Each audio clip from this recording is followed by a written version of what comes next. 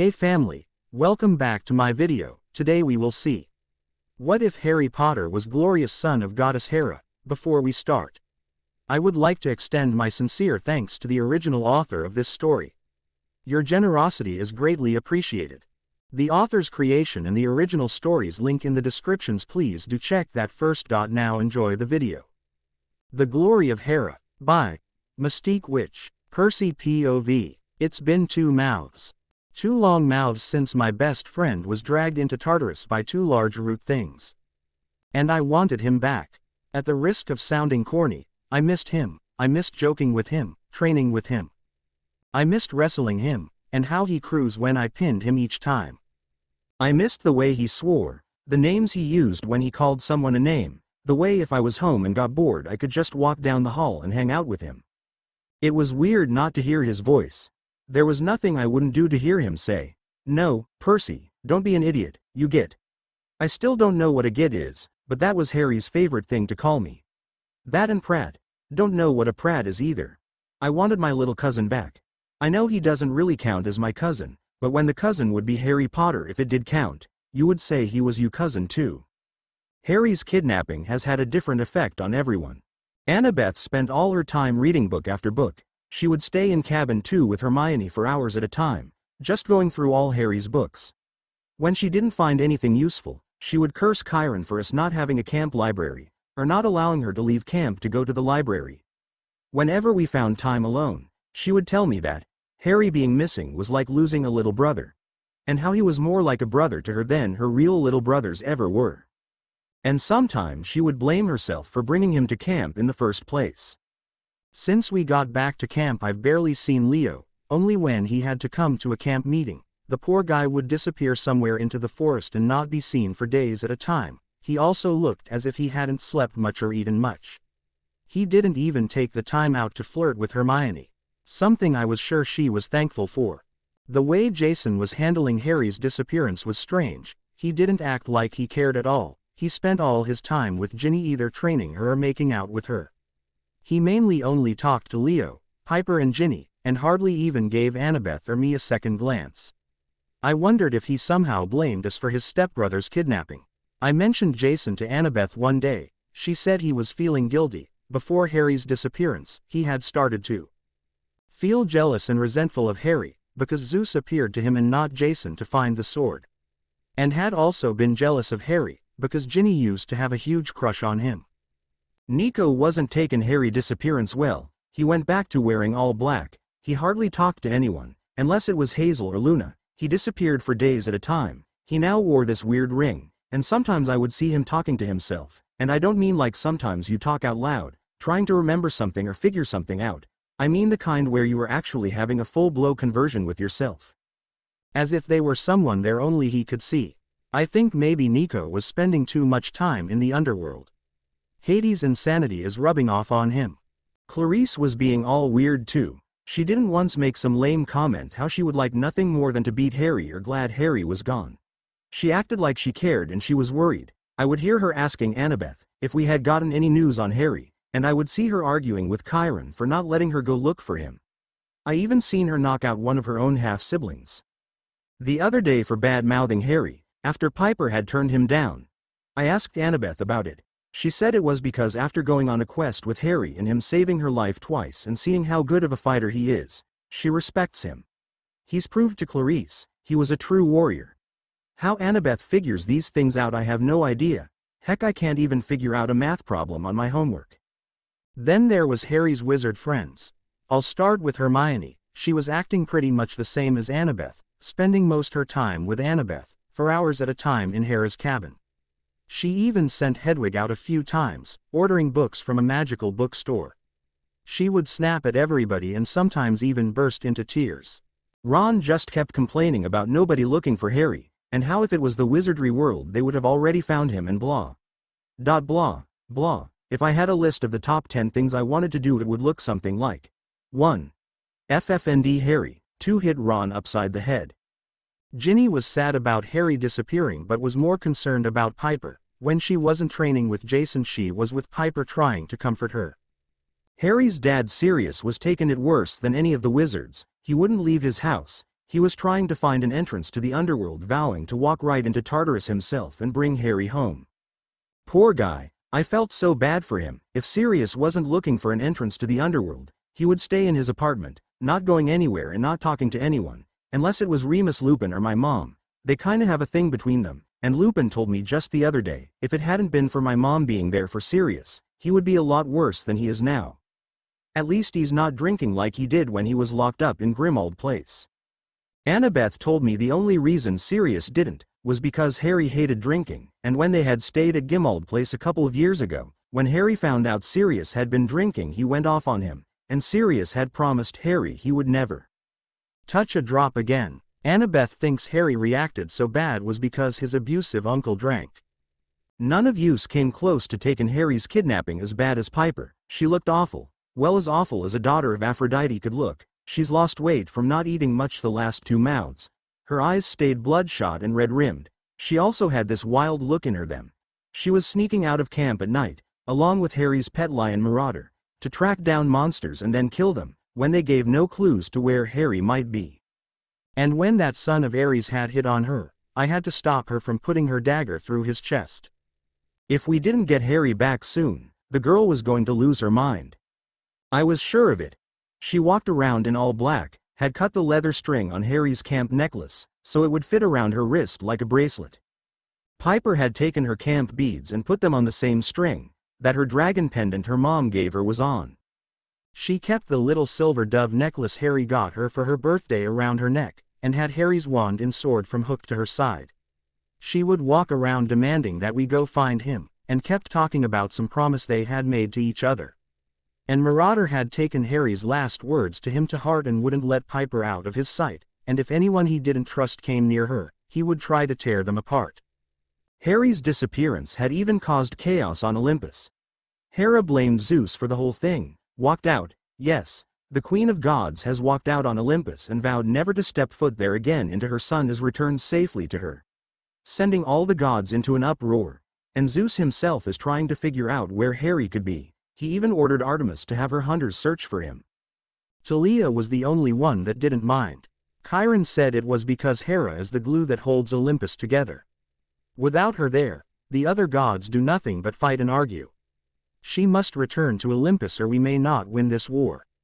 And the weirdest thing was, since Harry is gone, camp was getting out of hand, more fights and bullying. No one does what they're told. I mentioned that in our last meeting and Chiron smiled a little and said, he guessed like his mother was to Olympus. Harry was the glue that held camp together.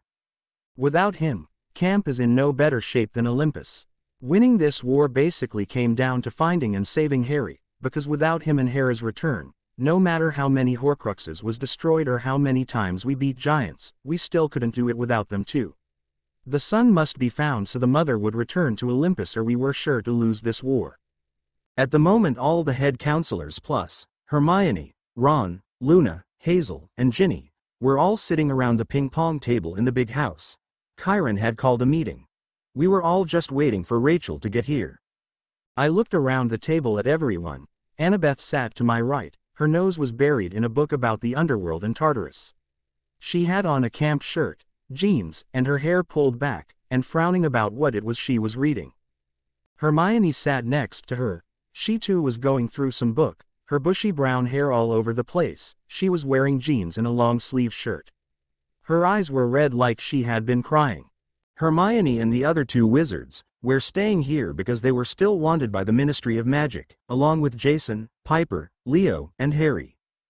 Chiron had said they could stay here rather than locked up at Grimmauld Place, and after spending so much time around her, I didn't blame Leo for his crush on her. If you looked past the bushy hair and the bookworm attitude, she was just as pretty as any of the Aphrodite girls. She just kept her pretty face hidden under the bushy hair and smartness. I think she did it on purpose, wanting people to see her for her brains, and not her looks. Next to Hermione sat Leo. He was wearing his many pocket pants, and a work shirt. He was fumbling around with a Nintendo Wii remote. Had it open and was doing something to it. What I had no idea, but this was the first time I've seen him in more than 2 weeks. I had a feeling Leo was making something big, and that remote had some connection with it. Ginny was sitting next to Jason, looking around the room. This was the first time any of the wizards had been inside the big house. Not even when it was dictated they would stay here. I had to admit, Ginny was pretty, with her waist-long fiery red hair, and temper to match. She had on jeans, and a Zeus cabin t-shirt. The tiny sword Jason had given her hung around her neck, and one hand was playing with it, while the other laid on Jason's knee. Ron and her still argued over Jason, but I had noticed her other brothers seemed to like him. Ron was sitting next to Hazel. I know there was usually just one person from each cabin in here, but Hazel was always with Nico. He didn't let her out of his sight. We still didn't know where she had come from. Her family was never brought up, and nobody ever asked. Even though she has just met Harry, Hazel was saddened by his disappearance. I liked her, she was a sweet girl. Shocking considering her dad is Hades. Nico was next to Hazel, wearing black baggy pants, black shirt, and his hellhound hide jacket. He had a grumpy look on his face as he twirled that weird ring around his finger. Luna sat on his other side. There wasn't really anything to say about. She was so weird, and always had a dreaming look on her face. Next to Luna was Clarice, looking her usual grumpy self. Not much else to say about her. Piper was sitting next to Clarice, a frown on her face, and Marauder down at her feet. Piper was wearing tight black pants, with tall black leather boots, a black tank top, and over that she had this black hoodie, that I knew was Harry's. It was 2 sizes too big for her. Harry loved his hoodies big. Piper was in one of her sad, depressing moods, as she played with the little dove on her necklace. Her hair was between turning from blonde to black. It looked like a bad bleach job. That's something I didn't mention before. Since Piper was going through so many emotions now, everything from one day being so depressed she can't even get out of bed, to being on the warpath the next day, she would go from sad to anger to downright vengeful. She was an emotional ticking time bomb, and because of it, she couldn't change her appearance like she usually could. Her hair grew and changed itself, and her eyes won't stay on one color, as her hair went from long to short to real long. If you watch her too long it could make you dizzy. What the hell is taking so long? Clarice suddenly snapped out. What could she possibly be doing? Nobody answered her. We didn't have to, for the door opened and Rachel came in. Sorry that I am late, Rachel said, but something came up. All right, Kyron said. I called this meeting because I want to know if anyone has any word on where Harry might be. Has anyone had any dreams, or anything, that can point to where he is? Nobody spoke. We all just looked at one another. Then Hermione spoke up. I have. We all looked at her. Her face was deathly pale, as she glanced sadly at Piper before going on. I had this dream, last night. She closed the book she had been reading. It was about dreams. But, you're not even a demigod, Llewellyn said. She has been nasty to Hermione ever since she came to camp. I think it was one of those ex-girlfriend doesn't like the new crush things. I know, that's why I have read this book, Hermione said, but I did have this dream. Was it about Harry? Kyron asked. Yes, sir, Hermione said. He was lying in a bronze tomb. What? Piper asked. Her hair was now almost black, except for the parts that was now turning gray. A tomb. A fresh batch of tears was falling down Piper's face, and Marauder got up and laid his head on her knee. He was alive. Hermione quickly went on.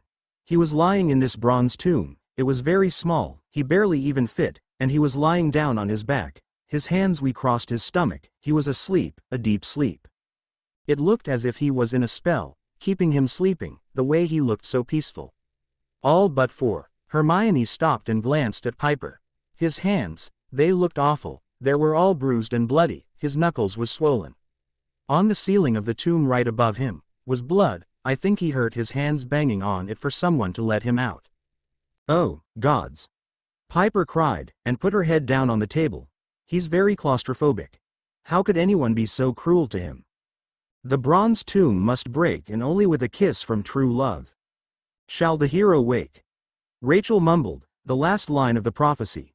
That I have recently found out both her and one of Harry's old Hogwarts teacher had gave at the same time. I guess we know what that line means now, Jason said. We'll have to break this bronze tomb to save Harry, and I guess someone will have to kiss him to get him to wake. Don't look at me, Leo said. I'm not kissing him. It says true love, Git, Ginny said, meaning Piper will be the one to kiss him. Does this mean Harry is no longer in Tartarus? I asked. Yes, Chiron said. Harry is no longer in Tartarus. Then where is he? Ron demanded. We'll have to figure that out. I said. I think I know. Hermione said. When I was dreaming this about Harry, I was pretty sure I was in Greece. I don't know how I know that, but I do. Annabeth frowned at her. I could see the wheels turning in her head. And Harry wasn't the only one in my dream. They were these two giants. They looked enough alike to be twins, Jason said. Hermione looked at him and nodded. He cursed. I knew that damn prophecy was talking about Harry. I should have said something. Maybe I could stopped him from being taken. How could you have known? I asked. The prophecy, Jason said. Hera's glory the twins will take. What does Harry name mean? I frowned at him. That he's all Harry. Leo guessed. Jason rolled his eyes. Not Harry, idiot. Heracleitus. Annabeth gasped. Glory of Hera, Annabeth said. In ancient Greek, Heracleitus means glory of Hera. Jason nodded. That's why you said that. Ginny said. After the prophecy was made. Harry thought you were calling him Heracleitus. Jason nodded again. Ginny made a face. I don't blame him for not liking his name. It's awful. This from the girl who named my owl Pigwidgeon, Ron said, and Ginny glared at him. But what about the part about a deadly mistake? Hermione asked. That was these twin dudes taking Harry. I said, because I'm going to rip them limb to limb or root to root. Whatever it is that have. The mistake was taking Harry. Annabeth said. But a different kind of mistake. I think the mistake was they took the wrong person. I think they were after someone else. They mistook Harry for someone. That's where the mistake comes in at. Who did they want then? Hazel asked. We all frowned in silence for a while. Then, me. Nico said. They must have wanted me. We looked his way. Think about it. That night Harry was in all black, like I usually am. I happened to be wearing blue jeans, because I had lost my bag and had to borrow Harry's clothes, plus his hair had grown out, making it shaggy looking, and I had just cut my hair. Even Luna had said I looked a lot like Harry like that, plus, they would have went for the one that smelled like death, and Harry having Hades' blood in him, he must smell a lot like me. If they wanted Nico or someone else. Wolfram Apollo asked. Then why didn't he just tell them they had the wrong guy? Piper shook her head. Knowing Harry, if he found out they wanted Nico and not him, he would let them think he was Nico, so they wouldn't go after him. He would do it to protect me. Nico said. Yep, that sounded like something our Harry would do. What about the rest of the prophecy? Jason asked. What's it supposed to mean? Yeah, what was all that about an angel wearing a ring of endless death? Leo asked. The angel who wears the ring of endless death will work with an immortal to make the enemy draw their last breath, Rachel said. Yeah, that line, Leo said. What's all that mean? Do we find some angel to fight the giants, if he is who beats them? No, Hazel said. It's Nico. The prophecy is talking about Nico. Nico? Annabeth asked, as we all looked his way. I saw Hazel glance at the bronze ring he was wearing. Yeah, D'Angelo means the angel in Italian, Hazel said. Then what about this ring of endless death? Ginny demanded. Nico, do you know what it's talking about? Don't worry about it. Nico said. That part doesn't matter. The ring won't help Harry, but I will. If the prophecy says I'll defeat the twin giants, then I will. Let's just hope we can get a god to help you when the time comes. I said. But where in Greece do we go, or how do we get there? Jason asked. I know the how. Leo said. But the where, don't look at me. How would you know the how to get there? Jason asked. I built a ship. Leo said. I named it Argo II. What do you mean you have made a ship? I asked, raising my eyebrows. Leo pulled something from one of his many pockets. It was a piece of paper. It looked like an old drawing. I found this old bunker in the woods. It belonged to Hephaestus. I've been going there to think, and try to figure out how I could help Uncle Harry. When this appeared to me, I think my dad sent it. I drew this when I was a kid. When Hera was my babysitter, she let it blow away in the wind. Saying it wasn't the time for it yet. I looked down at it to see it was a drawing of a ship. Is that the ship you made? I asked. Leo nodded. I also have had this dream too. Leo said. Like Hermione's, but in mine Harry's tomb is on top of a large mountain in Greece. Piper suddenly gasped. Mount Olympus. she said. I frowned at her. Piper, Mount Olympus is in the Empire State Building, I said. Piper rolled her eyes. Not that Mount Olympus, Dumpy, Piper snapped. I mean the actual mountain. My mom told me once, something about the birthplace of the gods, our enemies laying rest to the birthplace of the gods, these twins whoever there have taken Harry to the first Mount Olympus. The very first home of the gods, Annabeth said. Yes, Chiron said, in a way they are still connected to it, there is still ruins of the first Olympus there, what the gods left when they had moved on. So, we have to go to Mount Olympus, I said. Now we just figure out who goes and when. I know I'm going. Me too, Annabeth said, and there is no one that can stop me from going, Piper said. I made a promise to Harry and I'm going to keep it. I love him and nothing is going to stop me from saving him. He's my uncle and it's my ship, Leo said. So I'm going. Me too, Jason said.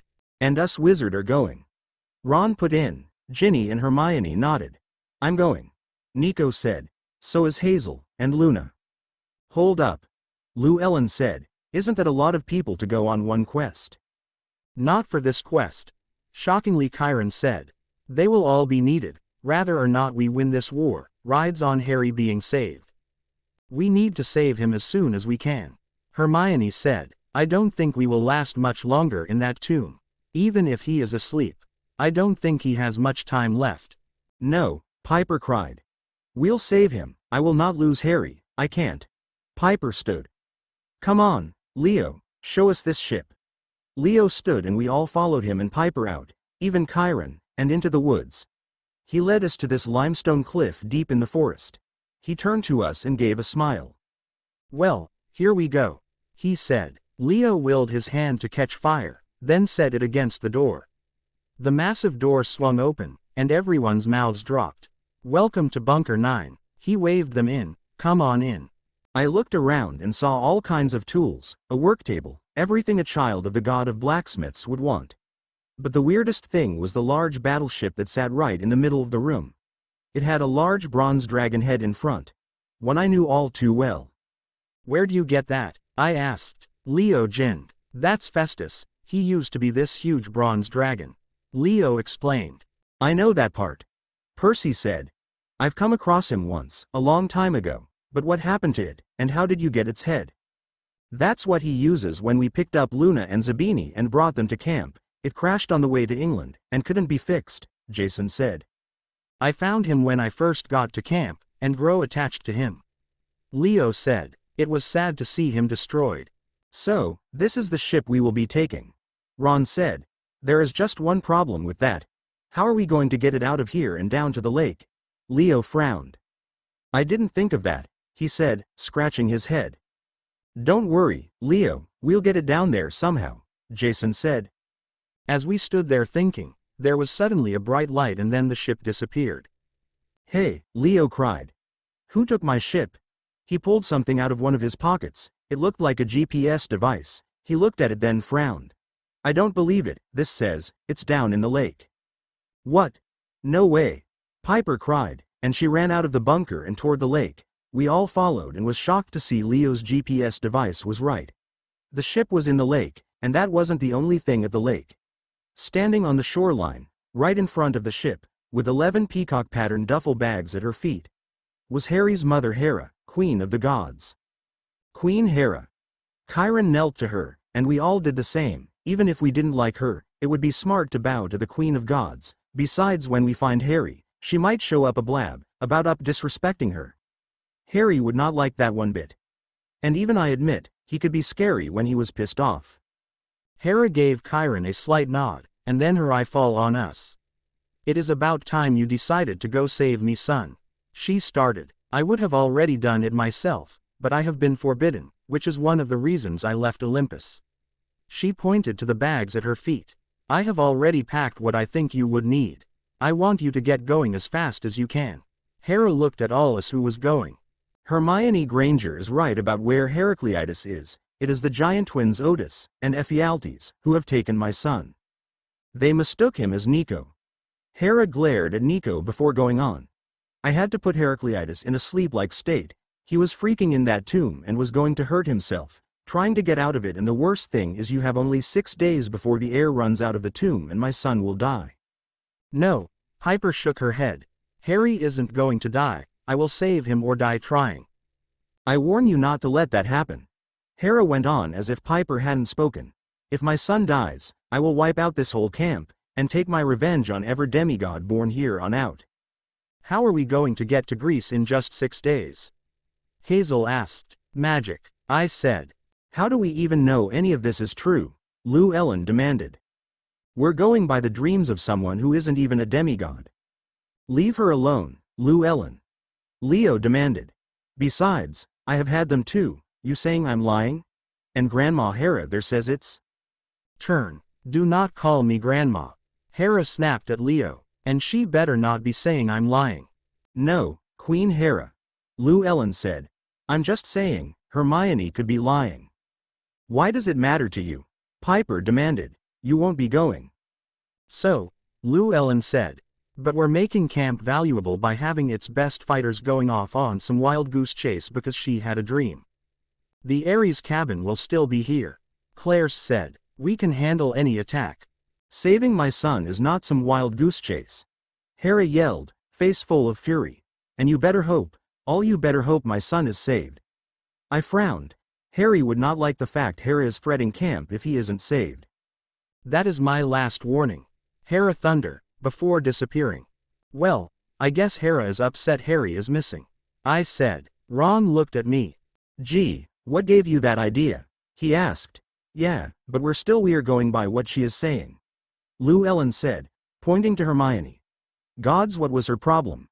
Hermione was a nice girl, she never done anything to anyone here. Unless you count giving Leo stinging hex each time he flirted with her."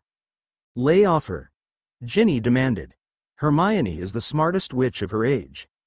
"So," Llewellyn said, "she's still not a demigod, she's just a mortal that has been blessed in magic by my mother.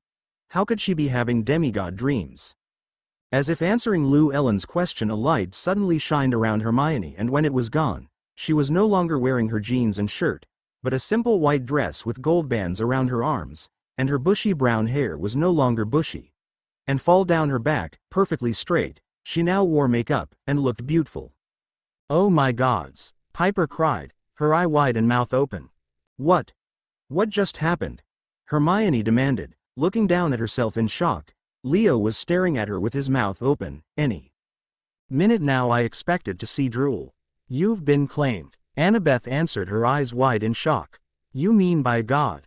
Hermione asked. "Who?" "My mother," Piper said. Hermione's mouth dropped. Chiron suddenly knelt to Hermione. "Hail, Hermione Granger," Chiron said. "Daughter of Aphrodite, Lady of the Doves, Goddess of Love."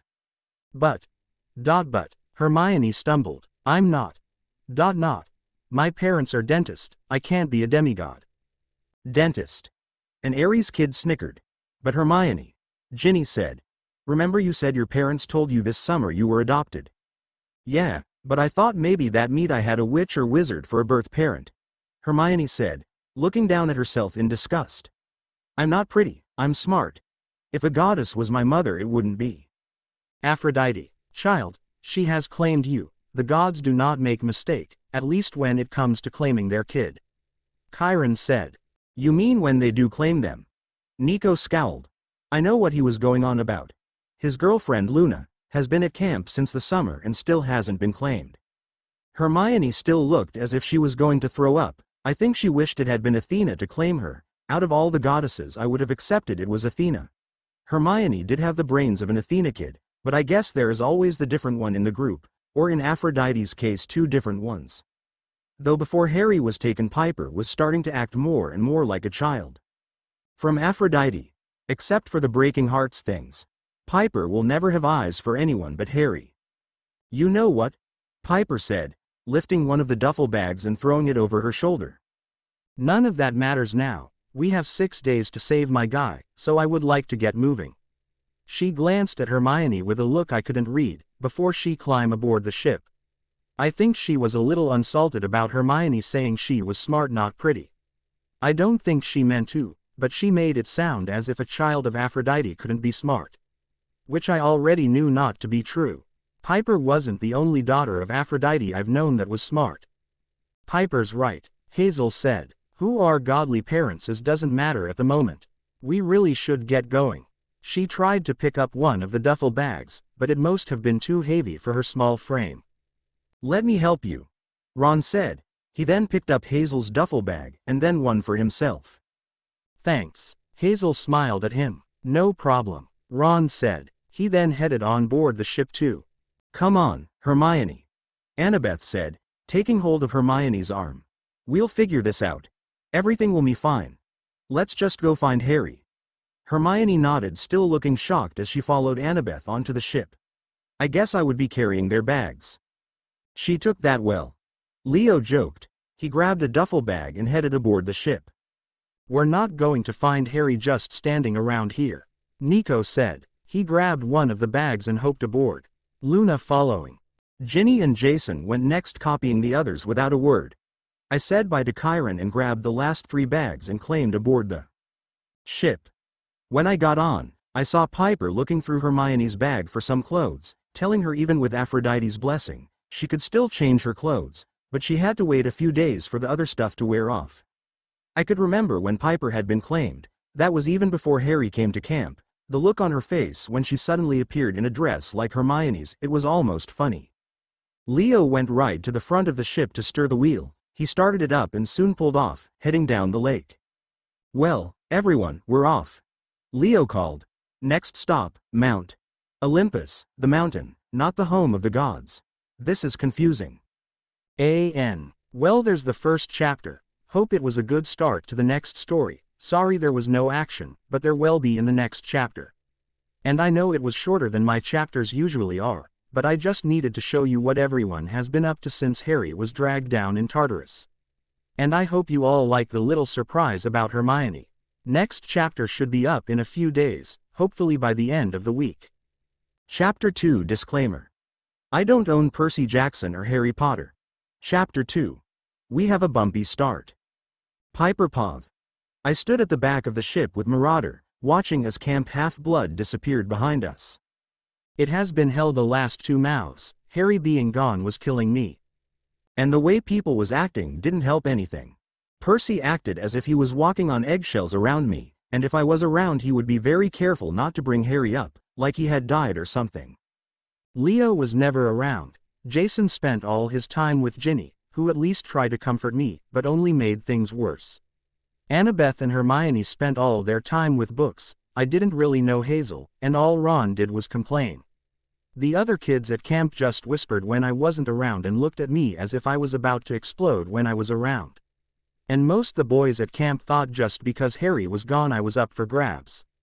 Harry was just kidnapped, he wasn't dead.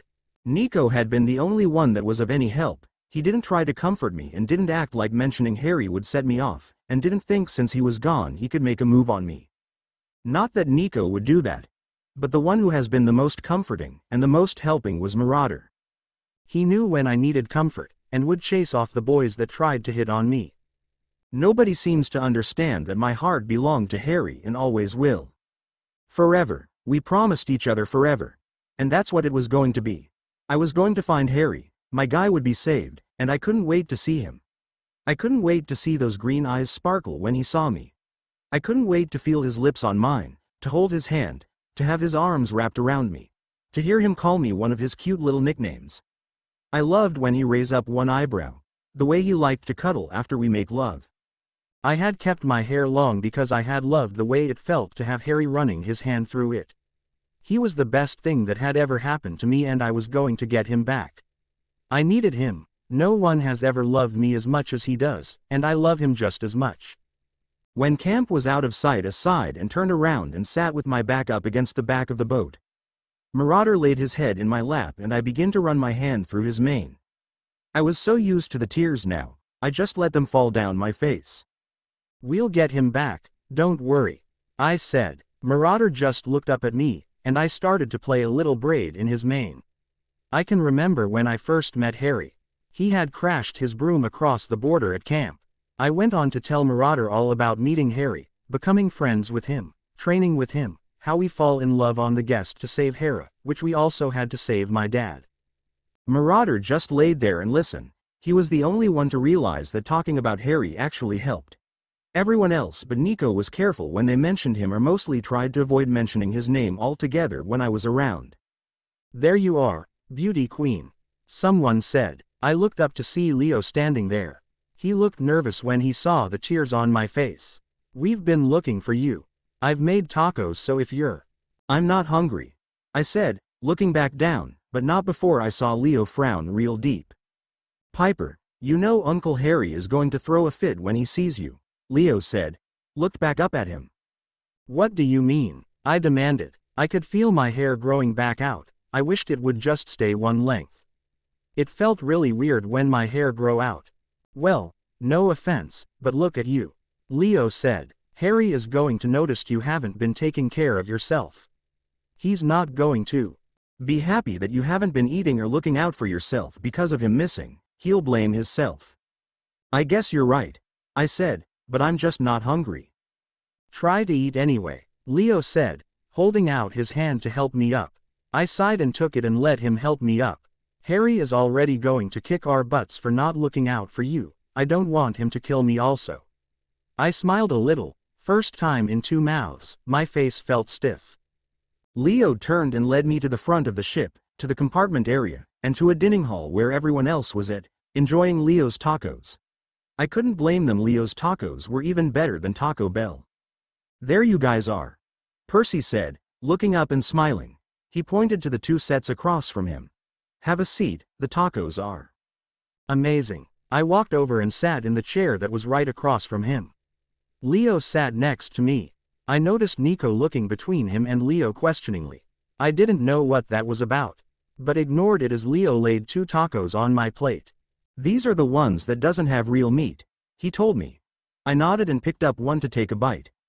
Leo was right. When Harry saw how much weight I've lost and how bad I look, he's going to be worried about me, and not very happy, and Leo was also right about Harry blaming himself about it. I noticed Marauder had run off somewhere and looked around until I spotted him over in a corner eating raw meat out of a huge dog bowl. "We need to come up with a plan," Annabeth said, as she sat down her taco and picked up her lemonade to take a drink. "We can't just go charging in." Annabeth sat her glass back down on the table. "Could we possibly go in at the side of the mountain?" Hermione asked. She had changed out the dress Mom put on her and had put on jeans and a t-shirt. But her hair was still straight and the makeup still on her face. She should keep her hair straight, it looked better that way. I was still trying to get over the shock of Mom claiming her. I couldn't wait to tell Harry and see the look on his face. That way they might not see us coming. "That's not a bad idea," Annabeth said. "Hey, maybe Percy could make a big wave and wash the giants away," Leo said. Nico frowned at him. "And risk washing away the tomb Harry's in?" Nico demanded. A shiver went down my back. I hated whenever someone mentioned Harry being in a tomb. It made me think of last winter when he dead and came back. If it hadn't been for Thantis being kidnapped, Harry would be lying in a real tomb right now and I would be going crazy. "I didn't think of that," Leo said. Ron snorted. "I just hope we get there in time." Hazel said. "I don't want anything to happen to Harry. He seemed like a nice guy, and the fact camp will be destroyed if we don't make it. A lot of lives are riding on this quest." I couldn't eat any more. I suddenly felt sick, so I laid my taco down and stood up. No one said anything as I walked out of the room, Marauder at my heels. They can plan and strategize all they wanted. I was just planning on going right in there and save Harry. I didn't need a plan. I got 3 weapons on me, a large lion whose dad was the Nemean lion at my side. What more could I need? Besides my Harry, but if I had him we wouldn't be on this quest in the first place. I walked down the compartments. Leo said he had made a room for everybody. I planned on going in there and laying down. I saw that the doors had little bronze plates with our names on them, so it would be easy to find mine. When I found it I had to smile a little. The nameplate read, "Piper and Harry." I smiled and traced his name with my finger, before opening the door and going in. Leo had went all out on this room. There was a big bed, the closet was full of both our clothes. The night table had a wizard picture of Harry and I standing outside his apartment building. In the picture Harry and I would stand arm in arm with each other waving at the camera and then we would turn our heads and kiss each other. I was happy to see I wasn't the only one that thought we were going to get my Harry back. Leo seemed to believe it too, if I went by the room. I laid down on the bed, and fall asleep watching Harry and me kiss. Falling asleep was a mistake, for the moment I fall into a deep sleep I had a dream. I was standing in Hera's cabin at camp. She was sitting on Harry's bed looking at the picture of me that sat on Harry's bedside table. She had a frown on her face, and when she sensed she was being watched she looked up with a glare that sent chillies down my spine. "It is not only Zeus' fault that my son is gone," Hera said. "That my son may only have 6 days to live. It is also your fault." I frowned at that. "You let go of him, you could have pulled him back up, but no, you didn't. I told him you were no good, he didn't listen. You have my son blinded by your Aphrodite ways, you are just like your mother. Nothing but a slut. You guys had better find him soon. I'm sending you all a reminder that I'm watching. You all have 6 days, if my son isn't saved by then you'll all pay." I didn't get to answer Hera, or defend myself. I suddenly woke from my dream with a painful sting in my back. It felt as if I was being stung by a dagger. My eyes flew open and I jumped out of bed. And flying around the room was this giant gadfly, with this huge stinger almost as large as my dagger. It came at me again and I jumped out of the way, but tripped and fall into the corner of the room, and the thing attacked me, stinging me everywhere. "Stop," I cried, throwing my arms up blocking my face. "Leave me alone." I couldn't get to one of my weapons, because if I put my arms it would start stinging me all over the face, and that would hurt. My little battle with the gadfly woke Marauder up and he jumped up with a big roar and jumped over me blocking the thing, then began to chase it around the room, knocking over tables and chairs. Suddenly my door flew open and in came Percy, Jason, and Leo, weapons out as if ready for a big battle. They stopped, looking confused at the gadfly. Annabeth and Hermione squeezed past them and came running over to me. Leo suddenly yelped as the fly now came at him, stinging all over his body like it did me. "What the?" he cried, trying bash it with the hammer in his hand. Get back, get back." Marauder came back over to me and stood right in front of me. He was going to make sure the thing didn't come back over and sting me. The thing left him and started attacking Jason. Hermione and Annabeth helped me to my feet. "What the hell is this thing?" Jason cried. I saw Leo digging in his tool belt for something. "Bryce," Annabeth said. "That's the giant gadfly that Hera sent to harass Io, when Zeus has turned her into a heifer." "What?" Jason cried. The fly left him and came over toward us heading for Annabeth, but didn't make it. Marauder jumped up with his massive paw, and knocked the thing across the room. It hit the wall and fall to the floor, where it flopped and moved, trying to get up, but was dazed. Leo pulled a glass jar out of his tool belt and opened the lid. He then scooped tea up in the jar and closed it. "Io," I explained, looking at all the stings I had all over me. They were all bleeding, and Leo and Jason didn't look any better.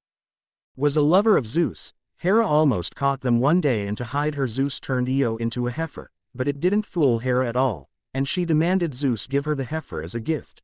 Zeus couldn't refuse, and gave her to Hera. She then sent Argus to watch over Io, make sure she didn't escape, but Zeus sent Hermes to kill Argus, and Io was able to get away. When Hera found out she sent a gadfly after Io, it tormented her into Hermes caught it in a golden net. And Io made it to Egypt where she was able to hide from Hera and Zeus turned her back into a human. The gadfly was called Bryce. That's her in that jar there. So, I guess Hera sent it after us. Percy scowled, looked over at Bryce who was now flopping all over the jar and trying to get out. "Yeah, I fall asleep for a bit and dreamed about Hera," I said. "She said she was sending us a little reminder that she is watching us.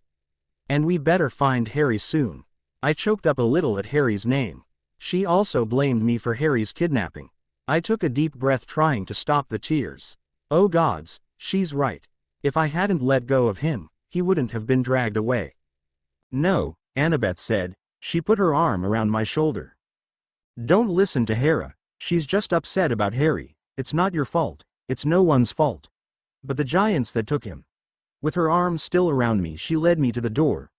"We're on our way to save him. You'll see Harry soon. But right now I think we should take care of yours, Leo's and Jason's stings." Annabeth led me out the door, Hermione walking by us, and the others following behind, Leo still holding the jar. She led us to the top of the boat where the others were standing. "Where you all been?" Ron demanded. "And what the heck is that?" He pointed at the jar with the gadfly. "It's a gadfly," Hermione said. "Hera sent it to sting us." "Okay," he said. Nico took the jar from Leo and looked the fly over. "Why?" Ginny asked, looking at the thing in disgust. "A reminder that she is watching us," Percy said. He tapped on the jar, making Bryce go crazy and fly around, trying to sting his finger. "Percy, stop," Annabeth told him, as she sat me down on a crate. She had me take off my hoodie so she could look at the stings. "It's a good thing Leo made this ship heated or we would all be frozen on. You couldn't tell it from inside camp, but this was supposed to be the coldest winter New York has seen in years.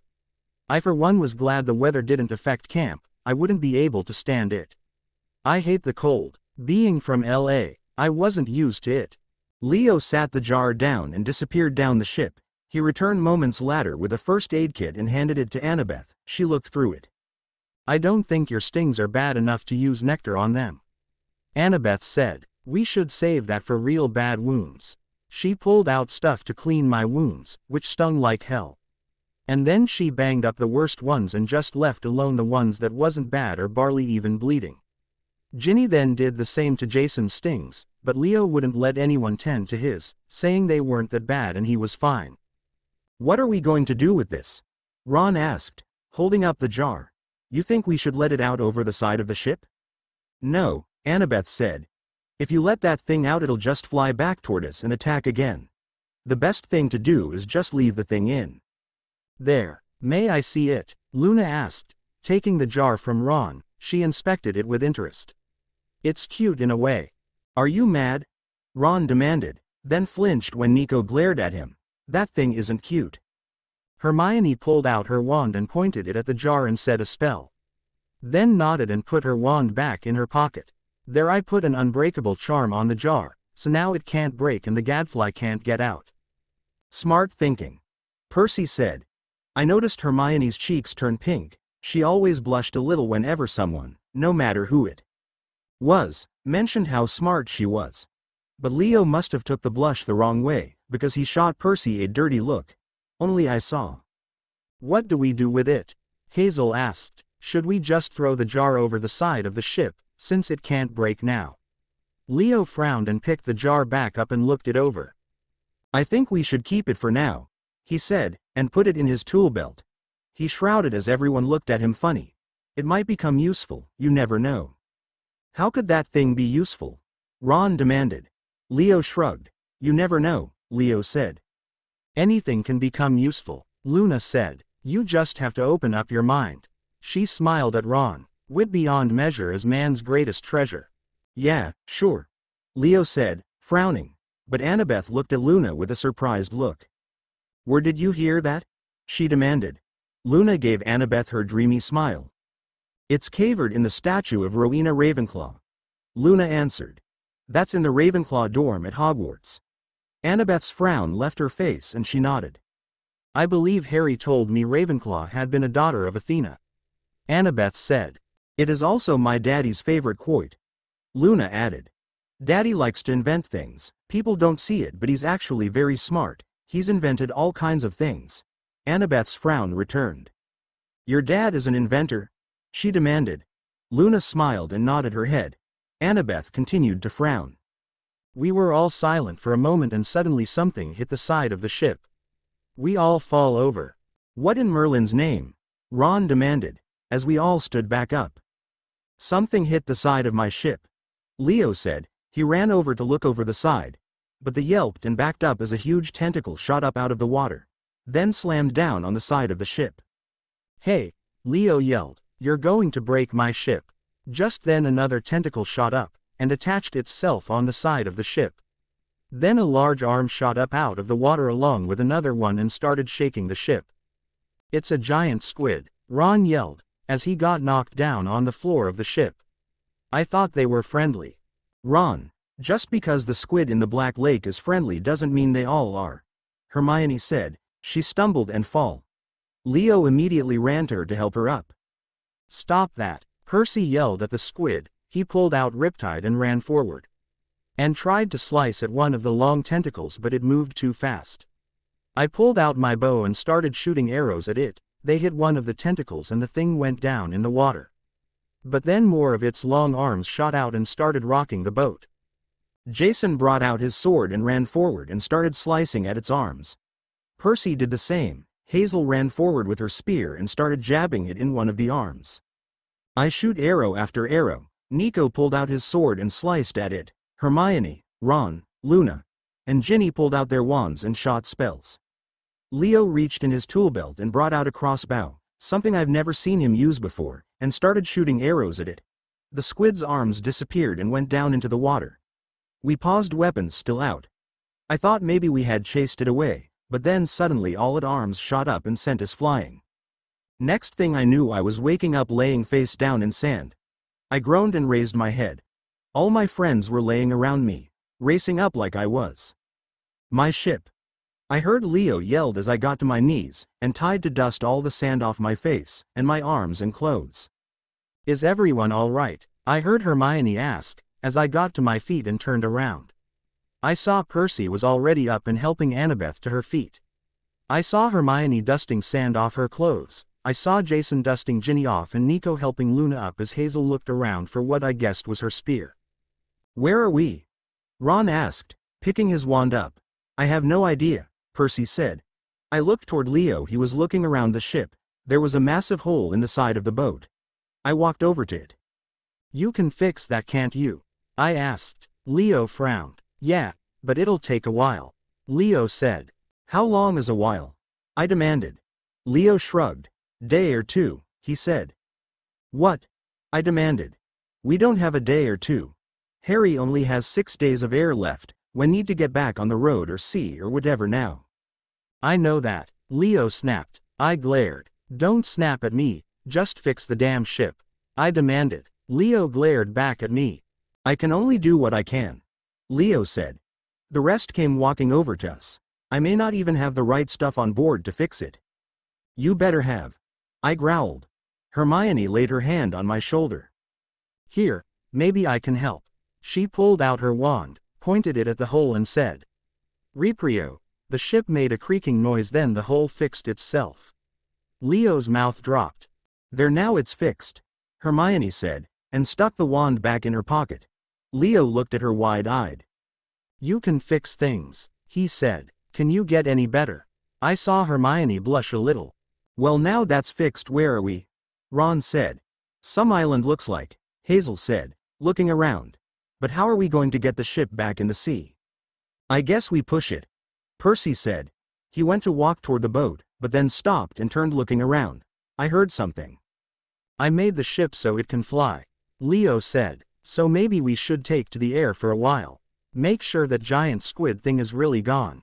That's a good idea, Hermione said, sounding a little shocked. But I wasn't really listening. I had walked over to Percy and was listening too. He was right, I could hear something too. I looked down at my dragon pendant. It was showing me the dragon side. I tapped on Percy's shoulder and he looked at me. I showed him my pendant and he nodded, uncapping Riptide. Hazel suddenly let out a scream. I looked toward her to see her fall to the ground, as this creature took a bite out of her leg. Nico immediately ran to her and stabbed the thing with his sword. I had never seen anything like that before. It had 5 club-footed feet, and was covered in reddish-brown hair. It almost looked something like a weird huge spider. What the Hades is that? Hazel cried. As Nico got down to look at her leg, it was bleeding pretty bad. Before anyone could say anything more, came running toward us. Nico jumped up and stabbed one that ran toward him. Percy ran forward to help, both them standing in front of Hazel, blocking her since she was unable to fight. I could see tears falling down her face, as she held onto her bleeding leg. I pulled Harry's sword from my side and ran forward and started stabbing the creatures one after another. I usually used my bow, that way I didn't get injured fighting the creatures, but lately I have been a little reckless. I went on stabbing them. Percy and Nico did also, and Jason soon got into it. Annabeth too, with her dagger. Hermione was throwing spells, along with Luna, but Ginny had her sword out. When we had killed most of them, more came running at us from somewhere. Holly shirt. Percy cried. Same time Ron cried, bloody hell. I backed up some. I didn't blame them one bite for swearing. There was like 100 or more of these things. I didn't see that one was coming up from behind me. Into Marauder jumped from out of nowhere and knocked it down. I had forgotten about him. I hadn't seen him anywhere.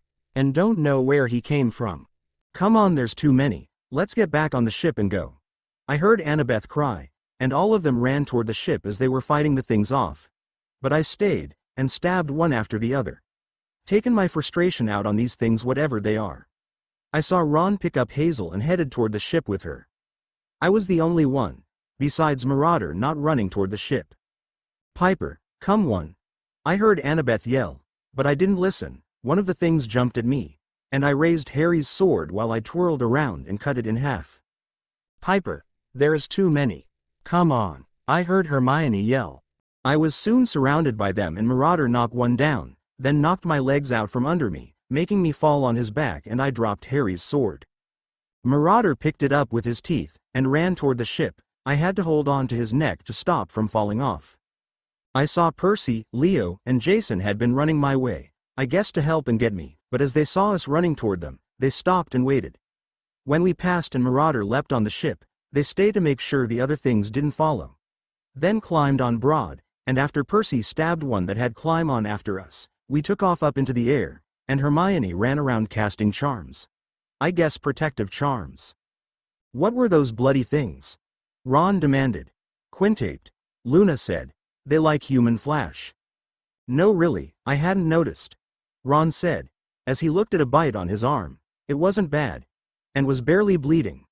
Ginny pointed her wand at it and said a spell and it healed. How's Hazel? I asked, sliding off Marauder's back, and taking Harry's sword out of his mouth. She'll be fine. Annabeth said. She nodded over to her and I saw Nico bandaging Hazel's leg up. He had already put nectar into it. Her genes got the worst of it. Guys. Leo said. I got some bad news. Leo, that's the last thing I want to hear right now. I said, hooking Harry's sword to my side. Well, I could keep it to myself. Leo said. We'll just crash is all. What's the bad news? Annabeth asked. There's some damage to the ship. Leo said. I can fix it and quick too. It could be worse, but the hull is compromised in several places. The port aerial oars have to be fixed before we can go full speed again. We'll need some repair materials. What materials? Hermione asked. Leo looked at her. Celestial bronze, tar, lime. What do you need limes for? Ron demanded. Hermione rolled her eyes and went to say something, but Leo talked over her. Dude, lime, carbonate, used in cement and a bunch of other things. The point is, this ship isn't going far unless we can fix it.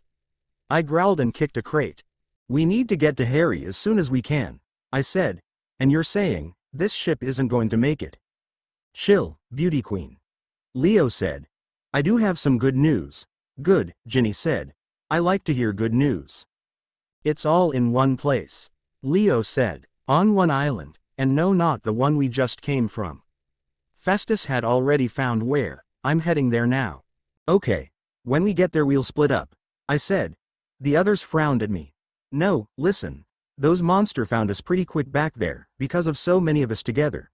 Plus if we split up in different groups look for different things we'll find it faster. Piper has a point, Annabeth said. Okay, when we get there, Percy and I will go looking for the tar. Marauder and I will look for the bronze, I said. And I and whoever wants to come along will look for the lime. Leo said. I'll help you. Hermione spoke up. Leo grinned ear to ear. Hazel will have to stay on the ship. Nico said. There is something I need to do when we land, so someone will have to stay with her while she rests below. Nico, I'll be fine. I don't. Hazel tried. I'll stay with her, Ron said. Nothing else for me to do anyway. Ginny and I can stay here and be on the lookout. Jason said. Ginny nodded. If we see anything wrong I can cast a Patronus to you. Ginny said. All right, then, I said. When we land we split up and find what we need, then get back to the ship. Hopefully after this nothing else will go wrong. And if it does I might just leave them all behind and go save Harry my damn self. There is chapter 2, hope you like it, and I got a quote from Fantastic Best and where to find them. I thought I would use monsters from the wizard world too. And I'll probably have a different person's POV with each chapter. At least the first few, so you can get a feel on what everyone is thinking. Chapter 3. Disclaimer. I don't own Percy Jackson or Harry Potter. And I know I said I was going to do the chapters by different people's POV.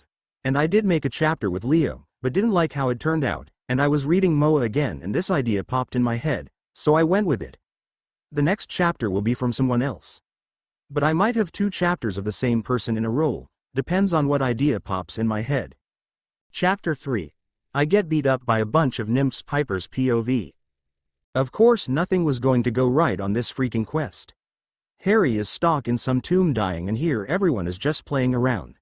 Couldn't Hermione just wave her wand again and fix whatever needed fix? I guess not since we were going to stop, again.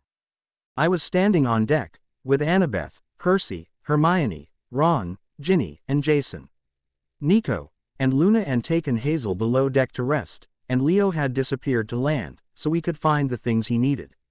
Why he didn't bring extra stuff with him, I didn't know. He should have known things would go wrong, they always do. So he should have brought extra stuff with us in case something needed fix. Don't anybody think of anything. Aren't we there yet? I demanded. Or is it going to take the whole 6 days just to get to where the stuff we need is? I'm sure we're almost there, Piper, Annabeth said, trying sound soothing, but somehow it just got on my nerves. I think it was the pity looks they were giving me, when they tried to comfort me, like they felt sorry for me. It made me feel like they didn't believe we were going to make it to Harry on time. Like they believed I was going to lose him. I wasn't. I was going to show all them. I was going to keep my promise. I will have my Harry back. Yeah, Annabeth's right. I'm sure we'll be landing soon, Percy said. We'll make it to Harry on time, don't worry, we'll save Shorty. Don't call him that, I snapped. He hates it. Okay, Percy said, grinning a little. Hold on. Leo yelled for somewhere, and the ship headed down, and this big wave came up and splashed on the deck, but Percy used his Poseidon powers to keep us all from getting wet. I don't know if he was being nice, or if he had just been trying to keep him and Annabeth dry. Everyone all right? Leo asked, appearing on deck. We're fine, I said. Now what is it we need? Tar, lime, and bronze. Leo said. Me and my little bookworm are getting the lime. I'm not your bookworm, Hermione snapped. Annabeth and I are getting the tar. Percy added. And Marauder and I are getting the bronze. I said. Now where do we go to get it? I know where I can get lime. Leo said. And the tar will be easy. Annabeth and Percy just have to go into town and get it from a roofing store. And I guess I'll have to search for the bronze. I asked. Great, more time to take up. Piper, it's not like we were going to get there in one day anyway, Jason said. We still have 5 days after today. You act like the world is coming to an end. It is for me if Harry dies, I snapped. Piper, you need to just chill, Percy said. We're doing the best we can, we're going to save Harry, there's also the threat of camp being destroyed. The hell with camp, I snapped. It's Harry I'm worried about. You need to calm down, Annabeth said. We're worried about Harry too. Yeah, Ron said. You're not the only one on this ship that cares about Harry. I didn't even realize what I was doing. As I walked toward Ron, pulling out my dagger, I grabbed him by the shirt collar and slammed him into the side of the ship, with my dagger at his throat. I'm the only one who's acting like it, I growled. If it hadn't been so serious, it would be funny. Ron was a lot taller than I was and his eyes were wide open in fear as my dagger pressed into his throat. He didn't even have to be a demigod or a pure blood for my dagger to hurt him, because it wasn't made from celestial bronze, it was made from the horn of a Hungarian horntail dragon. One Harry killed on his way to save me, when Voldemort had me held hostage at Azkaban. So unless you're a werewolf, it doesn't matter who you are, my dagger will hurt you.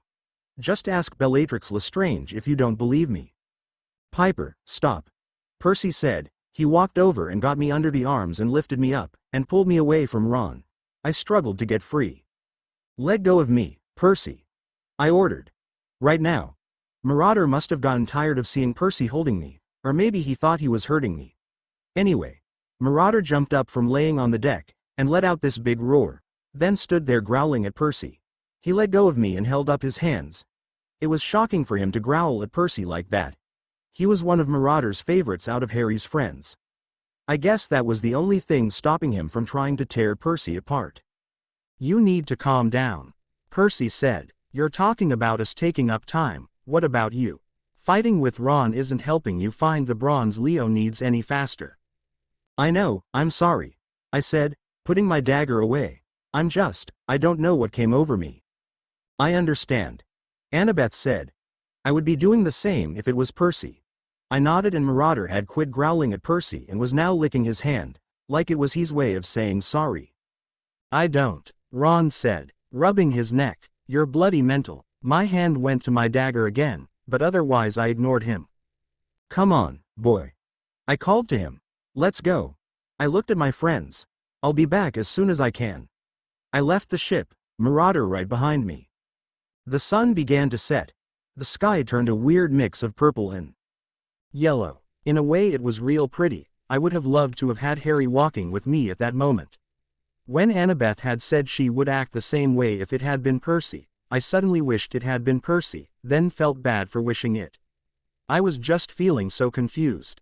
And where the hell was I going to find Celestial Bronze? Suddenly Marauder took off running toward inland. I had no choice but to chase after him. I chased him over the dunes, and there on the boulders in the middle of a grassy field sat a woman. On her left side sat a large gold box, that was almost as tall as her. It was filled of what looked like little bottles of lotion and face creams. Sitting around her was 4 little gold boxes. They all had labels on them that read, "Works, doesn't work and rip off," but the 4th box was turned the other way, so I didn't see what it said.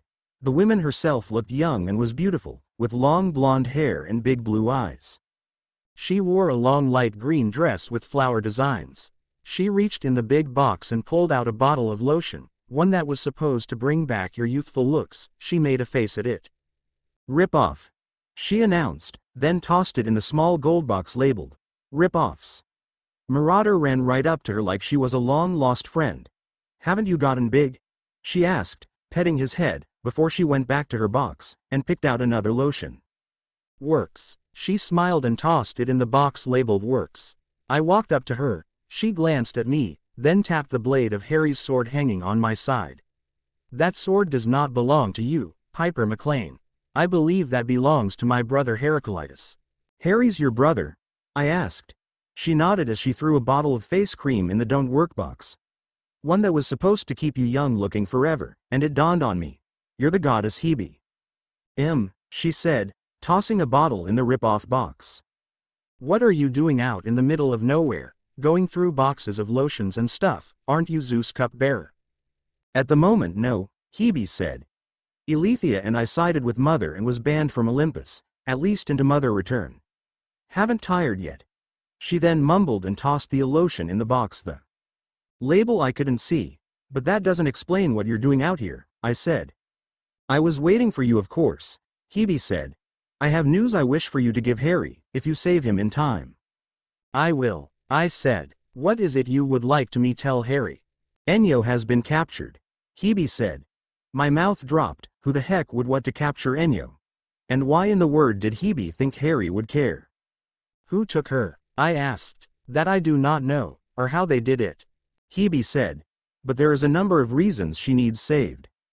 Voldemort is behind it. He thought if he promised Enyo all kinds of carnage and whatnot, that she would join his side. Ever since he's gotten back from his little dip in the Styx, he's been going around trying to get minor gods to join him, the ones he thinks will be useful to him, ones he feels might be against the Olympians and my father Zeus. But you know Enyo cannot take sides in a war. It is not in her nature. Her place is to make both sides rip each other apart.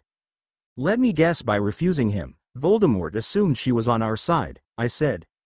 "Yes," Hebe said, tossing a bottle of lotion into the works box. "Even though Enyo is on nobody's side." "You do know Harry isn't going to care, right?" I said. "Enyo has done nothing but harass him. Why would Harry want to save her?" "Dislike her though he may," Hebe said, "Enyo is still Harry's sister. You know the way he is with family, and she needs saved. What a lot of people don't realize is, Enyo might be bloodthirsty and loves carnage and bloodshed, but she also controls the amount of bloodshed that is in a battle or war, and without her, there could be a lot more than usual.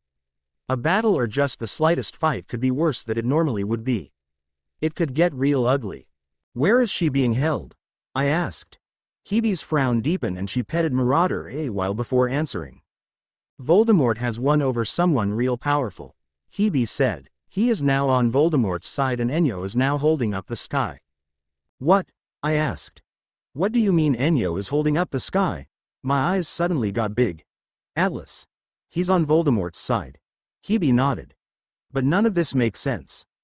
Why would they take Enyo, even if she turned Voldemort down? He believes that Enyo and Harry are close, Hebe said.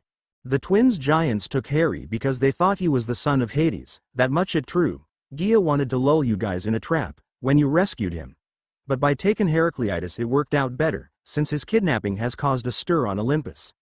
And her and Voldemort has planned to try to stop you guys from reaching him, so your road to my brother is going to be a bumping one. Enyo is being held as a backup. If Harry's saved, they want him to try to save our sister. It is another trap. Then we won't try to save her, I said. Hebe shook her head. Harry must save her. Hebe said. If anything, just mention to Harry that he owes Enyo a debt, and if he saves her, he could pay that debt without having to do whatever horrible thing Enyo can come up with. I'll tell him that, I said. But right now, all I want is some celestial bronze. Oh, that's easy, Hebe said. It's just over the rise, you'll find it with the sweethearts. But you need to hurry, the poor curse boy gets agitated in the dark. So you must get to the reflecting pool before the sun sets all the way. What sweethearts and what cursed boy? I demanded. Just hurry, Piper McLean, Hebe said. You'll need to do a lot of charm speaking with that one. I frowned and Marauder nudged the back of my legs. So I started walking the way Hebe had pointed. Oh, Piper McLean, Hebe called. Please let my brother know. I did try to talk my husband out of cursing his life, but there is no telling him what to do. He gets blinded when it comes to his hatred for Hera. I turned around to ask her who she was talking about, but Hebe was gone. Along with her boxes of lotions. She just basically told me who it was that had cursed Harry. I just had to think. Who was her husband? It was on the tip of my tongue and for some reason I couldn't think of who it was. It almost felt as if something was keeping the answer from my mind. Marauder nudged me again. He was right, I needed to get to the bronze. I'll think of who Hebe's husband was soon. Heck, I'll just ask Annabeth if I couldn't remember. I glanced at the sun, which was just touching the horizon. Wonder what Hebe was talking about. I asked Marauder. About getting the bronze before dark and something about a cursed boy. A cursed boy, someone said. My hand went to Harry's sword handle, and I looked around, but didn't see anyone. But then as my eyes adjusted, I realized a young woman was standing 10 feet away from the base of the boulder. Her dress was Greek-style tunic, the same color as the rocks. Her hair was somewhere between blonde and brown. She wasn't exactly invisible, but was almost perfectly camouflaged. Into she moved. Hello. I called. Who's there? Who's there? She called back. I frowned. You first, I said. You first. She called back, and my eyebrows rose up. Do you know anything about this cursed guy the goddess Hebe mentioned? Hebe mentioned, she said. I frowned, wondering if this girl was just going to keep repeating everything I say, but then it hit me, wasn't there a myth about a girl who was cursed by Nemesis to copy the last words she hears? Are you Echo? I asked. Have you seen any celestial bronze? Celestial bronze, Echo said, pointing toward the far shore. I glanced that way then back at her. Can you show me? I asked. It's real important, without it I can't save the guy the first love. Save the guy the first love, Echo said. Then she took off sprinting down the slope. I had to run to keep up with her. Echo led me down into a grassy meadow shaped like a blast crater, with a small pond in the middle. Gathered at the water's edge were several dozen nymphs. I don't know what the heck they were doing. They were all crowed together in one spot, facing the pond and jostling for a better view. Several held up phone cameras, trying to get a shot over the heads of the others.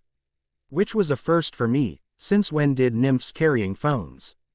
They were bouncing up and down and giggling, like a bunch of middle school girls at a boys' band concert. I pushed through them, to try to get a look at what they were looking at. Hey, one nymph cried. We were here first, he wouldn't want you. Other side, I didn't know who he was, but I ignored them and pushed my way on through, and when Marauder started snapping at their heels, they moved pretty quick. When I got to the pond, I saw a young man kneeling at the edge of the pond, gazing intently in the water. I guess you could say he was good-looking if you like that type. He had a chiseled face, with dark hair that swept over his brow. He wore a simple white t-shirt and jeans, with a bow and quiver strapped to his back, the arrows covered in dust. A spider had woven a web in the top of the bow. I edged closer and looked to see what the guy was gazing at. At first all I saw was the guy reflection, down in the water. Then I noticed it was reflecting off of a piece of celestial bronze. I gasped in surprise, and one of the nymphs took it the wrong way. "I know, isn't he gorgeous?" the nymph said. I noticed she was wearing a shirt that said, Mrs. Narcissus. Narcissus? I asked. Narcissus. Echo agreed. I had forgotten she was even there, but now I saw her kneeling on the other side of Narcissus, waving her hand in front of his face. "Oh, not you again," Mrs. Narcissus said. "You had your chance," another nymph yelled. "He dumped you 4,000 years ago. You are so not good enough for him." "What's she talking about?" I asked. "Echo, why'd you bring me here?" "Bring me here?" Echo said. One of the nymphs rolled her eyes. Echo was a nymph like us, she said. A long time ago, but she was a total chatterbox, gossiping all the time. "I know," another nymph shrieked. "Like Cleopia, the nymph that lives in the boulder next to me. I said just the other day, Cleopia, stop gossiping, you'll end up like Echo. Have you heard what she's been saying about a daughter of Athena and the son of Poseidon?" Quote, "I know," the first nymph said. Like the hero of Olympus would want a brainiac like a daughter of Athena. She rolled her eyes. Anyway, Echo wouldn't shut up, so Hera cursed her to repeat the last words everyone says. She fell in love with Narcissus. Now she's got some crazy idea he needs saving. I didn't really care about any of this, I just wanted the bronze. I leaned in and turned on my chamberspeak. "Hey, Narcissus," I said. "I'm just going to get this piece of bronze out of your way." I bent down to get it, but Narcissus' hand shot out and grabbed my arm. "No," he cried. His grip almost painful. "You take it, I can't see him. I need to see him." Marauder growled into Narcissus, let go of my arm and went back to staring at himself. "You do realize you're looking at yourself?" I demanded. "I know," Narcissus said. "Aren't I great?" No, not really," I said. The nymphs gasped. I really needed to get that bronze and get out of here. But how? If I reach for it again, Narcissus would stop me, and if I did get it, I would have to fight through a bunch of angry nymphs to get away. "Look, I really need that bronze," I said. "You could still see yourself in the water." "No, the bronze makes me look so much better," Narcissus said. "You just want my reflection. I don't blame you, but you can't have it. I belong to me." "I don't want you," I snapped, "or your damn reflection. I have my own guy, one who loves me and is a lot better looking than you." "Better looking than me," Narcissus said, blinking, and that gave me an idea. "Yeah," I said. "Better looking than you." I sat up on my knees and dug in my pocket and pulled out a picture I was carrying around of Harry. He was sitting on the steps of his apartment building, Marauder at his side. Harry had his hand in Marauder's mane and was smiling up at the camera. I hated to lose the picture, but I have a lot of pictures of Harry, even if this was my favorite one, but I needed the bronze. I nudged the nymph in the Mrs. Narcissus t-shirt. "Look at this," I said. "Isn't he cuter than Narcissus?" I put charm peak into my words, and the nymph snatched Harry's picture from me. "Who is that?" she demanded, her mouth dropping and eyes going wide. "That's Harry Potter," I said, still using charm speak. "Isn't he hot?" "The boy who lived," one nymph said, sounding shocked. "We thought he was a myth." I snorted at that. "He's the most gorgeous guy the first have ever seen," Mrs. Narcissus said. "Just look at those green eyes, like emeralds, and that smile. Oh my gods, are those dimples?"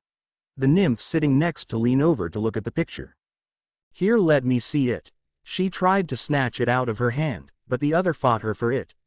Soon all the nymphs were fighting and scratching each other over Harry's picture. Narcissus soon realized they were talking about someone else and looked over at them. "Impossible," he said. "I'm the most gorgeous guy around. Why don't you go see for yourself?" I said. using all the charm speak I could master. It might just be a picture of you. Of me, he said. I've always wanted a picture of me. He stood and walked over toward the nymphs fighting over Harry's picture. I tried not to get mad or jealous the moment he made it to them. I reached and grabbed the piece of bronze out of the water and ran for it. Marauder right behind me. Hey, this isn't me. Narcissus cried. This boy is so ugly. I almost turned around and decked him for that. But I had to get to the ship. Hey, I'm gone. Narcissus yelled. Hey, give me back to me. She took me. The nymphs fighting over Harry's picture gasped. Whichever one of you gets that bronze, I will like you almost as much as I like me. And I will give you a kiss, right after I kiss me. Oh my gods. The nymphs yelled, and started chasing after me, and kill that wrench. She is not as cool as me. I looked back to see Narcissus hooking an arrow, but it was so old and brittle it broke into. He screamed out something about a manicure. But I didn't hear. I was trying to outrun angry nymphs, carrying 50 pounds of bronze. But I did notice one nymph hadn't chased after me. The one in the Mrs. Narcissus t-shirt. She stayed at the water's edge still drooling over Harry's photo. Marauder came running past and snatched the bronze from my hands with his teeth. So I could run faster. Nymphs were usually faster than this, but they were too busy, pushing and shoving and pulling each other's hair trying to catch me first. Suddenly there was a sharp pain in my shoulder blade and I cried out and fell on my face. I reached around and felt an arrow sticking out of my back. How the heck did Narcissus shot me? His arrows were all old and brittle, but then I realized I no longer had my bow and quiver. I had left it down by the water, in too big of a hurry to get away with the bronze. Narcissus shot me with my own arrow. The wind was suddenly knocked out of me as the nymphs met up to me, pulling my hair and scratching me. I cried out, trying to fight them off. I couldn't reach Harry's sword or my dagger. And charm speak didn't work. They were yelling too loud to hear me. Then there was a big roar and the nymphs jumped back away sacred. As Marauder came running and stood over me. I didn't know what he did with the bronze. But he gave out another big roar and the nymphs began to run off. My whole body was hurting like hell. My arrow wound was bleeding. I had scratches all over my body, and I was pretty sure half my hair had been pulled out. My quiver. I moaned. We need to get it back. It's got Harry's cloak in it. Marauder gave a giant roar and took off running toward Narcissus, who still stood feet away with my bow and arrows. He saw Marauder running his way, and he squealed like a girl and took off running. I needed to get up, and get the bronze to the ship. If I was going to die from this arrow wound, I couldn't do it into the ship was back heading toward Harry. I slowly stood, and looked around for the bronze. I could hear Marauder roaring and growling, but didn't see him anywhere. But I did see the bronze. I stumbled over to it, picked it up, and headed back toward the ship with it. Marauder could take care of himself, and he could find his way back to us. I just hoped he had my quiver when he did. It was not only a gift to me from Apollo when I took out the mighty python, it also had Harry's cloak in it. On my way to the ship I stumbled a few times, but the thought of Harry and our promise to each other kept popping in my mind, helping me to go on. Everyone else had made it back to the ship before me, and their eyes got wide when I saw the shape I was in. Percy and Annabeth was both covered in tar. Leo and Hermione was soaking wet and covered in sand. Nothing was wrong with Ginny and Jason, but they had stayed on board the ship. I guess the others were down below deck with Hazel, and when I stumbled past Ginny to hand Leo the piece of bronze, she let out a small scream and covered her mouth with her hand. "You've been shot," she said. "Thanks, I hadn't noticed," I said. I stumbled back and Percy caught me. "What the heck happened to you?" Leo demanded, as he took the bronze. "Narcissus," I said, "and the sweethearts." My legs then gave out and I would have fallen to the floor, but Percy scooped me up in his arms. Just as Marauder jumped on board the ship, his paws was covered in blood and my bow and quiver was hanging in his mouth. Percy turned and carried me down to the room Leo had made to take care of the people who get hurt. Percy laid me down in one of the beds, on my stomach, so it wouldn't hurt my wound. Marauder tried to come running in the room, but Annabeth shut the door in his face. I didn't understand why. "How are we going to get that out?" Percy asked. Annabeth frowned. I was fighting to keep my eyes open. She knelt behind me and started pulling on the arrow. I gasped in pain and she stopped at once. "Piper, How the Hades did you make it back in this shape? She demanded. The thought of mine and Harry's promise, I said. Percy knelt in front of me. If you don't mind me asking, Percy said, what is this promise you keep talking about? Harry and I made a promise to each other, I said. Nothing can keep us apart. Not Voldemort, not Gaia or any god on Olympus, not even death itself. No matter when, where, or how. We'll always make our way back to each other. Damn, Percy mumbled in awe. You two really love each other, don't you? I nodded. He looked over me at Annabeth and she must have nodded or something, because Percy nodded back. Then before I knew it, Percy was holding me down on the bed. Annabeth got behind me with her knee in my back, and then I screamed as she started pulling out the arrow. I could hear Marauder roaring and growling, and scratching on the door. Now I knew why they closed the door on him. He would tear them apart. He was following through with Harry's last order to him, which to keep me safe. Finally, after what seemed like years, she had the arrow out. Percy let go of me and went over to a cabinet and got out a flask of nectar. I could barely move and my eyes kept dropping, but I wanted to make sure Leo got the ship going. Annabeth took my shirt off, so she could get to my wound better, and I saw Percy's face turn red, as he covered his eyes and looked away. Annabeth, he said, holding the nectar out for her to take. I'm still in here. Annabeth was now in front of me and I saw her roll her eyes, as she took the nectar. She's laying on her stomach, seaweed brain. Annabeth said, it's not like you can see anything. And she still has a bra on. Besides, I need to take care of her wound. For Percy's sake, or maybe she realized I would rather not be laying in front of Percy with no shirt on. Or maybe she just realized she took another girl's shirt off in front of her boyfriend. Either way, she pulled a sheet up over me and stopped it just beneath my wound. I hissed as she poured nectar into it. Annabeth, I said. I knew I was going to pass out any minute now, and there was something I needed to know, before I did. And for the life of me I couldn't figure out why it wasn't coming to me. Yeah, Piper, what is it? She asked. I swallowed. Who's Hebe's husband? Annabeth frowned, confused at why I would ask that. But I was too weak to explain it to her right now. She poured a little more nectar into my wound. Then sat it down and picked up some bandages. Please, I need to know. She raised her eyebrows and searched my face. This has something to do with Harry, doesn't it? She asked. I nodded. Annabeth sighed. I want to know the full story when you get your strength back. She glanced at Percy, who, even though I was covered with a sheet, still wasn't looking my way. Annabeth shook her head with a slight smile on her face. Percy was a gentleman. Any other guy, even if he did have girlfriend, wouldn't think twice to looking at a girl with her shirt off, even if said girl had a boyfriend. I know Annabeth had to take my shirt off to tend to my wound. But Percy was like an older brother to me. I didn't want him to see me without a shirt. Plus Harry was the only guy that has ever seen me without clothes. And the only guy that ever will. So I was glad when she covered me with a sheet. Who's Hebe's husband? I asked again. Thinking maybe Annabeth had forgotten my question, she turned back to me and said, Hercules. A.N. So there was the chapter. Hope it was good. I know it's a lot like Moa right now, but it'll start getting different. I have to read some of my myth book. I want to find people from the myths that haven't been used yet. I want to make it different from Moa, but use basically the same storyline. I want to find people and gods that haven't been in any of the Percy Jackson books yet. Oh, and I don't know if it's true that Ennio would control the carnage in battles, but I thought it sounded good. Chapter 4 Disclaimer. I don't own Percy Jackson or Harry Potter.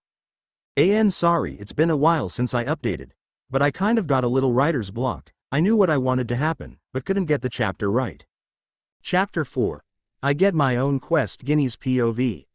I was standing on the deck of the ship, watching the snow come down. The ship was like Camp Half-Blood, and the weather didn't affect it. And I didn't even need a coat on. Jason and I had stayed on the ship as lookouts. I was a little disappointed I wasn't able to go help look for the stuff we needed, but I was still with Jason, so I was fine. Nothing happened on the ship though, we just talked as we kept watch. After Piper had disappeared off the ship, Percy gave a loud whistle and his black wing horse flew down, and him and Annabeth flew off. Hermione and Leo disappeared into the stables and we didn't see them again until they came flying back on the ship on the back of a black hippogriff. Not long after they had left, Ron disappeared down below deck to stay with Hazel, and Nico and Luna left the ship to do who knows what. Luna is still a good friend of mine, but her taste in guys is questionable. From the moment I first met him, Nico, he has crept me out. Always in nothing but black, down to his sword. He keeps to himself too much. Plus he's the son of the god of the underworld. And he spend most his time talking to dead people. And the way he was acting nowadays. I've seen him talking to himself. I think maybe since he's a child of Hades, I think was the god's name. Since he was a child Hades, maybe he can see dead people when no one else can. He's keeping something from the rest of us. I can tell, and I'm pretty sure it has something to do with the wing he was wearing. I think it's the ring from the prophecy. Whatever it is, he's hiding it from everybody. I don't know what he left the ship to do, but he came back in an even more grumpy mood than usual, like he had argued with someone. And as wasn't Luna, considering he went to his cabin and shut himself up and only allowed Luna in there with him. He wasn't the only one of Harry's new friends I didn't care much for. Annabeth was another one. I didn't really like. She was too bossy, and too big of a know-it-all, even worse than Hermione. I try not to show I don't like her, because for some reason Harry growed close to her when we were all in Grimmauld Place the very first summer. I don't know why, and everyone else seemed to like her too. She can be okay at times, but I didn't really like her. I like Percy though. He was pretty cool and good looking too. Leo was funny, he almost reminded me somewhat of Charlie. He joked around and was carefree like him, and he got attached to his creations like Charlie does with his dragons. I liked Hazel too, she seemed like a nice girl and pretty sweet too. Even if she hardly talked. Piper and I were pretty close. She was cool, almost like a best friend. You alright? Jason asked, from my side. Yeah, just thinking, I said. Wonder if Piper's okay.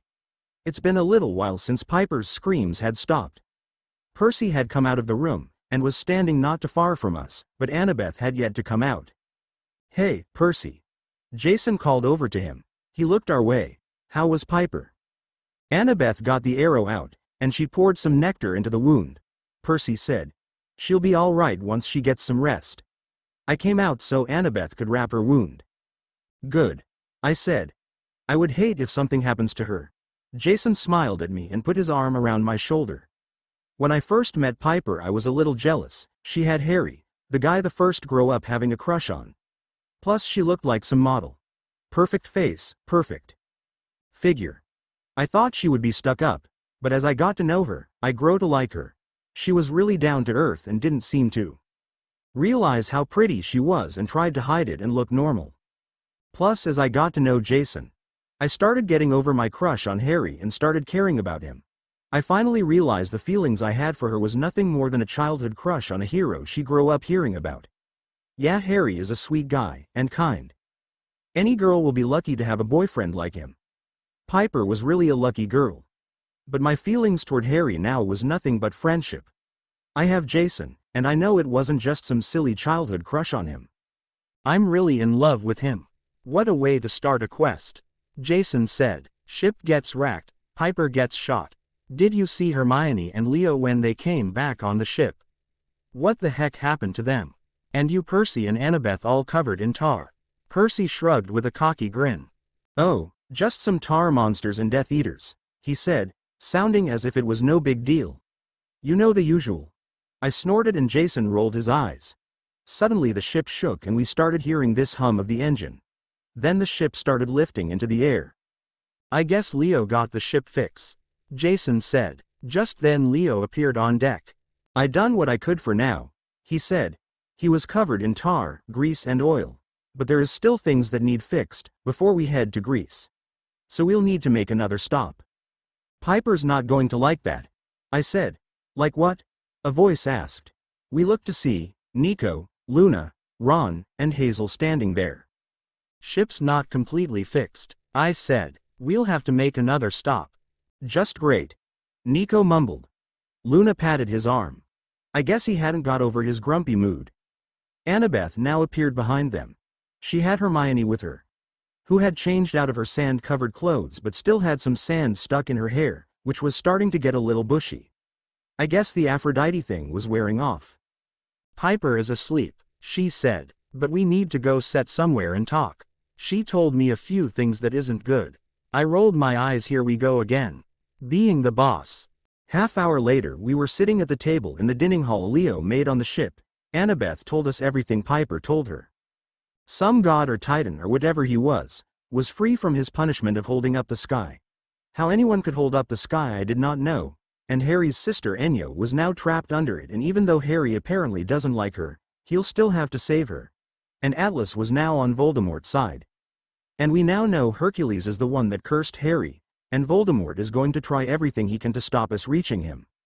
That's why we had the run-in with the Death Eaters. Percy said. He was eating a blue pie. I mean, the whole thing was blue, pie crust filling, all of it. Which didn't look too tasty to me. The plates and cups were like the ones from camp, they would magically fill with food. Something Hermione said should be impossible, something about someone's law of transfiguration. He can just give up, because he's not going to stop us, Jason said, laying down the pizza he had been eating. We'll reach Harry, heck, Piper will see to that. Speaking of Piper, shouldn't we be having this conversion with her here? I asked. Annabeth frowned at me. She knows it all already. She said, Piper needs her rest now. If we make any big decision, I'll tell her about it. It was now my turn to frown. It didn't seem right to me. I know Piper needs her rest, but if there is any big decision making, she should be a part of it. It was her boyfriend we were saving. What happened to her anyway? Percy asked. Annabeth shook her head. I'm not really sure, she said. After you left the room, Piper started crying. I guess it all finally got to her. She started mumbling things, something about nymphs with iPhones beating her up over taking Narcissus bronze, and burst into tears, saying something about losing her favorite picture of Harry. When she stopped crying, Annabeth licked her lips and her face blushed. Said something about nymphs gossiping about Percy and I. Percy's face also turned red and Leo burst out laughing, which stopped the moment Percy glared at him. Poor Piper. Hazel said. I feel so bad for her. I didn't really get to know Harry, I had just met him the day he was taken, but I can tell. Piper really loves him. If we don't make it in time, she's going to be so crushed. That's not going to happen, Nico said, speaking for the first time. I'm not letting Harry die. If we don't make it in time, I'll just go to the underworld myself and bring him back. He looked right at Hazel. You know I will. Hazel nodded her head, which sent shivers down my spine. I don't know if it was just me or what, but something told me Nico did that before, and Hazel knew about it. Hazel began to twirl her now empty plate around in circles. For some reason it was now covered in sapphires I was pretty sure hadn't been there before. I noticed Ron, who was sitting on the left side of Hazel, while Nico sat to her right. I noticed Ron glance down at the jewels as if they were a snake about to bite him. And he seemed to be very careful not to lay his hand or arm anywhere near Hazel's plate. If Hazel noticed, she didn't show it, but Nico was now sending Ron a glare that even sent shivers down my back. Later that night I went to bed, hoping to get a little sleep. I was almost asleep when Jason came in my room, waking me up. Ginny, he said. I opened my eyes and looked up at him. Sorry to wake you, but Leo says he needs us all on deck. Something has happened or something. I nodded and threw the covers off. I was wearing pajama pants and a t-shirt. I took Jason's hand and he led me out of the room and up on deck where everyone else, but Piper, was already at.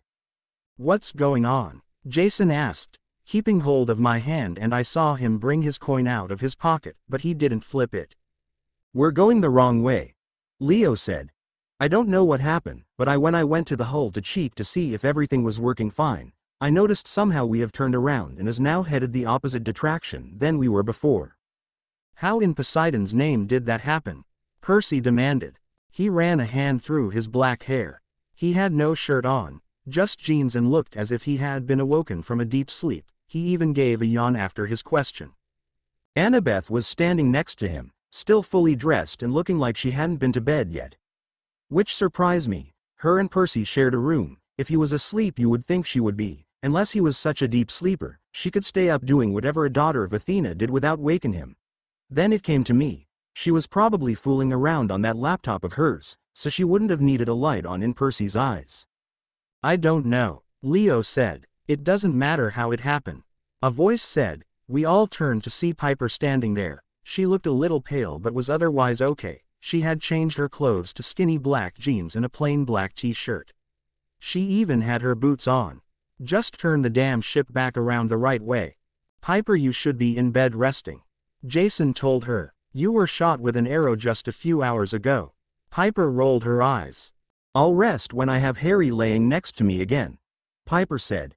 Jason opened his mouth to say something else, but I caught his eyes and shook my head slightly. I agreed Piper needs all the rest she can get, but right now we needed to figure out what is going on with the ship.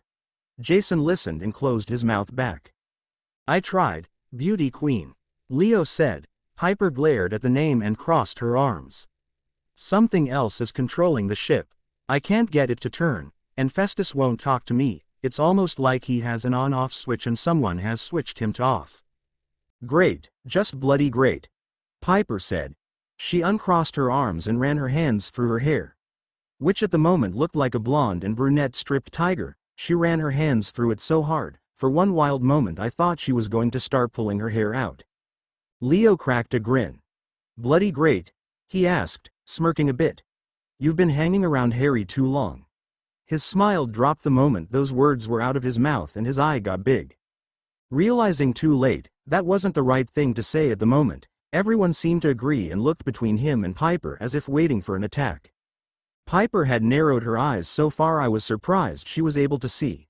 She looked like someone with very bad eyesight who lost their glasses. She just stood there not moving for a moment, before suddenly running at Leo. Percy reached out his arm and caught her around the waist and lifted Piper up, and away from Leo, who stepped back looking scared and held his hands up. She started pounding and pouching on Percy, who of course didn't feel a thing. Put me down now, Fishbrain, Piper screamed. I'm going to punch Leo out. Fishbrain. Percy smirked, still holding Piper up. That's a new one. Beauty Queen, I'm sorry, I didn't mean it, Leo said. It just slipped out, I guess I forgot. Forgot what? Piper demanded. Percy sat her back down, and let go of her since she wasn't trying to get at Leo anymore. Though he did keep his arm out as if he was being ready to stop her. That Harry is kidnapped and not with me, she wiped her eyes. Let's get back to this ship thing, Percy said, finally dropping his arm. What do you mean you can't get it to turn around? Just what I said, Leo said. It's like someone else is controlling it. Sounds like a god, Annabeth said. But why? Piper growled like an angry bear and looked up at the sky. Why? She yelled. Can't you just leave us alone? She took a breath and looked down. Leave Harry alone. She turned around and kicked a crate, then kicked it again, over and over, before finally she sat on it and cried into her hands. I let go of Jason's hand and walked over to her and put my hand on her back. Maybe a god or goddess needs to talk to one of us, Hazel said. She bounced from foot to foot. Suddenly the ship jerked, then it went falling down. Hermione, Hazel, and I screamed out as the ship went falling. I stumbled but Piper grabbed hold of my arm to stop me from falling. Then the ship hit the water with a gigantic splash, soaking all of us, except for Percy. The ship jerked again and went sailing across the water. Okay, what the Hades is going on? Percy demanded. He took his arm from around Annabeth and walked over to the edge of the ship and looked out over the water, but it was too dark to really see anything.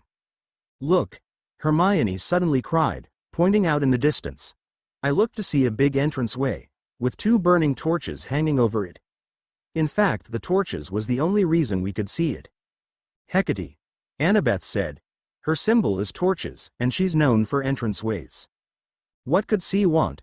Percy asked. We never had anything to do with her. Who's Hecate?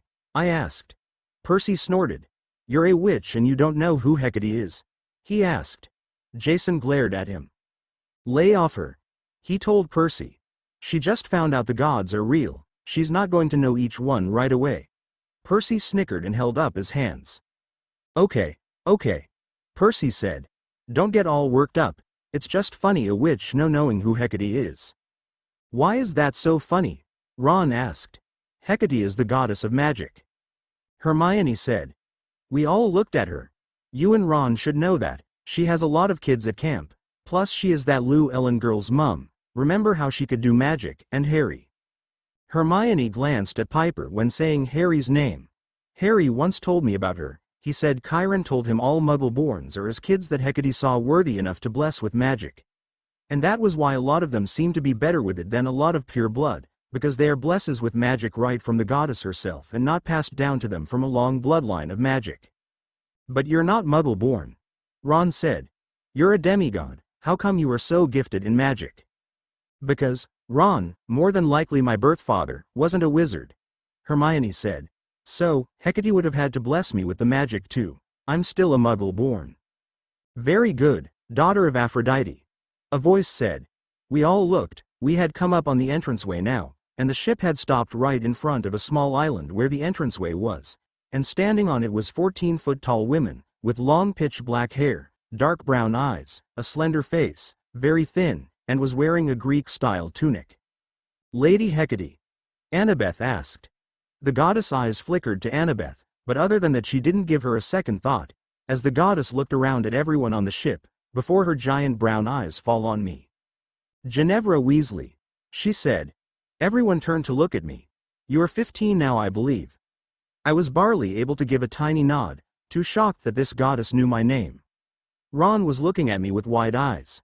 I believe you are old enough now to have your own quest. I took a step back. My own quest? I asked. Hecate smiled. I am your patron, she said. I have big plans for you, Ginevra. What? I asked, backing up again. Hecate got down on her knees, and leaned forward so she could look at me better. Yes, Hecate said. I have a little task for you, and you may take 2 others with you if you like, but when picking the 2, I would keep the prophecy in mind, my favorite little witch. What task? I demanded. I can't go anywhere now, we're on our way to save Harry. Oh, yes, the son of Hera. Hecate said. I have heard a great deal about him. Do you still have that little crush on him? I glanced at Jason with my face red as a tomato. Great, now Jason knows of the crush I used to have on Harry. What crush? Piper demanded. Everyone was staring at me. Percy with his eyebrows raised, his sea-green eyes glanced from me to Piper to Jason as if he thought a big fight would break out. Leave her alone. Ron spoke up. Like the people you all are with, if you're with someone, are the very first crush you ever had. Piper suddenly started laughing, something that shocked us all. She's barely even cracked a smile this past 2 mouths. It's kind of funny, considering my first crush was Jason. My eyes got big at that. And Jason's face went red. We even went out for about a week, then realized we made better friends. She took on this sad smile. Harry came to camp not too long after that, and we became friends, went on that quest to save Hera, and Harry and I fall in love with each other. Piper wiped a lone tear that fell down her face. I miss him so much. Her face suddenly took on this angry look and she glared up at the goddess. How dare you take us all course? Piper said. Harry now only has 5 days left, we have to save him. Hecate looked at Piper with almost pity in her eyes. Yes, it would be a shame if he died, she said. Never before have I seen a wizard blessed with so much magic, and I wasn't the one that gave it to him. But, Harry told me that pure blood wizards are just descendants of your demigod children, Hermione said. Most are. Hecate said. But not all. She looked back at me. Now to the little task I have for you. Suddenly I was no longer on the ship, I was on the island. I didn't see the ship anywhere, and the goddess was now normal size and sitting down on what looked almost like a throne. What is it you want? I asked. Hecate smiled. You'll have to separate from your little group for a bit. I doubt Piper McLean will let all you take a little detour. I frowned. But you see, if this little task isn't fulfilled, then these war is going to get a lot worse, even if Harry is saved in time to save Enyo. The goddess made a face at the mention of Harry's sister. She's not the only one that controls how bad fighting gets.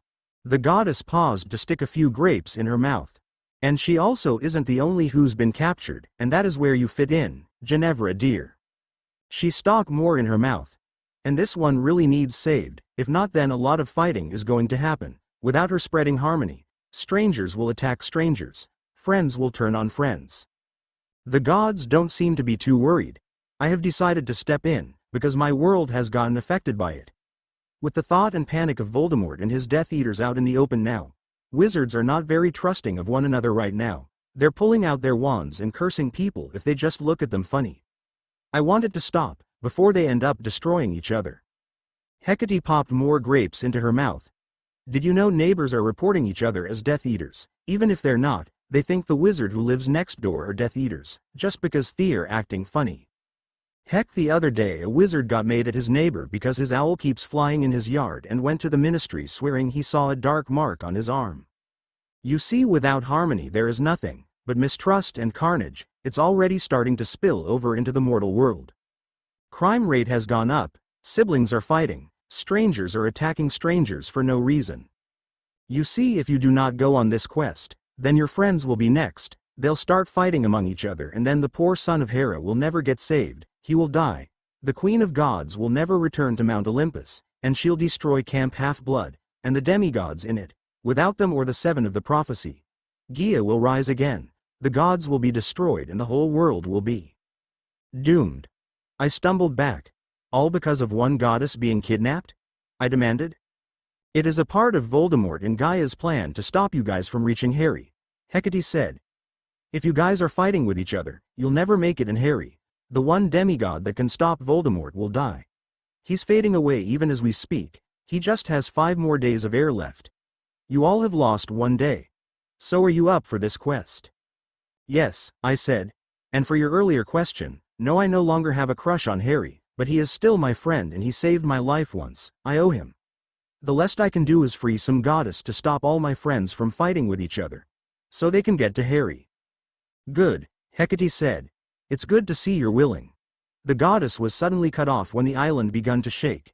And then about 6 Earthborn surrounded me, grew right out of the ground. I wanted to panic, but knew I couldn't. I was alone here, besides for Hecate, and I doubted very much she would help me, so I had to help myself. One raised its rock fist and tried to come down on my head, but I ducked and then took the little sword from my necklace and pressed the eagle's beak.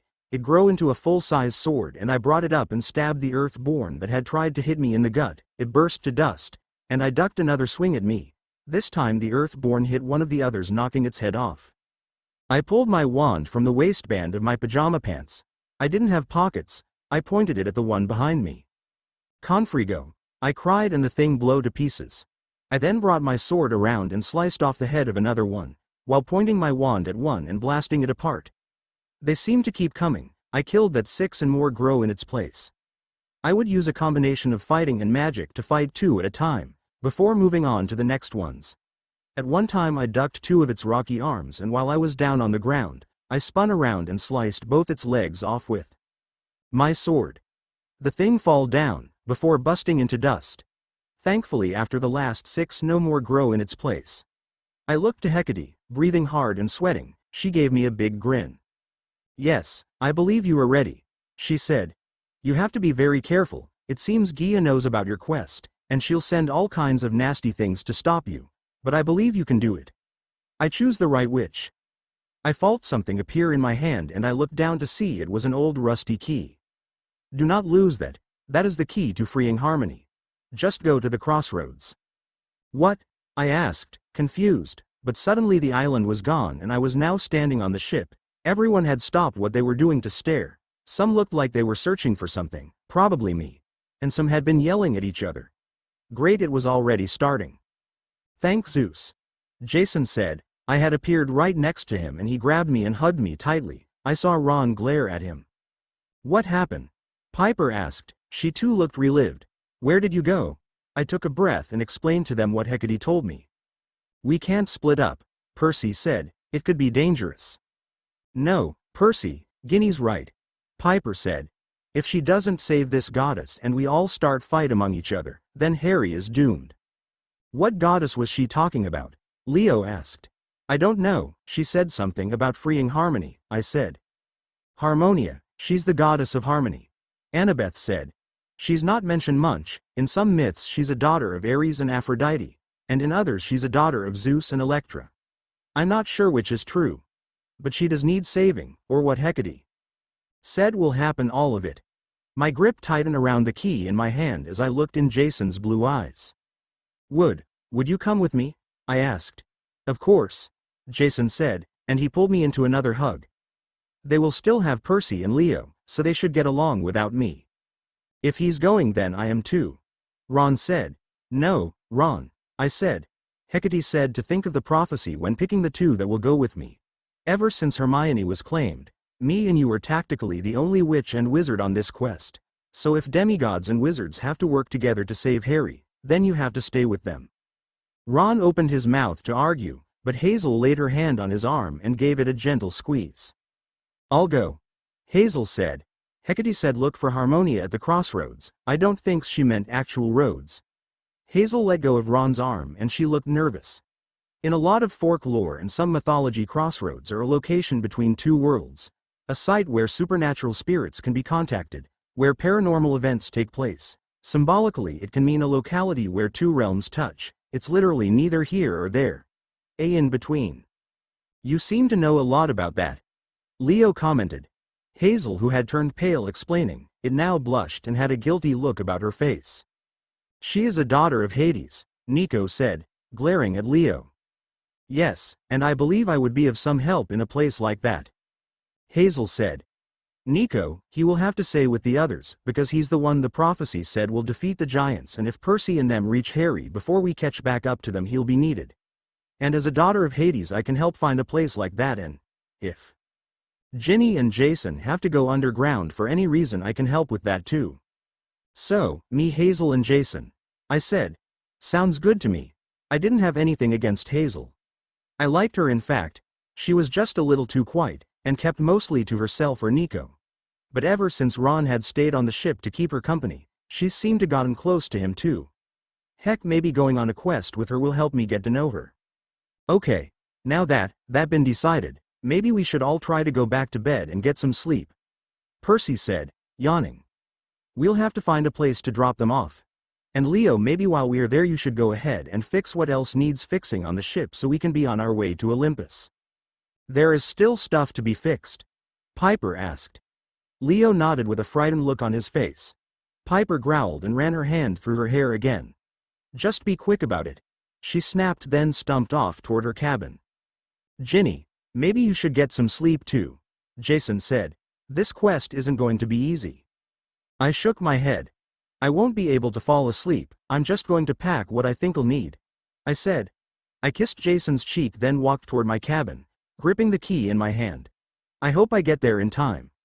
Harry saved my life when I was dragged down in the Chamber of Secrets. Maybe now is my chance to finally repay him.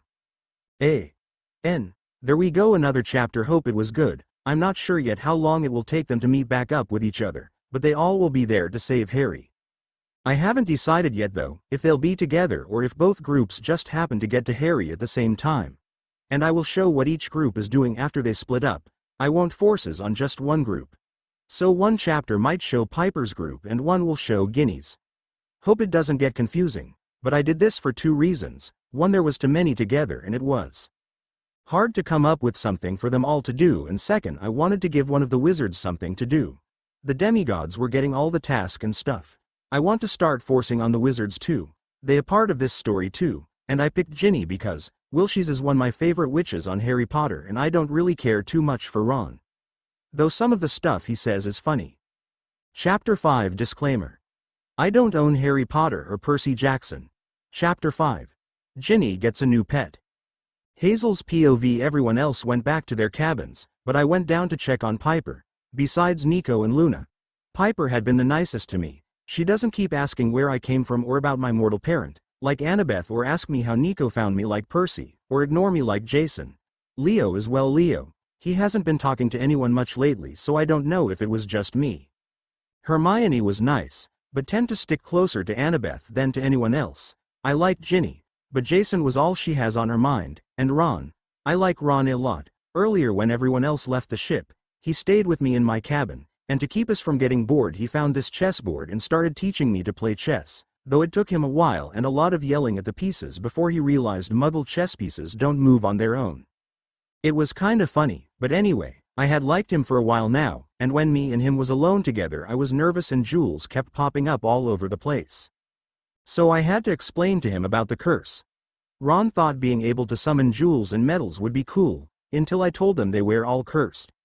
Now I'm afraid he no longer likes me. I saw the way he acted toward my plate in the dining hall, like if he even looked at them he would drop dead.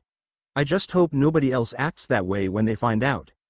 I made it to Piper's room and knocked on the door. I didn't hear anything from the other side, so I opened the door a little and peeped in. Piper was laying on her side crying, as she looked at a pinkish peach rose that sat in a vase on her bedside table next to a picture. Marauder was next to her. He had an arm around her waist and his head laying on her hip. I couldn't see how she could stand to be so close to such a vicious animal. I know he was Harry's pet or something, but it was a lion, an animal that was known to tear other animals apart, and I'm sure humans were included in there somewhere. It scared me when those large golden eyes looked at me. Whenever Piper got real close to him, I imagined him turning on her and tearing her apart or biting her head off. When I walked into the room, Marauder looked up at me and I felt chills go down my spine. Piper sensed someone came into her room and looked up too. She smiled a little at how I had paused at Marauder's stare and patted the lion on the head. It raised up off her and laid down on the other side of the bed. Piper raised up and wiped her eyes. "Was there something you needed?" Piper asked. I decided to act braver and walk on into the room. "I just wanted to see how you were doing," I said. "You took us having to stop pretty hard, and I'm sorry to leave when I know you need all the help you can get to save Harry, but I really think I can help Ginny and Jason. And I swear, we'll try our hardest to make it to Harry on time. I don't know if we'll make it back to you guys before then, but I promise we'll try our hardest to make it in time to help save Harry." I bounced from foot to foot nervously, hoping a jewel didn't suddenly pop up from somewhere. I think that was the longest sentence I ever said to anyone. "Thanks, Hazel," Piper said.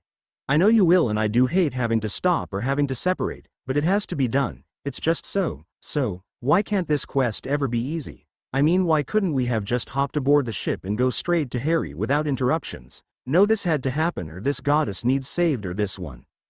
Piper wiped her eyes again. "They're immortal gods. Why is it so hard for them not to get kidnapped?" I smiled a little at that. "Since Harmonia is the goddess of harmony, I don't see her as being much of a fighter," Hazel said. Piper nodded. "What about Enyo?" Piper asked. "The woman lives on carnage and bloodshed. You would think she could stop herself from being kidnapped. Maybe you can ask her when Harry saves her," I said. Piper smiled a little. "Maybe," she said. "Piper, I may not really know Harry," I said, "but I could tell I was going to like him. He's nice and I can see why you want to save him so much. I know he's a good person because Nico likes him a lot and Nico hardly likes anybody." Piper laughed at that. "No, Nico doesn't seem to like anyone. I know he doesn't like Ron." I went on. "He told me so." "Wouldn't have anything to do with a crush you have on him, would it?" Piper asked. I could just feel my face turning red. "How did you? I mean, I don't." I stumbled. Piper laughed. "I'm a daughter of Aphrodite, Hazel," Piper said. "I know these things." "Do you think he—" "No, don't tell me," I said. "I rather not know. It's not like I could. I don't know. But we couldn't be together anyway." "And why's that?" Piper asked.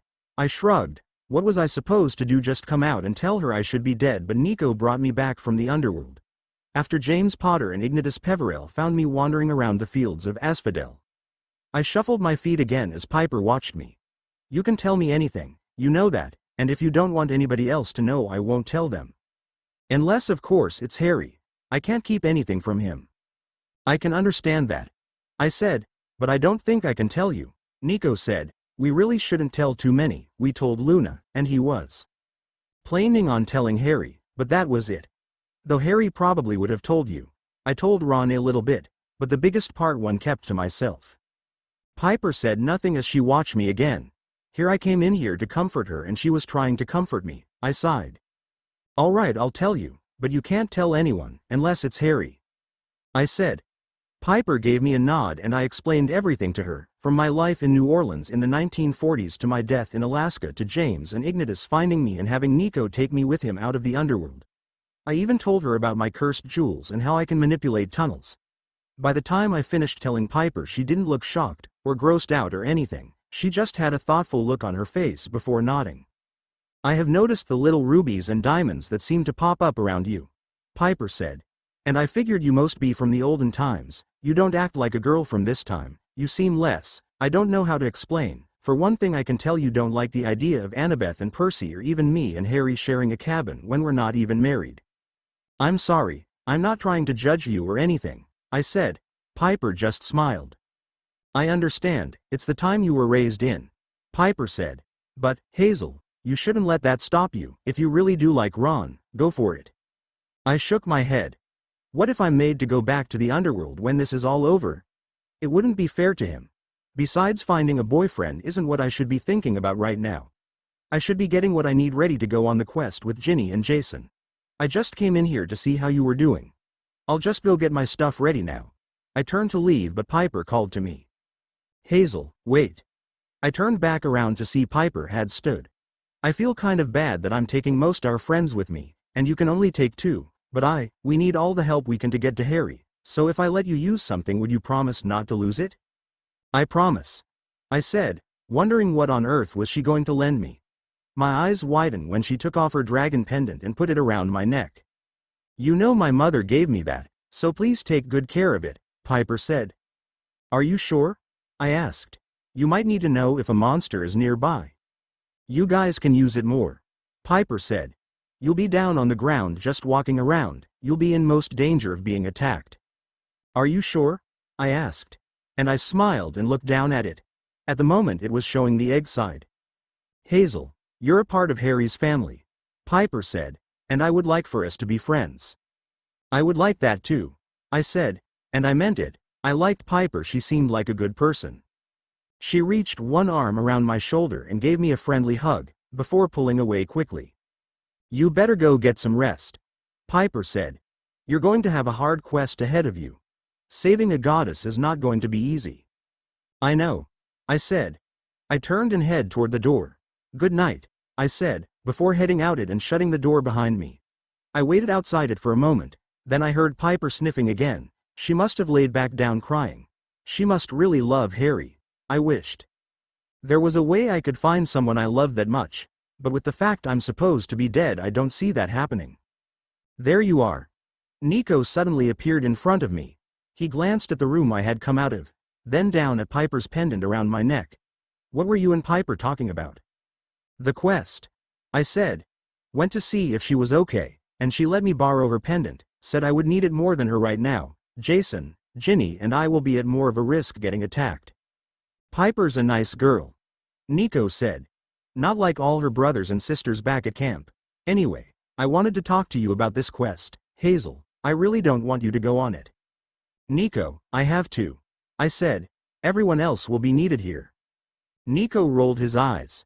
We really don't need all this people. Piper, Annabeth, Percy, Luna and I can save Harry ourselves. We don't need the others. Let Weasley go ahead and babysit his sister. You can stay with us. Leo and his little bookworm can go along with them. I bet Percy and maybe Piper, will be the ones doing all the real fighting anyway.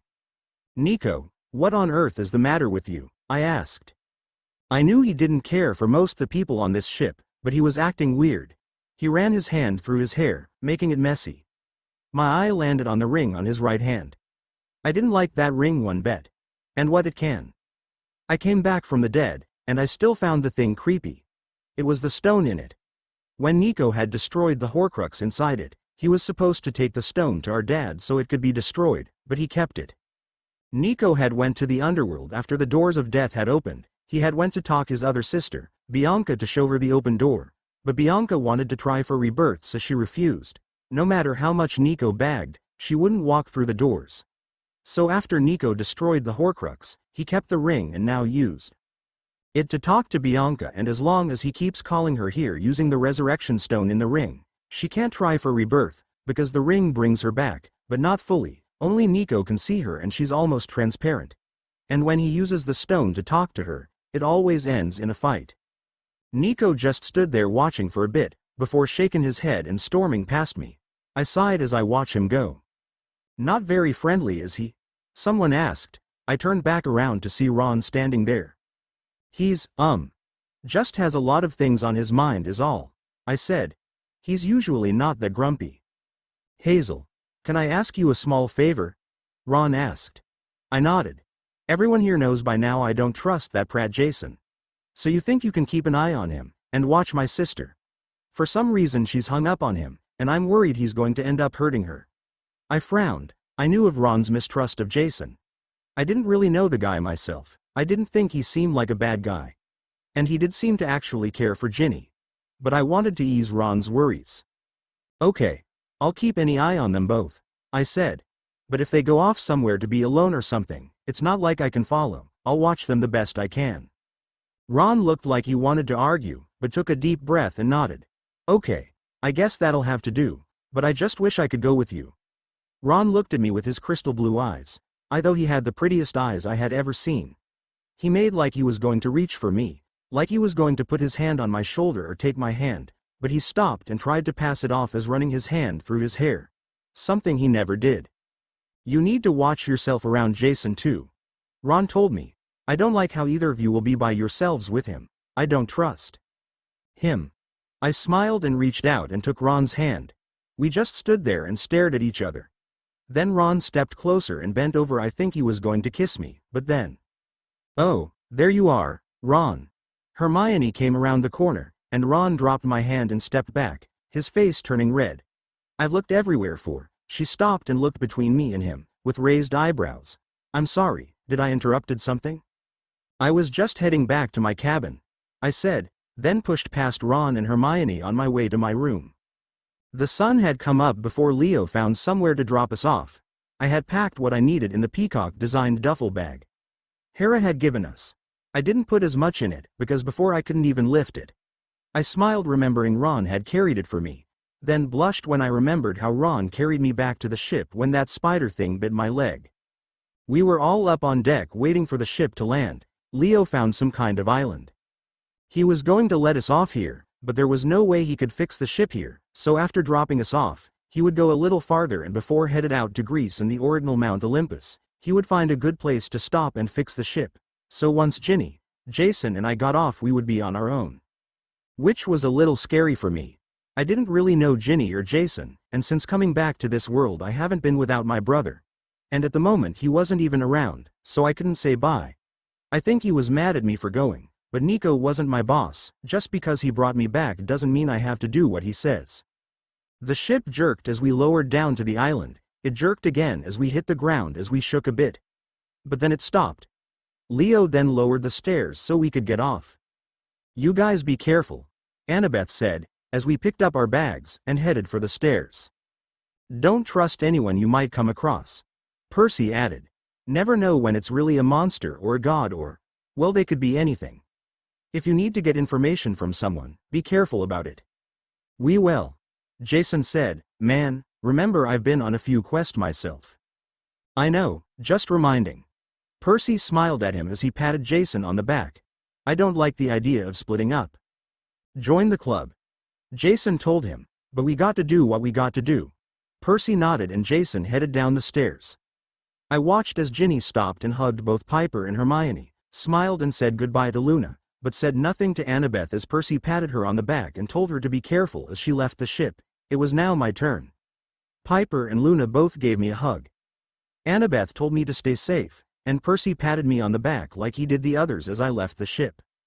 We stood a little ways from the ship as we watched it go back into the air, taking our friends with it.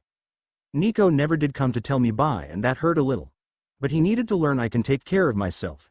Percy, Leo, and Ron had waved at us into they were high enough to be out of sight, and we stood there watched as the ship flew off. None of us said a thing into the ship was out of sight. So where to? Jason asked, turning and looking round the island. How do we find a crossroads and how would we know it's the right one? I guess we know by the fact we will see a goddess locked up in a cage or something, Ginny said, looking at an old key in her hand before sticking it in the pocket of her jeans. We just have to look, I guess. Let's walk around and look. If there is a crossroads around here I should sense it, I said. The other two nodded and Ginny took Jason's hand and we began to walk. I followed, my hand on my spear on my side. It could fold up so I could hook it to my side. We walked for I don't know how long. We had to have walked all over every inch of the island, and still didn't sense anything. Maybe there isn't one on this island, Ginny said. They have to be rare, right? I nodded. Great. Jason said. If there isn't one on this island, what are we going to do? I chew on the inside of my jaw, trying to think. Maybe there is somewhere we can rent a boat, Ginny said. They have to be people somewhere. I nodded, though I didn't really like that idea. Didn't Percy say not to trust anybody? We walked on looking around.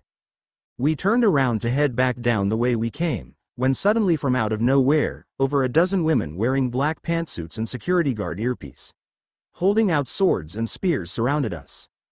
What the? Jason didn't finish what he was saying. One girl hit him in the gut with the top of her sword handle. Jason grabbed his stomach and fell to his knees. Hey, leave him alone. Ginny cried. She grabbed her tiny sword of her necklace, but before she could enlarge it, another woman grabbed Ginny's arm and flipped her onto back. She then snatched the tiny sword out of Ginny's hand. Get away from her, Jason yelled, jumping to his feet, but he was stopped by the sword point to Ginny's neck. One more move, lover boy, and you will see your pretty little girlfriend's blood all over the ground, she said. Now, both of you dropped all the weapons you have or the red-headed princess here gets it.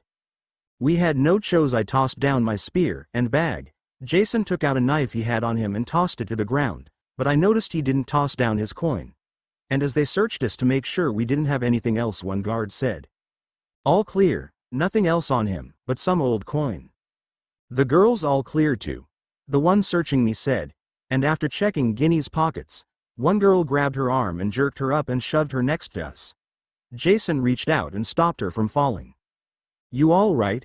I asked her. Ginny gave me a nod, glaring at the girl who had the sword to her throat. Then her eyes dropped to Ginny's sword in her hand, and she watched as the girl put it in her pocket. What do we do with them? One asked. Come on, we'll take him to the queen, the other said. Then the ones behind us shoved us in the back with their swords, and we were made to follow them. As they led us up to some office building, as we walked up the front path, I noticed it had 2 glass doors and one word etched in the glass, Amazon. The one in the lead opened the door and shoved us in. The lobby made me feel like I was in an empty fish tank. Glass walls, a glossy black floor, a few token plants, and pretty much nothing else. Against the black wall, a black stone staircase led up and down. In the middle of the lobby stood 2 young women in the same black pantsuits. One had long auburn hair and one had long black hair and dark piercing eyes. They both were wearing security guard earpiece. They walked toward us. The auburn hair girl's name tag said Kinsey, but the black hair girl didn't have a name tag on. Kinsey glared toward Jason, then looked to the other girls. What is this? Who are they? She asked. Found these trespassers walking around the island, up to no good, one girl said. The one that seemed to be the boss over the others. We didn't do anything. Jason glared at her. We were just minding our. He was cut off when the black hair girl took her sword and swept Jason's legs out from under him, and then put the point of the blade to his throat. Hey, Ginny cried. Before she could help, the other girls stepped in holding her back by the arms. Kinsey had got behind me and held her dagger to my throat. The dark hair girl glared down at Jason. First rule. Males don't talk without permission. Second rule. Trespassing on our territory is punishable by death. Jason stared up at the girl and said nothing. He looked at the silver ring on the girl's finger, then back up at her. His sky-blue eyes widened. Raina? He asked. The girl's eyes narrowed. She looked his face over, then his blonde hair, and then the little scar Jason had on his lip. Her eyes widened, and she lifted her sword up and backed away a little. Jason? She asked. Jason raised up a little, looking shocked. Ginny looked between the two. You know each other? She demanded. I could hear a slight bed of jealousy in her voice. The guards also looked between the two of them. We were all placed in the same foster home together once, Jason said. Raina, her older sister Hyla. I was only 4. The foster parents was mean, so we ran away. They took me with them. Even though they were kids themselves, Hyla a little older than a kid, going into her teens, but anyway, we lived in an old abandoned apartment building for 6 years. Raina and Hyla stole and bagged. For food. Jason's face suddenly took on an angry look. Then they abandoned me to run off with some women, promising them all magic and a better life. Last time I laid eyes on her I was 10. Not long after that I was found by a policeman who took me to a boys' home. I then bounced from foster home to foster home, ways ending up running away. Then when I just turned 15 Talia found me, and took me to Camp Half-Blood. Kinsey's hold loosened on me as she looked between Jason and Raina. Ginny's face took on an angry, jealous look, and everyone else didn't seem to know what to do. What should we do, Raina? Kinsey asked. Do we kill them or take them to my sister? Raina said. not taking her eyes off Jason. Let Hyla decided. She turned without another word and headed up the stairway. The Amazons then marched us down so many steps, I lost count. Finally we emerged in a cavern so big it could have accommodated 10 high schools, sports fields and all. Conveyor belts wound through the room, carrying boxes in every direction. Aisles of metal shelves stretched out forever, stacked high with crates of merchandise.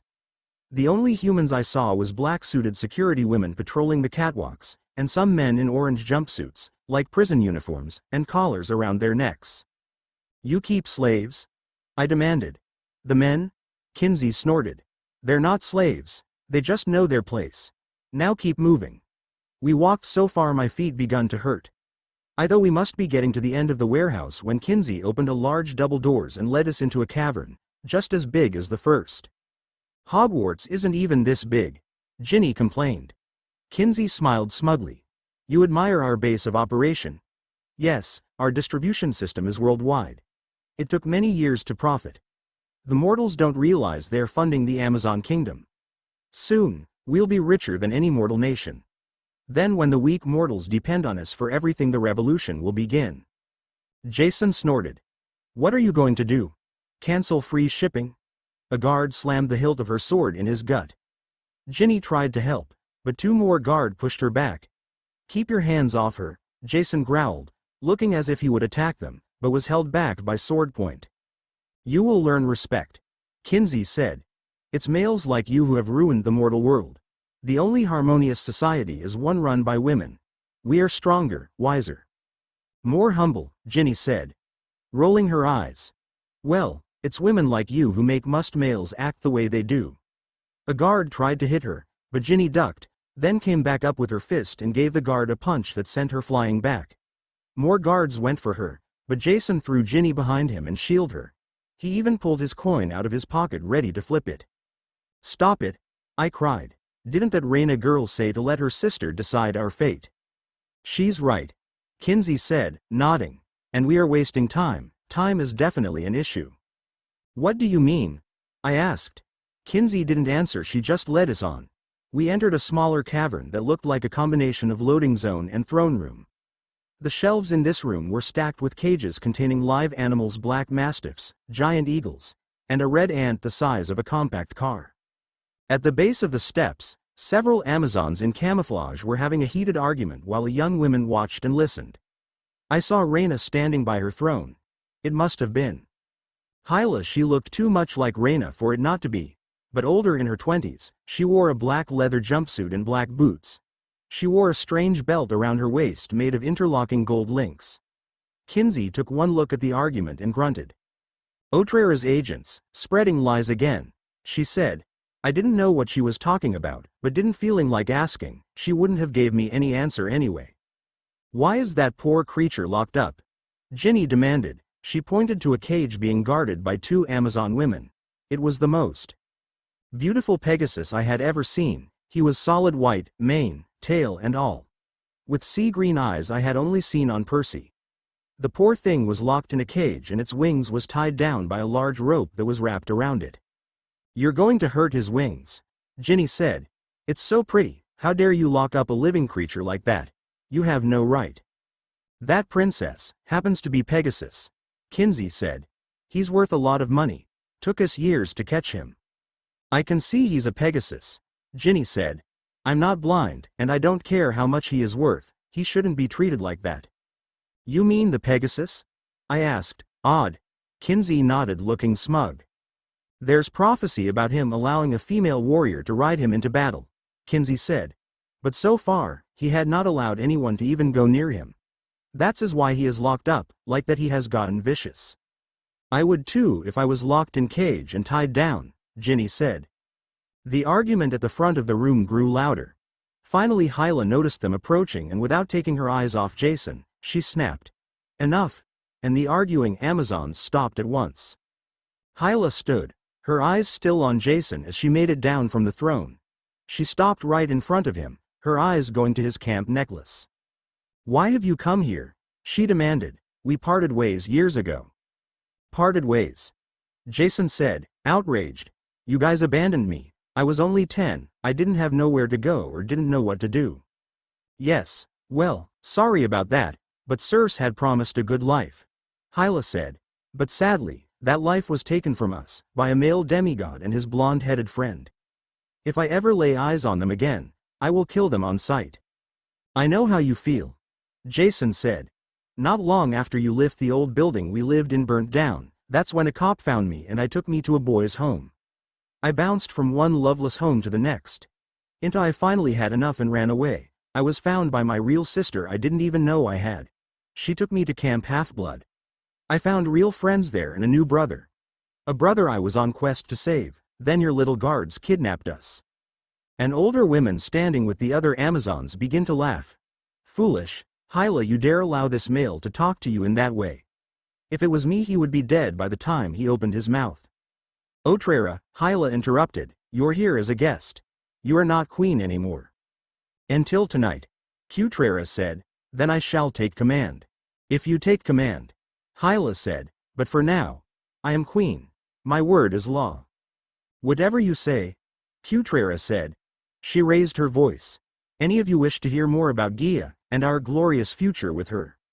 Come with me. About half the Amazons followed her out of the room. Reyna and Kinsey snorted in disgust. Hyla sighed and looked at Jason, then to me, and her eyes fall on Ginny.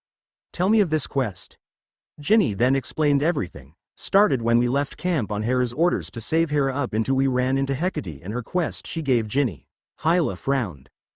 I've heard a lot about this Heracleitus Potter, she said, then looked to her sister. Haven't we, Reyna? She nodded with a scowl, like she didn't like Harry or something. Last time we saw our mother he was all she talked about, his power, her plans she had for him. She rolled her eyes. All the bloodshed he was going to cause. Your mother? Jason asked. Hyla turned and went up and sat back down on her throne.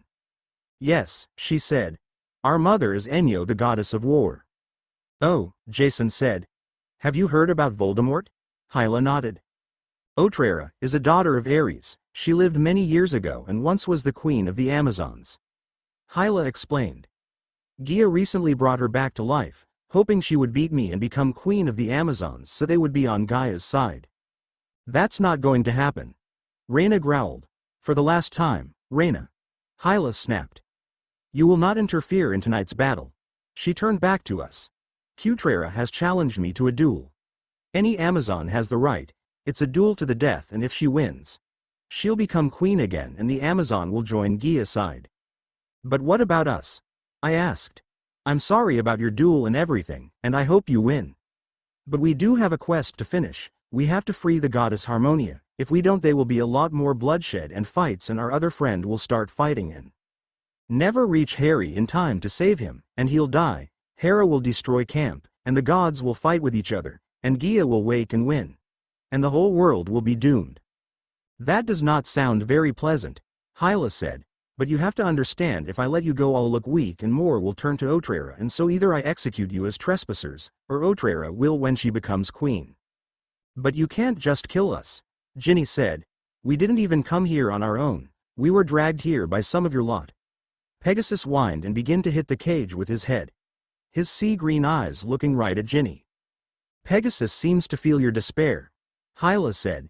Interesting. He's immortal, you know, the son of Poseidon and Medusa. Ginny was looking back at the Pegasus, and then she walked toward the cage. The two guards didn't even bother to stop her as she walked up to it and put her hand through the bars. Pegasus whined and batted her hand with his head. Ginny smiled and started to pet him. You need to let him go, Ginny said. He didn't do anything wrong to be locked up like this. Hyla looked from the winged horse to Ginny. Unbelievable, you have courage, young lady. My name is Ginny, Ginny said. She stopped petting Pegasus and he whined. You said your mother was Enyo? Hyla nodded. Ginny looked at Jason. Isn't that Harry's sister? She asked. The one Piper said he won't be happy about having to save. Jason nodded. Save? Reyna asked. What do you mean save? You don't know? Jason asked. Reyna shook her head. Enyo has been captured. She now holds up the sky, and Atlas is on the loose. If we don't get to finish our quest, Then our friends that's on their way to save Harry won't get there, and then Harry will die and Hera will destroy Camp Half-Blood and the god will fight with each other and Gia will awake and defeat the gods and then all of us will be doomed. Yes, we've heard. Hyla whispered, looking wide-eyed. But what does this have to do with our mother? Reyna said. We don't need Harry, we can go save her ourselves. That'll be a little hard to do, Jason said. Our buddy Leo killed Layden, so the nymphs needed a new guard and Hera got a friend of Harry's to do the job. Hyla's eyebrows rose in question. She will only allow him and anyone with him into the garden and got to go through the Hesperides garden to get to the mountain. And this little friend of Harry's happens to be a 100-foot-long Darkin, by the name of Draca. Then how is Enyo up there? Hyla demanded. And the people who have her up there? Voldemort and Gia is behind it, Ginny said. I don't know how he would get past Draca. We think maybe Enyo was put up there before Draca became guard. Then again, it is a very power wizard in Mother Earth. I'm sure they know ways of getting on the mountain without going through the garden. She took a breath. Anyway, it all up to Harry to save Enyo. The Queen looked down at Reyna and she nodded. Kinsey. Hyla said.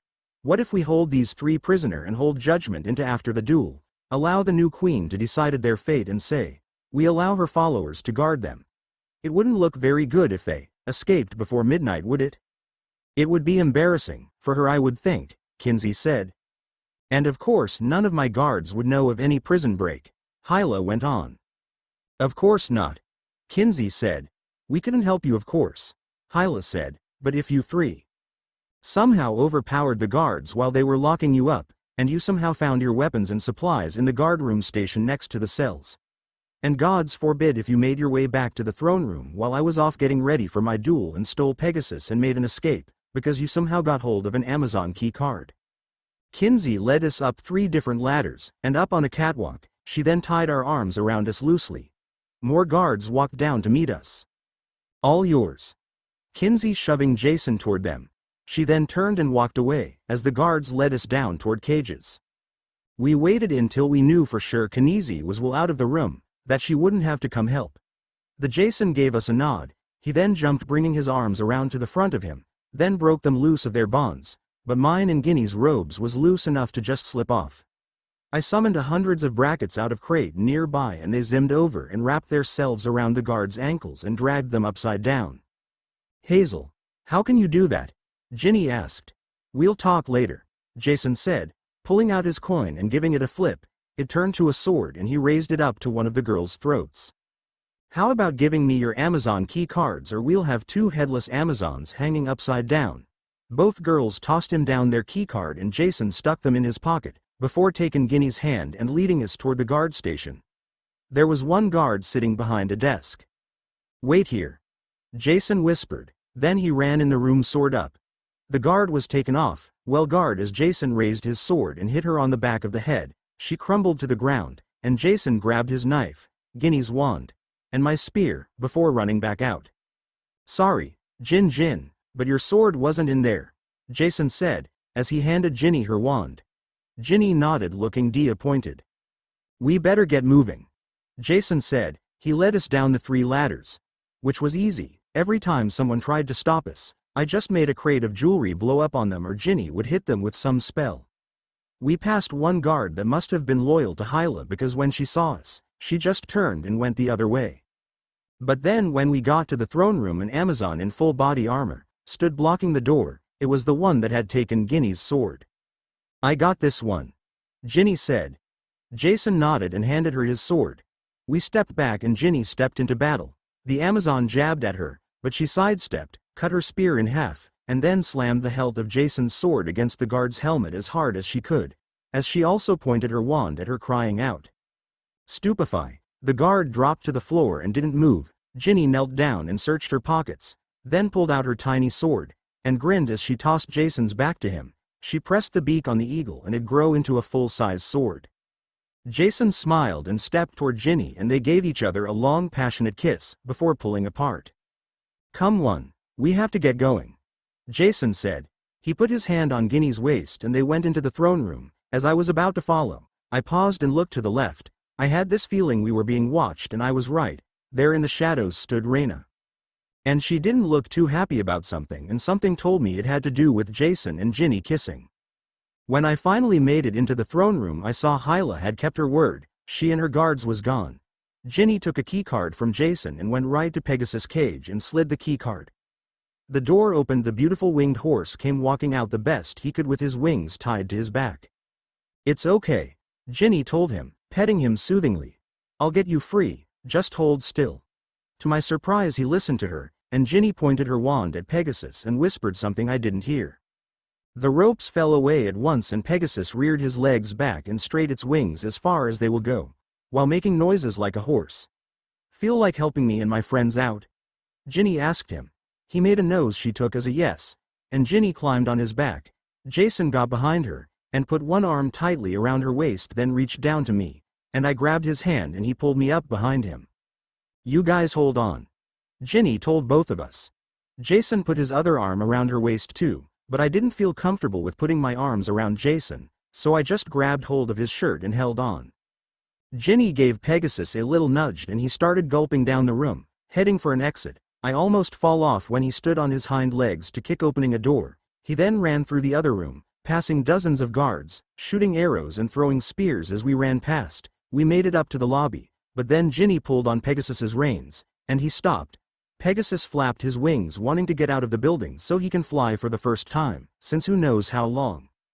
But Otrera and a bunch of her Amazon followers blocked our way. "Surrender!" Otrera screamed. Ginny just pulled her wand out and pointed it right at the ex-queen. And this flappy bat things was suddenly flopping all in her face. Otrera cried out and tried to bat them away. Her followers started shooting arrows at us. Ginny held out her wand. "Protega!" she cried, kicking Pegasus lightly in the ribs, and the wing horse began to run. The arrows shot at us just bounce off as Pegasus spread his wings and went right through one of the glass windows and up into the air. As we got farther away, the alarms soon faded. Hope this chapter was good. I know they ran into the Amazons in Sun, but I have a reason for putting them in there, and since Ginny is supposed to be leading the quest, I wanted to give her the animal, and I used Pegasus instead of Arion the horse because I wanted it to be different. Plus later on down the road, I might still give Hazel Arion. And I know Reyna and Hyla are daughters of Bologna, but since there is no Rome in my story, I gave them to Enyo, and since there would be no Rome camp for Reyna to go to, I figured she would stick with her sister, and I still wanted her to have known Jason, so I put them being friends with him. Before they went to Circe's Island, they basically abandoned him to go to Circe's Island. It also gave me a chance to tell some of Jason's background before he came to camp, since he wouldn't have been at any Rome camp. Chapter 6 Disclaimer. I don't own Percy Jackson or Harry Potter. Chapter 6. We crash the ship, again. Annabeth POV. Our day has been pretty much uneventful, besides dropping of Ginny and the others for their quest. Nothing happened, no attacks, no monsters around. We flew in the sky for a while, and as the sun started to set we decided to go down in the ocean for a while.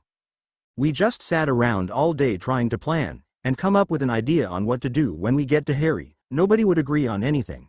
Everyone was just fighting, and yelling, until Piper stood and told everyone to shut the hell up. She then went on to say we were playing right in Gaia's hands. This was the reason Harmonia was kidnapped, so we would fight and never get to Harry. She was right, of course, and so far the only ones not arguing with each other was Percy, Piper and I.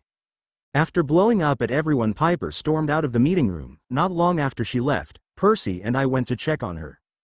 We found her in her room, but for once she wasn't crying. She had a laptop she had gotten from somewhere and was looking up maps of Mount Olympus.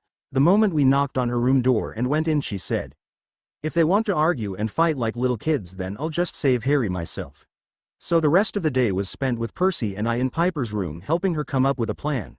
We haven't worked out all the details yet, but I think it's a good plan. Right now I was in mine and Percy's room. I was sitting at my desk going over something in Daedalus' laptop. Percy was laying on the bed, one arm under his head, and was just staring up at the ceiling. Every once in a while he would turn over on his side, just to turn back over on his back. "I'm bored," Percy complained. I rolled my eyes. "Then go find something to do," I said. "Or go to sleep, it is getting pretty late." I looked at the clock hanging above the desk. It was 11 p.m. at camp. We would have had to go to bed 2 hours ago. "I'm not tired," Percy said. "Then find something to do," I said. I know something me and you can do. Percy said. I turned around and looked at him. He was on his side again, with his elbow on the bed and his head popped up in his hand. When I looked at him, Percy gave me a cocky grin and patted the spot next to him, while wiggling his eyebrows. I rolled my eyes and shook my head. Sorry, seaweed brain, I'm not in the mood, I said, turning back to my laptop. I was trying to get all the details in our plan worked out and put together. What are you doing anyway? Percy asked. I heard the sound of the bed as he got up and walked over. He pulled another chair over and sat by me. I'm going over the plans we made to save Harry, I said. We need to work out every little detail. Bethy, we already worked out the plans, Percy said. He leaned over and started kissing my neck and I pushed him away. Seaweed Brian, I said. Cut it out, I'm trying to work here. Besides, we just came up with a few plans, we haven't put them all together yet. Percy stood and got behind me and started playing with my hair. He then leaned down and started kissing down my neck again. Percy, I snapped. Come on, wise girl, Percy said, now kissing the other side of my neck. I love you. I snorted. Yeah, when you want something. Percy knelt next to my side.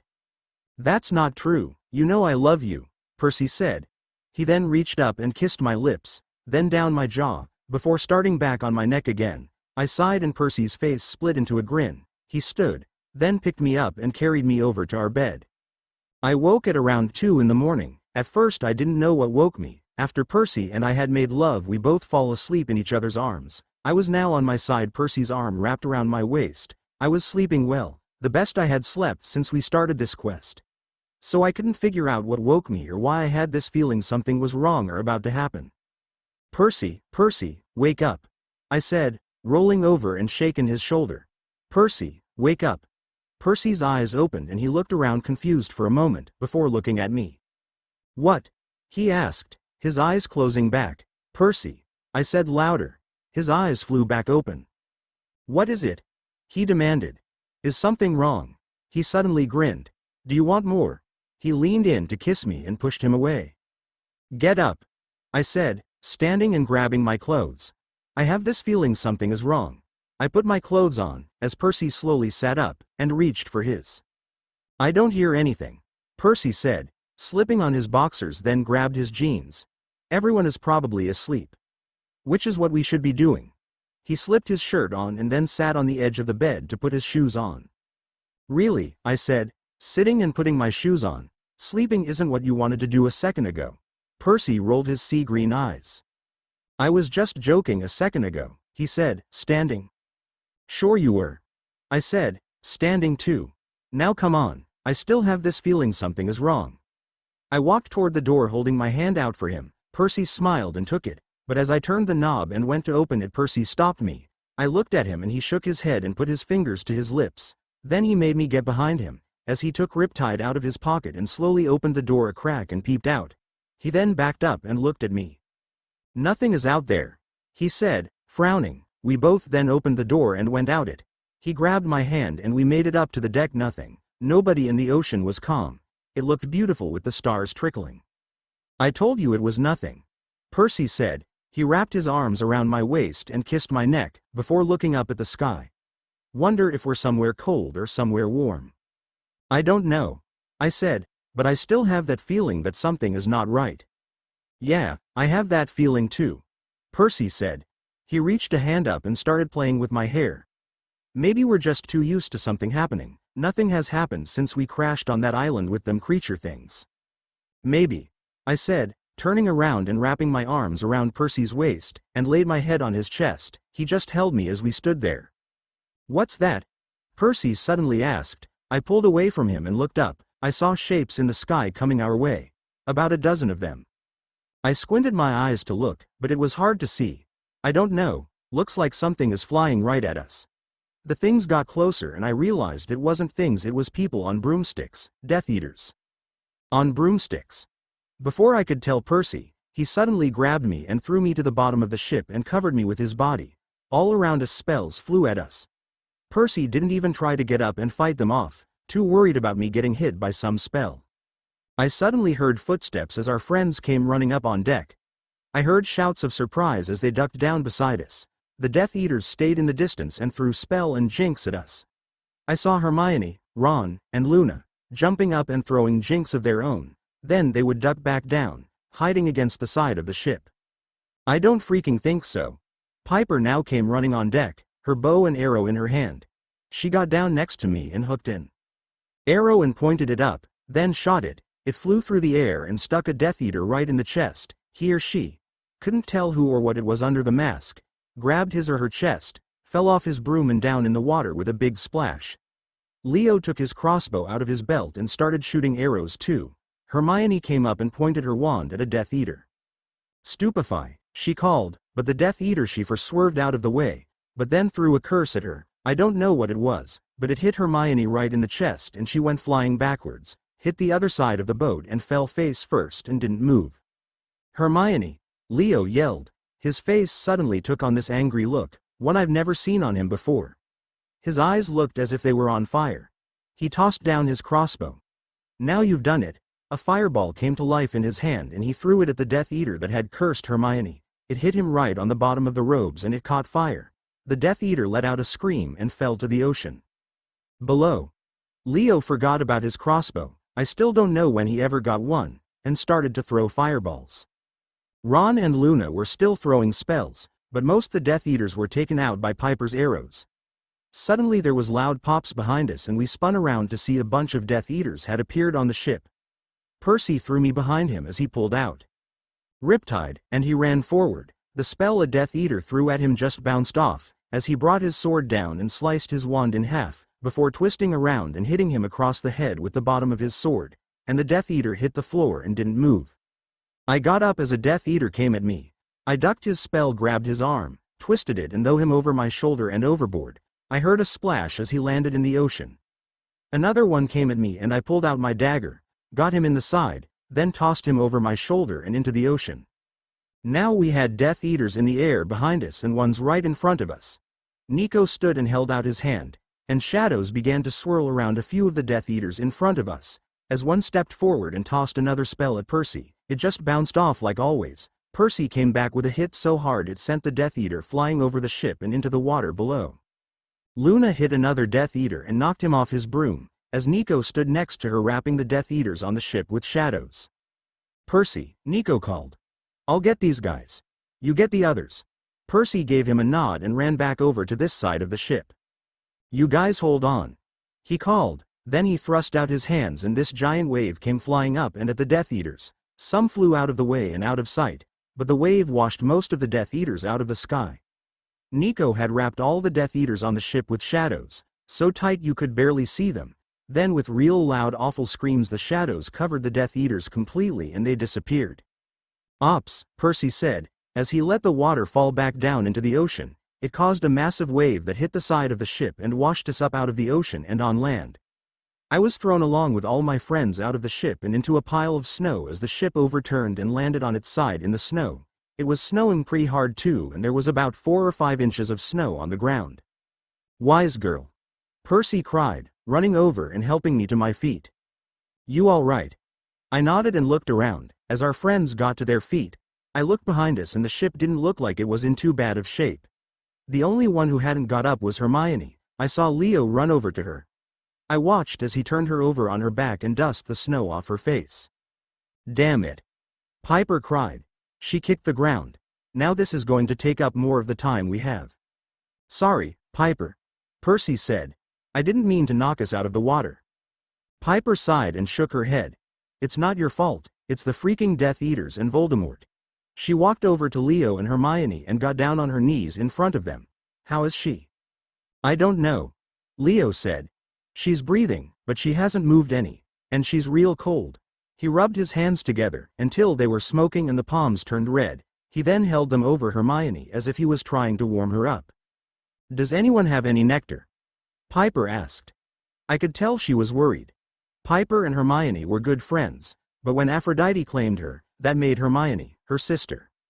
"There is some on the ship," Luna said. "I'll go see." She ran over to the ship and climbed on, then disappeared through a door. "What are we going to do?" Ron asked. "We now only have 4 days to save Harry." "Damn Death Eaters," Piper cursed. She then smacked the ground with her hand. Leo now had both his hands on fire and was melting the snow on the ground in front of Hermione. I think he was trying to make a dry place to lay her. I was getting a little worried myself. Hermione still hadn't moved. Is anyone as cold as I am? Percy asked. Where are we anyway? I have no idea. Leo said.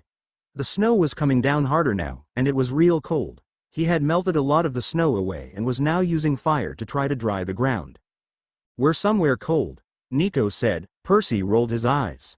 Really, I hadn't noticed. Percy said. Luna appeared back out of the ship. She had a first aid kit in one hand, and an armful of blankets in the other. She ran over to Leo and Hermione. She handed Leo 3 of the blankets and the first aid kit. I put a warming charm on them, Luna said. Leo laid one fothy on the ground in the dry spot he made.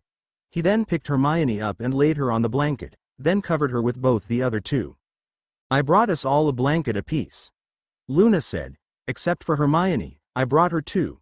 She handed Nico one. He smiled at her and they gave each other a quick kiss. It always surprised me when they showed any kind of emotions toward each other.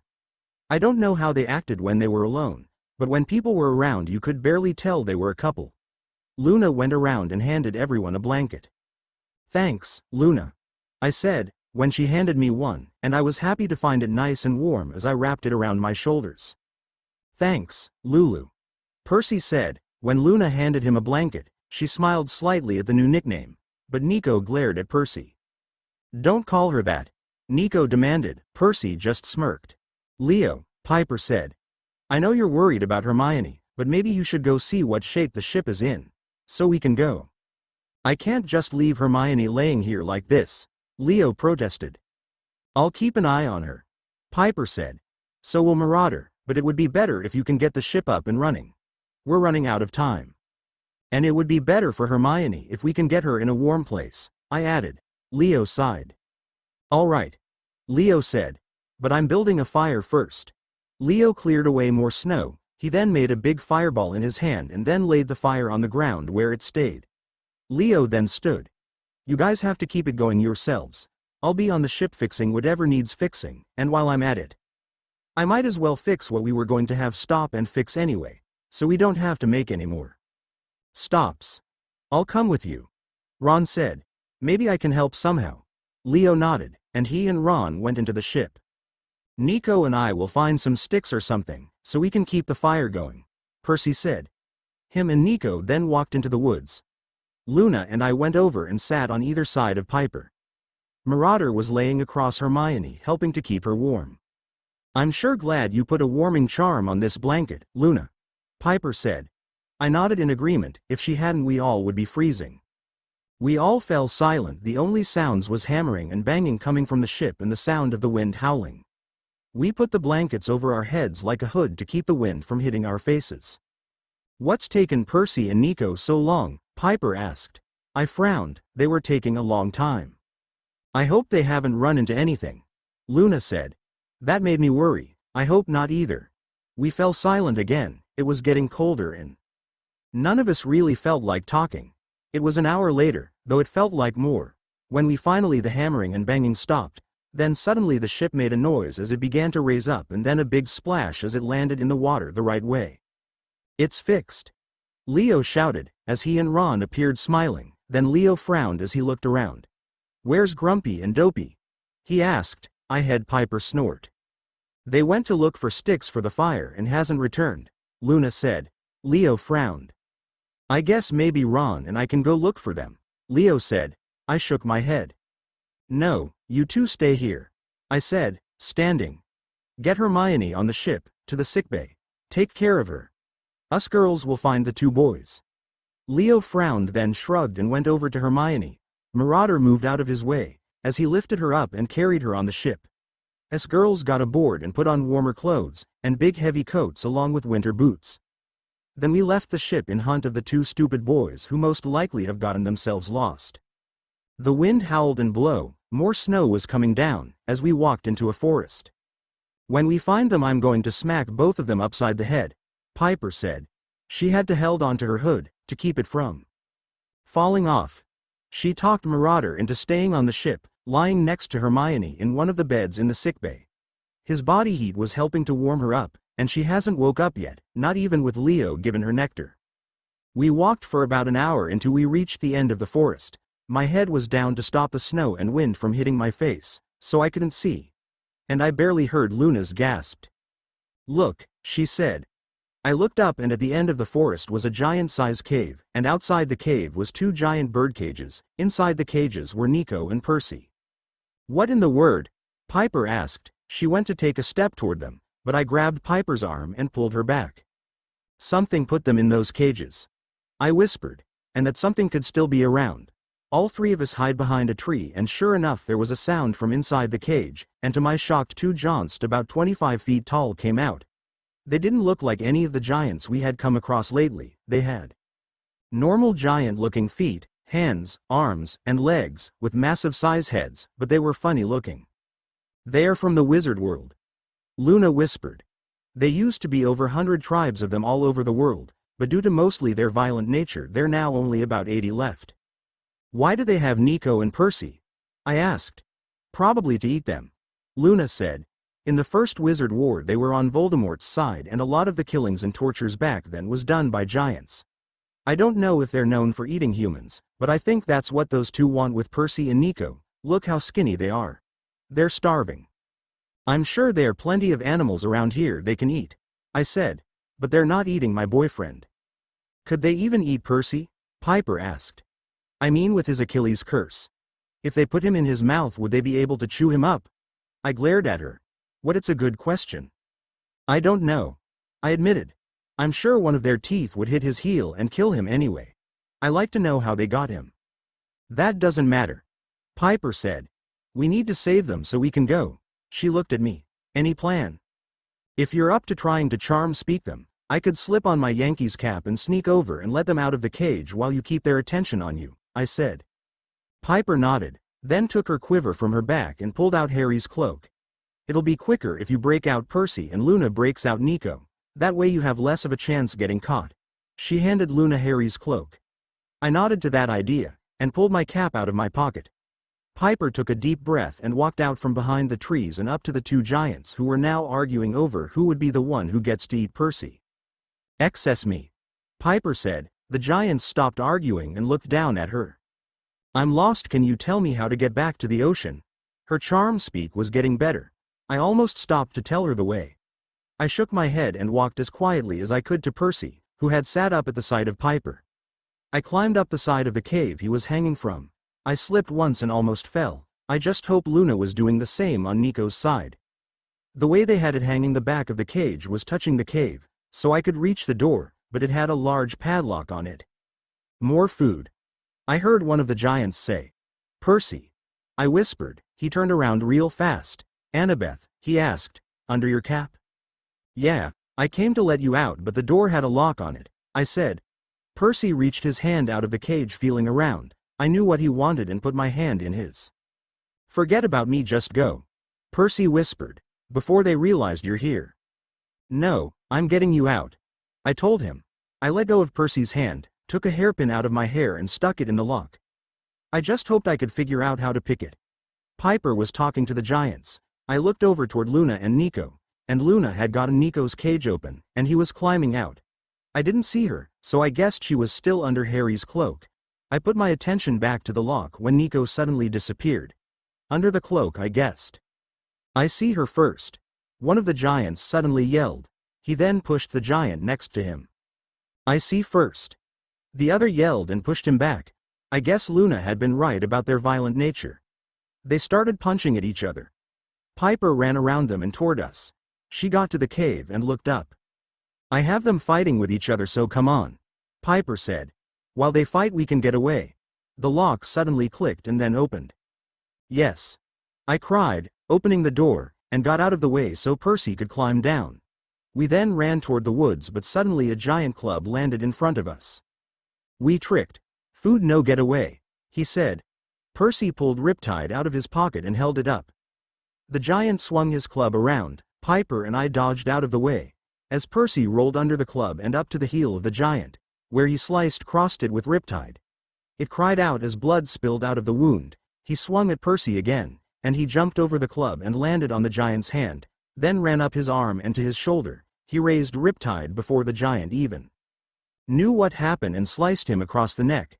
The giant's eyes rolled in the back of his head and he fell down dead, making the ground shake for about 2 minutes.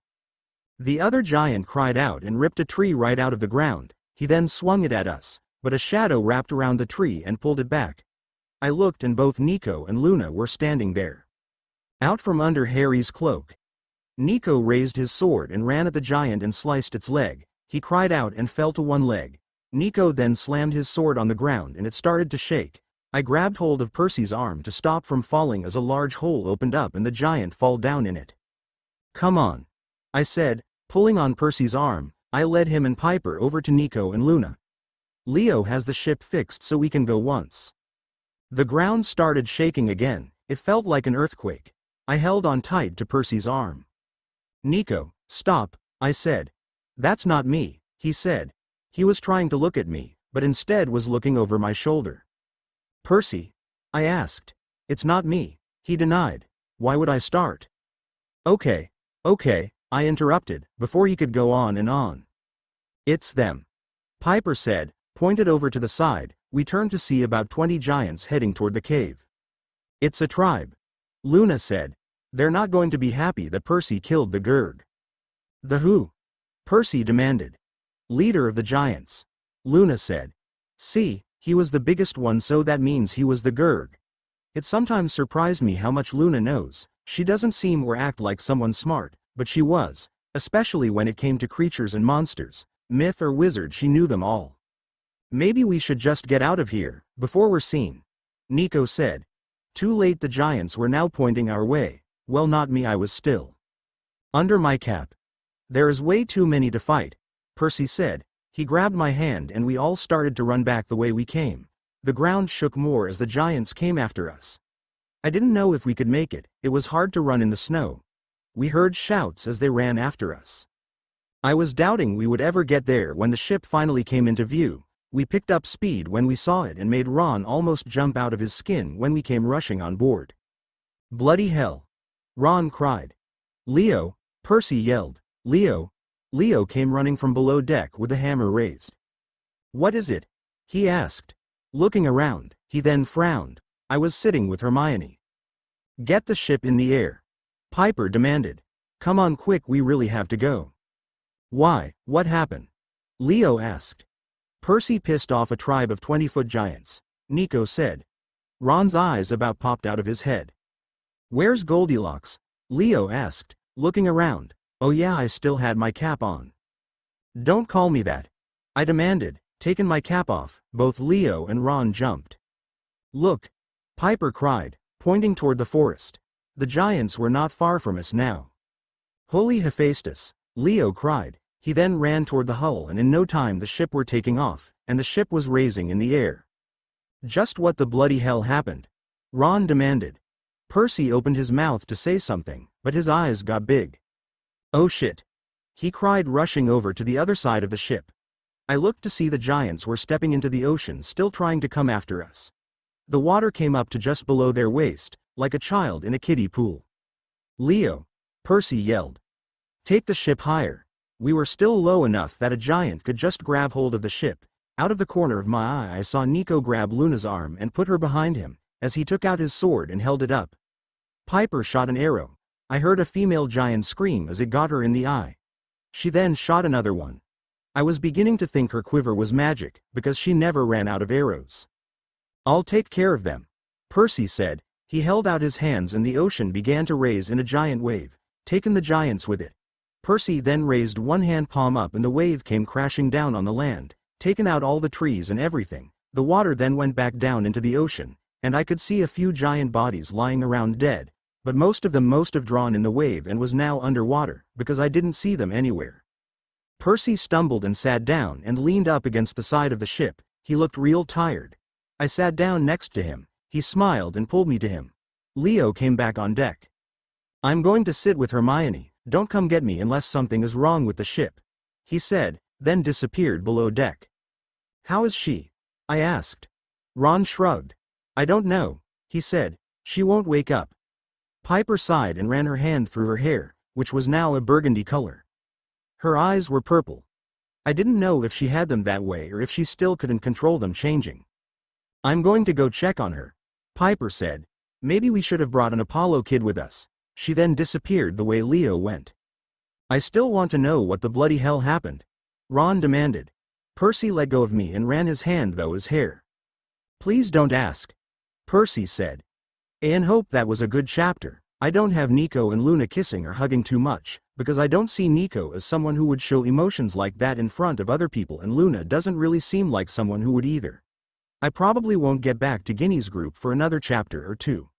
The next chapter will be either Hermione's or Leo's POV. Chapter 7 Disclaimer. I don't own Harry Potter or Percy Jackson. Chapter 7, Dreams. Sorry if this chapter is a little short, and there is no action, but I can't have a battle in every chapter. Hermione POV. I couldn't wake up. I tried and tried, but couldn't open my eyes. I could hear shouts around me, people yelling. I felt as if I was thrown. Then I was cold, real cold. I don't know what kind of spell I was hit with. I tried really hard to open my eyes, but couldn't. It was almost like someone was stopping me from waking. Then I lost all sense of what was all around me and fell into a deep sleep and had a dream. It was so horrible. In the dream I saw the same giant I dreamed about before, one of the twins that has Harry. He was standing in what looked like the ruins of an old palace. Large white marble pillars surrounded the room. Some were broke or chipped. Some were even missing their top half. Some were fine but for a few cracks. There were old broken seats, some missing, some broken in half, and some just dusty and stained. The top seats went in a U-like shape around the top. There were 12 large seats up there. It was weird because they were all different and looked like thrones of some kind. One was sky blue with cloud designs, and another had waves like an ocean. One next to the cloud, one large peacock feathers sitting out of the back. Some were bent and some had the tops tore off. In the front of the room was a high platform almost like a stage, might were a play or something used to take place. But now all was up. There was the bronze tomb Harry was laying in. I saw old faded tore red curtains hanging on either side of the stage, with an old gold rope as if ready for someone to pull shut after a play. There was other stuff too, stuff I figured the giants put here, like wooden crates labeled props, weapons, and costumes. I could hear machinery going in the darkness, huge gears turning, and water running through pipes. The giant himself wasn't very tall for a giant, just about 12 feet tall. Even Hagrid's half-brother group was taller than him. He had long purple hair, braided in a ponytail of dreadlocks, woven with gold and silver coins. He wore a black turtleneck, black pants, and black leather shoes with points that was long and curly. They reminded me of jester shoes. He paced back and forth on the platform examining Harry's bronze tomb. No, no, no, the giant muttered to himself. Where's the splash? Where's the value? He yelled into the darkness. Otis. I heard shuffling and then the other giant appeared. He wore exactly the same black outfit as the other one. You wouldn't be able to tell them apart if it wasn't for the fact his hair was green and not purple. The first giant cursed. Otis, why do you do this to me every day? I told you I was wearing the black turtleneck today. You could wear anything but the black turtleneck. I thought you were wearing the yellow toga today. Otis said. That was yesterday when you showed up in the yellow toga. Oh. Right. Sorry, Effie. Otis said. Don't call me that. The other giant snarled. My name is Ephialtes. Now, how are the preparations coming along? Fine. Otis said, though he didn't sound very enthusiastic. The man-eating tigers, the spinning blades, but I think a few ballerinas would be nice. No ballerinas. Ephialtes snapped. And this thing? He waved at the bronze tomb in disgust. What does it do? It's not exciting. But that's the whole point of the show. Otis said. He dies unless the others rescue him, and if they get here as scheduled. Oh, they'd better, Ephialtes said, or his death won't be very entertaining. You already messed up. You kidnapped the wrong demigod. Mother forgave me, Otis said. Worked out better, didn't it? Hera walked out on Olympus. They're all arguing among one another. Zeus is fighting with Hades, Aphrodite and Ares fighting with each other, Artemis and Apollo are fighting. There is nothing but chaos up there. And it's even affected camp. The Aphrodite cabin is fighting with the Hephaestus cabin. The Nemesis cabin is fighting with the Tyche cabin. The Athena cabin is fighting with the Nike cabin. And the best part about that whole thing is the Ares cabin is fighting with everyone. even each other. Mother loves it. Yeah well, you're lucky it turned out for the better, Ephialtes said. Wonder if Hera will show up for the winter solace. It's tomorrow, Otis grinned. If she doesn't then the gods will be fighting for sure, Otis said. Mother will love that. That she will. Ephialtes agreed. But this tomb just sits here. Isn't there something to do to make this better? Let's suspend it above a fire or dissolve it in a pool of acid or something. We need him alive for a few more days, Otis said, or the other 6 won't show up for him. I suppose. But it was better when he was screaming for us to let him out, Ephialtes said. Oh now that was fun. Who would think a powerful demigod such as him would have freaked about being locked up? Pounding on the tomb, and the begging. The best part was when he started begging, wanting out, crying and pleading. But what I want to know is who was this Uncle Vernon he called us? Otis said. He said, please, Uncle Vernon, let me out, I don't know how my hair grew back. I think he was having a flashback. Ephialtes decided. He's been locked up before. But that doesn't matter, who cares? I just wish he hadn't passed out or whatever has made him stop yelling. You don't think he? No, Mother said Hera interfered and put him to sleep, Otis said. So he wouldn't hurt himself. He already busted his knuckles banging hard on the tomb. He really doesn't like being locked up. Which is what makes it that much more fun, Ephialtes said. Just think if they did get that tomb open so he could get out, he'll be so out of it by then, he'll probably attack his own friends without even realizing what he's doing. That's if he ever wakes up, Otis said. Come on, Ephialtes said. We have things to do, we'll worry about the frightened little demigod later. The 2 giants left the room, and I wanted to see Harry, to see if he was still breathing, so I somehow willed myself inside the tomb. Harry didn't look good at all. He had lost a lot of the weight he's gained at camp, a lot of his muscles were gone.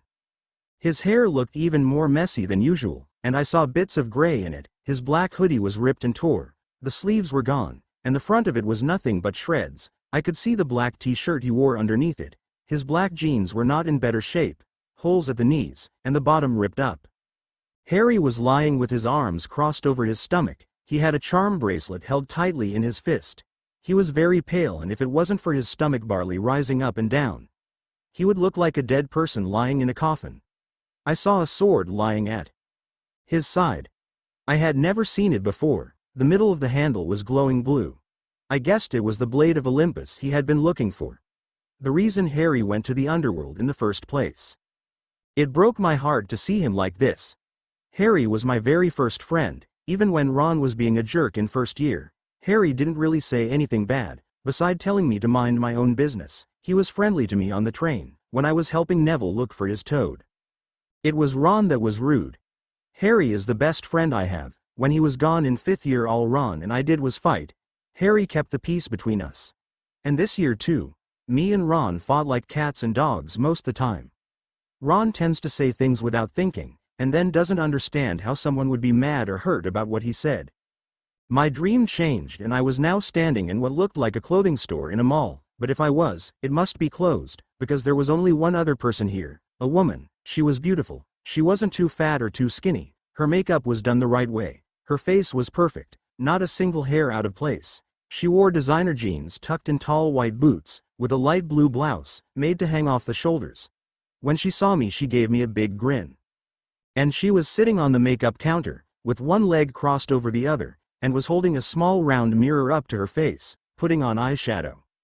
Hermione, my sweet, she said, it's good to finally get to see you. I frowned at the women. You took long enough to get here, staring at poor little Harry. At first I was afraid I would have another daughter wanting to fight poor Piper for her guy. I'm sorry, but who are you? I asked. The woman lowered her mirror and frowned at me. Have you not figured it out? She asked. With brains like yours, you take it after your father, you know. She put the eyeshadow down and picked up blush. My father? I asked. She nodded. He was the best lover I ever had, she said, now putting blush on her other cheek. I would have been willing to keep up the affair for years, but I got tired of competing with his books. She put down the blush and picked up a tube of pink lipstick. All he ever wanted to do was snuggle up together and read. She shivered. Have you ever heard of a gorgeous nerd, Hermione? That's what your father was. Are you Aphrodite? I asked. She smiled. She said. Your father was so smart I had to fight with Athena for him. She was after his brain. Me, I was after his body. I won, of course. Even if he was hardly ever in the mood for sex, he was still a man, he still had needs, and what man wouldn't choose the goddess they can touch over the one they can't? So my birth dad was real smart like me, I asked. Yes, and gorgeous along with it, she said. He used those looks to put himself through Harvard, you know. But, where is he now? I asked. Why did he give me up? Didn't he want me? Aphrodite suddenly looked sad. Oh, sweetie, he did. She said. He chose to keep you after you were born. He named you, you know. Took the name from Greek myth. Poor guy never had much family. His own father abandoned him when he was a kid, and his mother was nothing but a drunk. He wanted to spoil you, give you the love he never had from his parents, but when you were about 6 months old he died. Car crash after just dropping you off at the babysitter's on his way to work. Oh, I said. Feeling a little saddened about that. But you had great adopted parents, didn't you? Aphrodite asked. They came to America and adopted you and took you back to England. They were kind. You've had a better life than most demigods. I guess. I do love my parents, I said. Aphrodite smiled. Now back to poor Harry, she said. That tomb he's in was made by my husband. You're not going to get it open unless. Unless what? I asked. You take a little detour to my husband's workshop and convince him to tell you how you can break through the tomb. Aphrodite said. It won't be easy. He never has been one for talking to demigods or anyone for that matter. Have your guy ask him. He might be more willing to tell him. Leo is his favorite son. Leo isn't my guy, I said. I can't stand him. Aphrodite gave me a little grin. My sweet, don't be so hard on poor Leo. He hasn't had a very good life. I frowned. What do you mean? I asked. Aphrodite grinned. Ooh, I knew you really liked him, she said. I couldn't stop the blush that came on my face. I do not. I denied. Aphrodite laughed, then her face turned serious. His mother died when he was little, she began, from a fire he accidentally started. Poor child had to watch his mom burn up in her workshop, then his Aunt Rosa refused to take him in, said he was the devil's child. He lived on the streets, because he kept running away from every foster home he was put in. His first real friend had been Piper. They met in the wilderness school, and came to camp together. He became friends with Jason Grace, but no one else was really friendly to him. He didn't become friends with Percy and Annabeth until Harry came to camp, and Leo befriended Harry. The first guy to never treat Leo like an outsider, like he really belonged. There. The poor guy feels like an outsider even in his own cabin. The first girl he really liked dumped him just 2 weeks after they started dating for a son of Aries. Llewellyn. I said. But Leo doesn't act as if any of that bothers him. All he does is joke around. Did Harry ever show how much he hated the Dursleys or how he hated having to go back there every summer? Aphrodite asked. No, he never talked about them, or what he did during the summer, except for maybe a little comment here or there, I said. Right, honey, men are not good at showing their feelings. Aphrodite said. Especially men who have been hurt as much as Leo and Harry have. I didn't know what to say to that. So I stayed silent. Aphrodite had a point. I didn't figure she would be smart, being the goddess of love and beauty. Ugh! I cried out. My right hand was suddenly hurting real bad and felt stiff. I could barely move my fingers. Oh, dear, you're waking up. Aphrodite said. She looked suddenly sad. You will be in a lot of pain. Your hand has frostbite, from laying so long in the snow. They covered you up, but never noticed your hand had fallen out of the cover and was lying in the snow for over an hour. She gave me a sad smile. Trust Leo, he'll know what do to. Oh, and I will take care of Umbridge for you. No one puts an ugly scar on one of my daughters. My mother faded as I suddenly woke up, moaning in pain. My right hand was itching and painful with white, yellow and red patches all over it. I whimpered, and Leo was immediately standing next to me. Bookworm. He cried. You're awake. He frowned when he saw my tears. What is it? What's wrong? My hand. I said. I felt so awful on top of my hand. I was sore all over and sick, and I was pretty sure I had a fever. But my hand was the worst. Annabeth said you have frostbite. Leo said. She said the best thing for it was. Leo suddenly blushed. To warm it up with something warm or body heat, that's why Marauder is lying next to you. I looked down to see Marauder was lying by my side. I couldn't figure out why I hadn't noticed it before. But, I think I can help your hand if you trust me. I looked in Leo's eyes, thinking about what Aphrodite said, to trust Leo, and to give him a chance. Maybe I could at least try. I gave a silent nod. Leo looked shocked at first, but then grinned a little. He walked around to my other side, then he took a deep breath and without looking at me, he gently picked up my hand and held it in his palm and then covered it with his other hand. I was surprised at how warm his hands were. I think he was making them warm himself, with his fire ability. I would rub it, but Annabeth said that can make it worse. Leo said. I'm from Texas so I don't know much about frostbite. I just wish I had noticed that one of your hands had fallen out of the blanket. It's not your fault, I said. Leo looked at me surprised for a moment, then looked away, his cheeks a little red. I understood all too well about being an outcast. Kids at my old Muggle school or the ones that lived on my street always made fun of me for being so smart. When I went to Hogwarts I had hoped that would change, but in the wizardry world I was even more of an outcast being the mudblood know-it-all. My only friends were Harry and Ron. The only girl who liked me was Ginny. And now that I have been claimed by Aphrodite, I will be even more of an outcast. Piper will probably be the only one in that cabin who will be friendly to me. And when it comes to my parents, I think deep down I always knew they weren't my real ones. I always felt like an outsider at every one of our family events. Nobody else in the Granger family had my bushy hair or in my mom's side of the family. The other family members knew I was adopted. I know that now. It's why none of my supposed cousins would play with me. None of the aunts or uncles even showed that they knew I was there. The only one besides my parent who was nice was my Grandma Granger. But then she died when I was 8 and that left me nobody. I feel sick, I said. Annabeth said you have pneumonia. Leo said. If I had gotten the ship fixed faster, then you wouldn't be so sick. Don't blame yourself, I said. I suddenly shivered and Marauder raised up and laid across me. Leo didn't say anything, he just stood at my side warming my hand up frowning. Where is everyone? I asked. Where am I? What part of the ship? The sickbay. Leo said. Annabeth, Percy and Piper are in the meeting room going over something. Ron said he was going to bed. Nico and Luna is off doing whatever it is Nico and Luna do. Those are two weirdos. Oh, and I am right here. Leo finally gave me that cocky grin of his. What time is it? I asked. About 1 in the afternoon. Leo said. You slept most the day. I was getting worried. I thought you were never going to wake up.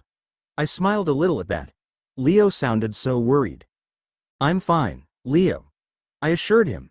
You don't have to worry. Leo smiled down at me. My hand was already starting to feel better. I was getting a little sleepy and remembered my dream, and what Aphrodite said about talking to Hephaestus. I needed to tell someone, before I fell back to sleep. Leo, I said. Yeah, my little bookworm. Leo said. Usually that would make me mad, but for some reason I thought it was sweet. I had this dream. Well, two actually.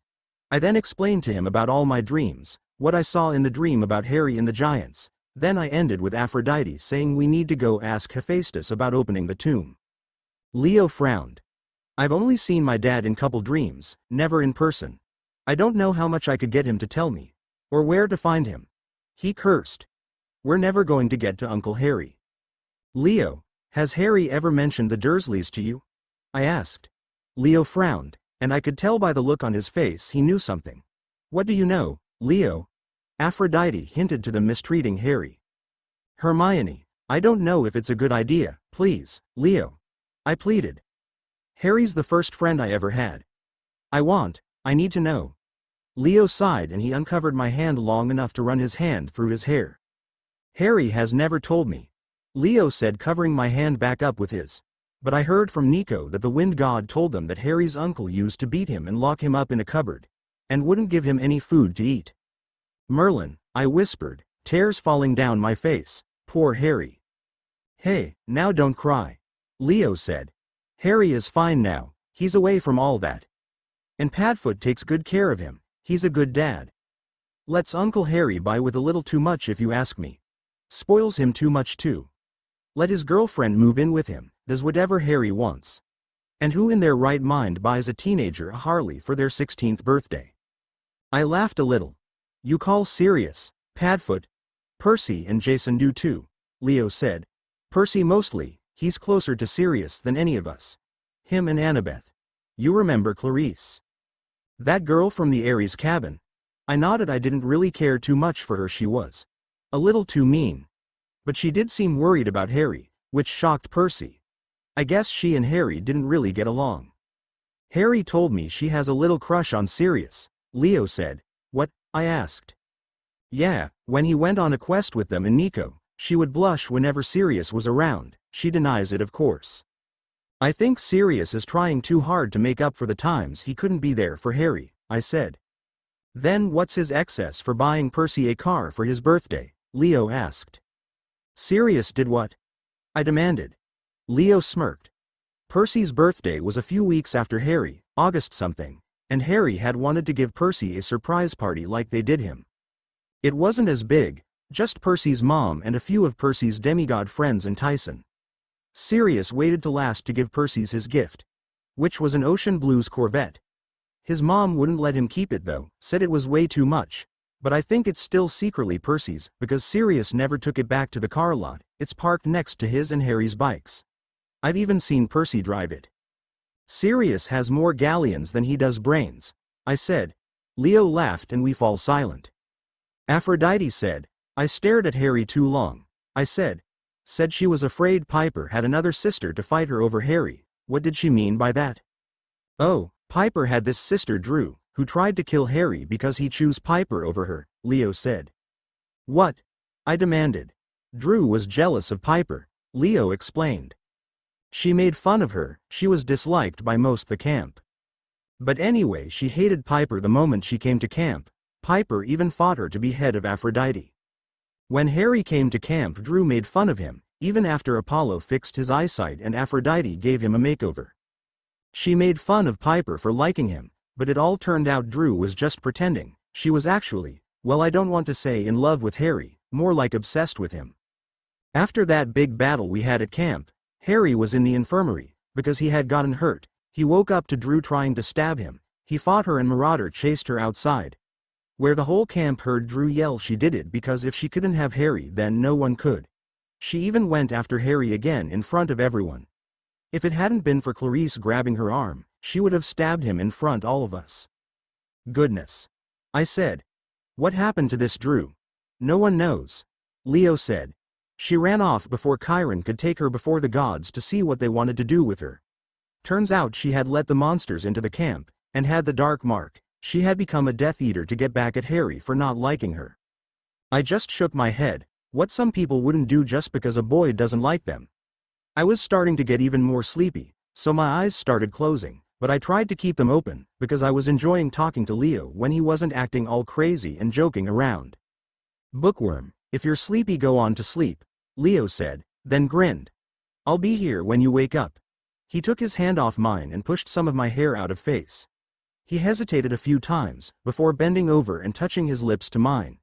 It wasn't a real kiss, basically just his lips touching mine, but I liked it anyway. His lips were warm just like his hands, and his breath smelled like peppermint breath mints.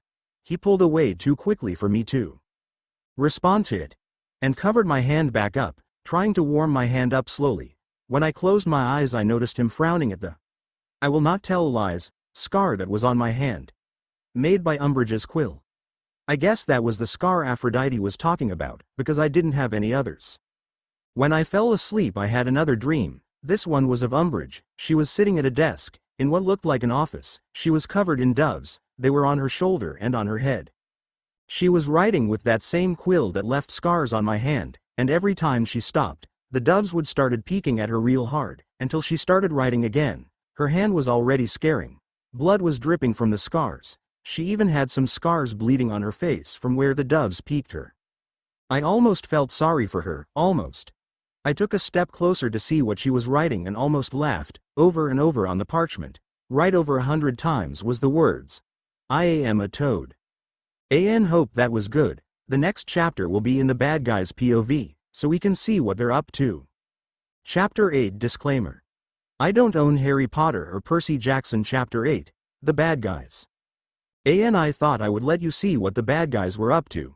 Hope I did a good with Voldemort's POV. He's hard to do. I went ahead and posted 2 chapters because they're both short. Voldemort's POV. Idiots. I was surrounded by idiots, no question about it. All my Death Eaters were idiots, couldn't even stop a bunch of half-blood muggles from getting to Potter. They didn't really even slow them down. Most of those idiots were killed in the attack, but not one of Potter's friends was. The Mudblood was hurt but no one else. I think I need new followers. Gia wants me to get some more demigods on my side. Maybe she was right. If they had powerful parents, they had some good powers. I had that Drew girl write down all the powerful demigods she knew besides Harry Potter, and what they did and who their parent was, along with the ones good at battle. The most powerful demigod at that camp was Percy Jackson. There is no way he would join me. I thought about threatening that daughter of Athena, but I dropped that idea. He was too powerful, and he took a little dip in the sticks like I did. The best thing for him would be to find his heel and kill him. He was too close to Potter anyway, and already won one war for the gods. Next would be my half-brother Jason Grace, but he was way too close to Potter, even calls him brother. I didn't want to let any of my father's other children live anyway. I don't want anyone else trying to calm his throne once I have destroyed him and become king of the gods. That is my place. Next was the son of Hades, Nico D'Angelo. He could do the same things Potter can. Someone like that would be good. Drew didn't know much about this Nico. He hardly comes to camp. He sticks to himself, an outsider, but he did get mad at Percy Jackson once and blamed him for his sister's death. If he still did, maybe I could get him on my side. I would have to kill him after I won, of course. He was much too powerful to still have around when I take over. Leo Valdez had some nice abilities too, but again too close to Potter. Besides, I know a spell to start fire. I didn't need a son of Hephaestus. The most promising was this daughter of Ares, this Clarice LaRue. Drew said she hates Potter. They fight like Gryffindors and Slytherins. She hasn't got any big powers, but she's best when it comes to hand-to-hand combat. Just what I need, a good fighter who isn't powerful enough to want to challenge me. I've had a few of my Death Eaters keeping any eye on camp. The moment they see her leave, they'll talk to her. Convince her to join my side. My lord, Bellatrix said. I looked up. She was sitting so close to me I wanted to blast her away with my wand. But she has just fully healed from that stab wound that McLean had given her. Not that I cared that Bella had been injured. She's my best follower. She'll do anything I say, without argument. I would have went ahead and gave her the okay to kill McLean next time she saw her, but I waiting on a visitor. One I knew wanted dibs on the daughter of Aphrodite, the goddess of love. What use is love to anyone? What do you want, Bella? I demanded. Your visitor has arrived, Bella said. I looked up to see Greyback at the door. He was now covered head to toe in burn scars from when Leo Valdez had set him on fire. But Greyback isn't who I was waiting for. It was the one next to Greyback. The man, his hair greasy and ragged, a crown of bones sat on top of his head, and his robes was made of fur. His hands looked more like paws than human hands, and he smelled of blood. Oh, Lycaon, I said. Please, have a seat. The wolf man just stood there a moment taking everything in, me, my followers, and the dining room in Lucius's house. But finally he walked over and took a seat where I had pointed. Your journey from the underworld was a good one, I hope. It was fine, Lycaon said. Now forgive me if I am wrong, but shouldn't you look more snake-like? Well, you see, I took this little dip in a river and came out looking like this, I said. I glanced to the mirror on the wall next to me. It was true. Ever since my little bath in the Styx, I have gotten my old looks back. I could care less how I look, but I did kind of miss my old monstrous looks. I was more intimidating that way. Now I looked like a normal man. Long black hair I kept pulled back in a ponytail. A normal nose. But at least I kept my red eyes. They still intimidated people. But the little dip had to be done. After Potter wounded my old body, I realized I could very well end up like I had before.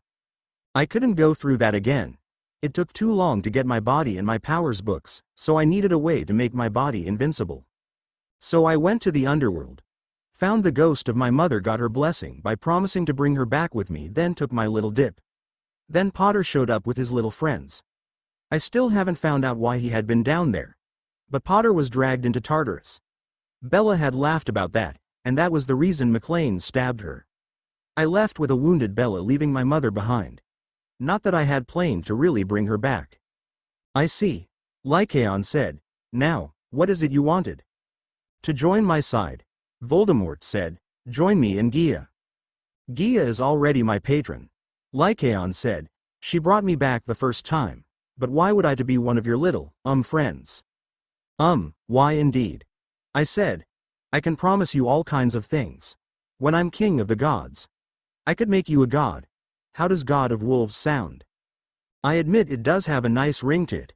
Lycaon said. Not that I have many wolves left. With that he glared at Greyback. We can get you more wolves. I said. You cannot touch the other son of Zeus. Medea already has dibs on him, but I could give you the daughter of Zeus. The one that follows Artemis. If it is a child of Zeus you want. I know he did kill your sons. Killing Talia Grace does sound tempting. Lycaon said. But there is someone else I want. I smirked. He was playing right into my hand. I knew he would say that, and I know who he is going to say. I know by the last words he spoke before Harry Potter had killed him. Someone else? I asked, faking surprise. Do tell. When Harry Potter killed me I made him a little promise. Lycaon said. I promise I would be back. And I would rip his heart out. I frowned. He wanted Potter. I thought he would say McLean. Well, if I can't get him to agree to someone else I would just have to kill him. Potter was going to die the way I want, either in that tomb or by my hands. You can't have Potter. I said. He is mine to kill. But Potter is not who I want. Lycaon said. I told him I would rip his heart out. What better way than to kill the one he loves the most? I grinned. So, Piper McLean is who you want, but my lord, Bella said. Bella, now don't be greedy. I said. You can have anyone else. But let our friend here take out McLean. You can have the mudblood if you wish. Yes, my lord. Bella said. Fantastic. Lycaon said, standing. Now if you'll excess me. I'm going to take my wolves and hunt for some new ones before I hunt down Potter's heart and kill her. Of course. I said. And if you wish Greyback will go with you. I don't need any help. Lycaon said. But if he wishes he can come along. I might be able to teach him a thing or two. He left Greyback following him out. The only reason for that was for he could keep any eye on him for me. Make sure he doesn't think of turning. These people from the myths will believe anything. God of Wolves. Ha!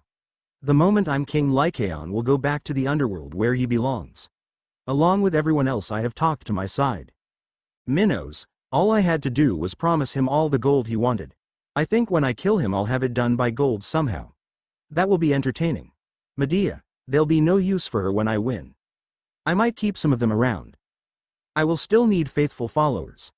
I'll just have to choose from the ones most devoted to me. Bella.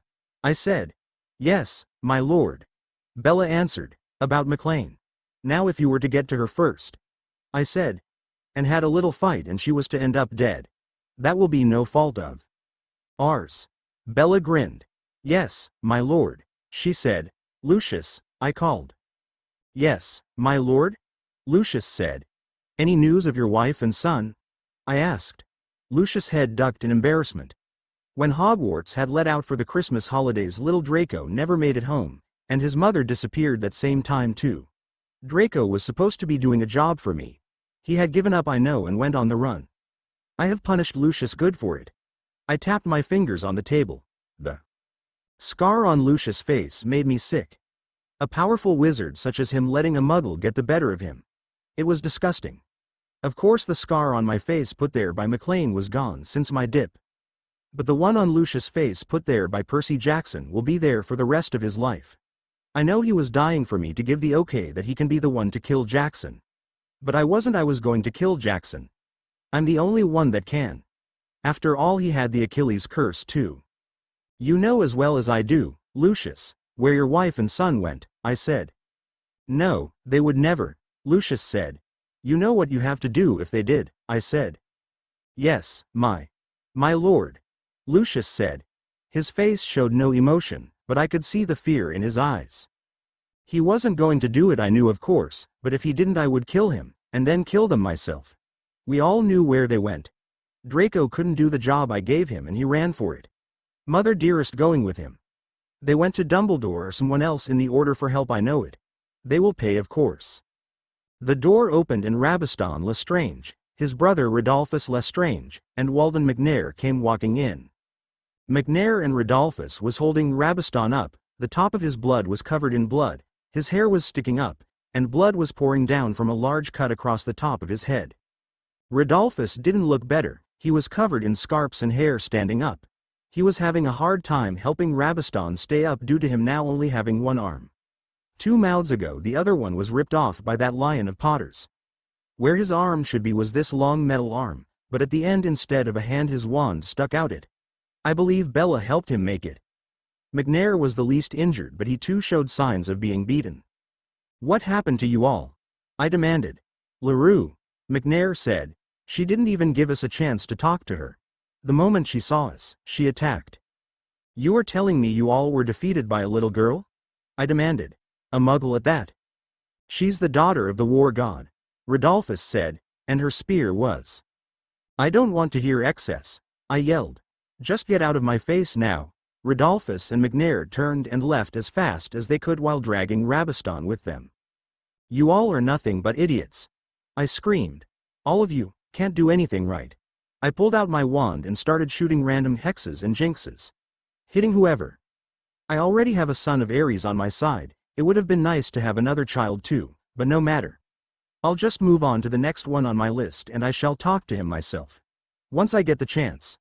Right now I'm late for a meeting with a minor god I'm hoping to get on my side. I throw my hood on my head.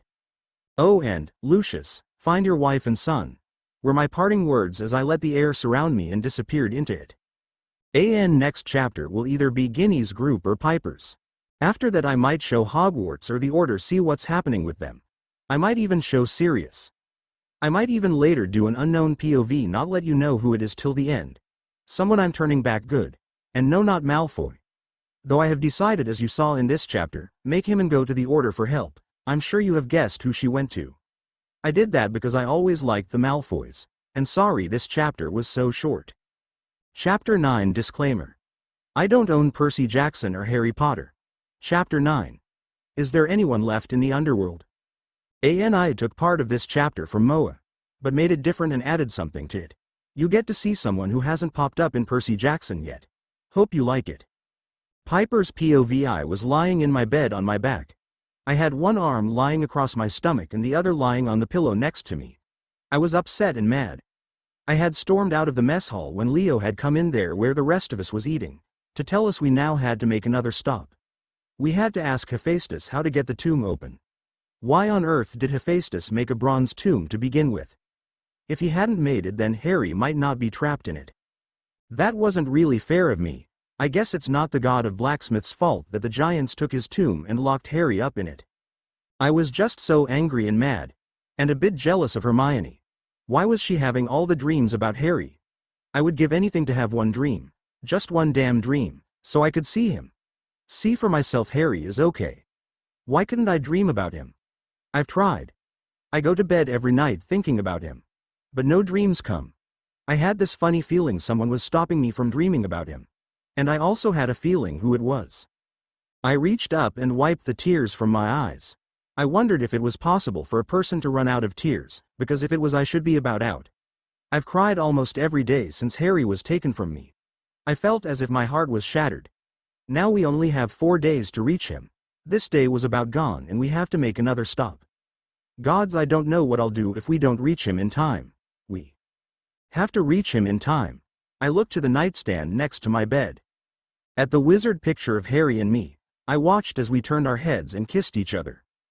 Annabeth once told me she thought that was the best picture I had of me and Harry.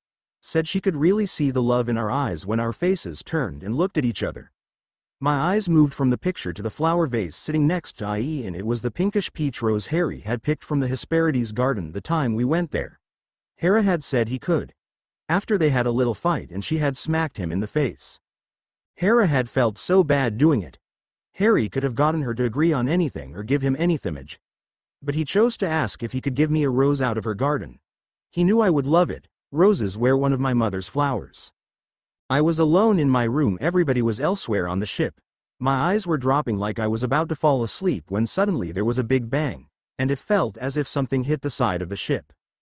I was thrown out of bed and onto the floor. I sat up and listened. I heard what sounded like an army boarding the ship, then I heard a lot of noise, doors being knocked down and the sound of fighting and yelling. When the sounds were coming my way, I jumped up, grabbed my bow and quiver, took out Harry's cloak and threw it over me and ran over to the corner and hid. Just as my door was thrown open and I saw three things that looked as if they were part dolphin, part human. They came in and tore my room apart, lifted the mattress off my bed, went through my bag, throwing my clothes everywhere. They knocked over my bedside table, and the wizard picture of Harry and I fall to the floor, and I heard the glass in the frame break. But what made me mad was the vase the rose Harry gave me fall to the floor, and as the dolphin men things were leaving the room, one of them stepped on it. When they were gone I crawled over to my rose and picked it up. Tears fall down my face as I saw it was nothing but a stem now, the petals were on the floor. I very carefully picked them all up and put them in the small pocket of my bag, wiped my tears and stood. I quietly left my room and tiptoed down the hall and up the deck, then hid behind a stack of crates so I could see what was happening and wait to make my move. I looked around and saw that we had been hit by another ship, with black sails painted with a gorgon's head. Hulking warriors, not quite human, in Greek armor, swords and spears ready, and bronze ram. Had grappling lines wrapped around the rails and the mast, digging iron claws into the hull's planks. Which is how they boarded our ship. I couldn't see real good in the fog and it was starting to turn dark, but the invaders seemed to be human like dolphins, or dolphins like humans. Some had gray snouts. Others held their swords in stunted flippers. Some waddle on legs partially fussed together, while others had flippers for feet. Several dozen warriors lowered their spears and had made a ring around Percy and Annabeth. The dolphin men opened their snouts and made whistling sounds. They blocked Percy and Annabeth as they brought our other friends up on deck. One dolphin man was dragging a half-conscious Ron Weasley, and dumped him on a pile of ropes. While others dragged my other friends tied up on deck. Even a very weak and pale-looking Hermione, who was tied to Leo and sat down on the floor. Luna and Nico were also tied together and were sat down next to Hermione and Leo. One side of the ring of spears parted to let someone through. He appeared to be fully human, but from the way the others fell back before him, he was clearly the leader. He was dressed in Greek combat armor, kilt, and greaves, a breastplate decorated with elaborate sea monster designs, and everything he wore was gold. Even his sword. A Greek blade like Percy's sword, but it was gold instead of bronze. He was wearing the weirdest helmet. The visor was a full-face mask fashioned to look like a gorgon's head, curved tusks, horrible features pinched into a snarl, and golden snake hair curling around the face. I watched as Annabeth turned so she was shoulder to shoulder with Percy. "Who are you?" Percy demanded. "What do you want?" The golden warrior chuckled. Then he took his sword and knocked Riptide out of Percy's hands so fast, I didn't realize what he had done until I heard it hit the sea below with a splash. Percy's face showed nothing but shock. I couldn't blame him. As far as I knew, no one has ever disarmed him so easily. "Hello, brother," the ugly masked dude said. "Always happy to rob a fellow son of Poseidon. I am Chrysaor, the golden sword. As for what I want..." He turned to look at Annabeth. "Well, that's easy. I want everything you have." I stayed silent and ducked by crates under Harry's cloak as I watched Chrysaor walking around inspecting my friends and half-sister like they were Hera's sacred cattle. A dozen of his dolphin man warriors stayed in a ring around them, spears leveled at Percy's chest, while dozens more ransacked the ship. I heard banging and crashing around below decks. One carried a box of ambrosia up the stairs. Another carried an armful of ballista bolts, then to my horror one came walking up deck with Harry's sword. My hand went to my side. Damn, I had forgotten I took it off when I laid down. But I did still have my dagger and bow. "Let me see that," Chrysaor demanded, and the dolphin man handed it to him. He looked it over. "Nice real emeralds." He frowned and ran his hand over the Potter family crest that was carved in the blade. Which was a shield with a stag on one side and a doe on the other. In the middle of the shield was a P with wands crossed behind it. "That doesn't belong to you," Nico snapped at him. Chrysaor ignored him. "Your accent sounds familiar," Percy said. "Have we met before?" "I haven't had the pleasure," Chrysaor said. "But I've heard all about you, Percy Jackson." Oyer, the young man who saved Olympus. And his faithful sidekick, Annabeth Chase. I'm nobody's sidekick. Annabeth growled. And, Percy. His accent sounds familiar because he sounds like his mother. We meet her in New Jersey. Percy frowned. I'm pretty sure that accent isn't New Jersey. Who's his? Oh. Percy's eyes widen as if he suddenly remembered something. Medusa is your mom. Dude, that sucks for you. You are just as arrogant as the first Perseus. Chrysaor growled. But, yes, Percy Jackson. Poseidon is my father and Medusa is my mother. After Medusa was changed into a monster by that so-called goddess of wisdom, her 2 children were trapped inside her, unable to be born. When the original Perseus cut off her head, 2 children sprang out. Annabeth remembered, you and Pegasus. Percy blinked. So your brother is a winged horse. But you're also my half-brother, so that means all the flying horses in the world are my. You know what? Let's forget it. I looked away after Percy started asking why he had never heard of him and looked around at the others. I needed to figure out a plan to help my friends and to stop these invaders. If I could somehow get to the others and begin to untie them without being noticed. You became a pirate. I heard Annabeth say. Enough with your question. Chrysaor said. I have one for the both of you. Where is the boy who lived? I took my eyes off my tied-up friends and looked back at Chrysaor and the others. Annabeth and Percy were both looking at him shocked. What? Annabeth demanded. Chrysaor tapped the blade of Harry's sword with his finger. I told you I have heard all about you, he said. I know all about my brother's friendship with the son of Hera. Best friends, aren't you? So where is Harry Potter? I believe this is his blade. He's not with us, Percy said. Don't give me that. Chrysaor said. This is his sword. There was an empty cabin. My warriors could not find the last person of your group, so it has to be Harry Potter. So where is he? I saw relief in both Percy's and Annabeth's eyes when he said they couldn't find me, though he thought I was Harry. I guess they thought the Dolphin Man either killed me or hurt me too bad to move me. Speaking of someone missing, I just realized Marauder wasn't around. Where the heck was he? You can't do this, Hermione cried, as the Dolphin Man were now carrying crates of food, weapons, even the magical icebox from the mess hall. I can do anything I want, Chrysaor said. My warriors have been trained to perfection. They're vicious cutthroats. Dolphins. Percy said. Chrysaor shrugged. Yes, so? They had some bad luck a few millennia ago, kidnapped the wrong person. Some of their crew got turned completely into dolphins. Others went mad. But these survived as hybrid creatures. When I found them under the sea and offered them a new life, they became my loyal crew. You know what? Who cares where Harry Potter is? He is of no use to me. If he was smart and jumped into the sea and drowned himself. Chrysaor began to examine the girls like they were Christmas presents. I could see Percy gritting his teeth as he reached his hands in his pocket. Riptide must have returned to his pocket. I wondered why Percy didn't just knock them all out. With his Achilles heel he would be able to, but then he might be afraid of someone getting hurt and trying to come up with a plan like I was. We'll take the women with us, Chrysaor said. I have a deal with the witch Circe. She will buy the women either as slaves or trainees. But not you, lovely Annabeth. You're not taking her anywhere. Percy growled. I needed to act now if I was going to save my friends. All we needed was a detraction. While Chrysaor and all the Dolphin Man were looking the other way, I took a risk and stuck my hand out from under Harry's cloak and waved toward Percy. His eyes landed on my hand and I very quickly lowered the cloak to show him I was here. Annabeth saw me too. Her eyes widened for a second before she gave me a nod. I knew by just that slight nod that she wanted me to make a detraction, so Percy can get the better of them. So we all could get the better of them. I looked around for an idea. It came to me.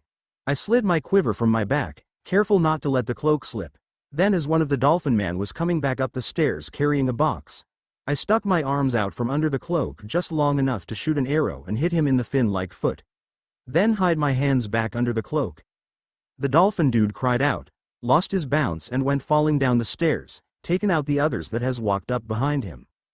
What the? Chrysaor turned around to see what the noise was and Percy pulled Riptide from his pocket and uncapped it, and when Chrysaor turned back around, Percy took him by surprise and hit him in the head with the handle of his sword. Chrysaor stumbled back and Percy came at him, but he was quick and blocked him with his sword. Then back and forth they went trading blows. It was almost like watching when Harry had a sword fight with Ares. Back and forth they went. One of the warriors had put a knife to Ananbeth's throat to stop her from doing anything, so I hooked another arrow and stuck my hands out from under the cloak and shot it. The arrow hit the guy right in the hand holding the knife, and he yelped, letting go of Annabeth, and she spun around and put her dagger through his gut. Then as she pulled it out, she kicked him, knocking him overboard and into the water below. The shadows around us began to swirl around. I looked toward Nico and Luna to see two shadowy hands untying them. Then when Nico was free, he jumped up, along with Luna, who pulled out her wand and summoned Nico's sword to him from somewhere, and he ran into the fight, taking out Dolphin Man after Dolphin Man, while Luna ran over and untied Leo and Hermione. She was too weakened to do much more than stay where so was and pull out her wand and cast spells. Leo stood next to her, throwing fireballs. I turned my attention back to Percy and Chrysor. Percy spun around and knocked Chrysor back with his elbow, but then he came back and knocked Riptide out of his hand and sent it falling into the ocean again. Percy went to just go after Chrysor with his hands, but he nodded to behind him and Percy turned around. I also looked to see Dolphin Man had knives to Annabeth, Luna and Hermione's throats. "Go ahead and fight us, boys," Chrysor said, "and your women's blood will soak the ship floor." I brought my arms out from under the cloak and aimed an arrow at the back of Chrysor, but suddenly a hand slammed down on my arm and jerked me out from under the cloak. A Dolphin Man then dragged me as I fought over toward the others.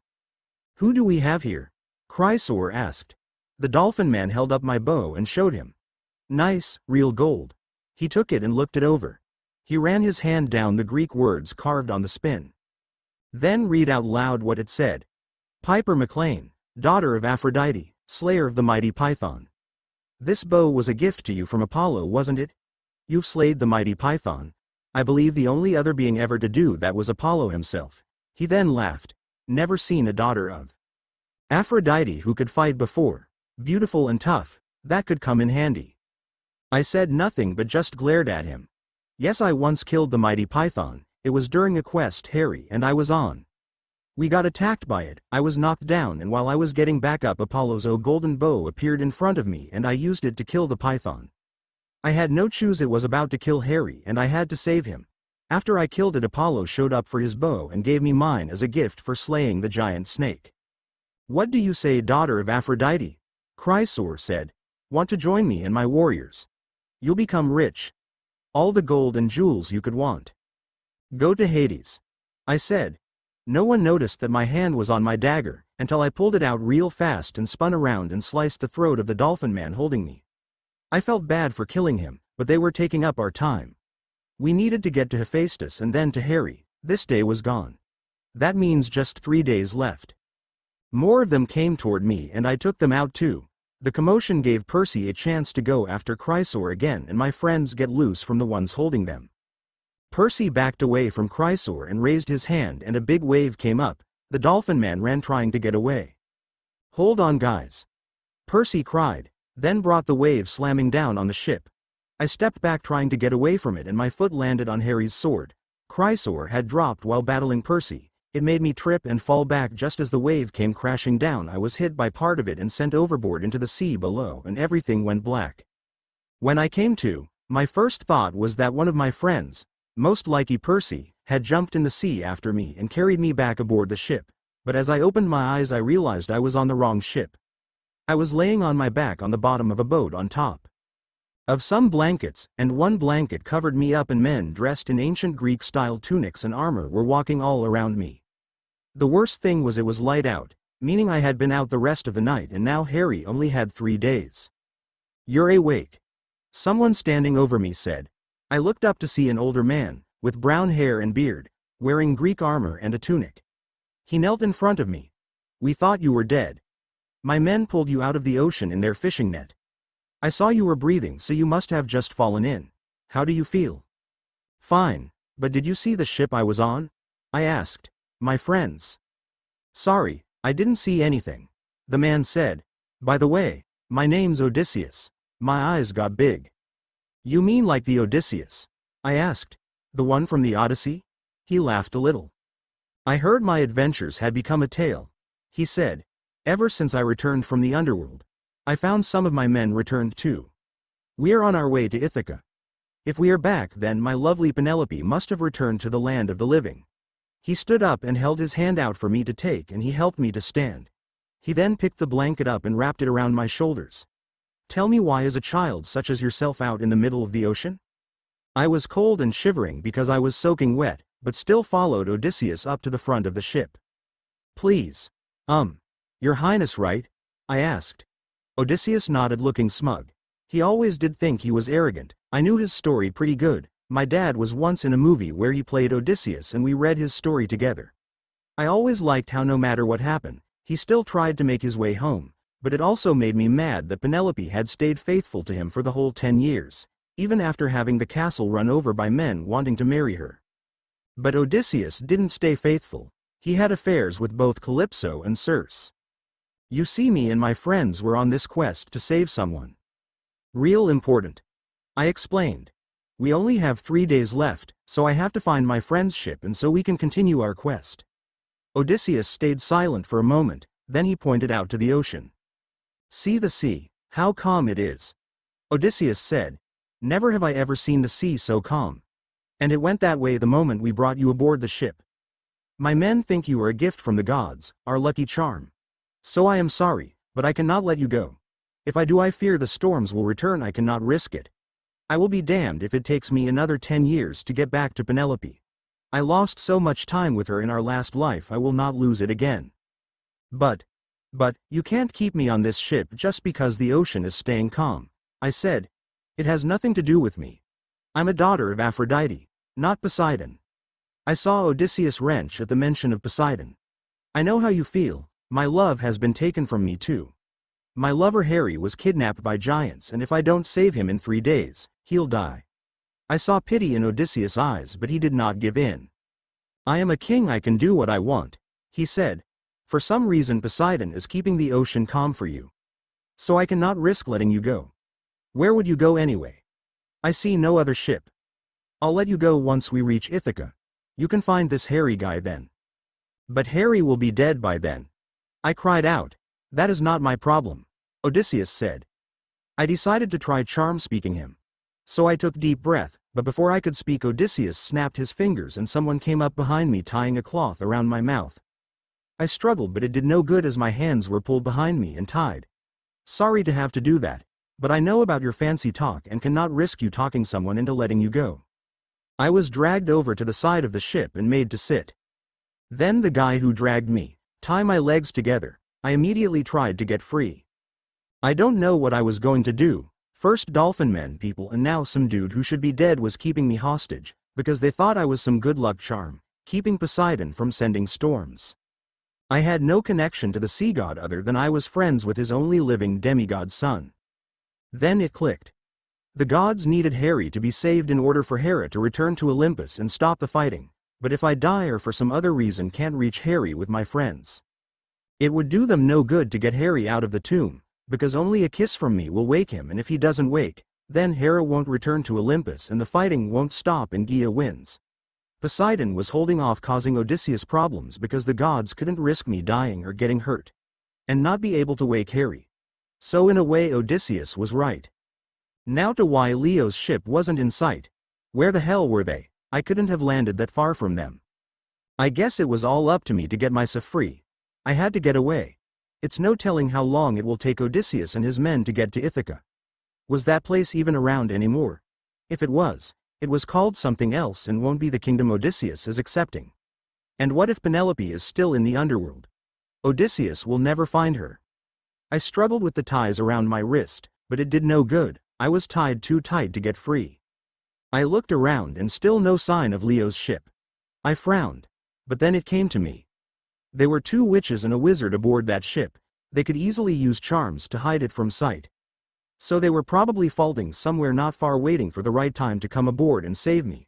I wish they would hurry up. We didn't have much time. No sooner than that thought left my mind than I jumped as someone landed on the ship next to me. I looked but saw no one. It's just me. Percy's voice whispered in my ear. I'm wearing Annabeth's cap. I gave a slight nod and Percy got behind me and started untying the cloth around my throat. Nico and Leo are here somewhere under Harry's cloak. Percy whispered in my ear. I felt him press something into my hands. I knew by the shape and feel it was my dagger. He got my hands untied and handed me a piece of paper. Read that and remember what it says. I looked down at the piece of paper. It was hard to read because it was written in Percy's messy writing, but I did finally make it out. All your friends can be found on the Argo too. I frowned confused as Percy took the paper back and ripped it up in little pieces. Then got in front of me and started untying my legs, but then paused and I had to act like my hands were still tied up behind me when a couple men walked by. Percy, I whispered. What's with the piece of paper? He leaned in and whispered in my ear again. Look to your left and remember what you read. Then pulled away and started untying my legs. I looked to where he said and it took me a few minutes, but then Leo's ship appeared right next to us. Hermione will explain when we get back on the ship. I nodded and Percy finally got my legs free. I jumped again as Leo and Nico suddenly appeared next to us. Hey, where did you two come from? Someone asked. Percy appeared as he took off Annabeth's hat, put it in his pocket, jumped to his feet and pulled out Riptide. As Nico held up his sword and Leo held up his sledgehammer. We came to get our friend, Percy said, holding up his sword. You don't have a right to keep her, she's not a prize you found. Odysseus pushed his way through the crowd and held up a sword. That girl is our lucky charm. Ever since we pulled her out of the sea the storms stopped. Poseidon does not try to seek his revenge with her aboard. As long as we have her, I will be able to reach Penelope in no time. Percy's eyebrow went up. What, Percy, meet Odysseus, I said. Odysseus, this Percy Jackson. I could tell by the look that crossed Odysseus' face that he has heard of the saver of Olympus. The favorite son of Poseidon. Odysseus said. When I was brought back from the underworld, I was told all about you. Your father cost me 10 years of my life just sailing around the sea trying to reach my kingdom. You know what all I had to get past just to make it back to Penelope. I always wanted a way to get back at Poseidon for ruining my life. I think I finally found it. And with that Odysseus raised his sword and came at Percy, who ducked the blow and came back up and swung his sword at Odysseus. Their blades met each other in midair and now back and forth they went. Percy of course getting the upper hand and had Odysseus backing up. Then some of his men ran toward us and Nico and Leo met them in the middle. Nico took them out one by one with his sword, Leo knocking them out with his hammer. I too ran forward to help. I stabbed one guy in the gut with my dagger, then took my foot and kicked him overboard. Another guy came up behind me. I ducked then swung my leg around taking his feet out from under him. I took the handle of my dagger and hit him in the head knocking him out. I got back up and looked toward Percy and Odysseus. Odysseus had a surprised look on his face as Percy drove him toward the side of the ship. He ducked a blow from Percy, then came up and tried to hit Percy, but he missed and Percy acted as if he was going right. Odysseus went that way to block it with his sword, but Percy switched last minute and went left, slicing Odysseus' left side. He cried out and grabbed it and Percy swung around again and hit him in the head, knocking him out cold. Most of Odysseus' men ran forward to try to help their fallen king, as Percy ran right through them and came to us. Come on, let's go, Percy cried. Nico grabbed Harry's cloak off the floor and I followed the guys toward the back of the ship, where I saw a lifeboat in the water below. We carefully climbed down and got in it. Percy used his water abilities to will us over to the Argo, where we climbed up a long rope ladder that had been out there. Annabeth rushed over and grabbed my hand to help me get aboard. Ron grabbed my other arm to also help me. Thank the gods, Annabeth cried. Who were those men and why did they take you? We've been watching their ship all night, coming up with a plan. Percy thought best to wait until the sun came up to save you. I shook my head and fall to my knees out of breath. Marauder was immediately licking my face, leaving me to wonder just where the heck he's been. Odysseus, Percy said. I saw Nico scowling as Annabeth's eyebrows raised, and Hermione handed me a flask full of nice cool water. Thanks, sis, I said, smiling at her and Hermione grinned. I heard Percy telling everything to Annabeth about Odysseus, and why they had wanted to keep me. Her frown got deeper and deeper with each word Percy said. You all right, Piper? Annabeth asked. I nodded and took one last drink of the water before passing it to Leo, who turned it up and took a drink. Odysseus better be glad Harry wasn't there to hear him calling Piper his lucky charm, Percy said. He nodded to Marauder. Nico found him locked up in one of the rooms. Those dolphin dudes must have locked him in there. What happened with Chrysor and his dolphins? I asked. My wave washed them off the ship, Percy said, as Leo handed him the water and he took a big drink. Sorry about knocking you off too. He passed Nico the water. Is there even anyone left in the underworld? He demanded before taking a drink of water. My father must be pissed. Percy, what was with the paper and why couldn't I see the ship until I read it? I asked. That was my little bookworm's idea, Leo said. She put the ship under the Fidelius charm. It's this charm. I know what it is. I interrupted. Harry told me all about it. So I guess Percy is the secret keeper since he was the one that wrote the note with the location on it. Hermione thought I would be the best person to make keeper. Percy explained. Because of the Achilles curse. It'll be hard for anybody to do anything to me to get the location out of me. I nodded. That made sense. Hermione thought we should hide the ship so no one can see it. That way we won't risk being attacked again. Good, I said. We only have 3 days to get to Harry. We should get to my dad's workshop by tomorrow, Leo said. That'll only give us 1 day to get to Harry, I said. How can we do that? I felt tears coming again. I guess people can't run out of tears. Or I would have by now. Leo knelt in front of me and grinned. With speed and magic, he answered. I couldn't help but roll my eyes and grin back at him, but then glanced behind me to see. Odysseus' ship, it wasn't being tossed around like he thought it would, but I still felt bad for him. All he was really trying to do is find the person he loved. Like I was. I sighed and turned back around. I prayed to my mother and everyone else's parent that we reached Harry on time. Yes, even Hades. I couldn't live without Harry. The 2 mouths I have gone without Harry has been hell. I couldn't imagine how it would be if he had been gone 10 years.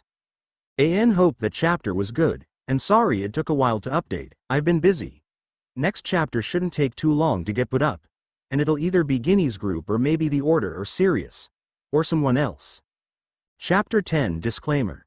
I don't own Harry Potter or Percy Jackson. I decided to let you see what Malfoy and his mother is up to. Hope you like it, and you get a hint of something about Sally and Sirius, that as of right now, nobody knows, not even Harry or Percy. This takes place the day before Piper and the others fought with the Dolphin people. I hope it's not confusing, but I decided to show what happened with Draco and Narcissa. Chapter 10. Staying at Potter's, Draco's POV mother and I got out of the little yellow moving box, that I believe was called a taxi. She paid the driver in galleons after bewitching him to believe it was Muggle money. He drove off, leaving us standing in front of a tall apartment building. We looked odd in these uncomfortable Muggle clothes. I had on jeans and a green jumper, with a green coat. Mother believed it best to blend in, make it harder for Death Eaters to find us. That's why she chose to come all the way to America to talk to her cousin, instead of staying in England and talking to her sister Andromeda. Mother looked as odd as I felt in her Muggle clothes. She had on jeans, a black blouse and a jacket. She was standing here staring up at the building, shivering from the cold and all the snow falling. Come, Draco, might as well get this over with, Mother said. I said nothing. I just grabbed the small bag I was allowed to bring and followed her up the stairs. She had a small bag too, but because of a charm she used we could fit a lot in them. Do we really have to do this? I asked. I really wasn't looking forward to seeing Potter, especially now. I had failed to fulfill an order from the Dark Lord. Now Mother and I was on the run for our lives. And the damn mark on my arm wouldn't stop burning. I didn't want to get the bloody thing anyway, but Father insisted. The Dark Lord had wanted me to kill Dumbledore. I tried to. I put poison in a drink I thought he would be drinking, but Longbottom ended up being the one to drink it. If it hadn't been for Snape's quick thinking, Longbottom would be dead. I then bewitched that Bellgirl from the Gryffindor Quidditch team to take Dumbledore a cursed necklace, but she ended up touching it and was now in St. Mungo's. She'll live, but I failed to kill Dumbledore, so Mother thought best to switch sides, get away from the Dark Lord and go to Dumbledore for help. But then she thought best to go through someone else, get them to talk to Dumbledore for us. And that's why we are here. Where Potter was, to ask for help. Mother was only doing it to protect me, but I still didn't like it and I would rather face the Dark Lord's wrath than for Potter to laugh at me and get enjoyment out of my predicament. I could just see his face. His smug look as Mother asked his godfather for help. He'll give me a look of pity and I would want to curse it off his ugly face. But Mother said to be nice to him or at least act civil. We didn't want to do anything to make her cousin mad. Sirius may not help us if we do. Like we needed his help or Dumbledore's, we can take care of ourselves. My mother grabbed my arm and led me up the front steps and opened the front door and made me go in first. Probably afraid I would run off. Now, Draco, remember what I said. Mother warned. No fighting with Potter, or Sirius will not help us. If he was to say something smart, please try to ignore it. I don't like this no more than you do, but Sirius is our only hope. I never really said or done anything to him, not like Bella did anyway. I married your father when I was only 17, and never really hung around Sirius too much. So, there is a better chance of him helping us than my sister. Besides, I know for a fact Sirius is in the Order of the Phoenix, and I have no idea if Andromeda is. Maybe I'll get lucky and Potter will be at that Muggle camp, I said. My mother frowned, as she got out a slip of parchment that had her cousin's address written on it. Then stuck it back in her, and led me to a flight of steps. No, I believe it is only a summer camp, Mother said, as we walked up 2 flights of steps. Now what floor are we on? Oh, just one more flight of steps then. When we got to the floor Mother was looking for, she pulled out the slip of parchment again and read the apartment number. We walked down the hall and around the corner, then stopped at the first door we came to. Now, sweetheart, remember no fighting with Potter, Mother warned, before taking a deep breath and knocking on the apartment door. We waited only a moment before a woman about my mother's age or maybe even a little younger opened it. She had long brown hair and blue-gray eyes. I am here to see Sirius Black, my mother said, in a snappish tone. The woman frowned for a moment, taken in my mother's blonde hair and blue eyes. Then her slender figure, she glanced at me and took me in, before turning back to Mother. I'm sorry. Sirius isn't here, she said. Would you like to come in and wait? He shouldn't be gone too long. She stepped back, opening the door a little more. Mother didn't even give her a glance before stepping in. I followed. I watched Mother looking around the apartment in disgust. I too felt disgusted. It was too Muggle. The only thing in the room that was wizard was the Gryffindor banner hanging on the wall behind the red leather love seat, and a few magic books on a bookshelf over by the fireplace. Above the fireplace hung a tapestry with the Potter family crest on it. 3 pictures sat on the fireplace. One of Potter's parents, one of Potter and Black, and one of Potter, his Muggle girlfriend, and 5 other Muggles. Mother led me over to the love seat and sat down. She took off her scarf and jacket. He calls himself a Black, but lives like this, Mother said. Aunt Welberga would be rolling over in her grave. He always did things like acting Muggle just to go against her. Excuse me, the brown-haired woman said. But can I get anything for you while you wait, soda or coffee? Mother made a face. No, I do not wish to drink some nasty Muggle drink, thank you, Mother said. The woman's frown deepened. I will just wait for my cousin. Oh, your Sirius cousin? She asked. I could have sworn I saw relief in the woman's eyes when Mother called Sirius her cousin. I'm Sally, the Muggle said. Friend of Sirius, so if you need anything, I'll just be over there cleaning up the kitchen. Mother said nothing, but raised her eyebrow at the Muggle. When she said she was a friend of Sirius, she began to play with a large diamond ring that was on her left ring finger. When Mother ignored her, she turned and walked over to what she called the kitchen, which wasn't a kitchen at all. Just a little space off from the living room, with a sink, a few cabinets, a fridge, stove and a counter with small chairs sitting around it. I looked around and my eyes fell on the bookshelf by the fireplace. Along with magic books and some pictures, one of Potter and his Muggle girlfriend, on one side of the picture was a glass figure of a white dove, but nothing sat on the other side.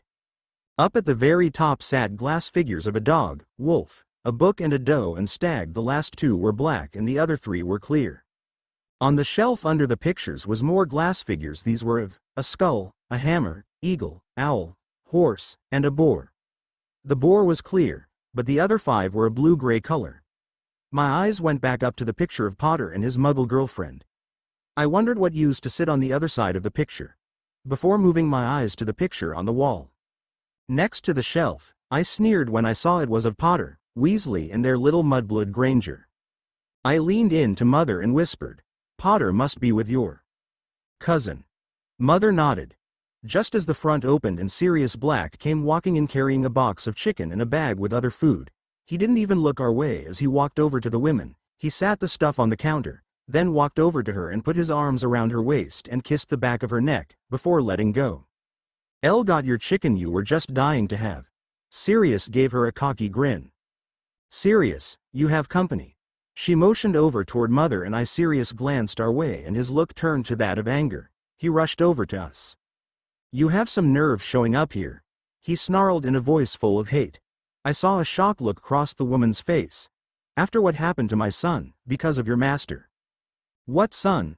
Mother asked. "Sirius, you never had any kids."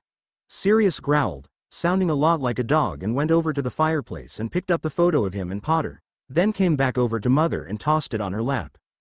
"That son, Narcissa." Sirius snapped. Mother looked down at the photo with a frown. "I adopted him, he is legally my son." "Potter," I said. Sirius glared at me. "His name is Harry," Sirius said, "and he was dragged down to Tartarus while fighting Voldemort in the underworld. I don't know why he was down there. All I know is my son is gone and it's Voldemort's fault." I understood a little about what he was talking about. I can remember Drew telling the Dark Lord about the underworld and Tartarus and Greek's gods. Not that I'm saying I had believed any of it. But Drew still became my only real friend among the Death Eaters. They threw their nose up at her, because she's a Muggle, and did the same to me, because they thought I was too much of a wipe and couldn't handle being a Death Eaters. I guess they were right about that. "I'm sorry, Sirius. Lucius never mentioned any of this," Mother said. I could tell by her look she didn't understand what Sirius was talking about. She leaned forward and laid the picture on the coffee table. "Please, I am not here to fight. I came here for help." At that, Sirius raised his eyebrows. Mother pushed up her sleeves and held her arms out and showed Sirius her bare forearms. He looked completely shocked. "Lucius may have controlled most the things I did.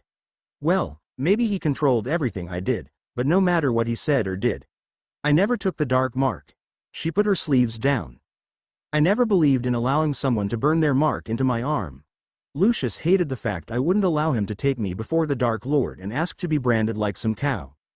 I wrenched at her last words and Mother turned to me. "Draco, show Sirius your arm." I looked at Mother shocked. She wanted me to show the guy she came to for help my dark mark. After staring at her for a moment, I took my coat off, then pushed up my sleeve and held my arm out for Sirius to see. His eyes widened in shock at the mark burnt into my arm. He stared at it in disgust, then turned back to Mother. "He's Harry's age, right?" Sirius asked. Mother nodded, and Sirius mumbled something about the same age Regulus was. "Pot. Harry was born just a few weeks after Draco, I believe." Mother said. "I could not stop Lucius from taking my son before the Dark Lord and asking to allow him to join the Death Eaters." Mother took a long deep breath. "Please, Sirius, you're my last hope. You know who made Draco take the dark mark. He wanted Draco to kill Dumbledore, but of course Draco couldn't, and now we are on the run for our lives." Mother walked over to Sirius and grabbed the front of the leather jacket he wore. "I don't care about my life. If I get killed, I get killed, but, please, don't turn us away, he's my son." And to my shock, Mother started crying. "My only son, Sirius, you would do anything for your son, wouldn't you? We're family." Sirius took hold of Mother's wrist and pushed her back. "Family, really? Ever since my name was blasted off the family tree? You turned your back on me. I was no longer your cousin. And now you come asking me for help. You want me to help you protect your son. Do you not realize him and my son hate each other? He made fun of Harry and his friends, Harry's whole time at Hogwarts, and you ask me to help him? Why should I? You know I never really did anything to you, not like Bella did. Please, just contact Dumbledore for us." Mother said. "I want to protect my son by joining the Order. Don't be like Snape, don't turn me down." Mother suddenly dropped to her knees. "Please, Sirius, you were my last hope.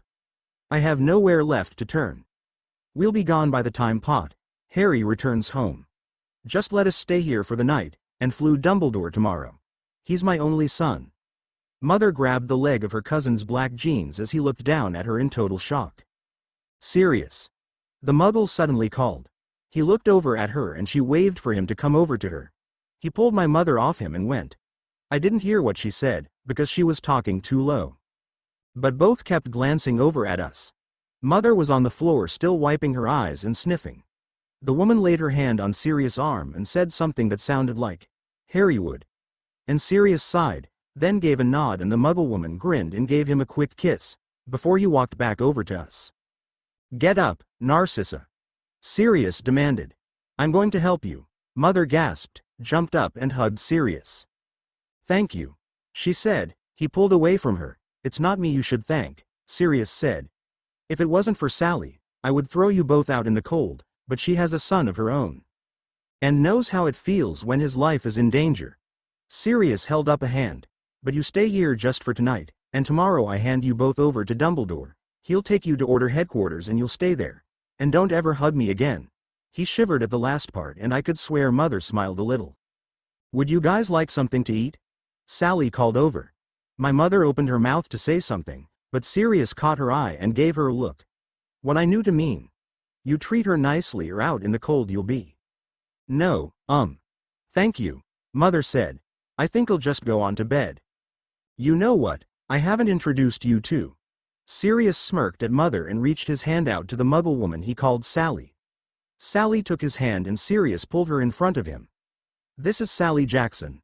Sally, this is my cousin Narcissa Malfoy and her son Draco."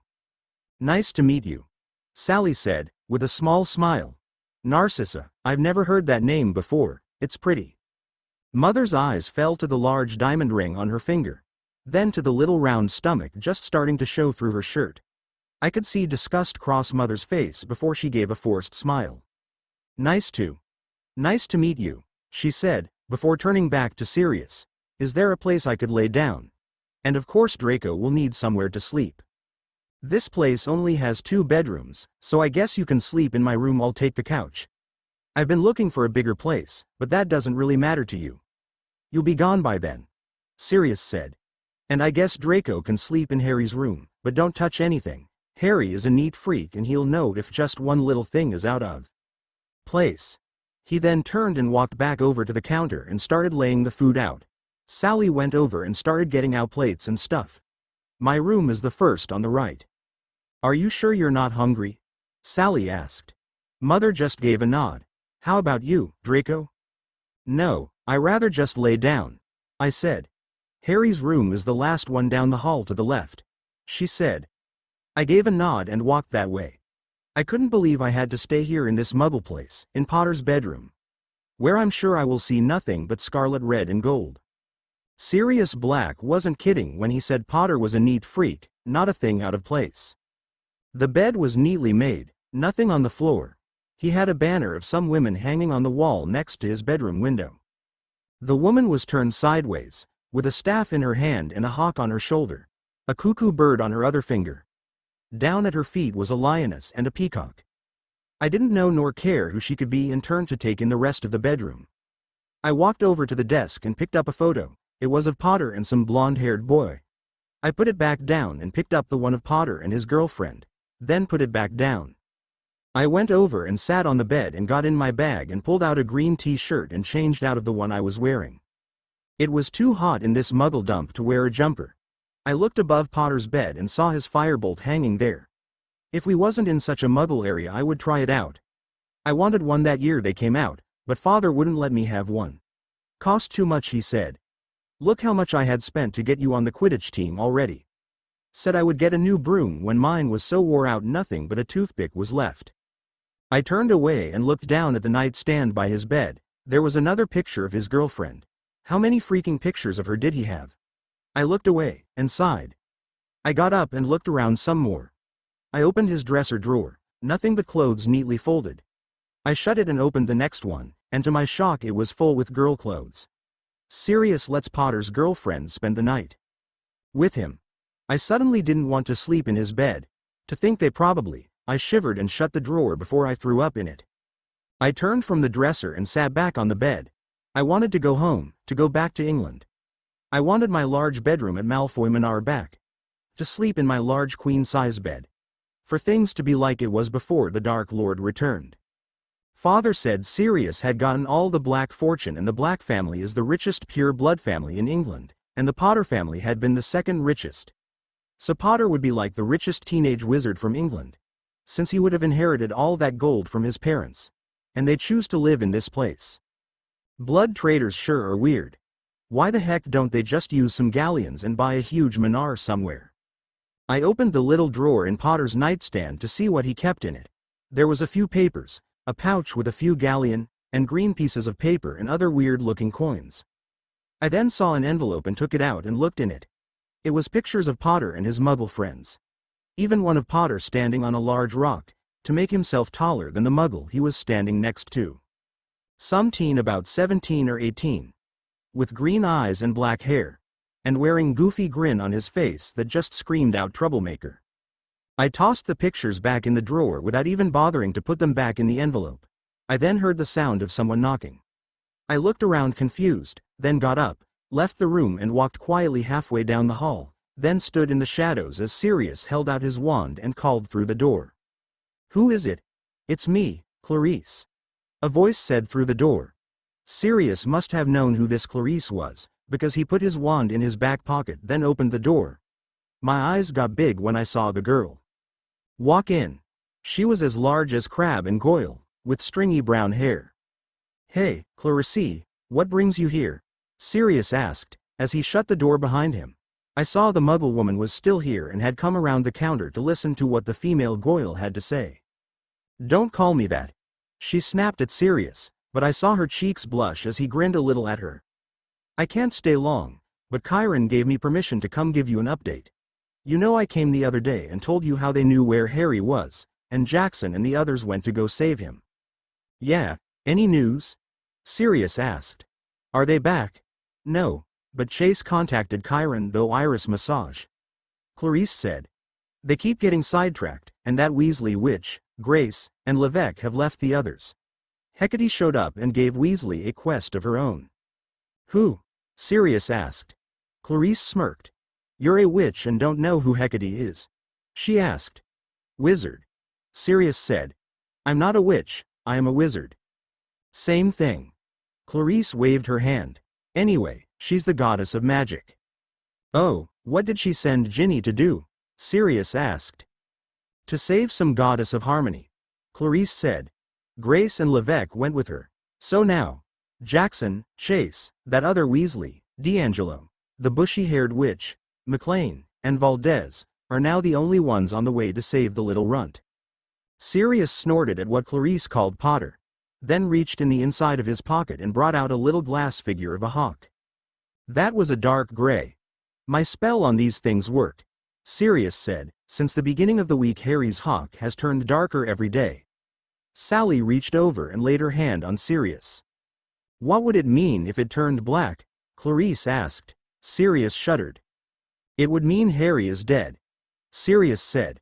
"Right now the darker the gray, the closer to death he is." My eyes got big and I looked at the hawk. It wasn't far from being black.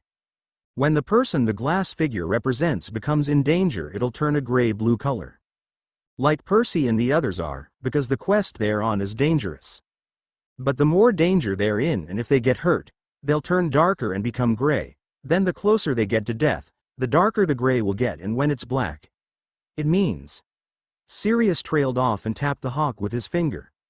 I got a little worried when Piper's dove turned gray. But after a while it turned back gray-blue. I guess she had gotten badly hurt. Then there was another time when they all had turned gray. All but Jason's. They were probably fighting something, Clarice said. Grace was no longer with them at that time. Her eyes moved and landed on me. She sneered and before I could even blink, she was in front of me and grabbed my shirt and slammed me into the wall. "It's rude to eavesdrop." She sneered my face. "Clarice," Sally said. "It's okay, he's serious guest." Clarice didn't listen to her. She tightened her hold on my shirt and lifted me off my feet. I could hear Sirius snickering. "Sirius." Sally scowled. He grinned at her. She glared at him. "Gust, right." Clarice sneered, bringing my left arm up. I thought she was going to break it. With this on his arm. "I don't think so." "It's fine," he claimed. "He's turning from Voldemort. His mother too.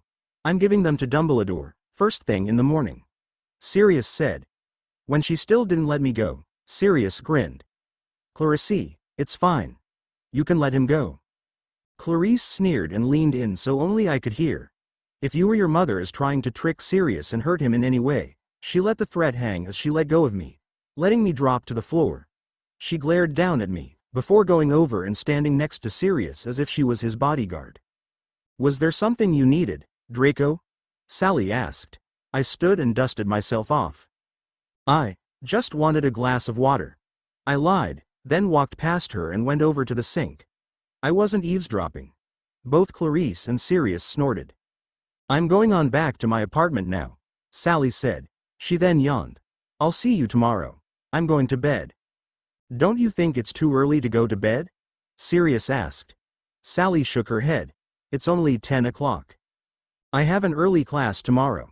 She bent and gave Sirius a kiss, before saying bye to Clarice, then me. Which I ignored, then went out the door.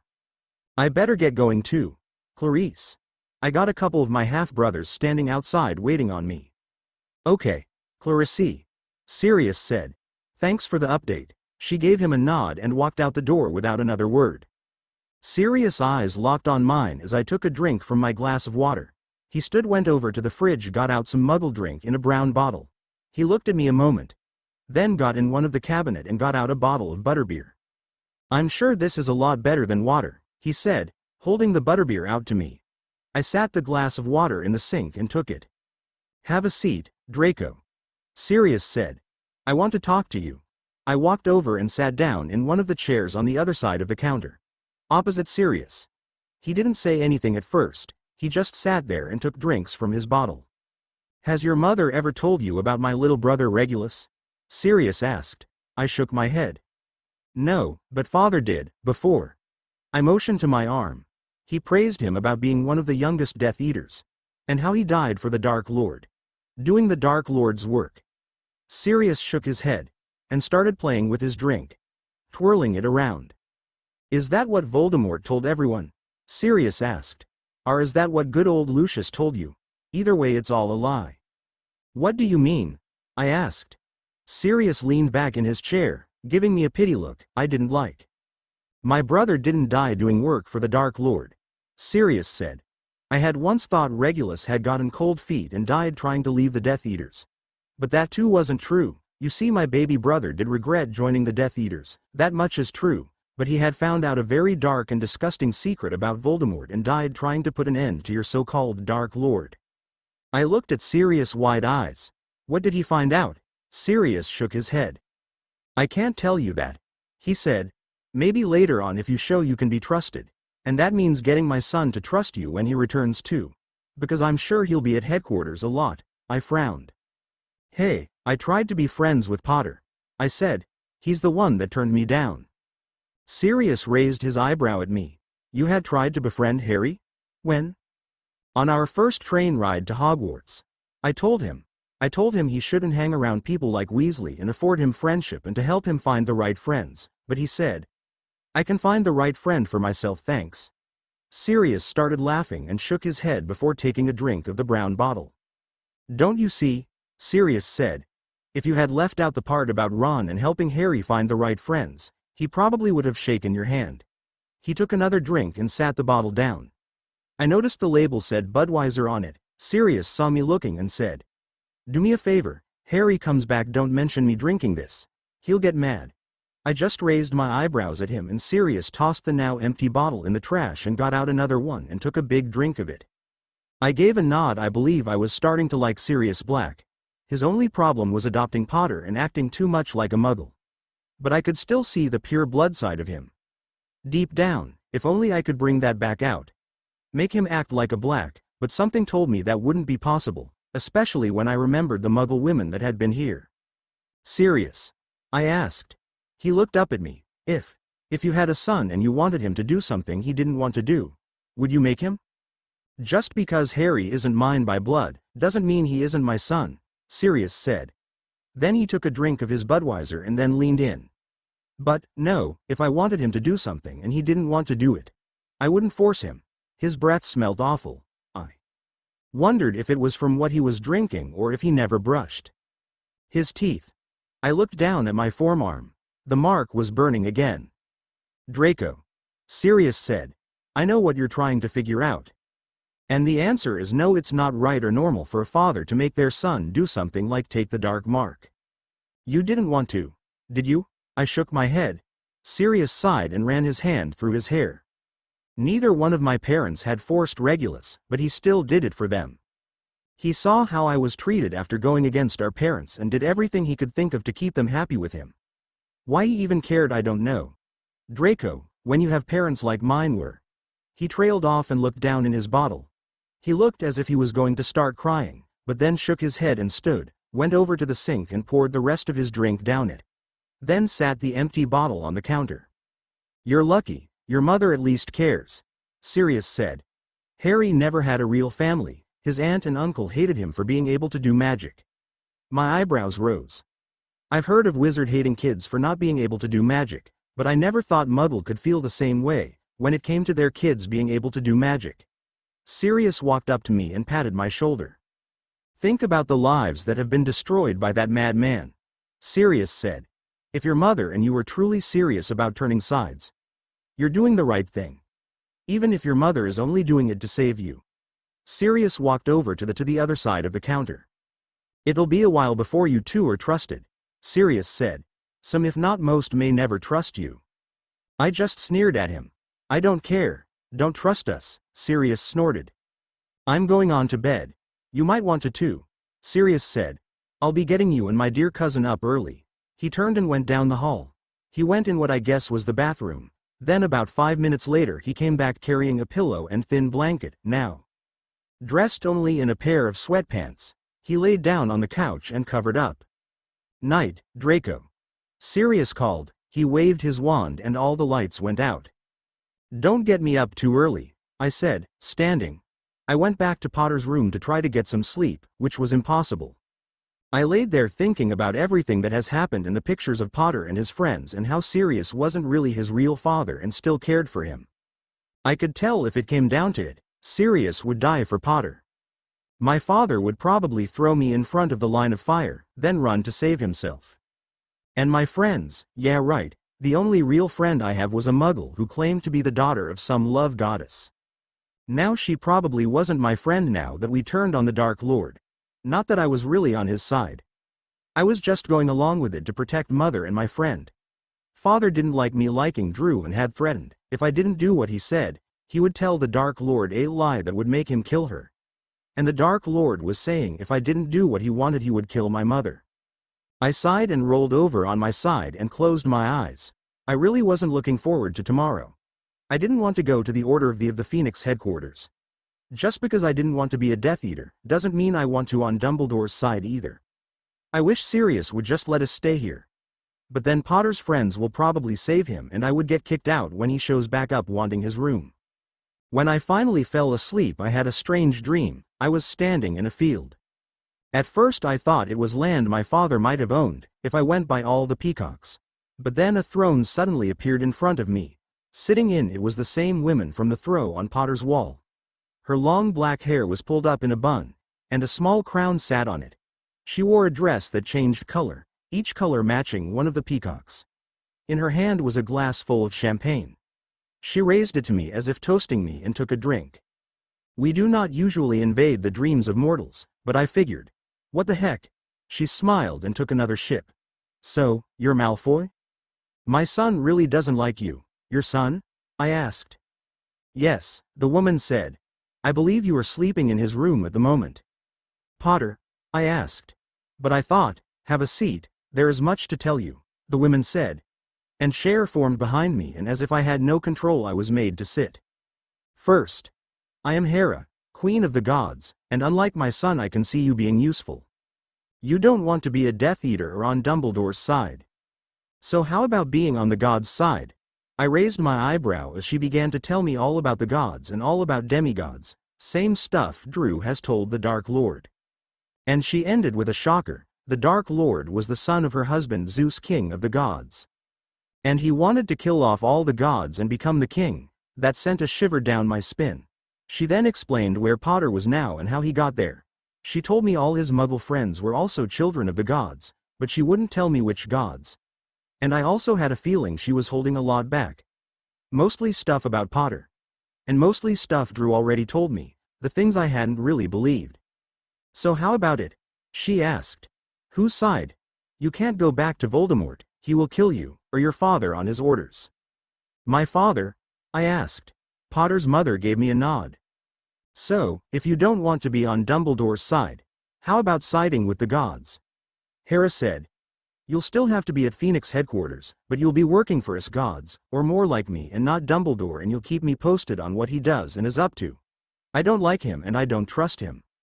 I frowned. So either I go back to the Dark Lord and have him make my father kill me, or I go become one of Dumbledore's little puppets, or serve some Greek gods. Or more like Potter's mother, who happens to be the Queen of Gods. I frowned, thinking. I looked down at my arm. All right, I said. I'll be on your side. She smiled. But is there something you can do about this? I showed her my mark. She looked at it with disgust, then looked thoughtful. I can't take it off, but I'll think of something to and stop the burning. But now you must go. Sirius is trying to wake you. I suddenly woke to see Sirius standing over me. He glanced down at my arm and frowned. What happened to your mark? He asked. I sat up real fast and looked to my left arm. The dark mark was gone, replaced by a lotus-topped staff with a peacock feather behind. I frowned. I wanted the mark gone, not change. Hope that was good. That last part with Hera and Malfoy just popped into my head when writing this chapter. I'll have to think of something good Hera can do with Malfoy now that he is on her side. Hope the other stuff was good too, and the 2 new glass figures on the shelf. The boar is for Clarice.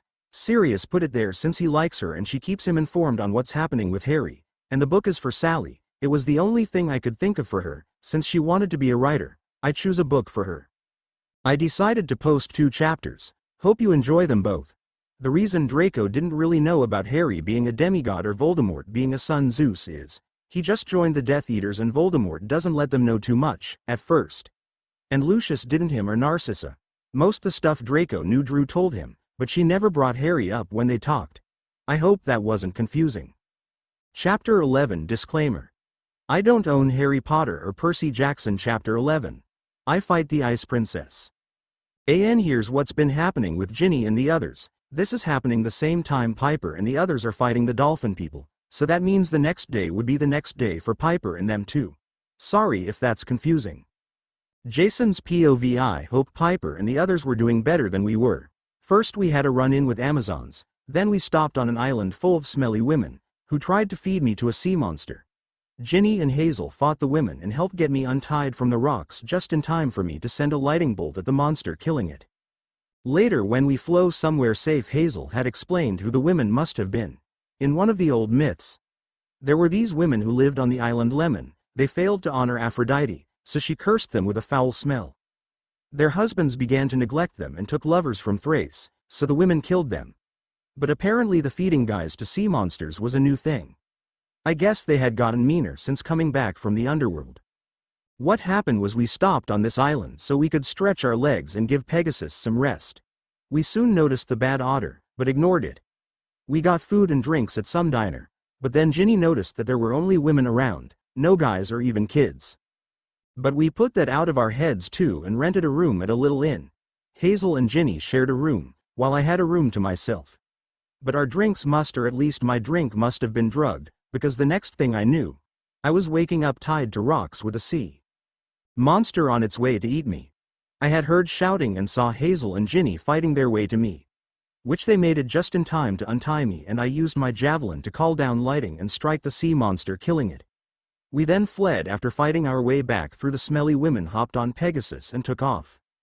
Now we only had 3 days to save Harry, and I didn't know if we would even get to Harmonia in time. Hazel seemed to know what she was doing, but it still didn't stop me from wishing that we could have brought Nico with us instead. Though I doubt he would have come, he was too sad on saving Harry. Harry, that's all anyone thinks about. I know I sound cruel, and Harry can't help that he was kidnapped. But I couldn't help but feel jealousy toward him. I hate to admit, but before he was taken I was starting to dislike him. Zeus was my father. Why did he go to Harry to find the sword and not me? And why did he keep visiting Harry? He was my father, and Harry has gotten to see him more than I have. I've never even met him. Talia has a couple of times, but I never did. He even gave me to Hera when I was a baby, that's what she said anyway. leaving me to live a life in and out of foster homes and on the streets. I thought I had found good friends in Hyla and Reyna, but they ran off and left me a defenseless 10-year-old to fend for myself when something better came along. I was then picked up by cops and took to a boys' home. That was run by an abusive drunk. I finally had enough there and runway. I lived on the streets stealing to get food for a year. Then one day when I was being chased by a monster, Talia and a couple other hunters showed up and killed it. The other hunters just wanted to leave me there and go on, but Talia realized I was a demigod and had taken me aside to explain everything to me and tell me how I could get to camp. She then relaxed who I was and took me to camp herself, and stayed a few days until I got used to being there. When I had got to camp and Zeus claimed me, Chiron had taken me aside and gave me my coin, sword, javelin. Said it was given to him with the instruction that he was to give it to the son of Zeus when he showed up at camp. A month after coming to camp, Leo and Piper showed up and I had finally made 2 real friends. Then 2 months later Harry showed up, and he became like a bother, but then he started spending more time with Nico, training and whatever it was they did. And if he wasn't with Nico he was with Percy. Him and Percy are best friends. If they're not hanging out with their girlfriends, they were with each other. It was like Harry had forgotten all about me and Leo. But then Piper and Harry disappeared and my brotherly feelings toward Harry returned, and I was worried about him and Piper. Then I got the owl from Ginny telling me Harry and Piper had showed up at Hogwarts and Harry had been hurt. I learned my father had sent him on a quest to find some powerful sword that my father had made himself. I couldn't believe it. And the jealous feeling returned. And this time I was even feeling dislike toward Harry, but then he was dragged down into Tartarus. And I felt guilty for what had felt.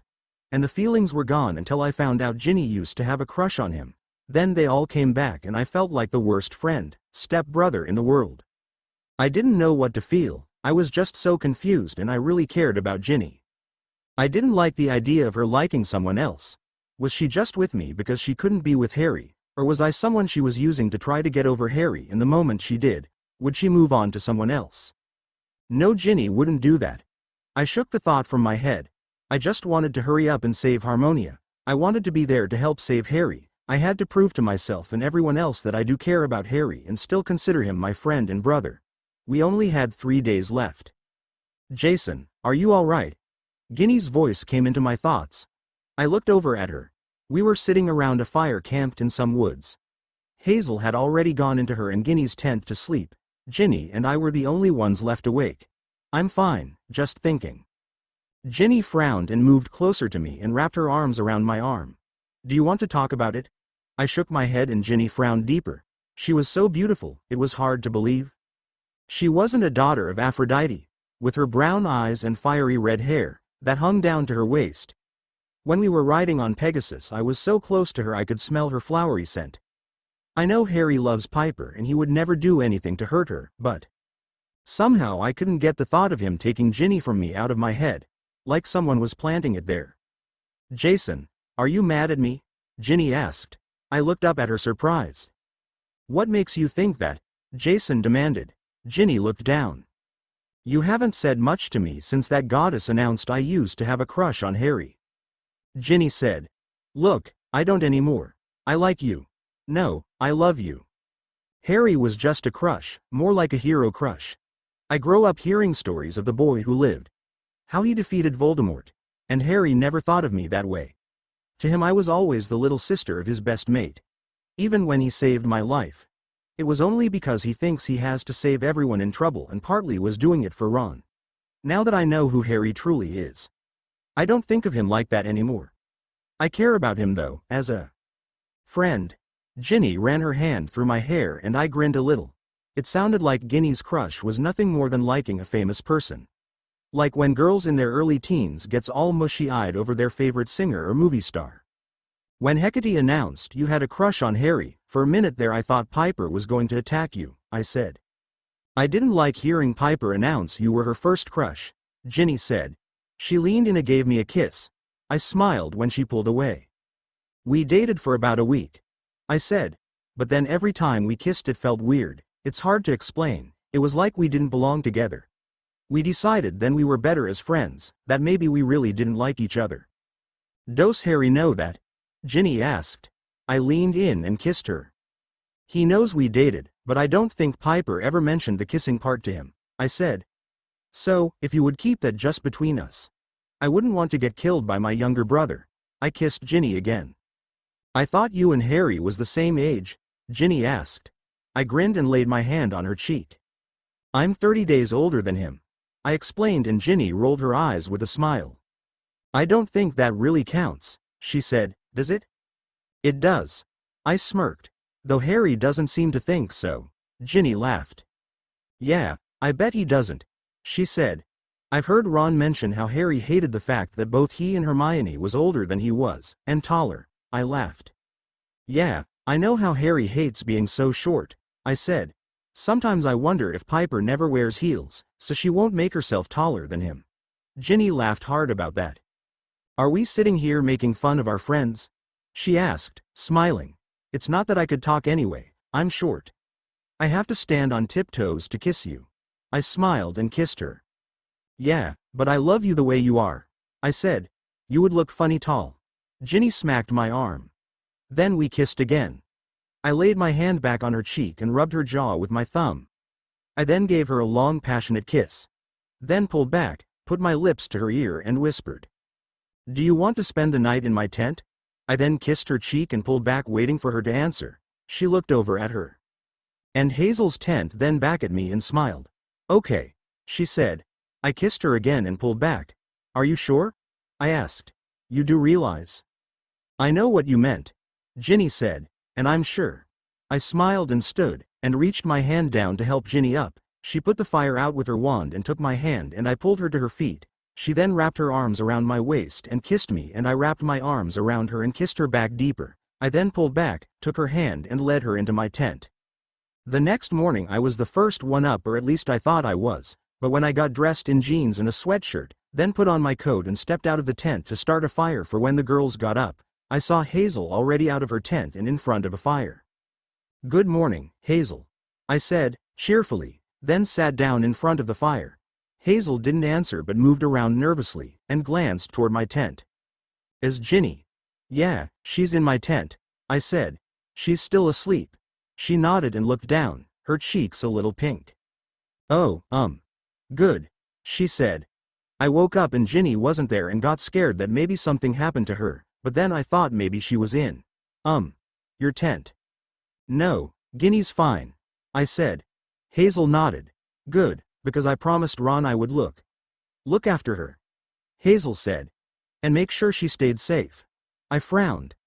I had a feeling there was something else in that promise. But Hazel didn't say more, and I decided to let it drop as I got over the shock that I just realized that Hazel liked Ron. Why she would I couldn't figure out. I know that looks don't matter, but I didn't care too much for Ron. I know he was Ginny's brother and everything, but sometimes he could be a real jerk.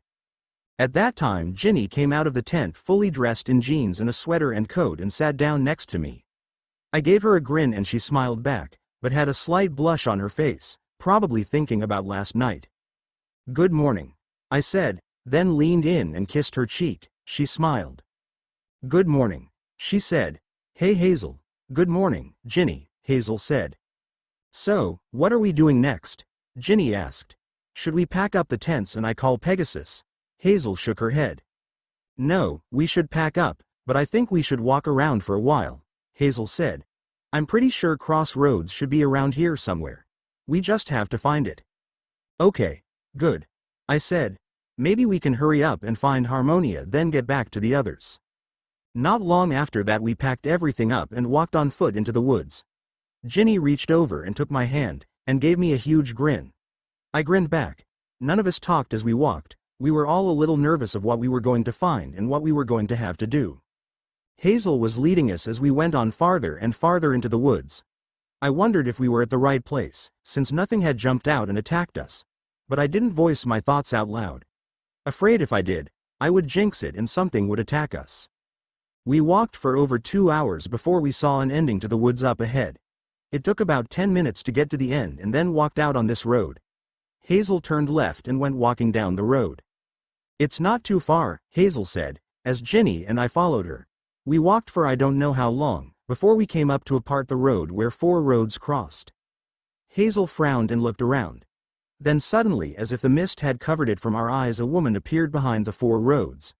She was in the air in a cage a lot like the one Hera had been in. But this one was being held up in the air, by roots that formed a giant hand. "Is that Harmonia?" Ginny asked, pointing at the women leaning on the front bars and looking down at us. She had on a simple white dress and gold bands on her arms. Her wavy brown hair was all tangled. She was looking at us with dark blue eyes. In a way she looked like Hermione. Annabeth did say one of the myths about Harmonia had a daughter of Ares and Aphrodite. If that was the right one, then she would be Hermione's half-sister, also Piper's. I frowned. That means Hermione and Piper were sisters. "It has to be," I said. "Don't see any other goddess locked up, do you?" Ginny tiled her head. "She kinda looks like Hermione," she said. "I was just thinking the same thing," I said. "I don't see anyone around," Hazel said. "Do you think it might be a trap?" "Most likely," I said. "But we have to try to get her out anyway. We'll get attacked either way." Hazel frowned at me, but she got out her spear, which made Ginny take her sword off her necklace, and I pulled out my coin and flipped it in the air. When I caught it, it was now a sword. "Let's do this," I said. We all took a step. "No, wait," Harmonia called, but too late. The moment we stepped toward Harmonia, dozens of Inferi came out from behind the tree. Ginny gasped as one reached for her. I swung my sword and cut off its hand, but it just kept coming. Ginny swung her sword and cut off its head. I then spun around and took off the head of one that was coming up behind me. I gave Ginny a quick kiss before we separated to fight. I saw Hazel on the other side of the road taking out Inferi after Inferi. Ginny was going through them with her sword, trying to get to Harmonia. I ran my sword through one, then twirled around and took its head off before moving on to the next one. I suddenly heard Ginny scream and turned around in time to see she had stepped off the road toward the roots, holding Harmonia up in her cage, and a net made of roots shot out of the ground and trapped her. She was now dangled from a tree that I was pretty sure wasn't there before. She had dropped her sword, so she was unable to cut herself free. "Ginny!" I cried. I tried to get to her, but the Inferi wouldn't let me. Suddenly the wind started blowing hard and snow began to fall. And everything got darker. And I suddenly felt as if I would never be happy again. I looked up to see a Dementor heading our way. I backed up and took a swing at it as it came up to me. I missed and tripped on the Inferi's arm I had chopped off just moments ago and fell. The Dementor got closer and I heard every bad thing that has ever happened to me. "Jason!" Ginny cried. Then, Expecto Patronum! A silvery Pegasus burst from the end of Ginny's wand and chased the Dementor away. She may have dropped her sword when she was trapped, but she didn't drop her wand. Then there were more Dementors around us. I picked up my sword and stabbed the ones that came near, and Hazel took the others. Then we began fighting the Inferi again, as we both tried to make our way to Ginny. When we had taken out the last Inferi, I tossed my sword up in the air, and when it came back down it was a javelin. I then tossed it at the top of the net and it went through the root, holding it to the tree branch, and the net and Ginny fell to the ground. Thankfully Ginny wasn't hurt when she fell. I really hadn't thought that through. I took a step toward her when there was suddenly a big gust of wind, blowing our hair and clothes and making it hard for us to walk. It was storm spirits. They flew at us so fast we couldn't defend ourselves. They pulled on our hair and tugged at our clothes. My javelin was too far away to reach, and I had to do something. I closed my eyes. I could feel the electricity in the air and I could feel it running through my body. I opened my eyes and raised up my arm, and this lightning bolt formed in my palm, and I thrust it out and it hit the ground with a big bang, and the storm spirits were all blasted away. "Jason!" Ginny looked at me wide-eyed. "That was brilliant." I smiled at her praise as she ran to me and threw her arms around me. But then there was this big gust of snow and I heard this mad laughter as a girl in a white dress with long black hair and dark eyes stepped out of the twirling snow. "Kione!" I growled. Ginny looked between me and her. "Who?" she asked. "Goddess of Snow," I said. "I've had a run-in with her before. Well, actually it was Leo who fought her, but anyway, she once wanted to make me an icy statue to play with." Ginny looked toward Kione with narrowed eyes. "Kione!" Harmonia cried. "You're not going to get away with this. You let me out now." Kione only laughed and waved her hand and made ice cover. Harmonia's cage was covered in ice, cutting her next words off. She then turned back to us and thrust out her hands, and ice began to form on the road. Hazel, who was closest to her, turned into an icy statue. I grabbed Ginny by the waist and put my arm out and flew into the air. Ginny put her arms around my neck to hold on. Kione laughed. "Do you think you can get away from me?" Snow was making it hard to see. We had to stay in the air to fight her, and not step on the icy ground, or we would become icy statues like Hazel. I'm sure Kione could turn us to ice up here too, but it would be a lot harder. "Call Pegasus," I told Ginny. "I'm going to need both hands to fight." She nodded and gave a big whistle, and within seconds, the solid white Pegasus came flying to us, and Ginny climbed on his back and gripped her wand. "Good, now try to free Harmonia while I distract Kione," I told her. Ginny nodded. "Be careful," Ginny said. "I love you." I gave her a little smile. "I love you too, Red." She smiled at the nickname, then took off down toward Harmonia. I turned to Kione. "Hey, Ice Princess," I yelled. I was going to do anything to make sure she didn't notice Ginny flying toward Harmonia. There was no way I was going to allow Ginny to be turned to ice. "You think you are so clever," Kione sneered. "How about I freeze that mouth shut for you?" She held out her hand and shot ice toward me. I raised myself up higher so it would miss, then flew in toward Kione. I shot a small bolts of lighting toward her. Kione dodged out of the way. It hit the road and made a large crack through the ice. Kione laughed and sent a big gust of snow at me. It twirled around, spinning me, and almost knocked me out of the air. Then it suddenly stopped, and I looked down to see Kione fighting this flapping things with wings that was flying in her face. I looked to Ginny to see her give me a smile, holding up her wand. I smiled back and held up my arm again and formed the large lighting bolt again. Then I tossed it down toward Kione. It hit her, knocking her backwards, and crossed the street, where she slammed onto the ground hard. But of course it didn't kill her, and she was soon back on her feet, though her dress was smoking and had a burn hole in it, and her hair was standing on edge. "You'll pay for that, son of Zeus," Kione said. She raised her hands, but this time I raised both my hands. The sky had grown black, and the wind was picking up. I saw Pegasus take off with Ginny as the rain that had come down turned to hail. Maybe it wasn't a good idea for Kione and I to mix warm and cold air together. The wind began to blow so fast, I was having a hard time staying in the air, and Kione was having a hard time standing on her feet. Lightning flashed and thunder roared. Then the clouds began to twirl like a funnel. Kione laughed and tossed ice cycles at me. I dodged the best I could, but one did hit my shoulder, putting a cut across the side. I threw more lighting bolts her way. She moved out of the way, and one hit the ground right in front of Icy Hazel. She shook, then turned over and went rolling off the road and into a ditch. "Nice shot," Kione laughed, just as the wind began to howl and pick up. I didn't see Ginny anywhere, so hopefully Pegasus flew her somewhere safe. The cloud that I had been worried about began to twirl more and looked as if it was coming down. Lightning flashed and thunder roared, and rain, mixed with hail, came down. The ice Kione had covering everything melted away. I could hear Kione laughing over the howling wind as the funnel came down. She disappeared in a swirl of snow. The next thing I knew, I was being blown away out of the sky. "Wake up, Jason Grace," I heard a voice say. I opened my eyes and Harmonia was out of her cage and standing over me. "Your little storm broke my cage, knocked down a few trees too." I sat up and looked around. Harmonia was right, there was falling trees everywhere. "What happened?" I asked. "Where is everyone?" I stood. "Ginny, where's Ginny?" "Your fight with Kione made a tornado," Harmonia said. "Your storms were making warm air, and Kione was making cold air, and it mixed together and made a tornado. She took off before it touched the ground." "But where is Ginny?"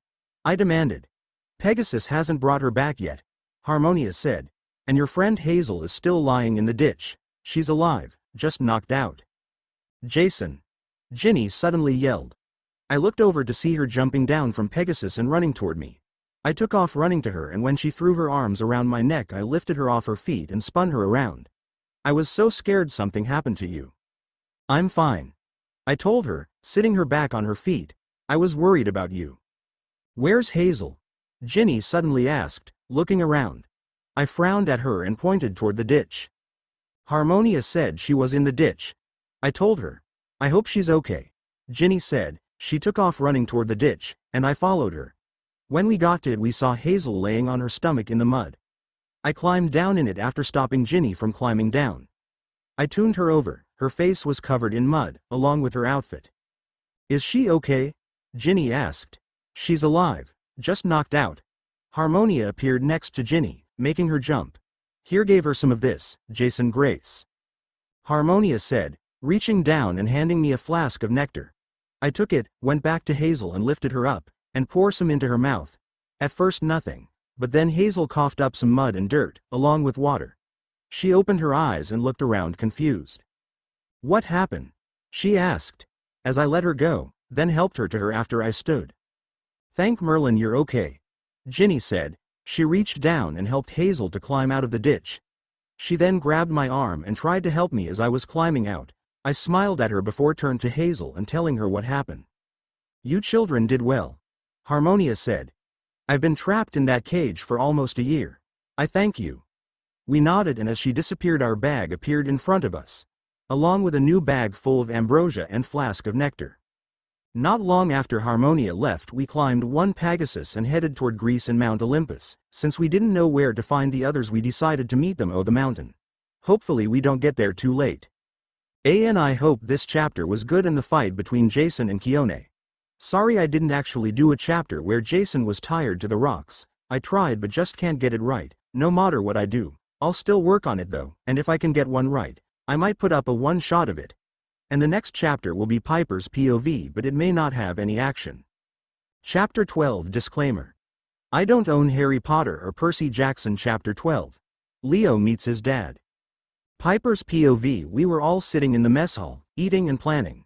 We realized it doesn't take all of us to go talk to Hephaestus, and Annabeth figured the less of us that went, the better, since Hephaestus rather be with robots and machines than people or other gods. So, after a long decision, we made a choose on who would go. First we chose Leo, of course, being a son of Hephaestus, then we figured he would be the best. Then we decided to let Hermione go. She had the dream, and then we decided I would go. How we came to decide this was like this.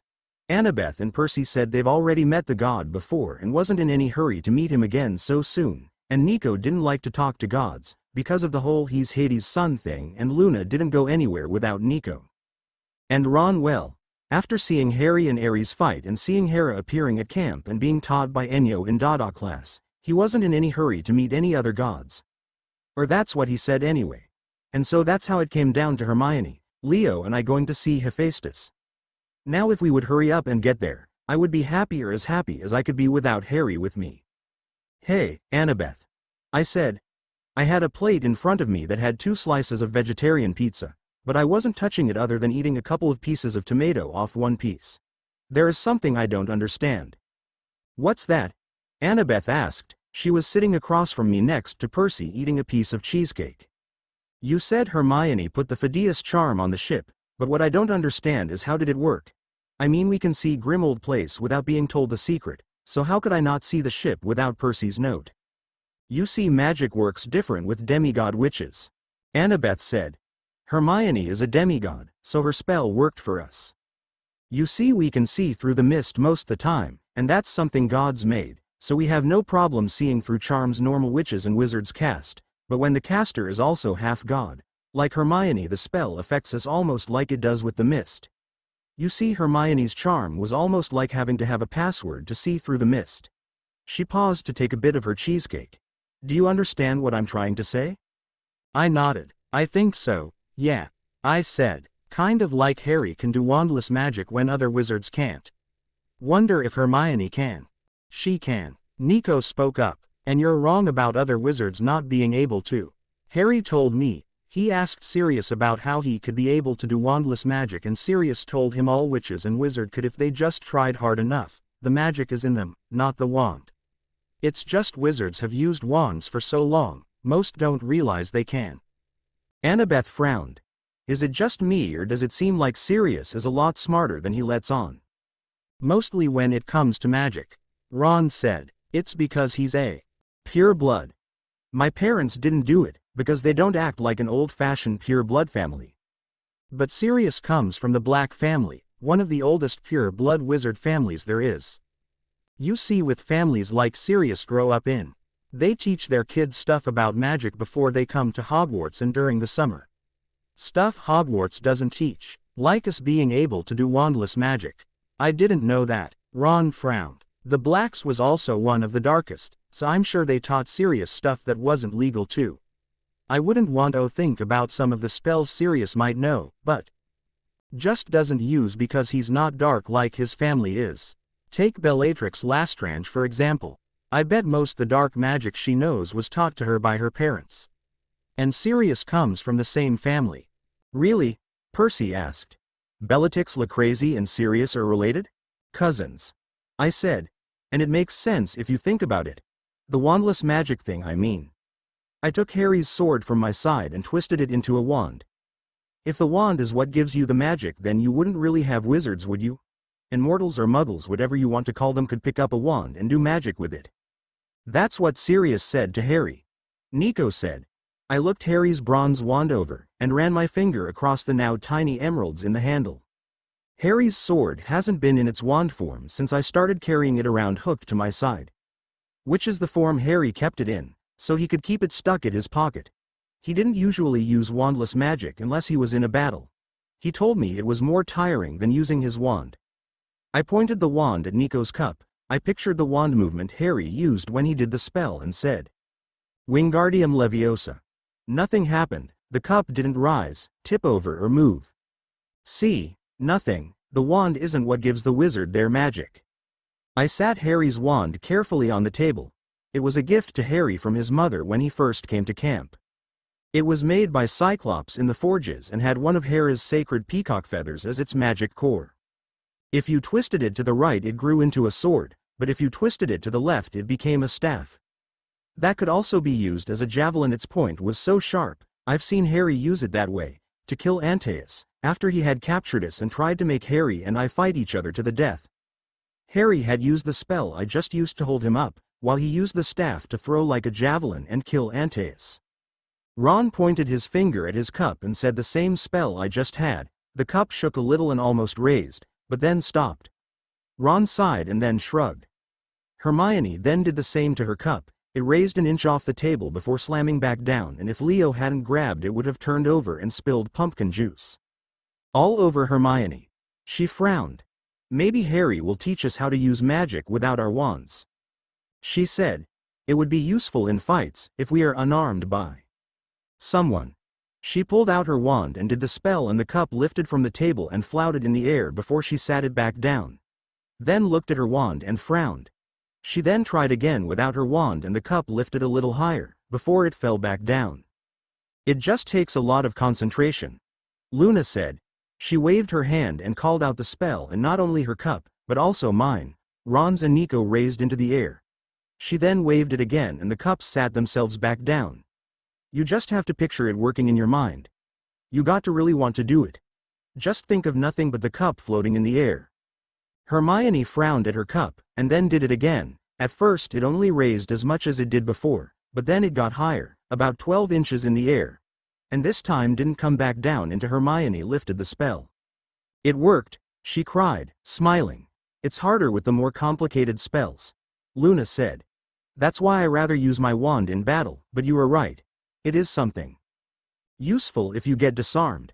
You can still fight without worry about picking up or finding your wand. We should see if Harry will show us how. Ron said. He pointed his finger at his cup and said the spell again. This time it raised a little, but not much. It didn't stop him from grinning though. I have to agree with Luna though. I would rather use a wand. I frowned looking down at Harry's wand. All this magic was making me really miss him.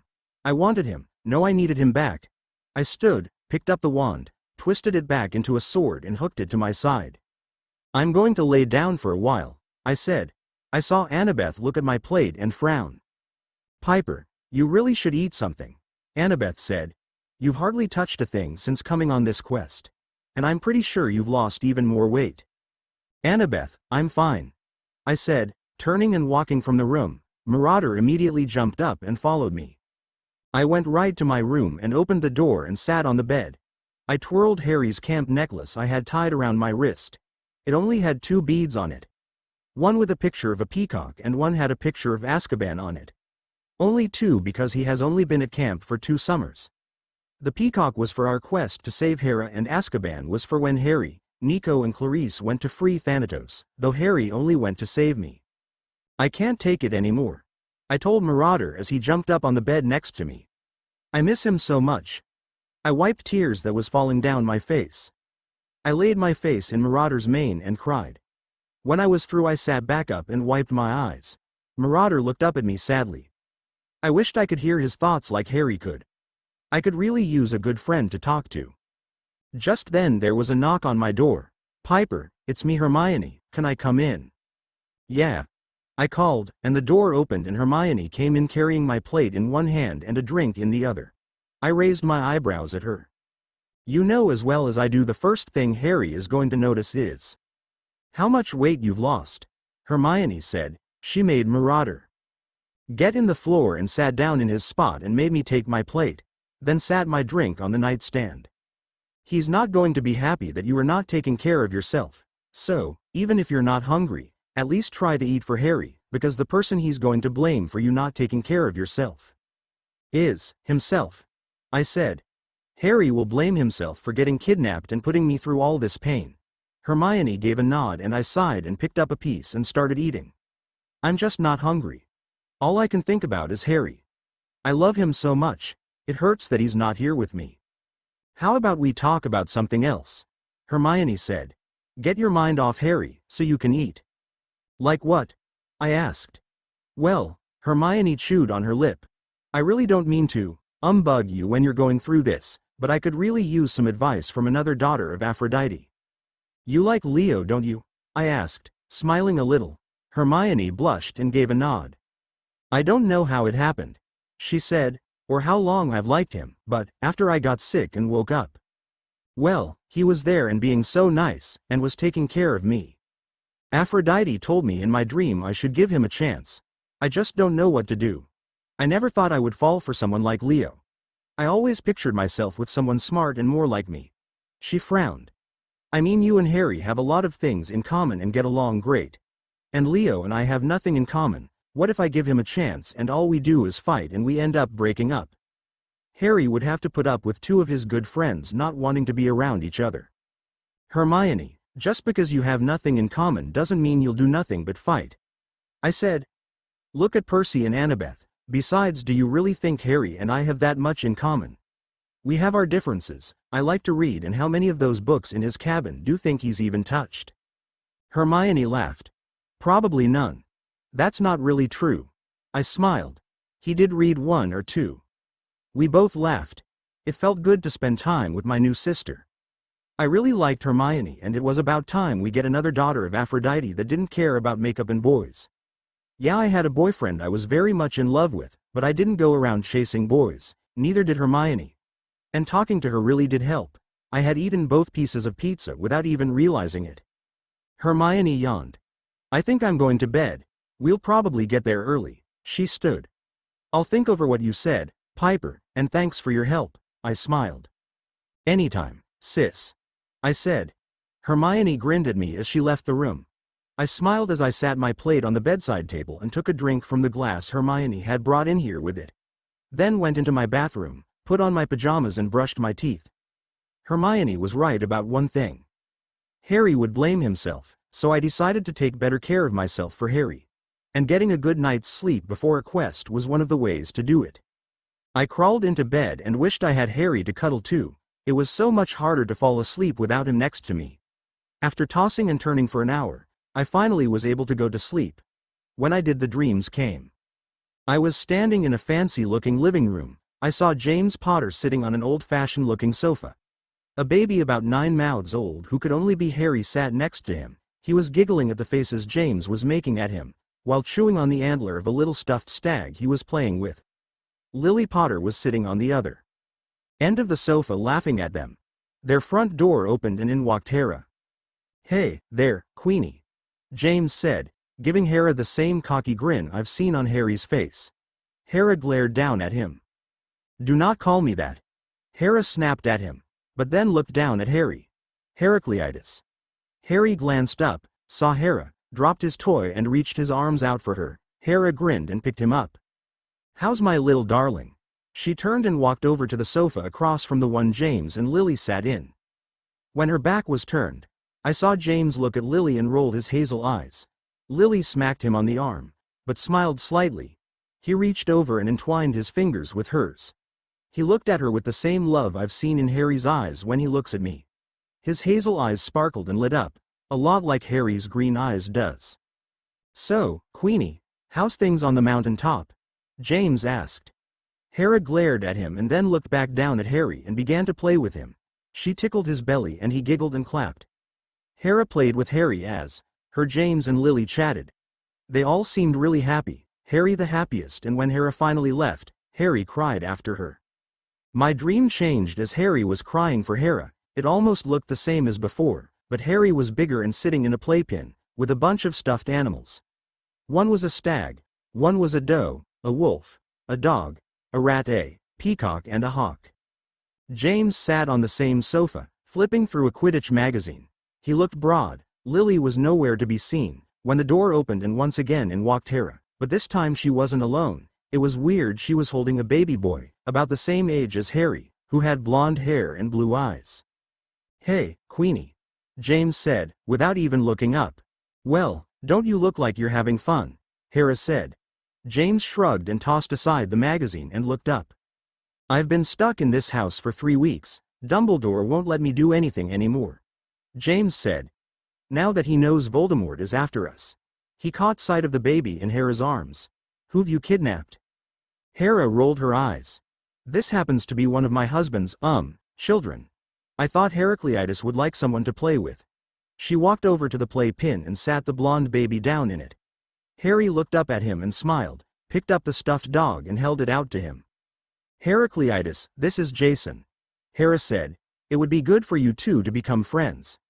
She glanced at James, saw him watching, then leaned in and said real low so Harry's dad couldn't hear, "You'll be saving the world together one day." Harry picked up the stuffed hawk and held it out to Hera. She smiled and took it, as Lily came walking in the room. "Oh, Queen Hera, I didn't hear you come in," Lily said. She looked at Jason. "Who's this little guy?" She walked over and he reached for her. She glanced at Hera. She gave a nod and Lily smiled and picked him up, and Jason tugged on the sliver peacock Lily wore on a necklace. "Hi, there, aren't you adorable?" She glanced at James. "James, isn't he so cute?" "He's all right," James said, then smirked. "But he's not as cut as my son." Lily rolled her eyes. "James, you're talking about a baby," she said, then sat Jason back down, and he and Harry started playing with Harry's toys. "Do you really have to call him Harry?" Hera demanded. "His name is Heracleitus." James rolled his eyes. "That's too much of a mouthful," James said. "You sound like Patty." Lily told him. She looked at Hera. "Our friend Sirius said that, when he first saw Harry after he was born, it was his idea to nickname him Harry." "This the same Sirius you two named Godfather to my son?" Hera demanded. "Our son," James said. "And yes, Sirius is a good guy. I can trust him with my life." Hera stayed for a bit and played with Harry, but mostly let Harry and Jason play with one another. "I'm afraid I won't be able to come here very often anymore," Hera said. "Zeus is starting to ask too many questions about where I've been." "Too bad," Lily said. "Harry really loves when you visit." By then both babies were out of the playpen and crawling all over the floor. Jason crawled over to James, grabbed the bottom of his robes and used them to stand up, then reached for James. "What do you want?" James asked, but in a teasing voice, while he smiled at Jason. Lily smacked him on the arm. "James, don't be mean, he's just a baby," Lily said. James laughed, picked Jason up and put him in his lap. Harry looked up at them and frowned. He crawled over to James and reached up, wanting James to take him. James laughed.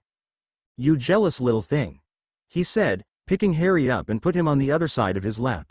After a while James got down in the floor with both babies and began to play with them, by shooting bubbles out of the end of his wand, and both babies laughed and tried to catch them. My dream changed, and this time I was seeing Hera in present time. I don't know how I knew this, I just did. Hera was standing in what looked like a large walk-in closet, staring in a mirror. It was an ornate gold frame, standing on 2 clawed feet. It was so tall it almost touched the ceiling, with an inscription at the top that made no sense to me. Arised straw eru oytube on woes I. In her hands was the same stuffed hawk Harry had handed her in my last dream. I frowned. Since when was Hera obsessed with her looks? I thought that was Aphrodite. No offense, Mom. But when I looked into the mirror, I didn't see Hera's or my reflections. I saw myself in a few years older than I am now, in a beautiful wedding dress. My dad was walking me down the aisle and handed me off to Harry, who was standing at the front, next to Percy. Annabeth, Hermione and Ginny was standing at my side of the aisle, along with my mother Aphrodite. I stood there. I don't know how long I stood there watching myself marrying Harry, before I finally blinked and looked away. So the mirror didn't show your reflection. What then, the future or what I really wished would come true? I looked to Hera and saw she was still staring into the mirror, but I noticed something was off about her. She was starting to look transparent, and was flickering somewhat, which I didn't take as a good sign. I wished I could see what Hera was seeing, no more than I wished that as I looked back at the mirror to see Hera with Harry as he grew up. The scene went from Hera taking Harry after her was born, from teaching him to walk, hearing his first word, taking him to school on his first day, going to his high school graduation, all the way up to holding her grandkids by Harry. I didn't see a girl in the mirror, so I have no idea who Hera hoped Harry would marry. It just showed him coming out of a hospital room holding a baby and showing it to Hera. All through Harry's life, one or more of Hera's and Zeus' kids would be there. Even Ares, who Hera had teaching Harry to fight. Zeus was even there a couple of times as the family had a panic on the most beautiful lawn I had ever seen. They chatted and ate happily. Then Zeus and Hera watched as their kids played together. Harry, who was about 14 or 15 in that scene, was having a fake sword fight with Ares, as the two girls sit aside talking together. The only people missing was Zeus' kids by other women, Enyo and Hephaestus. Even some of the other Olympians would pop up every now and then to greet the happy family. As long as I stood there, Hera did nothing but stand and stare at the mirror. I didn't have a good feeling about that, and even though we didn't like each other, I felt bad for Hera when I saw the teardrop falling down her face. All Hera really wanted was to have a happy and normal family. No fighting or arguing. And she could raise Harry like a real mother. My dream changed and I was standing in a tomb, looking down at Harry. He had on the clothes he did when he was dragged into Tartarus, but they were dirty, ripped and tore, covered in blood, dirt and grime. He was a lot thinner than when I last saw him, but nowhere as thin as he was when I first met Harry, but he had lost some of his muscles from not being able to work out for 2 months, along with the weight. His hair had grown out some and was almost to his shoulders, with specks of gray in it. He also had a shadow of a beard growing on his face. I choked back a sob when I saw him hold my charm bracelet tightly in his fist. I was finally getting to see my Harry and it was breaking my heart. What I would have given anything to be able to reach out and touch him.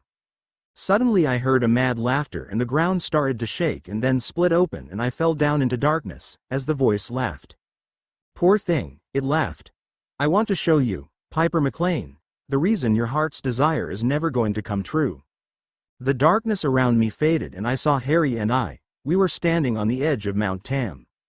We were fighting off Death Eaters as our friends fought around us. Harry's hair was still long. I thought he looked real good that way, but he had shaved and changed his clothes. We were fighting side by side, like we had never even been apart. But then a spell hit Harry, sending him over the edge of the mountain. I screamed out his name and tried to limp off after him, but Percy came from somewhere and grabbed me. No, I cried, as I fall to my knees, reaching out toward where Harry fell. I saw nothing but stormy-looking clouds and fog. I just got him back. It's not fair. The voice began to laugh again, and right before I woke up screaming, I could have sworn I saw a figure. A large bird, maybe a hawk, flying up the fog toward me, but then I screamed and woke up lying in my bed. Marauder was looking at me from the floor with his golden brown eyes and whining, like he knew I just had a bad dream. I nearly jumped out of my bed as Percy, Annabeth and Leo came crashing through my door. Weapons out and ready to fight. What is it? Percy demanded, looking around. Annabeth frowned and put her dagger away. Just a dream. She sighed. Gods, Piper, you were screaming so loud and bad, we thought something was killing you. She barely got those words out of her mouth as the rest of our friends came running into the room. I didn't say anything, I just burst into tears and laid my head on my knees. Piper? Annabeth asked, as Hermione walked over and sat on the side of my bed and wrapped her arms around me in a sisterly way. Piper, what is it? Hermione asked. I didn't answer at first. I tried to calm down and tell myself it was only a dream, before taking a deep breath and telling them all about my dream, from Hera visiting James and Lily to play with baby Harry to the mirror Hera was looking in. I left out what I saw though, and told them about what Hera saw, and then the last part about the voice, which Annabeth said had to be Gia, and then ended with Harry being cursed off the mountain. Piper, don't worry about it, Annabeth said. She came over and sat on the other side of me. Gia is just trying to play with your head. Harry isn't going to die. Remember the promise you and Harry made to each other? I nodded. He's not going to allow himself to be taken from you again, and not so soon. I nodded, feeling a little better. They had to be right. I wasn't going to lose Harry, not so soon anyway. We're almost there, Leo said. So, Piper might want to get dressed. Listen to Leo, Hermione said. We'll all leave and let you change, and then you come down to eat. By then we should be there and we can talk to Hephaestus, then go save Harry. Yes, you'll feel a lot better once Harry is here with you, Annabeth added. Now get dressed, Hermione said. I have to go speak with Ron about something, and then I'll meet up with you in the mess hall. When they left, Hermione made Marauder go with her, and I laid back trying to calm myself, before I went into the bathroom, took a quick shower, then got dressed, putting on a black shirt and black jeans and my boots, and I slipped on another one of Harry's hoodies. Before brushing my hair, which at the moment had decided to it wanted to be long and back, then brushed my teeth. I left the bathroom and hooked my dagger and Harry's sword to my sides and left the room, and headed down to the mess hall. I most have took longer than I thought, because Hermione was already there. Oh, good, Piper, you're here, Hermione said. She had changed into blue jeans and a long-sleeve red and blue striped shirt. I was just telling everybody Ron and I believe we know what mirror Hera was looking into. She then explained her, Ron, and Harry's first year to me. I already knew all about, of course. Harry had told me before we even became a couple. He told me all about his life. And when she had mentioned the mirror Verized, I got a pen and piece of paper from my bag and wrote down what was engraved on the top and passed it to Ron. Was that on top of the mirror? He looked down at it and frowned. Yeah, but I never got what it said. It doesn't make sense, and Harry never told me if Dumbledore told him. May I see it? Annabeth asked, and Ron passed it over to her.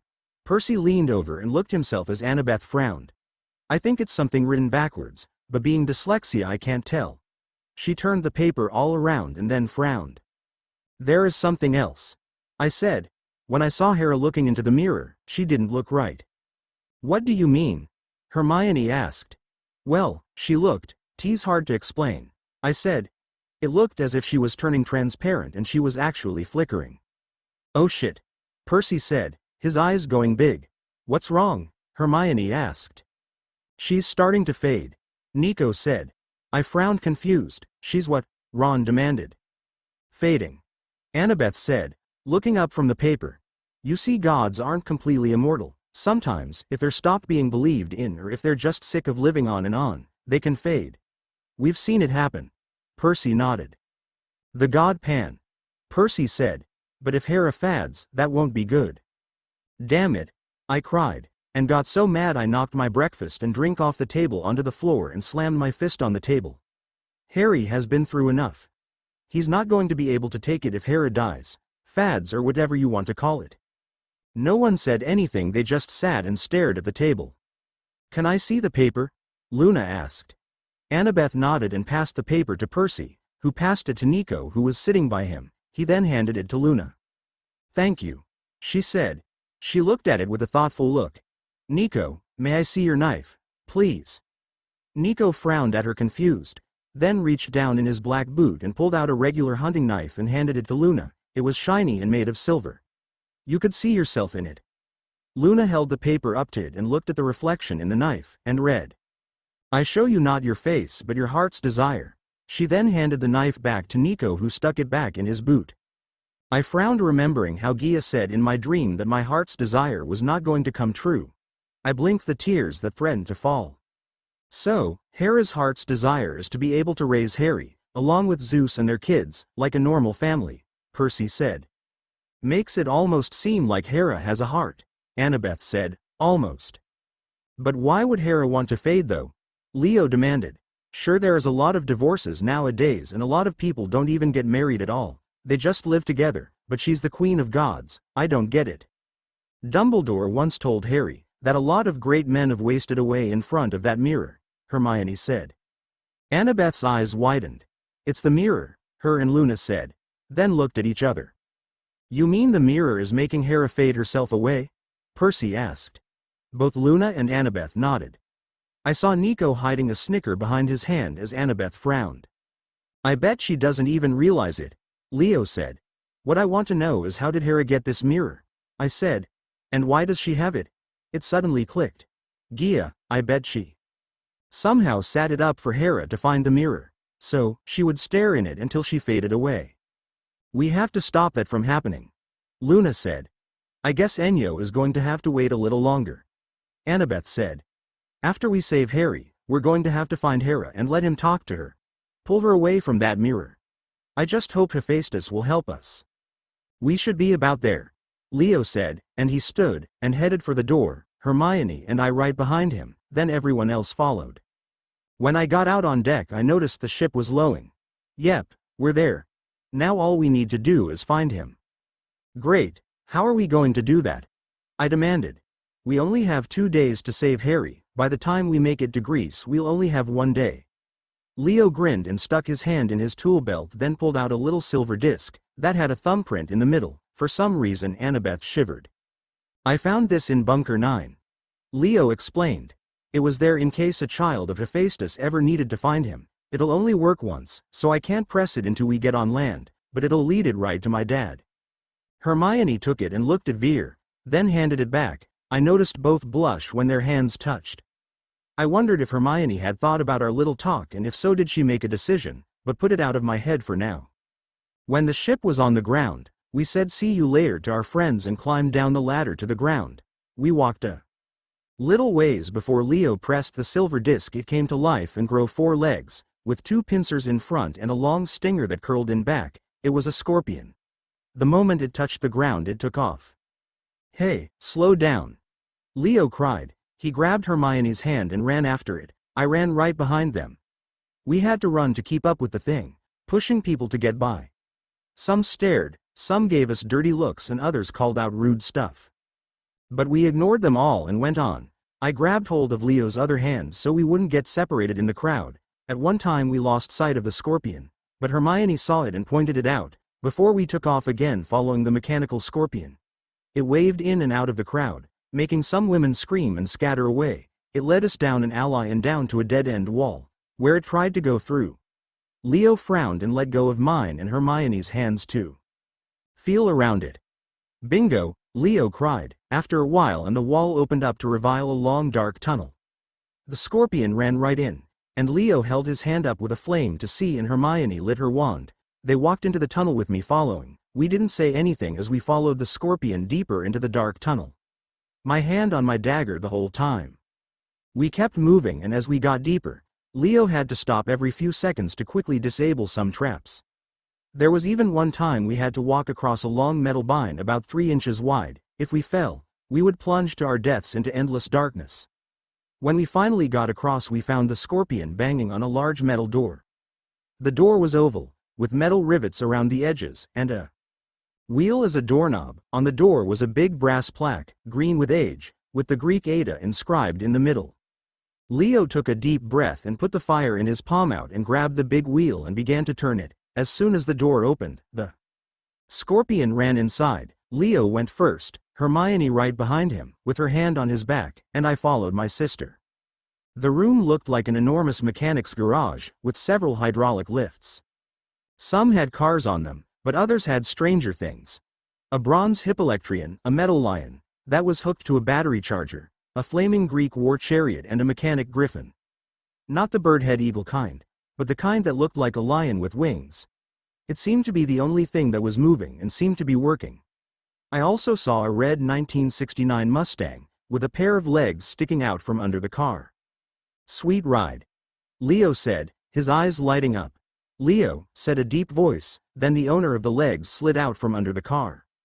The only Olympians I've seen was Hera, Zeus, Ares, Apollo, and my mother Aphrodite. The only minor gods I've seen was Thanatos, who was good-looking, and Harry's two sisters Hebe and Enyo, who both were beautiful. Yes, even Enyo, even though she is evil, she's still pretty. So I wasn't ready for how Hephaestus might look. Neither was Hermione, for she let out a gasp. He wore a jumpsuit. His legs creaked and clicked in their metal brace as he stood, making my teeth chatter. His left shoulder was larger than the right, so he leaned to the side and his head was misshapen and bulging.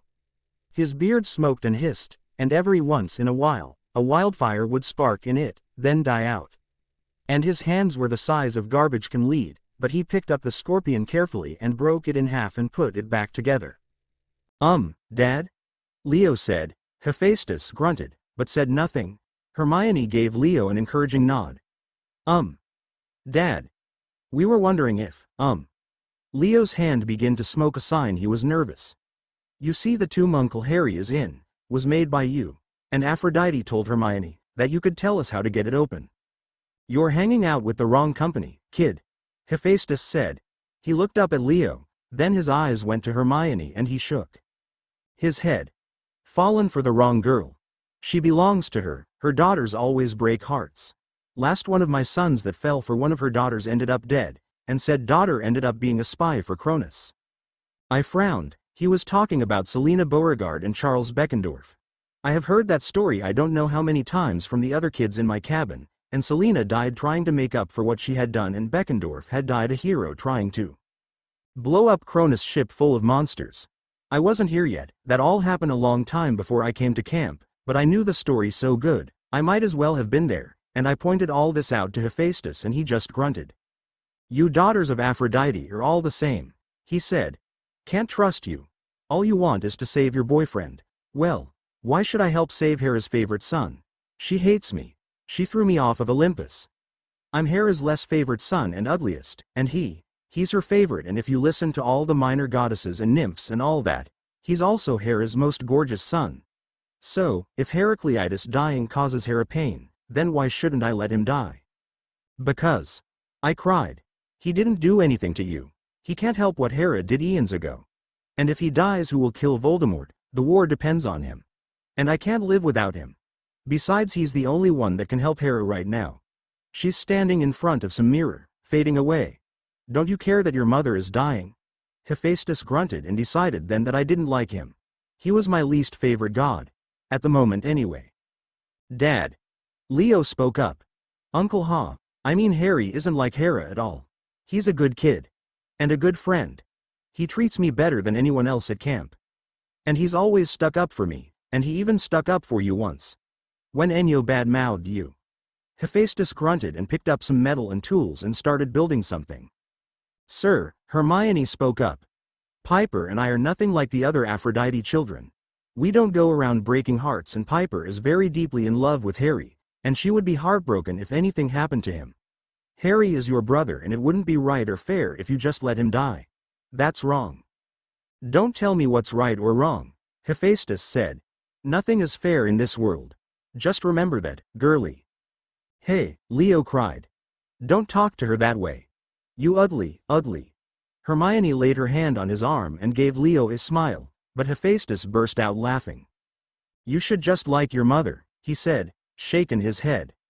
Sir, Lord Hephaestus, Hermione said, you really wouldn't be helping Harry, you'll just be telling us how to open the tomb. She frowned when Hephaestus didn't answer, he just went on making something. At that point I really wanted to smack him. And it'll annoy Ares, just think he hates Harry with a passion, and is really looking forward to Harry. Dying, and he would be very disappointed if Harry was saved. Hephaestus flicked his beard with his finger as he thought, making sparks fly everywhere. Well, when you put it that way, Missy, it doesn't seem too much like a bad idea to help. He said. How the twin giants got hold of that tomb I have no idea. I had made it to trap Ares in.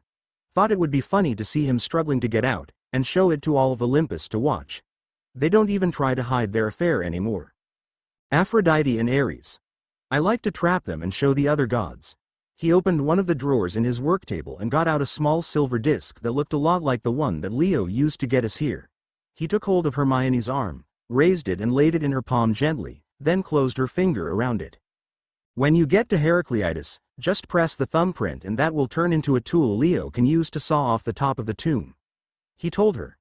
But whatever you do, don't lose that disc, it's the only one and if it's lost, there would be no way to open the tomb for Heracleitus to get out. He let go of Hermione's hand. Thank you, sir. Hermione said, and she glanced at Leo then back to Hephaestus. And you don't have to worry, I won't ever hurt Leo or break his heart. I promise you. The god of blacksmiths looked Hermione over then gave a nod. For some reason, Missy, I believe you, he said. Hermione smiled at him. Leo was looking between the two in shock. Hephaestus went back to whatever it was he was making. We took that as clue to leave and when we turned to go out the door, he called to us. You might want to use the other door, it's quicker. We frowned and turned back around to see the door Hephaestus was talking about. I hadn't noticed it before, it was right by him. We walked over to it and Leo opened the door and we walked through to end up coming right out the door we had come in without having to go back through the long tunnel. It was lunchtime and we already found Hephaestus got what we needed to open the tomb and was heading back to the ship. We had 2 days to get to Harry, by the time we get to Greece it would be 1 day. Hopefully, we made it to the mountain on time. And I hope that chapter was good, won't be much longer now, till they get to Harry. I hope Piper's dream was good. I wanted to show a little of Hera with Harry when he was a baby. The part where she brought Jason to see Harry was right before they went into hiding. They had just found out Voldemort was after them. It was right before Harry turned 1. And then Hera's desires. I figured not only would she would have wanted to raise Harry, but I think she would have also wanted him to get along with the others and be one big happy family. I can also see her wanting Harry to marry some goddess and become a god. Not going to happen though, just something I can see Hera wanting. And the Phytalus charm. I had to explain how Piper couldn't see the ship. You see I had forgotten that my first story I had showed the demigods could see though it, so I need a reason Piper couldn't now to cover up for that mistake. Sorry about that. Chapter 13 Disclaimer. I don't own Percy Jackson or Harry Potter. Chapter 13. I tick off my first god. Ginny's POV after freeing Harmonia. The rest of our quest went all right. Well, as good as it could be with 2 demigods and a witch. We flew mostly on the back of Pegasus. But we landed some and let him just walk, so his wings could rest. We would find places with no one around to set up camp to sleep. Pegasus would fly off somewhere, I don't know where, but by the time we got out of bed he would already be back, waiting for us. Jason and I counted to share a tent now, after that one night, and we've even, well, never mind, but we've gotten a lot closer on this trip. We even told each other I love you. He was so great. Sometimes it was hard to believe he actually found me pretty and loved me. He was gorgeous and could have any girl at camp he wanted, but he only wanted me. Hazel said it wasn't all that surprising, considering I was very pretty, but I didn't see myself as pretty. I mean I don't think I'm ugly, but I guess you can say I'm normal looking. Hazel disagreed with that. And even pointed out a few other demigods at camp that has said I was hot. I really didn't get where anyone thought I was. Hazel has become a good friend in person to talk to. She promised not to mention to Ron about Jason and I sharing a tent, even if she didn't like keeping a secret from him, but finally gave in and agreed it wasn't really his business and she admitted she didn't see where he mistrusted Jason so much. He proved to Hazel he was a good guy when just nights a couple of nights ago, the day we saved Harmonia. That night we were camping and Hazel went to find some firewood. When we heard her scream, we ran to her and found her being attacked by a monster. I was shocked and didn't move, but Jason sprung into action and saved Hazel's life, and that's what proved to her Jason really could be trusted. Right now we were heading to Greece flying on the back of Pegasus. Hopefully we made it to Harry and the others before sunset. Jason was holding my waist tightly. Pegasus would only let me stay in front, and if I wasn't on him, he wouldn't even let the other 2 on at all. I thought it was funny, but I don't think Jason thought it was funny when Pegasus had kicked him in the back of the head when he had tried to climb on him before me. Pegasus lowered himself and started to fly downward. I didn't understand why he was doing it. Maybe he was tired and wanted to rest, but then I heard Hazel. "Oh, wow," she said, and I looked up to see a breathtaking scene. I saw a mountain jutting out of the sea less than a mile north. It was a massive fist of blinding white rocks thrust into the sky. On one side, the limestone cliffs were completely sheer, drooping into the sea over thousands of feet below. On one side, the mountain sloped in tiers, covered in green forest. "That's not," I went to ask. "No, Jin, we're not even in Greece yet." Jason answered before I finished. I guess he knew what I was going to ask. He pulled a GPS he had taken from the Amazons out of his pocket and frowned. According to this, that's the Rock of Gibraltar. At the tip of spin, so that over there is Africa, we're heading toward the mouth of the Mediterranean. So, how far is it then? I asked. Jason was silent a moment looking over the GPS. If we were normal people, sealing the sea, probably a few days, said Jason, but since we're anything but normal and flying on the back of an immortal flying horse, let's see, well we'll have to go past Rome and into the Ionian Sea, to get to Greece. That shouldn't take too long, but Mount Olympus is in Olympos, Greece, so once we get to Greece, we have to fly all the way to the other side. So, I don't really know, hopefully by sunset. If not, let's just hope the others got to Harry before us. I frowned. I didn't like the sound of that. I wanted to be there to fight and help save Harry, repay him for saving my life once, but if we couldn't, at least maybe the other will reach him. Him being saved by someone is all that really matters, but I did feel the need to repay him for saving my life in my first year at Hogwarts. Hey, Jason, what island is that? Hazel asked. I looked down to where she was talking about, but didn't see any island. All I saw was a bunch of fog, but Pegasus seemed to be heading that way. That's funny, it's not on this thing, Jason said, talking about the GPS. I looked harder and still didn't see anything. What are you two talking about? I demanded. I don't see anything. Really? Jason asked. You don't see that island right there?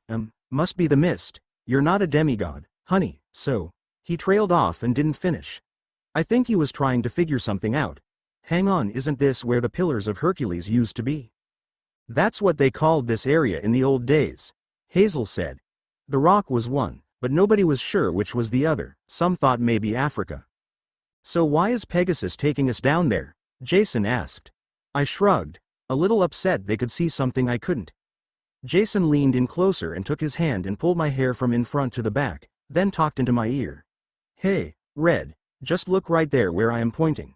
I did what he said. Now just concentrate real hard. Imagine there is an island there. You know there is, so just stare for a moment, maybe you'll see it. I looked like he said, trying to imagine what this island looked like. At first nothing, but then the fog seemed to fade away and I gasped. You see it? Jason asked. I nodded. Somehow I knew he was smiling even though I couldn't see him.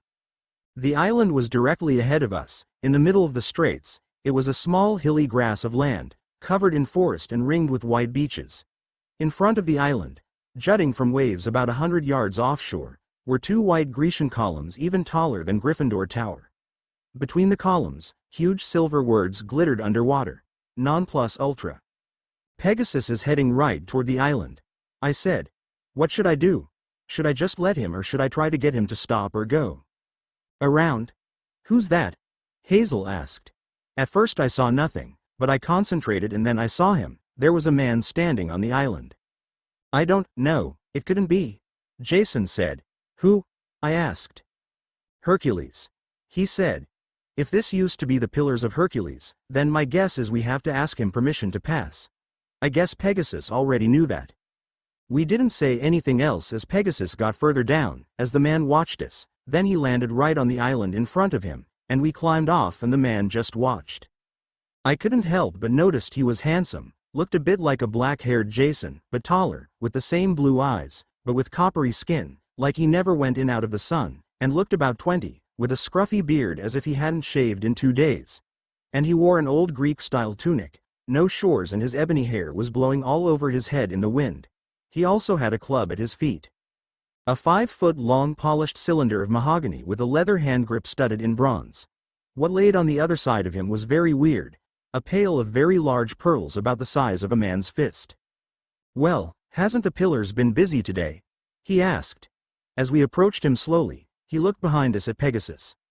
Pegasus, never got to ride him myself, not many have. He looked at every one of us. Who was the lucky one he liked? We were taken back for a moment, but then I raised my hand. Me. I said. Hercules. If it was Hercules, looked me over and gave a nod. I can see why, as pretty as you are. Must be a daughter of Aphrodite. No, actually I tried, but Hercules shook his head. Hang on, you're not a demigod, are you? He asked. I shook my head. No, I'm a witch. I said. He frowned. One of those creatures, he said. My eyebrows rose. What's that supposed to mean? Jason demanded. Nothing, don't mean to insult the lady, but I knew this one witch, Hercules said. Jason had promised to marry her, he even brought her abroad the Argo. But then he decided to marry someone else. She gave his new bride to be a wedding dress dipped in some kind of potion that burned her up. You're talking about Medea, Jason said. I frowned. I didn't know who Medea was, but I didn't like the sound of her. Met her before? Hercules asked, as Jason scowled when he mentioned Medea. Yes, she tried to kill me and my friends, Jason said. Mostly because my name is Jason. Hercules nodded. That'll do it, he said. He then looked over us, but I noticed he didn't give much thought to Hazel. He barely even looked at her. I frowned, wondering if it had anything to do with her being a daughter of Hades. I know Nico complained a lot because people tended to judge them for who their dad was. Which I didn't think was fair. They can't help who their mums hooked up with. So, Hercules went on, looking from me to Jason. I guess you guys want permission to pass like the others did? The others? I asked, hoping it had been who I am thinking. Yes, there was a whole ship full, Hercules said, but only 3 came to talk to me. A daughter of Athena, a daughter of Aphrodite, and the one known as the hero of Olympus, Percy Jackson. They say he is the most powerful demigod in modern times. He shrugged. I didn't like him. Had too much of a smart mouth, seemed to have some kind of grudge against me. But anyway, he was a son of Poseidon, so the quest one had him do wasn't too hard. He pointed over to the pail of large pearls.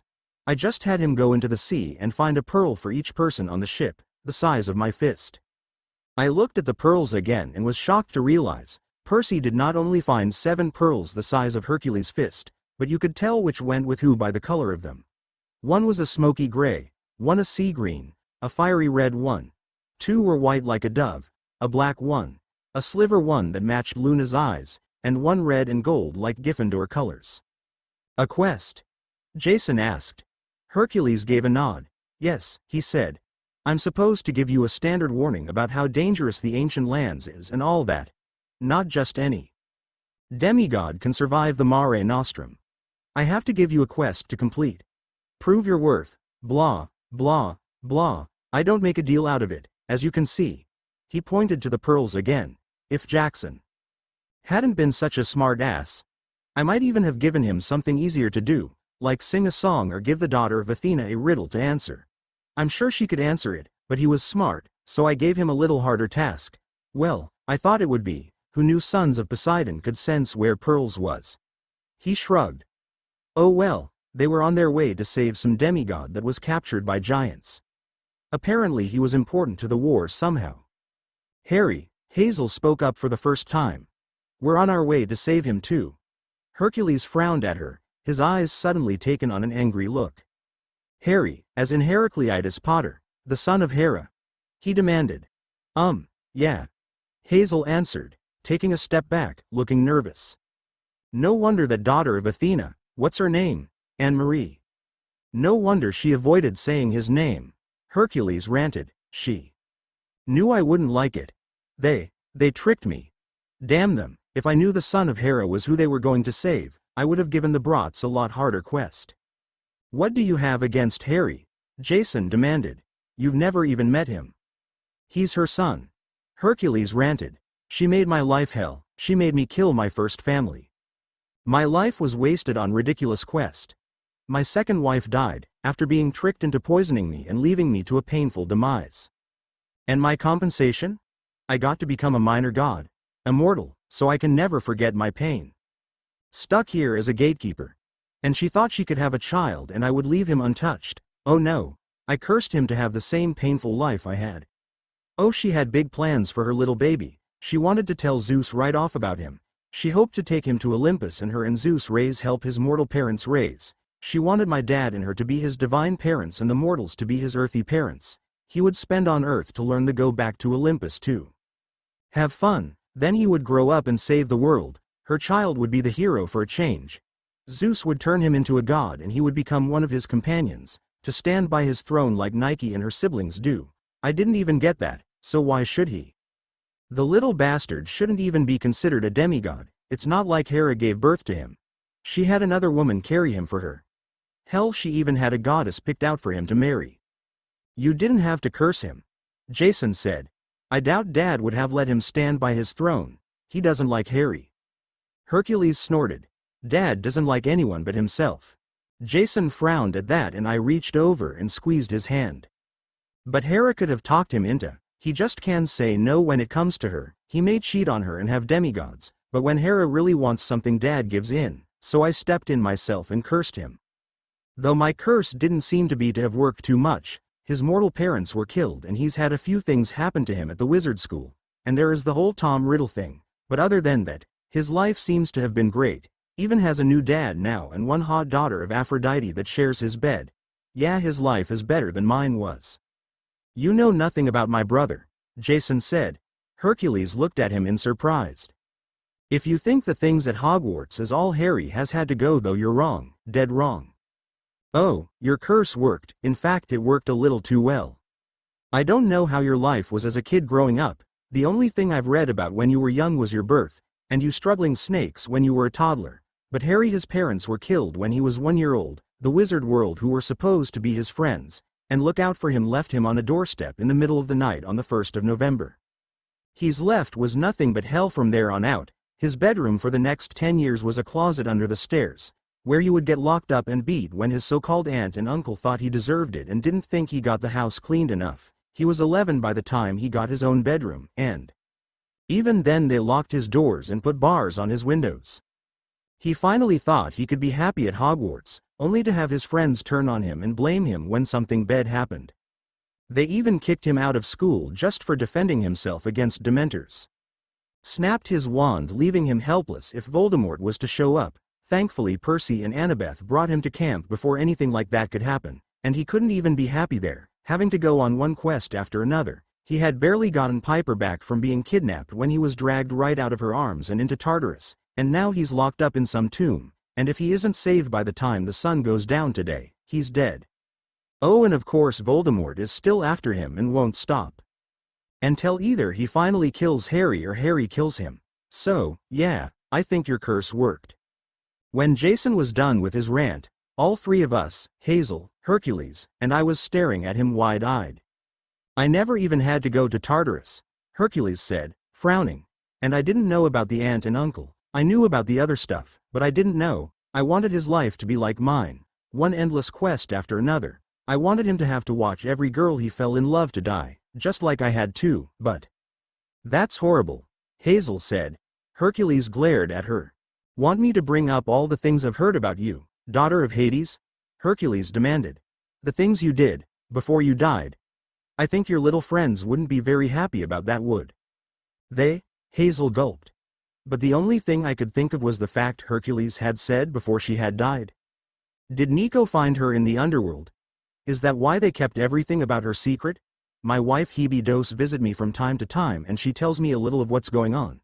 Since I can't leave this island without permission from Dad. Hercules scowled. I don't know much that goes on nowadays. I have to get my information from demigods and Hebe, who at the moment is not talking to me. We stood silent for a while before Hercules sighed. You demigods want to pass the pillars, fine, Hercules said, but you'll have a hard quest to do. I happen to know that the Neiman Lion is running around on an island not far from here. I want you, Jason, to go defeat him and bring me back his code as proof. Jason looked stunned for a moment, but then nodded. Fine, I'll do it. As for your friends, I want Hazel to help you, Hercules said. Maybe the lion will send her back to the underworld where she belongs, but as for the pretty little witch, it is all up to her. She can do what she wants. She is not a demigod, so I can't give her a quest. She can go with you. She can pass on her own, or she could do the smart thing and turn around and go home or wherever. I'm going to help Jason, I said. Hercules grunted. You have to be careful when falling in love with sons of Zeus. Our relationships never end well. I frowned, but Jason narrowed his eyes at Hercules, then took me hand. Come on, you two, let's go. Get this over with, so we can save Harry. He was looking Hercules straight in the eyes when he said it, and Hercules only smirked. I hope you do make it to Heraclitus and he does get saved, he said. So, if or when, the daughter of Aphrodite he's sleeping with dies, he'll be able to watch it happen. Just like I had to watch my family die, my wife and kids. I frowned. It seemed to me that these Greek gods liked taking a lot out on incensed people. I was suddenly very happy I wasn't a demigod, that I had a real mother and father and brothers that loved me, and I didn't have to worry about some god coming after me just because my godly parent did something to them. I still frowned in worry though. I had a demigod boyfriend and a lot of demigod friends I had to worry about though. I just hoped all of them survived this war. I climbed on Pegasus, Jason got behind me and Hazel got behind him. I thought it was a little funny how she never held on to his waist to help herself from falling off. She always just grabbed the sizes of his shirt, and even that made her seem uncomfortable.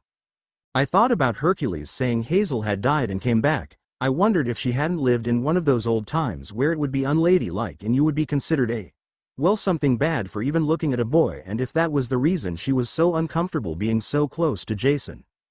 How are we going to find the Nemean lion once we get to this island? Hazel asked. I guess we just have to look, Jason said. Me and you are demigods, so maybe he will smell us and come find us. So, just be on the lookout and ready in case of an attack. I snickered. What's so funny?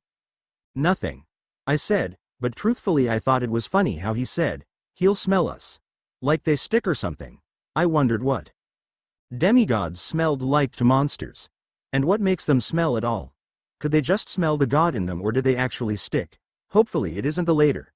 Whenever we got back to camp, one think'll ask Annabeth and Percy's satyr friend Grover what they smelled like. If he's still there by the time we got back. We must be there. Pegasus is taking us down, Hazel said. Remember, stay on the lookout, Jason said, and be ready if the thing attacks. Yeah, I couldn't help but put in. The lion might smell you. I snickered and Jason lightly pinched my side. Not hurt, more like a little tickle, before he wrapped his arms around my waist and pulled me closer to him. Ha, very funny, he said. Let's all make fun of how the demigods stick. I heard Hazel giggle. I guess she thought it was funny like I did. Then we were all serious when Pegasus landed on the ground. We climbed off and he flew away, but I didn't worry about that. I knew he would be back. Jason took his coin out of his pocket and flipped it up, turning it into a sword. Hazel had her spear out, and I took the little sword off my necklace and made it grow full size. We walked around the island, which looked more like a jungle to me, with tall grass and tons of trees. I hoped we find the Nemean lion quick and could kill it. I heard stories about it and knew the inside of its mouth was the only place it could be killed. I also knew that Percy Jackson had killed it once, but didn't know how he did it and suddenly wondered what he did with its coat. When Jason told me the stories when Hercules killed it, he said you get to keep the coat. I doubted Percy still had his. Maybe he gave it away or lost it during a quest. We didn't talk much while we searched for the lion. Jason thought it better if we stayed as quiet as we could. In case it did smell him and Hazel, we didn't want to make it easier for it to find us by making a lot of noise. It would be better for us to see him first. Then for him to see us. I noticed Jason was walking not beside me and holding my hand, like we usually did when on foot, but a little in front of me holding his arm out, like he was blocking me from something. I had to roll my eyes with a smile. But then Jason shouted, bringing me out of my thoughts. Hazel, look out, Jason cried. He then limped forward and tackled her to the ground as the biggest lion I had ever seen came running at us, and if Jason hadn't tackled Hazel to the ground it would have got her, but now it was right in front of me. Growling with two big gold eyes that matched his golden fur, I backed up holding up my sword. I admit I was pretty scared. You couldn't blame me. The thing was bigger than Marauder and I thought he was huge, with foot-long sharp fangs. I backed up again, then it got me across the shoulder with sharp gold paws. I cried out and fall. Get away from her, Jason cried, jumping up. He grabbed his sword from where he had dropped it and came running toward us. Hazel also stood and grabbed her spear. Jason raised his sword and came at it. He stabbed it in the side. Of course it didn't hurt it, but I think Jason was just trying to get its mind off me by doing that. Hazel went to its other side and stabbed at it. They made it confused. He couldn't decide who he wanted to attack first, Jason or Hazel, but he seemed to have forgotten all about me, and I got an idea. I reached in my pocket and pulled out my wand and pointed it at the lion. I cried out a spell and ropes shot up out of the ground and wrapped around the lion. He growled and roared, but the ropes just tightened themselves. I then called the spell out again, and more ropes came out of the ground, and one wrapped around the bottom of its mouth and the other wrapped around the top, holding its mouth opened. I got this idea from the story I heard from that Clarisse Leroux girl tell her half-brother, Wizard Blaise Zabini, about how Harry killed the Hungarian horntail dragon, and got the hornpiper's dagger was made out of, and he even had a dragon hide jacket he got from the skin, but I don't know what he did with the rest of it. But Harry had used ropes from this spell to hold its mouth closed, so it couldn't breathe fire, while he climbed up its back and stabbed it right between the eyes, I think is what she said, or was it on top of the head? I can't remember which. You're a genius, Ginny. Jason cried, smiling. He backed away from the lion a little. The skin began to darken as I heard thunder.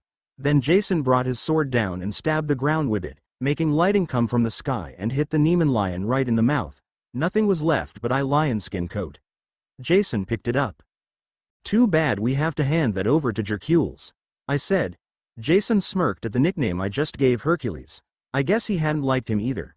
First he was all nice and helpful because he didn't want to be one of those guys that put demigods on hard quest, but then he turned into a big jerk just because Hazel mentioned Harry. So what if his mother made his life hell? Harry never did anything to him. Nor did we. So why take it out on us just because Harry is our friend? We should have been like Annabeth and not mentioned Harry by name. But none of us is a daughter of a wisdom goddess, and we're not a know-it-all like her, so how was we to know not to mention him? Pegasus landed in front of us when Jason was looking over my wound. It wasn't too bad. If I was a muggle I would get a few stitches, but since I was a witch, I just pointed my wand at it and said a healing spell. It closed at once and Jason looked relived. We all then hoped on Pegasus and flew toward Hercules, or to whom I was now calling Hercules. Pegasus landed right where he had before and we climbed off, and Hercules looked a little shocked to see us. Well, you actually did it, he said. I didn't think you could. Or didn't think it would be this fast. It took Jackson longer to keep jumping in the sea to carrying up more pearls. He held his hand out for the lion skin coat. Jason looked down at it, then sighed and went to reach it to him, but something told me that it could come in handy, and something told me not only because if we wore it we couldn't get hit with anything, but something told me it could come in handy a lot more than that. Wait. I cried and grabbed Jason's hand. I looked at Hercules. Look, we killed the thing, we should be able to keep the coat. You have your own after all. Hercules frowned at me. Yes, but the deal was that I let you pass if you kill the Neiman lion and brought me his coat as proof, he said. Besides, I could have been mistaken, but I was pretty sure. Hercules' face turned red. About 1,000 years or so ago some stupid daughter of Hermes stole my lion-skin coat while I was lying here asleep, left a note saying she was giving it to her boyfriend for his birthday, another son of Zeus, never got it back either. I could see Jason trying to hold back a laugh. Yeah, but you said we only had to show it to you. Hazel spoke up. You didn't say anything about giving it to you. It was implied. Hercules said. Now, if you want to pass, you must hand me over the coat, if not then keep it and go back the other way. Jason killed it, the coat should be his, I said, narrowing my eyes. Jason reached the hand not holding the coat out and laid it on my arm. Jin, it's okay, we don't need it, and getting to Harry is more important than a lion skin coat. I sighed, but he had a point and I gave in. When Jason walked forward to hand Hercules the coat, Hazel grabbed my arm. You're right, we shouldn't have to give Hercules the coat, he just wanted to replace the one he lost without having to do the work to get it. You and Jason killed the Neiman lion, so you two should get to keep it, that's how it's supposed to be. Besides, I got this feeling we're going to need it for something. I nodded. Me too, I said. Hazel looked over at the pearls. I have an idea, but I don't think pearls are considered gems, and I know they're not metal, they're from Poseidon's sea, so I don't think I can summon them, but do you have a spell that could lift them? I smirked and gave a nod. Though I didn't know what she was talking about with the gem thing, but I got what she was thinking anyway. Good, so, if you can, when I give you the go-ahead, make them attack Hercules, and I'll grab the coat, but we have to do it before he puts it on, and after he gives us permission to pass. I gave a nod and Hazel and I stepped closer as Jason handed Hercules the coat. He admired it, and was thankfully taking his time to put it on. Lord Hercules, Hazel asked sweetly, you've seen the coat, now can we pass? She looked back at me and gave a nod. I grinned and pulled out my wand and pointed it at the pearls. Yeah, Hercules said. You can pass, so go on, get. Hey, what the? He was cut off by one of the pearls. the black one, smacking him in the back of the head. I waved my wand and the others went flying at him. Who's doing that? He dropped the coat, as the pearls just kept hitting him over and over. I was laughing, the jerk deserved it. Ginny, what are you doing? Jason cried. He'll kill us. Hazel grabbed the coat and then Jason's arm. Come on, Jason, he said we could pass. She dragged him back toward Pegasus who was watching, with what I was sure was amusement in his eyes. I had to let the spell drop to run to Pegasus or else he wouldn't let Jason or Hazel on. You little witch! Hercules cried. You're going to pay for that? He came at me. Jason pulled out his sword to defend me, but I just turned around and got him with a bad boggy hex. He cried out and tried to shove them away, then I climbed on Pegasus, Jason and Hazel right behind me and we took off flying. Why the Hades, did you two do that? Jason demanded. It's just a coat. A coat that can stop any hex or weapon from harming whoever is wearing it, Hazel said. Besides he didn't deserve it. You and Ginny killed the Nemean lion, that should be your coat. Besides, I said, when Jason opened his mouth to argue. I have a feeling we're going to need it. Hazel nodded. And not just to stop something from hitting us. Jason just shook his head. I'm on a quest with two crazy girls. And I thought Harry was bad when it came to pissing off the gods, you. No, we're not going to be able to take that way back, and we most likely ruined it for Leo and them too, considering he knows we had been with them. We'll just go all the way around. I said, it's not like we'll be in a hurry on the way back. When Harry is saved, we won't have a time limit anymore. I doubt he'll be in a hurry to save Enyo. I guess you're right about that, Jason said, as he kissed my shoulder then laid his head on it. I smiled. We were nearly to Greece now, hopefully we'll make it to Harry on time. If not, I'm sure Piper will. Hope that was good. At first I didn't know what this chapter would be about, but then I decided to have someone come across Hercules, and decided it would be good to show Ginny and them again, and the thing about Hercules's coat, I'm sure it was never stolen from him, but I couldn't reset it, and yes, it will come out who it was that took it. And I got a little bad news. This story isn't going to be as long as my last two. I'm running out of things that could happen and I'm getting tired of keeping Piper and Harry apart, but there is still a few more chapters. They still have to get to Harry, save him, then save Hera, then save Enyo, and I was planning on having the last chapter where Harry made it home and surprised Sirius, but I still got another story to write and it probably will be as long as the first two, if not longer. Chapter 14 Disclaimer. I don't own Harry Potter or Percy Jackson. Chapter 14. Finally we make it to Mount Olympus. Percy POV. I was really getting sick of going on quests, especially when it involved a friend being in danger, and Harry was one of, if not the best friend I ever had. He would do anything for the ones he cared about or considered friends. I couldn't wait to get there and save him, and then when he wakes, smack him on the back of the head for making me worry like this. Okay, maybe I won't smack him. It's not his fault he was kidnapped, but I felt like smacking someone. With my ADHD, it was starting to get to me for being on this freaking ship for so long. I was bouncing from room to room. I would go see what Annabeth was doing, which she was on her laptop. Then I would go to the hull and ask Leo when were we going to get there. Last time I went in there I got on his nerves so bad he snapped and asked if me and Piper didn't switch bodies somehow, with the way I was going on, and the fact Piper hasn't been in there. Piper has been unusually quiet and down in her room doing who knows what, but I guess she was just worried about getting there, or maybe she was trying to rest up for the big showdown with the giants. I wondered what Jason and the others were doing, if they had saved Harmonia or if they had even got to her yet. I had hoped they would make it to the mountain to help us, but I didn't think they would. Hercules, the Git as Harry would call him, said no one else had been by all day, so I figured we wouldn't run into them when we got to the mountain, unless they went another way or come after us. Meeting Hercules was one of the worst things to happen on this quest. He tried to flirt with Piper, he got smart with me and acted as if Annabeth was dumb. And the task he made me do was about the stupidest thing anyone has ever made me do. I understand he was trying to give us something easy, but I got sick of having to bring a pearl up to the island and then go back down in the sea to find more. It took longer than it should have, considering I ran into a small sea creature who thought the son of Poseidon would make a tasty snack. But I showed him. Annabeth had been a little wary about Piper coming to talk to Hercules with us. She was afraid she would try to attack him, since he was the one who cursed Harry's life. But surprising she didn't. I guess she knew how important it was not to tick him off, but did have a look on her face that said she would love to run her dagger through him. I hated to admit it, because I love the sea, but I was really getting sick of seeing nothing but water and being on this damn ship. If it had been someone else kidnapped and Harry was with us, I would hate to see how he would be handling being here all this time. He would probably start sleeping on deck. Harry's claustrophobia was something I was worried about, but haven't voiced out loud. With everyone's mind on saving Harry, I don't think any of them has thought about it other than how Harry must have freaked out before Hera put him to sleep. But what I was afraid of was my friend's claustrophobia getting worse. What if he couldn't even handle being on the ship? I didn't voice these worries because I didn't want or need Piper freaking out about something else, and it's not like we could do anything about it if Harry did freak out. I wished I could, but what really got me worried was our enemy using his phobia against him. What if they somehow used it to beat him?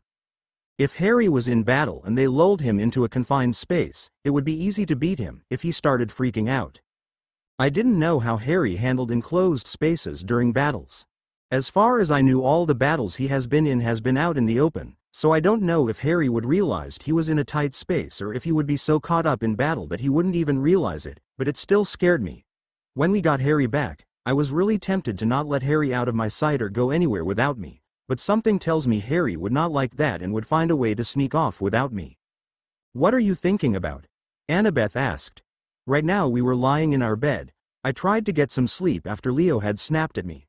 I figured I would need the rest, but couldn't fall asleep, and after an hour of tossing and turning, Annabeth had turned off her laptop and crawled in bed next to me. I rolled over on my back and allowed her to snuggle up to my side and put my arm around her. "Harry," I answered. "There is something about him I've been worrying about." Annabeth raised her head and looked up at me. "What's that?" she asked. I ran my hand through her hair. "His claustrophobia," I said. "After being locked up in that tomb, do you think it will be worse?" Annabeth's frown deepened and she sat up all the way. "It's a big possibility," she said. "I hope not, but it's likely that he will, for a bit anyway. We need to help him get over that somehow," I said. "It could be used against him," I said. Annabeth sighed. "I've been thinking about that for a while now," she said. "But knowing him, he won't want us to help. He'll be too prideful and embarrassed." "We'll figure out something," I said. "You don't know how much I just want to go and knock his uncle for a loop, and then sick you on his freaking aunt or Piper, either one." Annabeth cracked a little smile. "It always amazes me how Harry is so nice and sweet after growing up like that," Annabeth said. "He doesn't even blame Hera or any other god for the life he had, and a lot of guys would blame Dumbledore for leaving him on their doorstep in the first place, but he doesn't, and on top of that he has a lot of respect for the man." "Yeah, he's a pretty good kid," I said. Annabeth laid back down on my chest and I wrapped my arm back around her. "What do you think Piper is doing?" Annabeth asked. "I haven't seen her since we passed the Pillars of Hercules and Marauder." "Disappeared." Piper had made Marauder stay behind when we went to talk to Hercules. She was afraid Hercules might try to fight him, mistaking him for his father, the Nemean lion, since he's starting to look so much like him. But when we go back on the ship, Ron had told us Harry's pet had disappeared. Piper had gotten upset and wanted to look for him, but knew we couldn't because we didn't have time. "Well, if she's anything like you, she's off somewhere, excited about almost being there and a little afraid when she wakes Harry up he might have changed and may not want her anymore," I said. Annabeth raised up and gave me a weird look. "How could you possibly know that?" she asked. Annabeth suddenly frowned. "Just how close are you to Piper?" I rolled my eyes. "Annabeth, Piper and I are only friends, you know that," I said. "I'm just going by what I know you would do, if it was me in that tomb and not Harry. Besides, I love you too much to go sneaking around with another girl." Annabeth gave a nod, then laid back down, putting her head on my chest. "She doesn't have anything to worry about," Annabeth said. "Harry will still want to be with her." "Just like if it was me and not Harry, you wouldn't have anything to worry about," I said. Annabeth smiled. "I just wish we would hurry up and get there," I said. Annabeth nodded. She raised her head and leaned in and kissed me passionately, and I kissed her back just as passionate, putting my hand on her cheek. Annabeth moved so she was laying half on me, stuck her hand up my shirt and pulled it off. She ran her hand to my chest and stopped at the button on my jeans, and started to undo them, and at that same moment Leo came bursting into the room. "I can see, wow. Leo covered his eye up. As Annabeth and I jumped up. "Sorry. Man, doors were invented so people could knock. I said, both angry and embarrassed. Well, dude, locks were invented so people wouldn't walk in, Leo said. I rolled my eyes. You should know not to burst into someone's room, Annabeth said. Her face was red and she looked angry. What was so important that you had to come bursting in here? Leo had started to back out of the room, one hand still over his eyes as if we were naked. If he had come in a few seconds later we would be, and his other hand on the doorknob. Just letting everyone know I can see Mount Olympus. It's tiny looking now, but I can still see it, so it wouldn't be much longer until we get there.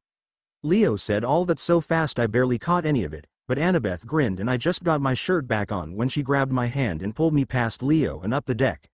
Leo was right, Mount Olympus was in view. Someone should tell Piper, Annabeth said. Tell Piper what? Piper's voice said behind us. Annabeth grinned and pointed to Mount Olympus. We're almost there. Piper looked to where Annabeth was pointing and her eyes widened and she rushed to the edge of the ship, gripping the sides. Harry, I heard her whisper. She turned around as Leo came running back on deck with the others in tow. Can't you speed the ship up, Leo? She demanded. That's not a good idea, Piper, Hermione said. We need to sneak in, so they don't see us. Going fast it would be harder to do. Piper frowned and opened her mouth to argue when Annabeth spoke up. No, she's right, Piper, if the giants see us they'll start attacking, and maybe even stop us from getting to Harry. Piper made a growling sound that sounded a lot like an angry cat. Fine. She snapped. Let's just take our time, after all we have lots of it. She glared at every one of us, then turned to stare at the large mountain ahead. That's another reason I wanted to hurry up and get to Harry. Piper's mood and taking everything out on us was starting to get old. She acted as if we put Harry in that tomb. We get Harry back, I think I am going to tie them together, so they won't ever be separated again. The both of them get way too cranky when the other wasn't around for too long. Piper sighed. Look, guys, I'm sorry for the way I've acted. I'm just scared and want to get to Harry. It's okay, Piper, Hermione said, we understand. That's why no one smacked you yet, Luna said. We all turned and looked at her. I saw Nico smirk. Being around her so much, I have learned she tells what she thinks no matter what it is or to whom it is. Yeah, well, Hermione said, giving Luna a strange look. We all just want to get to Harry. Yeah. I spoke up, and I have already decided that when we get him back, I'm going to tie you two together. You're both way too cranky when the other one isn't around. Piper glared at me as the others, even Hermione and Annabeth, snickered, but then Piper smiled and started laughing. We're almost there, I can't wait, she cried. Then she frowned, chewing on her bottom lip. What if Harry's changed the past 2 months? What if he doesn't want me anymore? What if we've been apart too long? Don't worry, Pipes, Uncle Harry will still want you, Leo said. You'll see, we'll get there. I'll break open the tomb and you can give Harry his little kiss. He'll wake. You'll bring him aboard the ship and show him your room, and he stopped talking and wiggled his eyebrows. Piper's face turned blood red. Leo, she cried, turning to hide her face, and Hermione smacked Leo on the arm. Stop being so dirty-minded, she demanded. I didn't say anything, he denied, smiling. Hermione glared at him. We know what you meant, she said. Leo just laughed and Hermione pulled out her wand and sent a stinging hex his way. He yelped and rubbed his arm. Would you please stop doing that? He demanded. Hermione smirked at him. No, she said, sticking her wand back in her pocket. Leo rolled his eyes, but had a smile on his face. They had gotten a lot closer since Hermione had gotten sick. They spent a lot of time together by themselves and Hermione kept Leo company when he was in the hull. But whether or not they were a couple, I didn't know. They haven't made it official or anything if they were, but they sure did act like it. Hermione didn't even say I'm not your bookworm anymore, so I guessed she was his bookworm. You know what? Piper suddenly said. I think I am going to go change. She looked down at her clothes, and maybe freshen up a little and try to do something about my hair. Why? I asked. What she was wearing looked fine to me, jeans and a hoodie, probably a t-shirt underneath. Her hair looked all right to me too, it was just a little messy, and at the moment blonde. Because, when Harry wakes, I don't want him to see me like this, Piper cried, as she turned and headed back below deck. Okay. Is it just me or did she turn into her mom for a moment? I asked. Annabeth rolled her eyes. Why do girls always do that? Seaweed Brian, Piper hasn't seen Harry in 2 months. Annabeth said. She's just nerves and thinks she has to look her best. Annabeth gave me a look that I knew was her silent way of asking if I understood now. Oh, I said, even if I still didn't get it, girls sure can be complicated. Oh well, I was just glad Annabeth was a daughter of Athena and didn't care how she looked. Though she still was the most gorgeous girl around. On Earth or Olympus. I think I am going to go see if Piper needs any help, Luna said. She gave Nico a peck on the cheek, making his face go red, before turning and skipping. Yes, I said skipping, down the stairs. Why do I get the feeling she doesn't mean helping Piper with picking out clothes? I asked. Because she's not. Nico said. She wants to make sure Piper is fine and just talk to her. Oh, I looked back toward the mountain. Thinking about Luna, she was a weird person, but I still liked her, though I found her and Nico an odd couple, but then again Nico was a bit weird himself. So, I guess they made a good couple even if they were both odd. We're getting closer. Leo ran over to where Piper had just been. I'm going to go to the hull, so I can be ready to stop the ship. He then left. We all stood in silence watching the first Mount Olympus get closer and closer. We were excited and nervous and ready to fight. And all had to put on jackets since snow was coming down and it looked pretty cold. I just hoped it didn't take very long to get to Harry. After 10 minutes Piper came back up wearing designer skinny jeans with sparkles up and down the legs and with light brown suede snow boots, and a white blouse. She had put on a brown suede jacket that matched her boots. She seemed to have finally gotten control of her hair. She had it just a little past her shoulders with curls at the end, and a light golden brown. Her eyes were a dark sapphire blue, with gold speaks in them. She even put on a little makeup and had her quiver on her back and sword and dagger on her sides. Even though I would never say it out loud, because, 1. Annabeth would kill me and 2. If word got back to Harry that I said it he would kill me. So, I kept the thought to myself, but I'm a boy, so I couldn't help, but noticed how good she looked like that. Though my Annabeth would look better. Piper, you do know by the time we get to Harry and you wake him up, that your clothes and hair will be messed up. I said. She glared at me. I just want to look good for Harry, there is nothing wrong with that, she said. Leave her alone, Seaweed Brain. Annabeth demanded. Besides, unless she gets dirty or in a fight on the way up the mountain, she may not get dirty. Remember the plan? I nodded. Of course I remembered the plan. Everyone but Piper, Leo, and Hermione would be fighting the giants. While we had their attention, they would sneak past under Harry's cloak and to his tomb. They would open it while we fought the giants and whoever else may be up there. I think you look pretty, Luna said. Harry will love it. Thank you. Piper smiled at her. She then turned to me. Keep it up and I'll tell Harry you've been picking on his girl. It took about an hour or so to reach the mountain. When the Argo 2 stopped, Leo came back on deck and lowered the stairs and we stepped off, one by one, to the base of the mountain. How are we going to know which way to go? Piper asked. It's huge. Annabeth frowned. That is a good question. Annabeth said. She looked up at the sky. We can't afford to go the wrong way. We don't have time to turn around and go another. I too looked up at the sky. It wouldn't be too much longer before it starts to turn dark and the sun will start to sit. We had 4 maybe 5 hours. Look, Luna cried, pointing. We all looked and there standing not far from us going up a trail was a stag, a solid black stag. It didn't run or look scared, it just stood there and stared at us with large hazel eyes.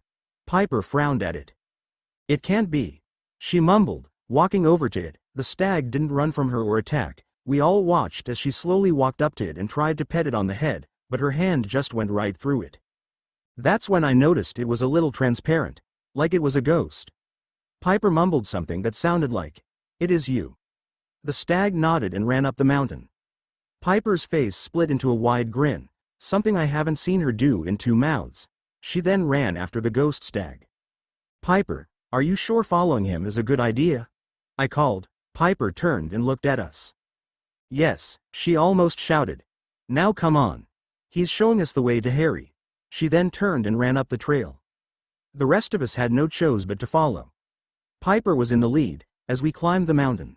Snow was coming down pretty hard now, and our path was slippery, but we went on. Every once in a while the stag would stop, and look behind to make sure we were following him, then went on. I just hoped that Piper was right about this ghost deer leading us to Harry.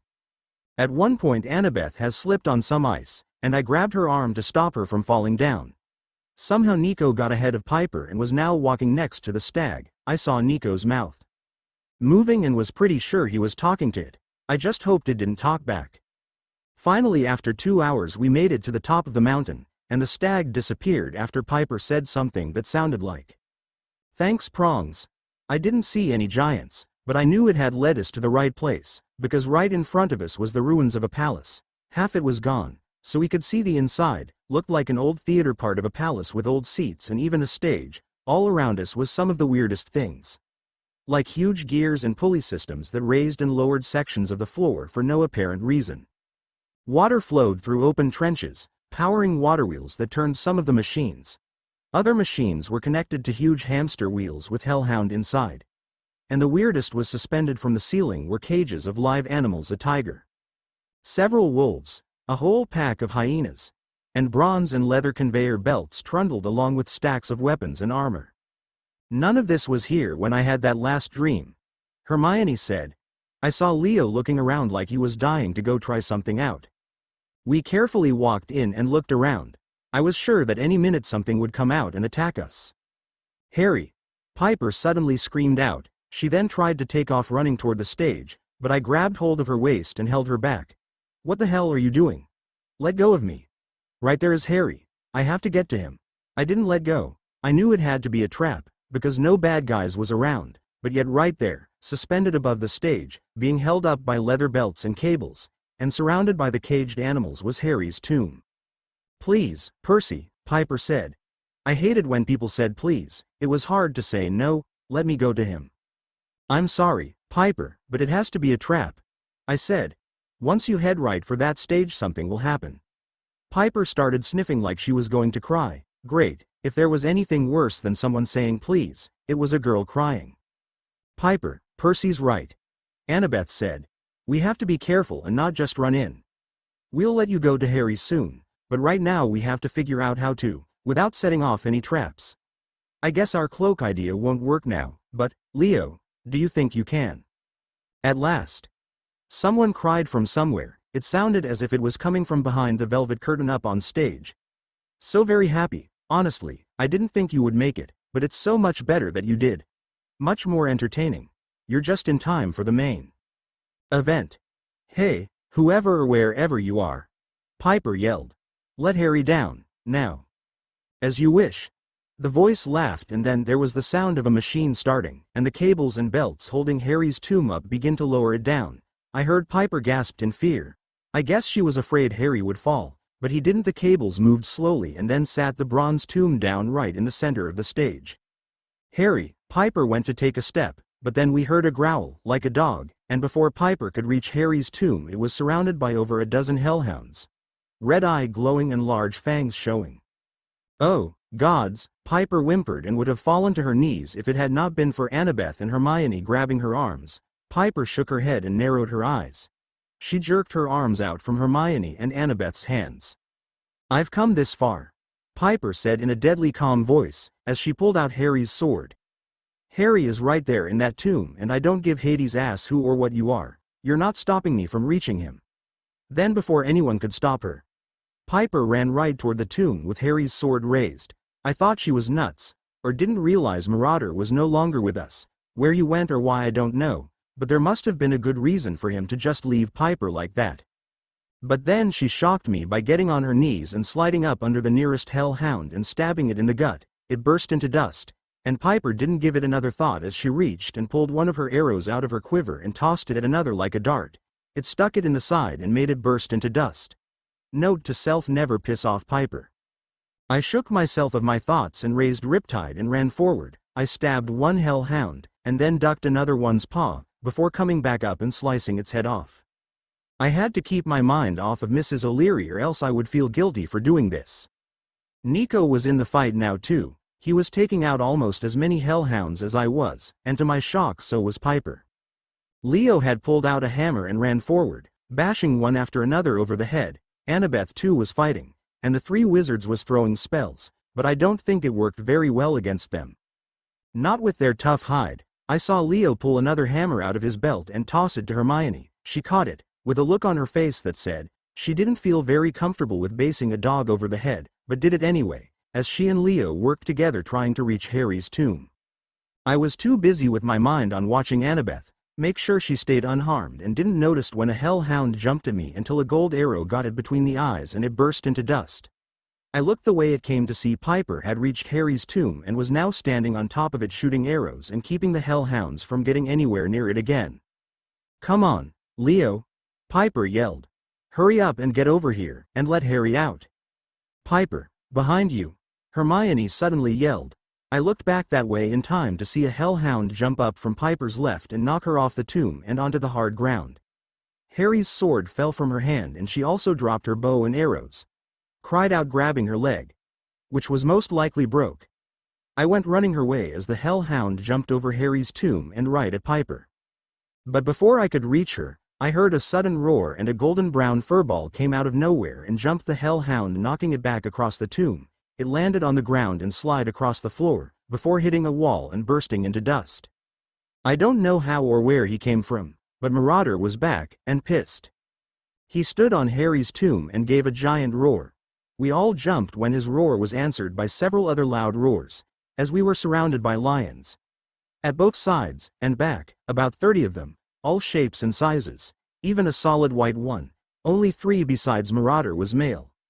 I looked to Annabeth to see her jaw jump. The others pretty much doing the same thing. We had all stopped what we were doing, even the hellhounds who, being basically dogs, had turned to their known enemy, the cat. Marauder gave another roar, the lioness and lions roared back, then jumped into action. Ignoring us demigods and wizard, they attacked the hellhounds. We just stood in shocked silence as the lions went to work. All but the white one, who seemed to be standing guard over Piper as Marauder stood guard over Harry's tomb. And within seconds, there was no hellhounds left. Marauder looked right at Leo and gave a roar. He blinked in shock before looking around. Spotting Hermione, he grabbed her hand and they both headed toward Harry's tomb. The white lion laid across Piper's lap as if protecting her from harm. She wiped her eyes and began to pet him, looking a little shocked as the others surrounded them in the tomb and laid in a circle, as if they were going to make sure nothing stopped Leo from cutting open the tomb and getting Harry out. Hermione pulled a small disc from her pocket and handed it to Leo. He pressed a button or something on it and it grew into a hand saw. "Really?" Piper cried. "Hephaestus believes that we'll cut open a bronze tomb." Leo shrugged and began to cut around the tomb, and it worked. It would take a while to completely saw the top off, but it was working. I could see shreds of bronze flying everywhere in the sound of the cutting. Piper looked up at the sky and sighed. It was darkening, but the sun was still up, but would start going down soon. Suddenly the ceiling opened over us, and a platform lowered. Standing on it like an actor, with his hand raised and head held high, was a purple-haired giant. He was small for a giant, standing only 12 feet. Wearing the worst Hawaiian shirt. It had a garish print made up of dying heroes, horrible tortures, and stuff I'm not even going to say. He had a 10-foot spear strapped to his back and white jeans. I guess no one ever told him not to wear white after Labor Day. "Bloody hell," Ron mumbled, as the giant smiled at us as if he was happy to see us. "That's bloody gross." I didn't know if he was talking about the giant or his shirt, maybe both, but I had to agree with whichever it was. Nico gripped his sword and stepped forward. "You're going to pay for taking my friend." The giant grinned at him. "It's the real Nico D'Angelo," he said. "It's not my fault the son of Hera said he was you." Nico frowned. "He did?" Nico asked. "Yes, I asked him if he was Nico D'Angelo," the giant said. "We told him you were who we were after, and he looked at us and said he had blood of Hades running through his veins." I smirked a little. Leave it to Harry to make it sound like he was Nico, without lying and saying he was. Harry hated being lied to, so that's something you never caught Harry doing, but he protected Nico by making the giants believe he was him, without coming out and saying he was. After all, as a descendant of Hades, Harry told the truth about having his blood running through his veins. "Now, let's get back to the show," the giant said. "It's so good you've all come to die." "You're the one going to die," Nico growled. "You and your brother. Where is he anyway?" "I don't know," the giant said. "Otis, where are you?" If the other one was Otis, I guessed he was Ephialtes. The red velvet curtain moved and out from behind it ran the other giant. "Where were you?" Ephialtes demanded. "You were supposed to come out of the floor." He opened his mouth to answer, but the Ephialtes cut across him. "Never mind." "Gods and Titans!" Ephialtes yelled. "It's showtime, now for the stage directions." "We're not going to be part of any show," Nico cried. I saw his eyes glance behind the giant at Harry's tomb. Leo wasn't even halfway sawing the first side yet. Piper was holding on to her leg again. I really did think she had broken it. If the giant had noticed them or the lions surrounding the tomb, they did a pretty good job pretending they didn't. So I figured we needed to keep their minds off them, so they can get that tomb opened. "So," I said, "you said something about stage directions." "Yes," Ephialtes said. "Now, I know the bounty stipulates that you and the girl Annabeth is to stay alive, but since you are here, we might as well do away with you all. No, that will be much more entertaining. We already have your friend in the tomb who's probably died. Now, don't worry," the giant went on. "I got your plans all worked out, it'll be perfect. All the gods on Olympus will see. Only problem is we're not going to die," I said. "And we're not going to go along with some stupid show you have planned," Nico said. "Oh, but you will," Ephialtes said, "because you can't kill us, you have no god with you. So, really, it would be much more sensible to die painfully. I'm sorry, but the show must go on." I looked to Nico. "I'm really getting tired of this guy's shirt," I said. Nico looked at me and gripped his sword tighter. "I'm getting sick of his mouth," he said. We turned back at the giants, then charged. Things went wrong immediately. The giants vanished in twin puffs of smoke and reappeared halfway across the room, each in different places. I ran right toward Ephialtes, but slots in the floor opened in cages with monsters of all kinds. The cages made a loud sound and opened. We went into action fighting them, as most the lions around Harry's tomb jumped up to help, but some did stay behind, right next to Hermione, Leo and Piper, and they batted away or fought anyone that came toward them. The cages weren't the worst thing. There was also fiery pits that opened up here or there, so we had to be careful where we stepped.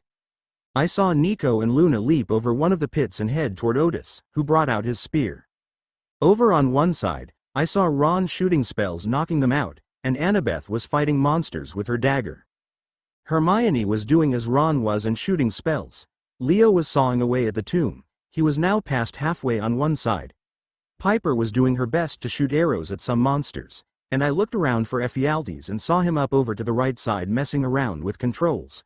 I sliced a hellhound that had come from somewhere, thought all them was gone, then took off running toward Ephialtes. Annabeth saw me and took off behind me.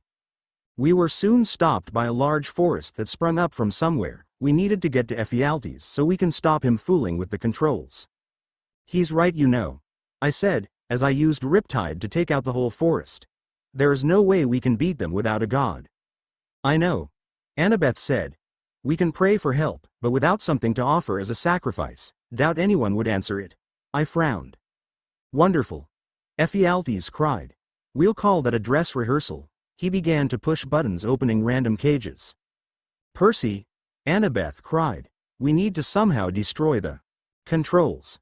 I gave a nod, then looked around to check and make sure our friends we all right. Nico and Luna was battling Otis still. Ron was still firing curse. Hermione stood in front of Leo, to protect him from anything that might try to attack as he had his back turned still sawing away on the tomb. Marauder laid on top of it licking his paws as if nothing was happening. Piper was gripping her leg. I saw tears in her eyes, as she leaned against the bronze tomb. And all the lions, but the ones still lying in Piper's lap, were now fighting. They had taken out most the monsters.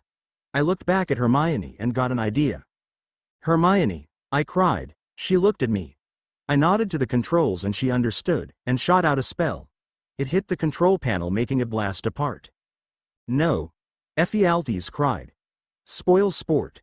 Otis, who had knocked Luna out and Nico had taken off over to check on her, tossed his spear right at Hermione. Her eyes grow wide, but there was a sudden gust of wind and the spear was blow off course and stroke Ephialtes right in the side. "Otis," Ephialtes cried. "Would you stop killing me?" He crumbled into monster dust. There was suddenly a rumble of thunder and a bolt of lightning strike the roof, making it explode and crumbled on top of Otis. A solid white Pegasus landed right next to the pile of roof, and to our shock off jumped Jason, Hazel and Ginny. They came running toward the tomb as we did. The white Pegasus flew away. "About time you got here," I said. "Where did you get the horse?" "That was Pegasus," Ginny said. "I know it was a Pegasus," I said. "She means the Pegasus," Jason said.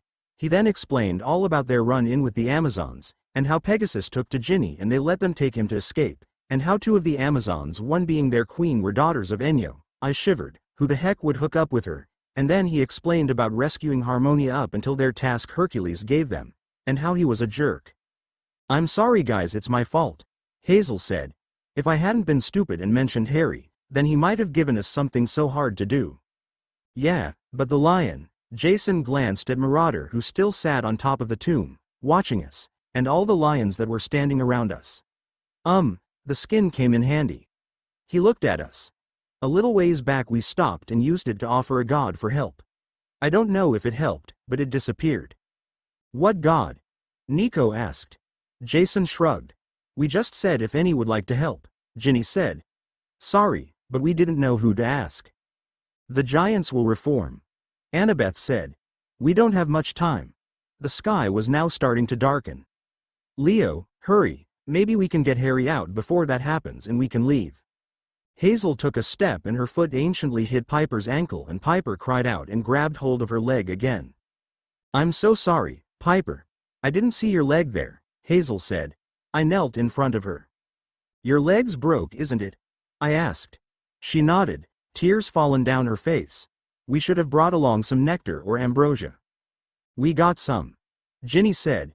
She was carrying a bag she didn't have when they left. She came over to Piper's side and dropped down next to her and started pulling out nectar and ambrosia. "Which did you want?" "Piper, choose the nectar." "Where did you guys get all that?"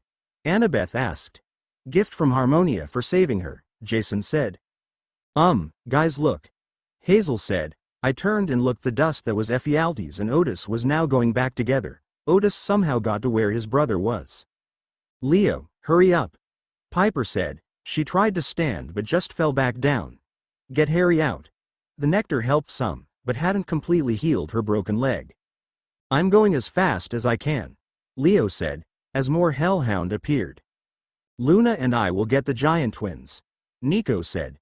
"You guys take care of the hellhound." And with that he walked toward the giants, taking Luna with him. I took a step to go help him and found myself surrounded by hellhound. I raised Riptide and got one in the side, then turned around and sliced another's head off. Then Annabeth got a third one on the side of the head with her dagger. I looked back toward Nico and Luna to see they seemed to have things under control. Luna was doing a good job battling Otis and Nico was battling Ephialtes. He was doing something weird. He had shadows swirling all around himself as he spun. Ephialtes was so confused by this, he wasn't even trying to attack him. More shadows were swirling all around. There was even a wind with how fast they were going. Then something even weirder happened. Nico began to rise. The shadows underneath his feet was raising him up. Ephialtes took a step back as Nico made it level with his head, drew back his sword and got him across the face. "Oh, this isn't a part of the script," he cried, as Nico took a step off the shadow only for another to form under his feet to stop him from plunging to the earth. "I rewrote it," Nico said, as he bounced from shadow to shadow, staying in the air by walking on them. It shocked me that he wasn't falling through the shadows. "Would you stop?" Ephialtes cried. "You're cheating. And you being a giant that can't die without the help of a god is fair." Nico cried. Luna suddenly cried out, and Nico looked her way, to see Otis brining the tip of his spear toward her. I took a step toward her to help, but Nico suddenly vanished. He completely disappeared. But then a shadow formed in front of Luna stopping the spear, and Otis was soon fighting shadows that was swirling around his face. I still didn't see Nico anywhere, but then more shadows formed around Ephialtes, and I noticed something. A shadowy figure that was shaped like a boy, and was the size of Nico was up in the shadows swirling around. "Is that?" I asked, pointing up at it. Annabeth gave a nod. "He's inside the shadows," she said. "I didn't know he could do that. He's basically a part of the shadows now." But Ephialtes must have figured out what Nico was doing too, because he was able to swat him out of the air, and Nico was just able to stop his fall with a shadow forming on the ground. Luna ran over to him, just as Annabeth, and I took off running over to them. "Nico, you alright?" I asked. He nodded with a scowl on his face. Otis and Ephialtes was laughing at us. "Impressive, demigods, but you still need a god to help you," he said, and Otis laughed harder. I tightened my grip and raised it at him. "We don't need a god," I said. "We already turned you to dust once already, we'll do it again." "Pity," said a voice behind us. And here I was going to play the hero. I turned around and saw Apollo standing there. He was wearing the usual jeans and shirt, looking like a teenager about 19. The only difference was he was now wearing the Neiman lion skin coat. "Apollo," I said. He winked at me, then turned and looked to Ginny. "Thanks for the coat, beautiful," he said, giving her a large smile and a wink. "It fits nice." Ginny's face turned blood red, making Jason give Apollo a glare. He then turned to Leo. "Valdez, man," Apollo called. "You got to hurry up and let my little buddy out of there, so we can hit the nightclubs together and check out the ladies." "I think not, Apollo." Piper spoke up. He turned to her. "Piper, didn't see you there," he cried. "Looking as beautiful as always. Too bad you're taken." He winked at her. "Call me if it doesn't work out." Piper rolled her eyes and made a face. "Could you stop flirting with every girl here, and help me?" Nico demanded. "That's why you're here, isn't it?" "Of course, Nikki," Apollo said. He glanced at Luna. "Impatient boyfriend you got there." He then smiled and threw his arm around. "Always nice to see one of my descendants." Luna smiled at him as he took his arm back from around her and took his sunglasses out of his pocket and put them on, then grew to 14 feet tall, which made him a couple of feet taller than the giants. He put his fingers in one another and stretched them out, making his knuckles pop, and a shiver go down my spine. "You guys just stand back and let me and Nikki do our thing." The giants just laughed as Apollo advanced on them. Apollo didn't seem to care, and he pulled out his sword, and Ephialtes brought up his spear. Apollo blocked it with his sword and Nico began to battle Otis. I took a step to help, but Annabeth grabbed my arm and pulled me back. "Remember the prophecy, seaweed brain, it has to be Nico and Apollo," she said. I gave a nod but didn't like it. I did notice Luna had stopped helping, like she had been before Apollo got here. Apollo may be a bit silly acting for a god and a big flirt, but he could fight pretty good, I give him that. He raised his sword and brought it down across Ephialtes' face, and blocked a move Ephialtes tried to throw at him. I could hear Piper behind me crying and pleading with Leo to hurry up. "Come on, Shadow Man," Apollo yelled at Nico. "Do your thing and we'll end this." Nico scowled at his new nickname and began to make shadows form around the two giants, tying them together. "That's a boy." Apollo put away the sword and suddenly had his bow and arrow in his hand. He pointed it right at Ephialtes' head and let it loose. It went right through his head and stuck Otis. They both burst into dust. I turned and ran back toward Harry along with everyone else. Leo was now halfway sawing the other side of the tomb. He was almost done. Piper was turned watching. Jason, Ginny, Hermione and Ron were standing around him. I saw Hermione looking nervous. Hazel was standing next to Piper, bouncing from foot to foot. Nico just walked up next to me and Annabeth, who were standing next to Hazel and Piper. Apollo soon joined us. "You better hurry, Leo," Apollo said. "The sun is starting to set."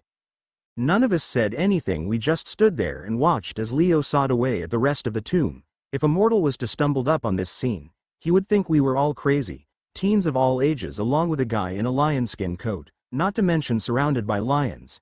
As we all stood and watched as another teen saw the top off a bronze tomb, well, he would probably go running the other way. "Come on, Leo," Piper said. "Please hurry, he doesn't have much time left." I could tell it was killing her to have Harry so close and not be able to reach him yet. Leo was now over halfway there and turned to saw the foot of the tomb. He was almost done. "I see your nectar didn't help you too good," Apollo said. Kneeling down by Piper, he laid both hands on either side of her broken leg. "Don't want Harry to see you hurt. I'm sure we all would like to see tomorrow." A light shined in his hand, and Piper hissed, but soon it faded and he helped Piper to her feet. "Thanks," Piper said.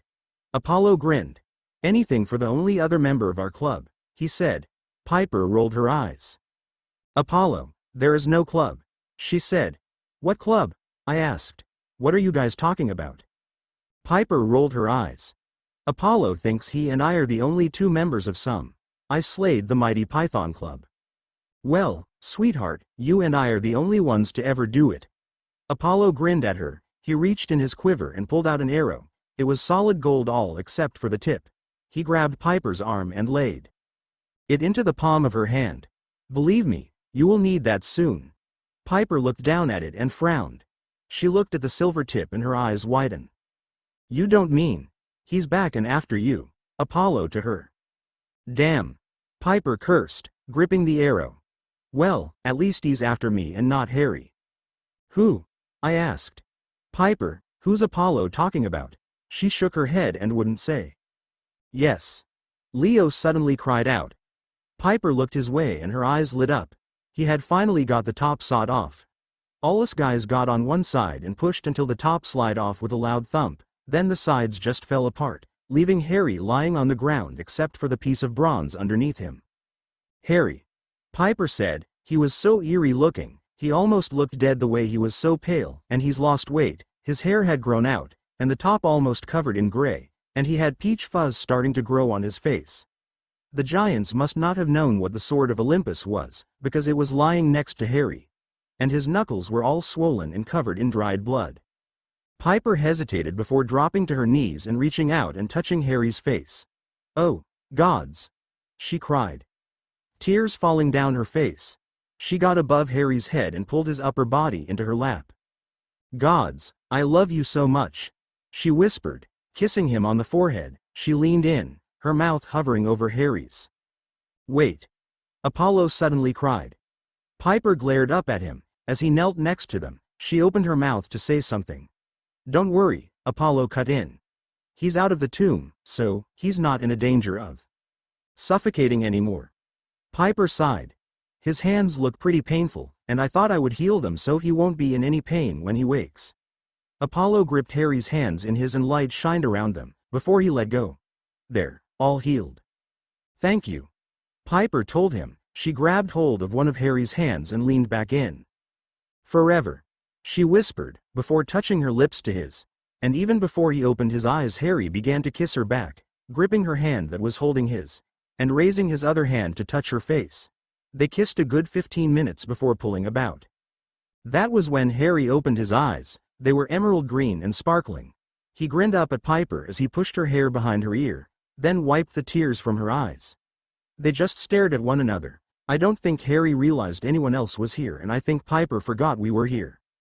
You look so beautiful. Harry whispered. I love you, fancy face. He rubbed her cheek with the back of his hand. I love you too, babe. Piper said. Forever. Harry grinned, and pulled Piper back down to him. Forever. Harry whispered, before their lips touched once more. An thought that would be a nice little end for this chapter. Don't worry, there is still a few more things they have to do before the story ends. And I'm already working on the next chapter, so I won't leave you hanging too long, and it will be in Harry's POV. Chapter 15 Disclaimer. I don't owe Harry Potter and Percy Jackson. Chapter 15. I meet someone I hate more than Ares. Shocking, I know. Harry POV. I couldn't begin to explain what it was like down in Tartarus. I wouldn't if I could. Believe me, you don't want to know. The horrors that I saw. It was anything way beyond what even Voldemort could do. The screams, the shouts, the crying, it was all going to haunt my dreams for years to come. I just know it. I doubt even an Obliviate charm would take the memories away, or even a dreamless sleep potion would stop the nightmares I know I was going to have. I'm just glad I had let go of Piper and not allowed her to be pulled down in the pit with me. I would have hated for her to see that. Or have to go through it.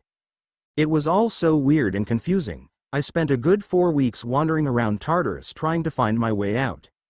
Wanting to get back to Piper, then all of a sudden I was locked in a tomb. I can remember passing out after having a flashback about my old life with the Dursleys. Next thing I know, I was waking up in Piper's arms, with her soft lips touching mine. Not that I was complaining. Surrounded by all my friends, including Apollo, who had worn the ugliest coat I had ever seen, not to mention a whole pride of lions. After me and Piper stood and just held each other for a good 20 minutes, the lions had walked us back to Leo's ship, then all of them left. I was kinda glad they did. All their different thoughts was giving me a headache, and if one more had called me my prince, I think I would have gone crazy. Piper had promised she would tell me everything after I took a shower. I did stink. I wanted to take a real long shower, but after a while I started to feel like the walls were closing in on me, and I was suffocating, and couldn't breathe, so I had to get out. I got dressed in a white dress shirt and faded blue jeans, clothes my girl had picked out, shaved the beard that had started to grow on my face. Then I brushed my teeth 3 or 4 times. When I had looked into the mirror I had got a shock. Most the top of my hair was gray. I frowned. I shouldn't have gray hair, I was only 16. Must be from the stress of being in Tartarus. Just to think about it made me almost hear the screams, and a shiver went down my spine. Then the bathroom started feeling like it was closing in on me. So I went into the bedroom to find Piper sitting on our bed waiting for me. She gave me a huge grin and stood. Piper walked over to me, put her arms around me and kissed me. She then let her hands drop to the shirt I had just put on and started unbuttoning it. Telling me how much she loved me and how it was torture for her when I wasn't around. When she started kissing down my neck, I told her how much I loved her and how it was torture for me to be away from her. She then told me how when she thought she couldn't go on, she would just think of our promise to each other. Which was the same thing I did. When I was about to give up, Piper's gorgeous face and our promise just popped in my head. And I was able to go on. When my shirt hit the floor and Piper's hands went to the zipper on my jeans, all thoughts of walls closing in left my mind and I scoped Piper in my arms and carried her to the bed. When I held my girl in my arms I noticed something. I didn't find it was the right time to bring it up, but I've held my girl in my arms enough to know what her body feels like, and I've seen it enough to know what it looks like. I know what her body looks and feels like, as much as I do my own, and I know she's lost a lot of weight. I didn't want to ruin this moment with her, making love for the first time in 2 mouths. So, I put it out of my mind and made a note to talk to her about it later, and make sure she gets a lot to eat. After making love 3 times in a row, Piper snuggled into my side with her head lying on my chest, my arm wrapped around her with my hand running through her hair. She meant more to me than anyone or anything on this earth. I just laid there and listened to Piper telling me what has gone on. I didn't say anything, I just wanted to hear her voice. It's been way too long since I had heard it. She told me everything, from everyone at camp fighting with one another to all the gods fighting with each other, Hera walking out on Olympus, her threat to destroy camp if I died. I got a little mad when she told me that a lot of the boys at camp thought they could flirt with her since I was gone. She told me what happened on their quest. How my dad had been. She told me about Ginny, Jason, and Hazel's quest. Then what they told them what happened. I wasn't happy about having to save Enyo, but she was my sister, so I was going to, and I didn't like hearing that Hera had the mirror verized and was wasting away in front of it. I wasn't going to let that happen, I was going to save her. Then have a little talk with her about that threat she made. Once we got back to New York, Piper and I would head to Olympus and ask Zeus where all Hera's hiding places was. Being her husband, he should know the places she went when she got mad at him. Piper ended with telling me about Hercules and how she found out he was the one that cursed me. Piper told me every single thing about what happened when I was gone. I then told her, and she was the only one I was going to tell, but I had to tell someone, or I'll end up going crazy. I told her about the things I saw in Tartarus and how horrible it was down there. She cried about me having to go through that. I really wished they had let the giants live until I got a chance to get out of the tomb, so I could make them pay for what they put Piper and I through. 2 months without each other was way too long. Right now Piper was asleep, her head still on my chest and one arm wrapped tightly around me, her hand holding on to my hand opposite of the arm wrapped around her. We were both so happy to have each other back, nothing else mattered at the moment. I laid there listening to Piper's soft breathing. I could tell she hasn't been sleeping much and knew it was because I wasn't there to hold her. Like the time she went to visit her dad, it was hard for me to fall asleep without having her there to hold, but now she was in a deep sleep. When she woke I was going to make her eat something. Now that I was back I was going to make sure she gains the weight she lost back. I laid there running my hands through her hair a few more minutes, then my eyes started to drop. Who knew you could still get tired after spending a month asleep? But falling asleep wasn't a very good idea, because once I did the dreams came. I was wandering in the dark, hearing screams and cries of help, the hands of both people and monsters grabbing at me demanding me to help them. I woke up unable to breathe, realizing just how dark it was in here and how Small this room was, it felt as if I was underground again. I slid out from under Piper, stood up, and got dressed as fast as I could, threw the door open, ran past Marauder and headed up deck, ignoring his calls to me.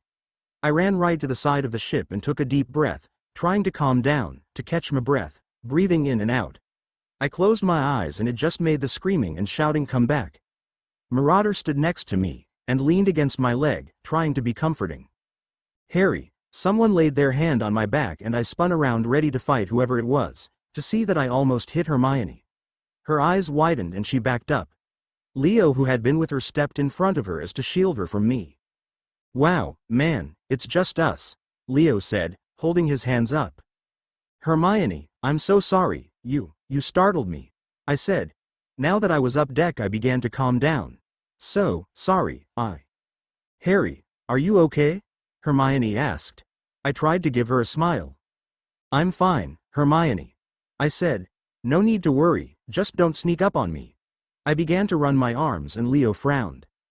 "Are you sure, Uncle Harry?" he asked. "Don't call me uncle," I snapped, not meaning to sound so mean. Leo's eyes widened. "I'm sure, and I didn't mean to snap like that, it's just..." I ran my hand through my hair. "Where is Piper?" Hermione asked. "I figured she wouldn't let you leave her sight for a long time." "She's asleep," I answered. "I just wanted to get some air and didn't want to wake her. I know she hasn't gotten much sleep since I've been gone." "She hasn't eaten much either," Hermione said. "Yeah, I've noticed her weight loss," I said. Then rubbed my arms, wondering if I would be able to go back down to our room with Piper. We stood there a while not saying anything. Then I kicked the side of the ship. "What is wrong with me?" I cried, mostly to myself, but Hermione and Leo heard. "Harry, are you sure you're okay?" Hermione asked. The sun was now coming back up, casting a yellowish glow over the deck of the ship and out into the sea. Now that it was getting light I was starting to feel a lot better. Great, now I was going to be afraid of the dark, along with small rooms. What kind of hero am I? "I don't know, Hermione," I said. I should be the happiest guy alive right now. I'm out of that tomb, back with my friends. I just made love to the most beautiful girl in the world. And the moment I fall asleep I start having nightmares and then have to leave my room, because I feel like the walls are closing in on me. I should be down there right now holding my girl in my arms, but I'm scared of going into my own room. I thought us demigods were supposed to be heroes. What kind of hero is afraid small rooms and the dark?" "Harry, it's normal," Hermione said. "After what you've been through, I'd be worried if you didn't have nightmares or get a little claustrophobic being below deck. It's not your fault. But don't worry, it'll take time, but you'll get over it. Piper will help you." "I feel bad," Leo said, running his hand through his hair. "I should have thought of this when building this ship. I should have built you a room up here on deck somehow or something. Maybe with lots of windows." Hermione reached over and squeezed Leo's hand. If Piper hadn't already told me there was something between them I would have been shocked. I had got a big kick out of her being claimed by Aphrodite. "It's not your fault, Leo," Hermione said. "Harry doesn't blame you." "She's right," I said. "Leo, it's not your fault. In fact I feel a little bad. You went through all that trouble to make a room Piper and I could feel comfortable in, and I can't even stay in it." "It's okay, Harry," Leo said. "Don't worry about it." I shook my head. "No, it's not okay. There is someone at fault, one guy, to blame for everything that has happened to me in my life. I can't keep feeling like this. I can't. I'm not letting anything else get between me and Piper. I should be with her now, happy about having her back. I am happy I got her back or she got me back. But I have to make sure we stay together, that we're not going to be ripped apart again. And there is one way to help make sure that happens, one thing I can do to help make sure that happens. Because it's the biggest thing threatening us now." I looked up at Leo. "I need a favor." Leo. "Sure thing, Uncle Harry," Leo said. "Just tell me what and I'll do it." He grinned, but I saw Hermione frown. "Piper told you, didn't she?" Hermione said. Leo looked at her confused. "Hermione, I just want to talk to him," I said. She rolled her eyes. "Sure you do," Hermione said. Leo looked between us confused. "You'll go to talk to him, then lose your temper and end up beating the stuffing out of each other. Harry, we've known each other since we were kids. I can read you like a book."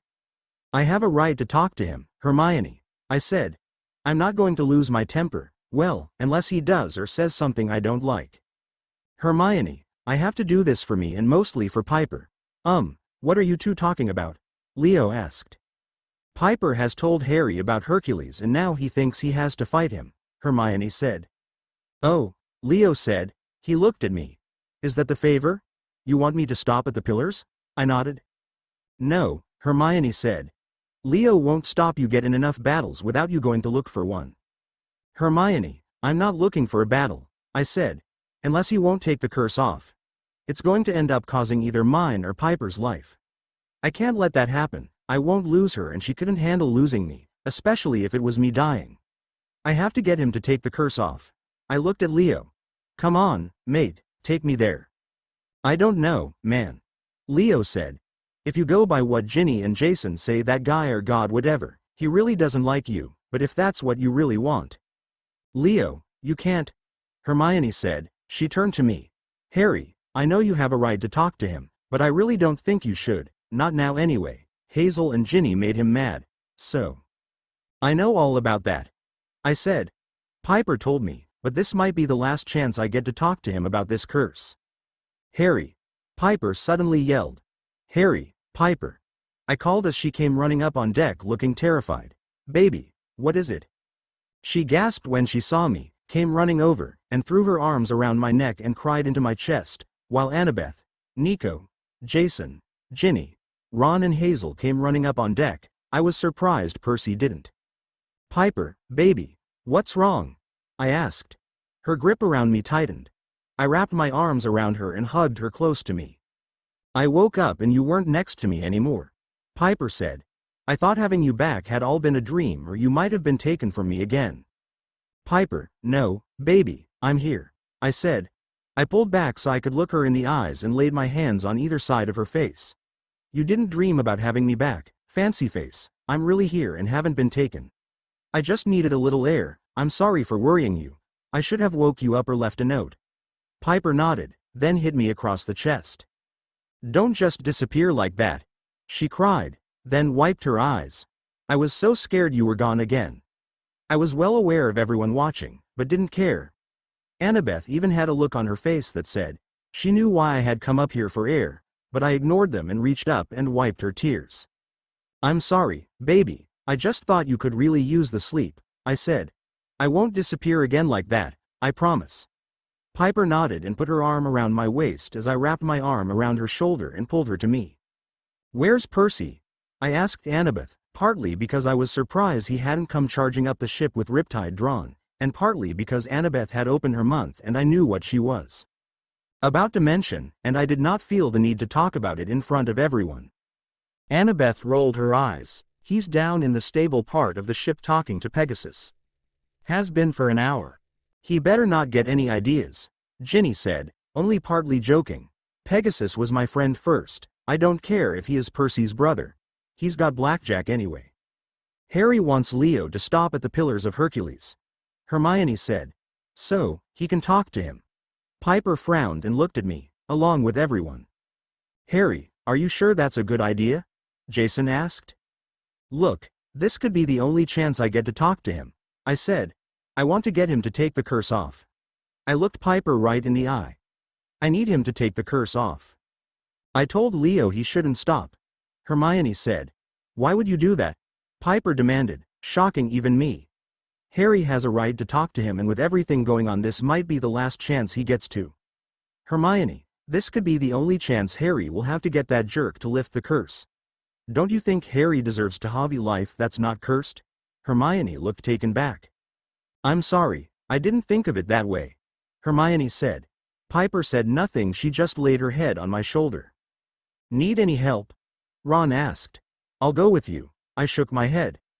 This is something I need to do alone, I said. Piper raised up and narrowed her eyes at me. I sighed and ran my hand through my hair. Well, almost alone. Just me and Piper.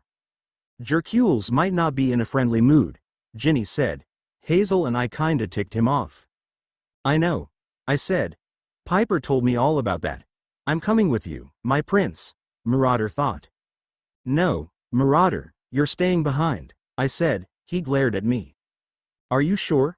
Jason asked. I'll help if you need it. Any one of us will. Yeah. Leo agreed. We're just all glad we have you back. I'm glad to be back, I said. I grinned down at Piper, she grinned back up at me. And I took her hand. I decided to try to go back to our room, now that I was feeling better and now that the dream finally left me. Come on, baby girl, let's go get ready. She nodded and I led her down to our room. I felt a little closed in, but it wasn't like before. Harry, are you okay? Piper asked. Taking her shirt off, she turned around to find a different one to put on. Why do you ask that? I said. Piper glanced over her shoulder at me, before turning around and going through her drawer. Because I know you. She said. You wouldn't just leave the room and not leave a note or something, so I wouldn't worry, especially after being apart 2 months. Now what was? It was your claustrophobia, wasn't it? I walked up to her and kissed her shoulder. Yeah, it was. I had this awful dream about being back down there and I woke up not being able to breathe. I put my arms around her and kissed the top of her shoulder. Piper turned around and put her arms around my neck, and kissed me. Please, she said. Next time wake me up. I'll be more than happy to walk up deck with you. Okay, just wake me. I nodded and gave Piper a kiss, before she turned back around and picked out a green shirt. That was when I noticed the scar on Piper's shoulder blade. It was shaped like the tip of an arrow. Fancy face. Where did you get this scar? I asked, laying my hand on her shoulder and tracing it with my thumb. That old thing. She said. I don't even remember. I frowned at her as she turned around to face me and slipped her shirt on over her head, this time the right way and not inside out. She wrapped her arm around my waist and kissed me, then pulled back. Piper, please don't lie to me, I said. I know every inch of your body, that scar is new. Piper sighed, took her arms from around my waist and sat on the bed so she could put on her socks and shoes. I didn't mean to lie, she said. I'm sorry, I just don't want you getting mad and wanting to run off and fight someone else. I frowned as she tied one shoe and reached for the other one to put it on. Remember when I told you about Narcissus and those nymphs and how I got the bronze? Your charm speak must have really gotten strong to make them fight over a picture of me, I said. Piper frowned. My charm speak didn't have anything to do with it, Piper said. I rolled my eyes. Where Piper got that I was gorgeous I will never know. Anyway, I left out that Narcissus shot me with an arrow when I was running. He what? I cried. I could feel my magic stirring. Piper smiled, got up and put her arms around my waist. Babe, just calm down, she said. Marauder got a hold of him. I nodded. Good, I said. And he better hope I don't ever lay eyes on him. Piper smiled and kissed me. She went over and grabbed our weapons. She hooked her dagger on her side, then slung her bow over her shoulder, then handed me my wand and the blade of Olympus. After I hooked the sword to my side, I grabbed Piper's hand and led her up deck. Nico, Hazel, Percy, and Annabeth were all on deck when we got up there. So we walked over to where they were all standing. Hey, guys. Percy greeted. Annabeth told me what you wanted to do. Are you sure you don't want me to go with you? We'll be fine, I said. This is just something I have to do. I can understand that, Percy said, and patted me on the shoulder. How was your chat with the flying horse? I asked. Percy snorted. Fine, he has a pretty good sense of humor, Percy said, but then got tired of me and chased me off. Yeah, I said, turning my back to the boat and leaning against the side, and Piper slipped her hand in mine. I can understand why he would chase you away, I smirked. Ha, ha, Percy said. Glad you still like to pick on me after all this time. He reached over and pulled on the bottom of my hair. At least I'm not going gray. And you need a haircut. My hair had grown out since I went 2 months not having a way to cut it. It was down to my shoulders and I left it like that. I liked it, it looked less messy that way. I like his hair long, Piper said. She reached up and held out the ends of my hair. Then she reached one hand up and tugged on one of the gray hairs. But when we get home I'm going to the drugstore to buy you some hair dye. Ha, ha, very funny, I said. She squealed when I tickled her waist, then pulled her closer to me. And what color would you get? Piper acted like she was thinking. Maybe a dark red, she said. Percy shook his head.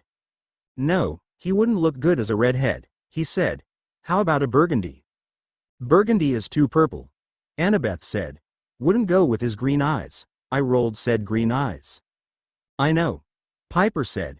We'll bleach it blonde. I think not, I said, while Piper, Percy and Annabeth laughed at my look. I'm not going around looking like Malfoy. Piper tugged on my hair. It'll just turn out an orange-red color, Nico said. We all turned and looked at him, Percy with his eyebrows raised. Tried before have we? He asked. Nico glared at him and Hazel giggled. No, fish face. Nico snapped. But I have seen Aphrodite girls bleach their hair. Spend a lot of time within the Aphrodite cabin? Percy asked. Nico glared at him again. Wonder if Luna knows that? Come on, Percy, leave him alone.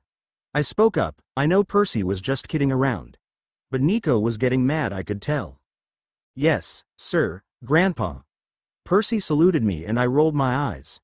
I noticed Nico kept glancing at my gray hair with an expression I couldn't read. I know he knew what put it there and I was glad he didn't say anything. The last thing I needed right now was to be reminded of, down there. I couldn't even say the name anymore. I suddenly shivered, and Piper put her arm around my waist. Harry, Annabeth walked over and gave me a friendly hug. I just want to tell you, I'm really glad you're back and we all missed you. Yeah, man, me too. Percy said. He shook my hand and then bumped his knuckles to mine. Wasn't the same without you. Thanks. I said. And if I hadn't been asleep, I'm sure I would have missed you too.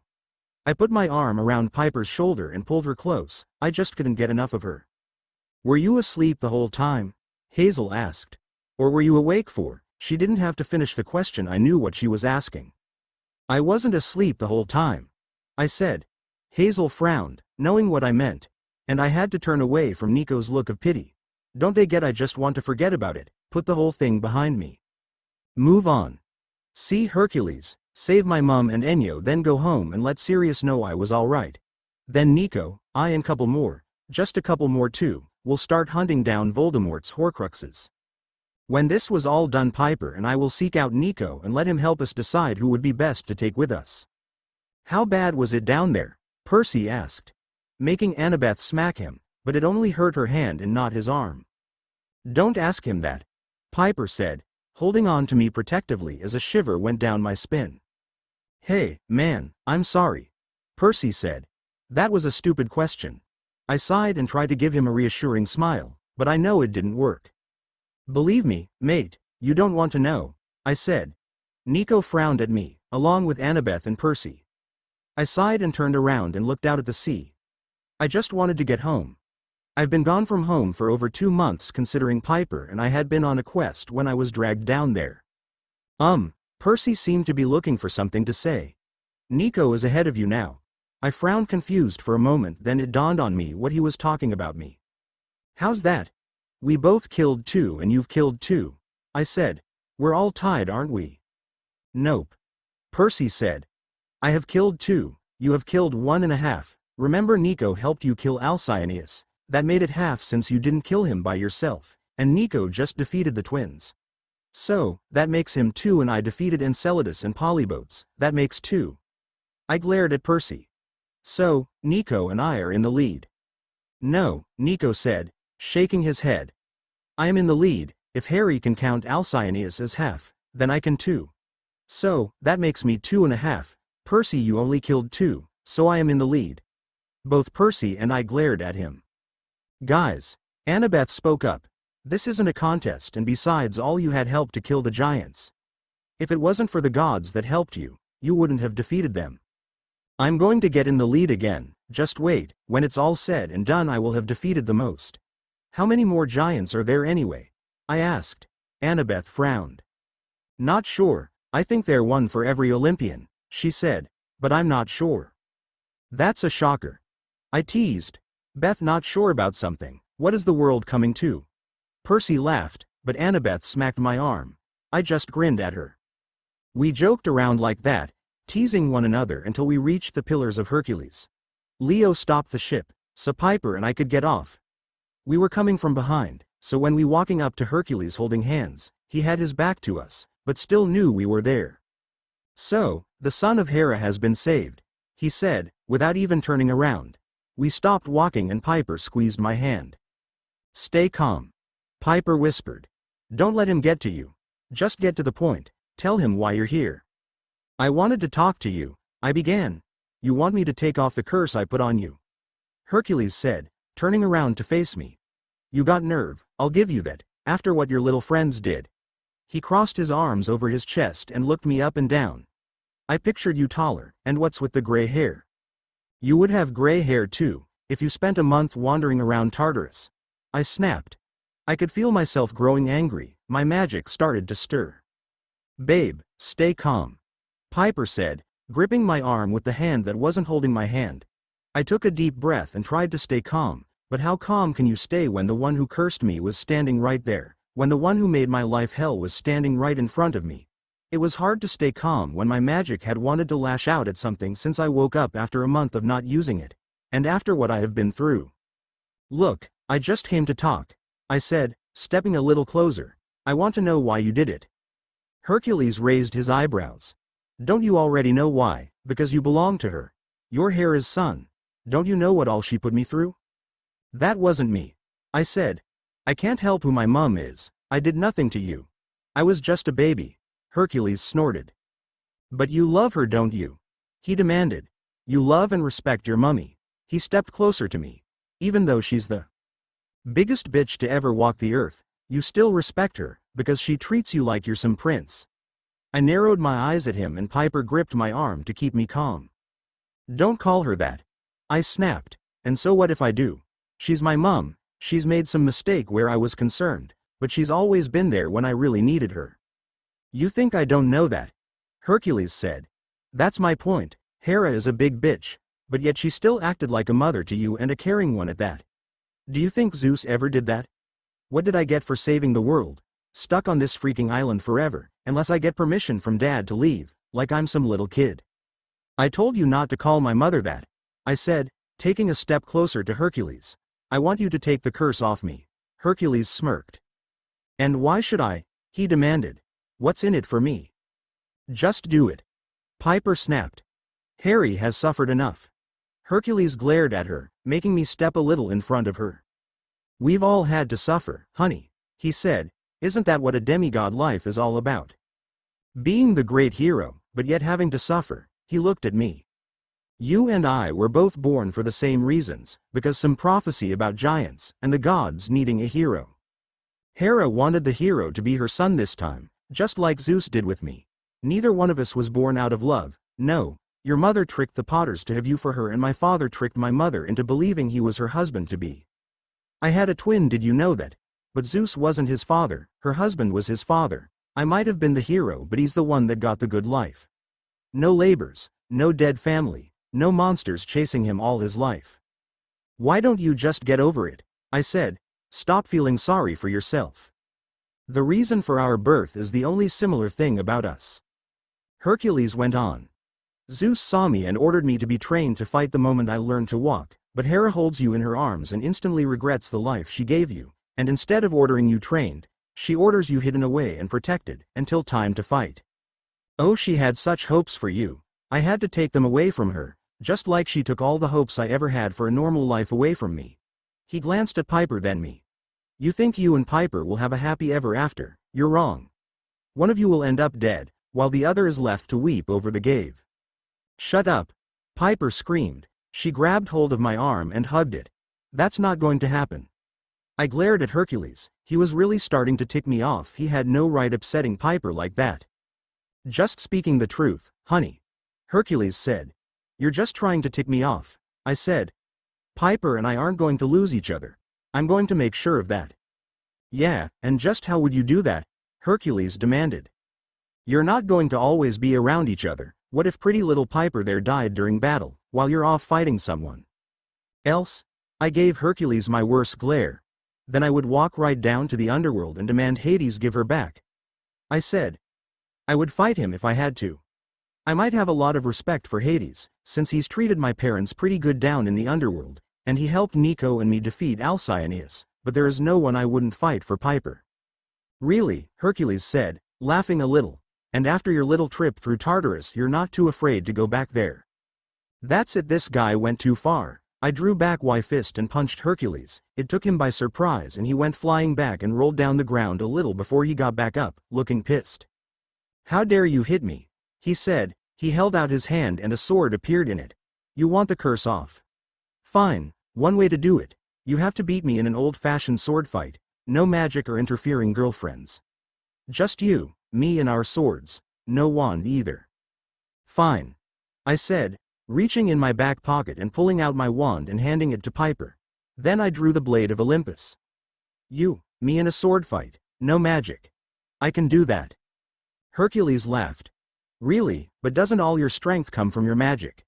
I narrowed my eyes at him.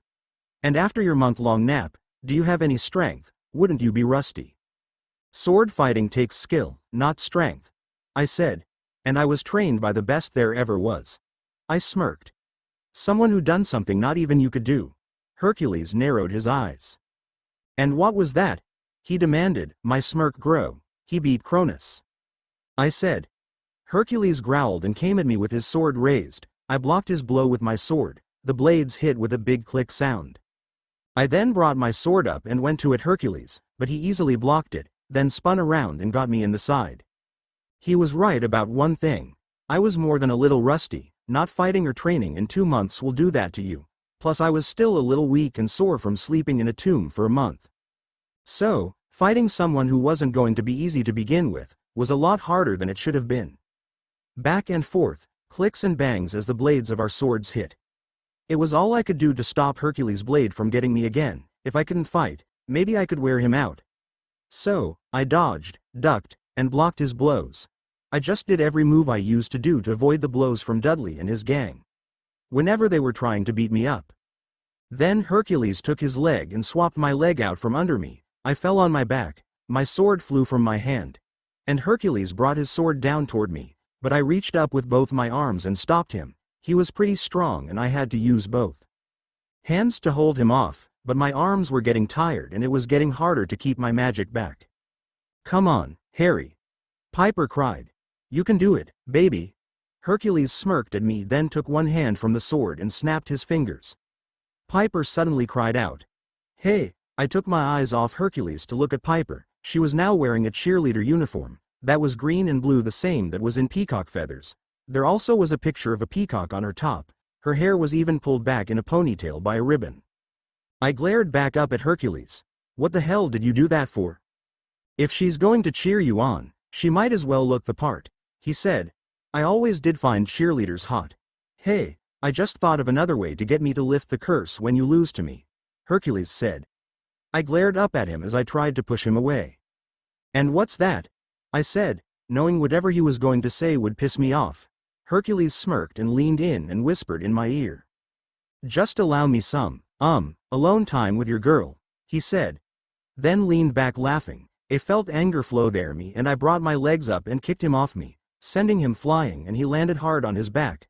I jumped up and grabbed my sword. I could feel my magic stirring as a black light started to form around me.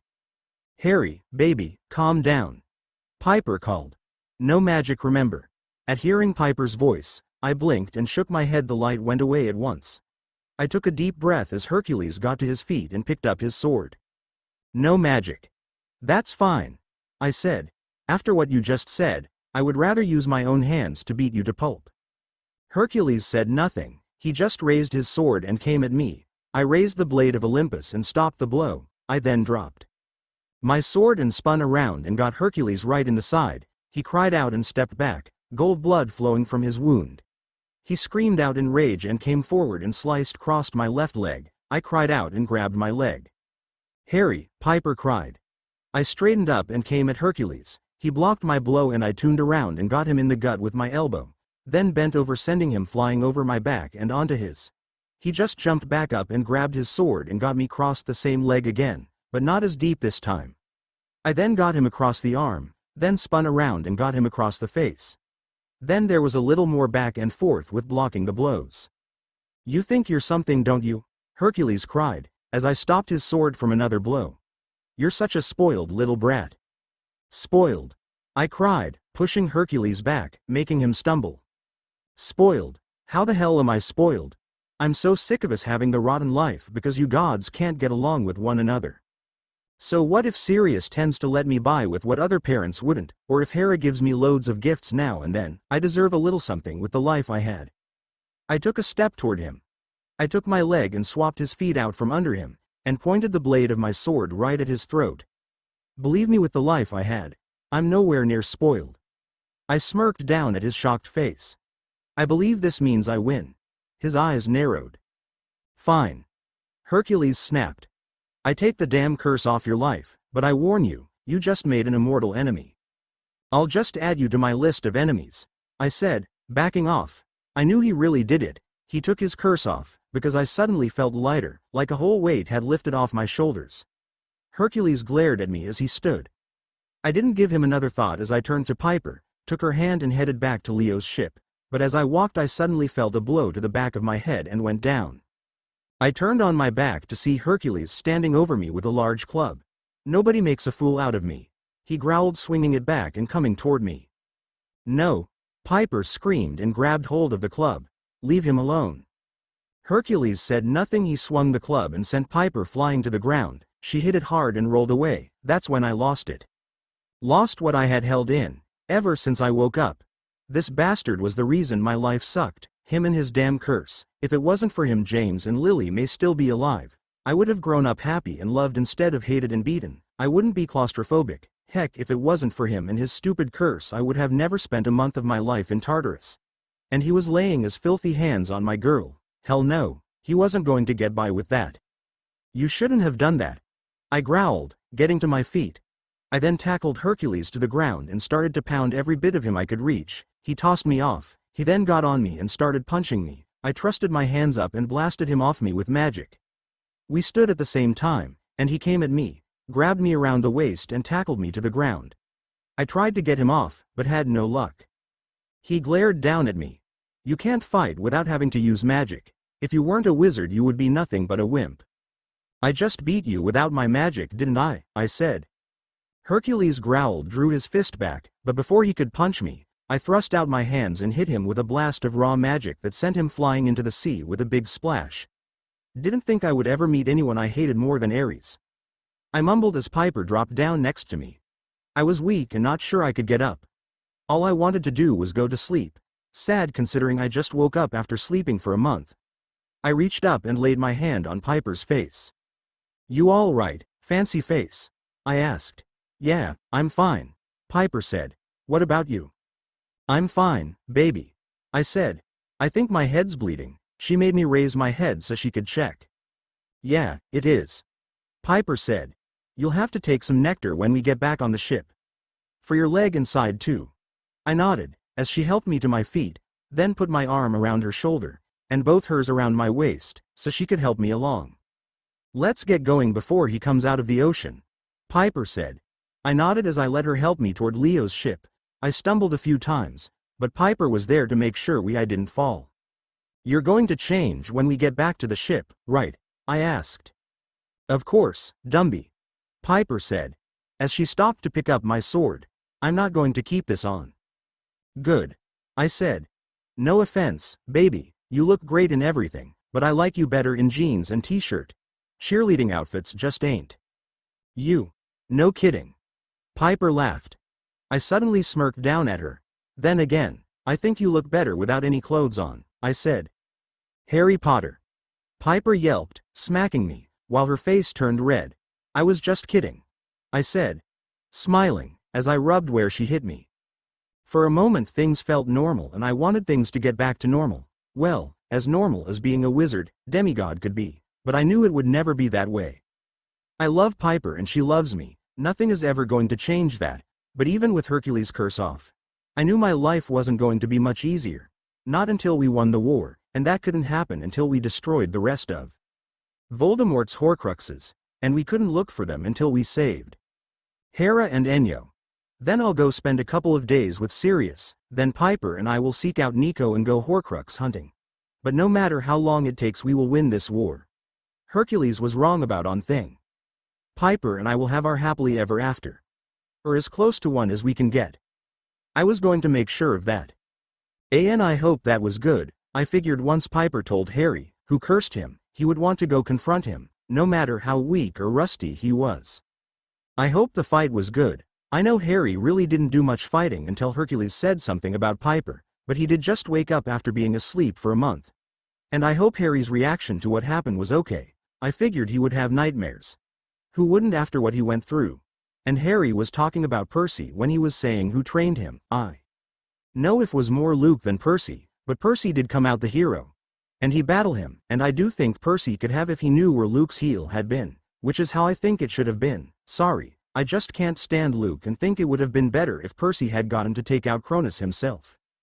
Chapter 16 Disclaimer. Don't own Harry Potter and Percy Jackson. There is no fight or action in this chapter, but there is some arguments with each other. Something that's bound to happen with a group of teenagers on a ship together for so long. Chapter 16. We visit Olympus. Piper's POV was worried about Harry. He wasn't looking too good after his fight with Hercules. Maybe we should have listened to Hermione and not have let Harry fight, but he did it for us. I understood where Hermione was coming from when she tried to get Leo not to stop. She was afraid Harry would get himself hurt. He was still weak and pale from his month-long nap on top of his month-long trip through Tartarus.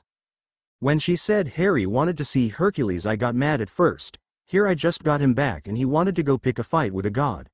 But the moment he looked into my eyes and said he had to, I knew the only reason he was going to see Hercules was for us. He wanted Hercules to take the curse off for us, to eliminate one of the roadblocks stopping us from having our happy ever after. That curse could have torn us apart sooner or later. It would have killed one of us. Most likely Harry, but it could have killed me too, if you consider it was put on Harry to cause him pain. And there was nothing that could cause Harry more pain than to lose me, just like there was nothing that could cause me more pain than to lose Harry. If I lost him, it would be worse than getting my heart ripped out. I know Harry feels the same way.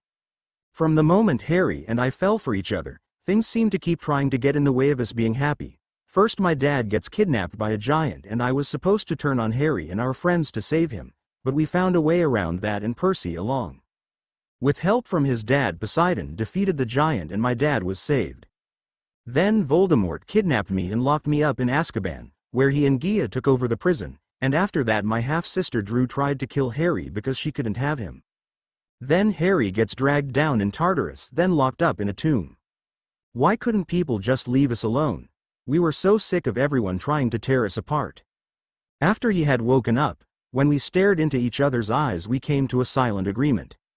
We were going to defeat all our enemies, we were going to win this war, put Gia back to sleep, and defeat Voldemort, and the number one reason for doing so was so we can be together. Yeah, we had other reasons like saving the world and protecting our friends and family, but the main reason was so we could have as close as a happily ever after as a demigod could have. All we really wanted was to be together and was so sick of everyone trying to stop that from happening. I hadn't told him about Lycaon yet. I know he would be upset with me that I kept it from him. But I just couldn't bring myself to tell him. I got my arrow if he showed up somewhere, but I don't think Harry needs one more thing to worry about. He had to save his mom, a half-sister he doesn't even like, and he just went through hell. Literally. No, he didn't need to have to worry about me right now. I'll tell him soon. When this is all over, and we finally get to go home. But not now. Not when his mom's in danger and he's still trying to get over what happened to him. Lycaon was just one more thing trying to keep us apart. The only reason he wanted to kill me was because he knew that it would hurt Harry more than anything he could do to Harry. As we got closer to the ship, Percy saw me helping Harry along, and rushed out to help. He took hold of Harry's other arm as he stumbled and put it around his shoulder. Together we helped Harry onto the ship and sat him down on the deck, as everyone gathered round us. I immediately sat by Harry's hurt leg, and put it in my lap, then raised his pant leg to check out his injuries. Someone get me some nectar. I ordered, and as if he pulled it out of thin air, Nico suddenly had a flask in his hand and holding it out to me. Thank you, I said, taking it from him. Harry, what happened? Hermione said. She knelt next to me as I began to pour the nectar in Harry's leg. Hercules wouldn't lift the curse unless I beat him in a sword fight, Harry said. Hermione frowned.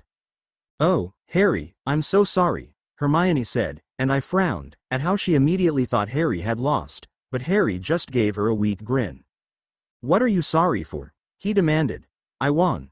Percy's eyes got big. You're joking? He demanded. You really beat Hercules, Harry nodded. And I am no longer cursed, he said, then hissed as I poured nectar into his other wound. Yeah, well, if you hadn't got him by surprise, you wouldn't have, I said. Hermione was right about one thing, you shouldn't have stopped to see him. Baby, the only reason I stopped to get the curse off me was so it wouldn't get in the way of us being together, Harry said. I sighed and pulled down his pant leg and moved up to the wound on his side.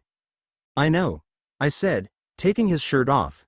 That's why I didn't stop you from going even though I knew you shouldn't. Harry grinned at me as I poured nectar into his wound. Piper, Leo asked. What the hell are you wearing? I glared at him and didn't answer. Hercules was trying to tick me off, Harry said. I could see anger in his eyes as they turned a dark green. I have no idea what it was Hercules said to Harry while he had him down, but whatever it was must have been something real bad, because it really ticked him off. When he had stood up and started letting his magic take over, I don't think my voice was all that calmed him down. I think he was still too weak to really use it. Sure, he blasted Hercules at the end, but look how much it took out of him. And I think that sword had a lot to do with giving Harry the strength to move and block Hercules' blows, and I was right. Harry just won because he caught Hercules off guard. Though there is a good possibility that Harry could have beat him if he hadn't just spent a month in hell and then another month napping. I looked at Harry and smiled. He smiled back, the green of his eyes immediately turning back to normal. I reached up and kissed him, then handed him the nectar so he could take a drink. Hopefully it would give him a little strength so he wouldn't be so weak. So, he did take the curse off, Annabeth said. Harry nodded. Yes, but he also said I now had an immortal enemy, Harry said. Annabeth frowned at him, but Harry looked as if he didn't care. Me, I was worried though. If more and more people who lived a long time ago was coming back, we've run into a few old people and monsters that were supposed to be dead. But as long as the doors of death was open, more could still come out. Even James Potter had showed up to lead us to Harry. Yeah, he was Ghost and in his animagus form, but it was still him. But after Apollo had warned me about Lycaon, it got me thinking about who all has come back. What if more people Hera has hurt came back? What if some old lover of Zeus or another kid that hadn't been turned into a god? As far as I know, Hercules had been the only one, but what if someone else Hera caused a life of? Hell comes back and targets Harry. So, where do we head now? Leo said, as I cheeked Harry over to make sure he didn't have injuries anywhere else. New York, Harry said. I want to go ask Zeus if he has any idea where Hera can be. I'm saving her before we go and save Enyo. My mom comes first before some sister I don't even like. Sure thing, Uncle Harry. Leo saluted him. I shall go head that way. He turned and walked off. Don't call me uncle, Harry shouted after him. He turned to Nico. Nico, after all this is over and I visit my dad and let him know I'm okay, I want to talk Horcrux hunting. Nico gave a nod. There is something else I've wanted to talk to you about, Nico said. That can wait though. Right now we need to decide who comes on the Horcrux hunt with us and who stays behind. What do you mean who stays behind? Ron demanded. Sorry, Ron, but not everyone needs to go, Harry said. Just a few. He looked at Nico. I've already decided who's coming with us.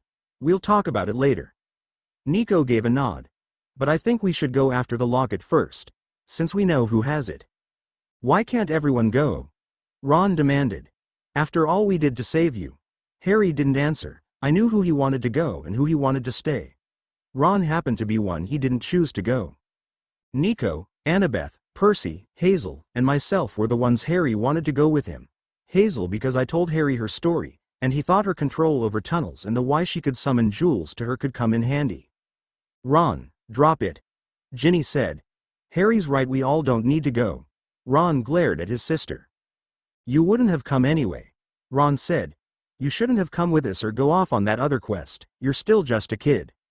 Oh, I'm too young, Ginny cried. I am the same age you were last year. If this all happened then, would you have been too young? Were you still just a kid last year? That's different, Ron said. Ginny put her hands on her hips. How's that different? She demanded. I am the same age Harry was when he defeated a giant. He's fought Voldemort I don't know how many times.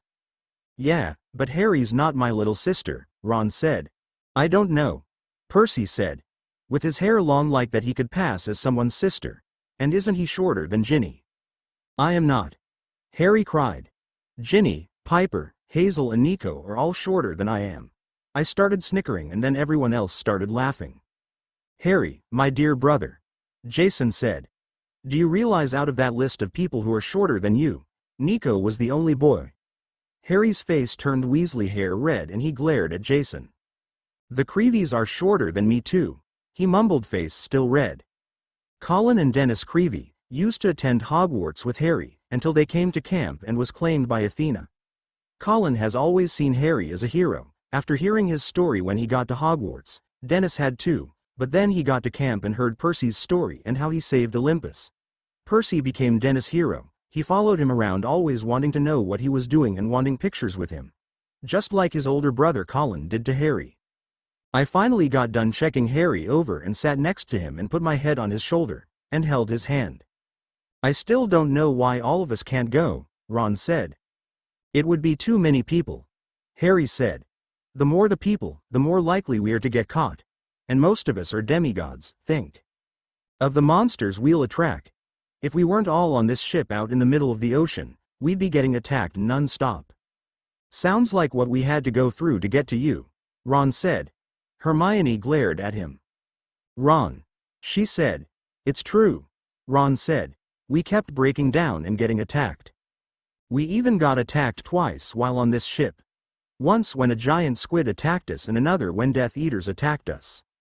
Everyone who had been on the ship with us then shivered. Now that Harry had been saved, and so far it's been quite, it gave us all time to think and for it to sink in that we probably killed some of those Death Eaters that had attacked us. And a lot of us was feeling guilty about it. Nico was the only one it didn't seem to bother, but whenever it came to my mind I just pushed it aside that I did it to save Harry, and I felt better.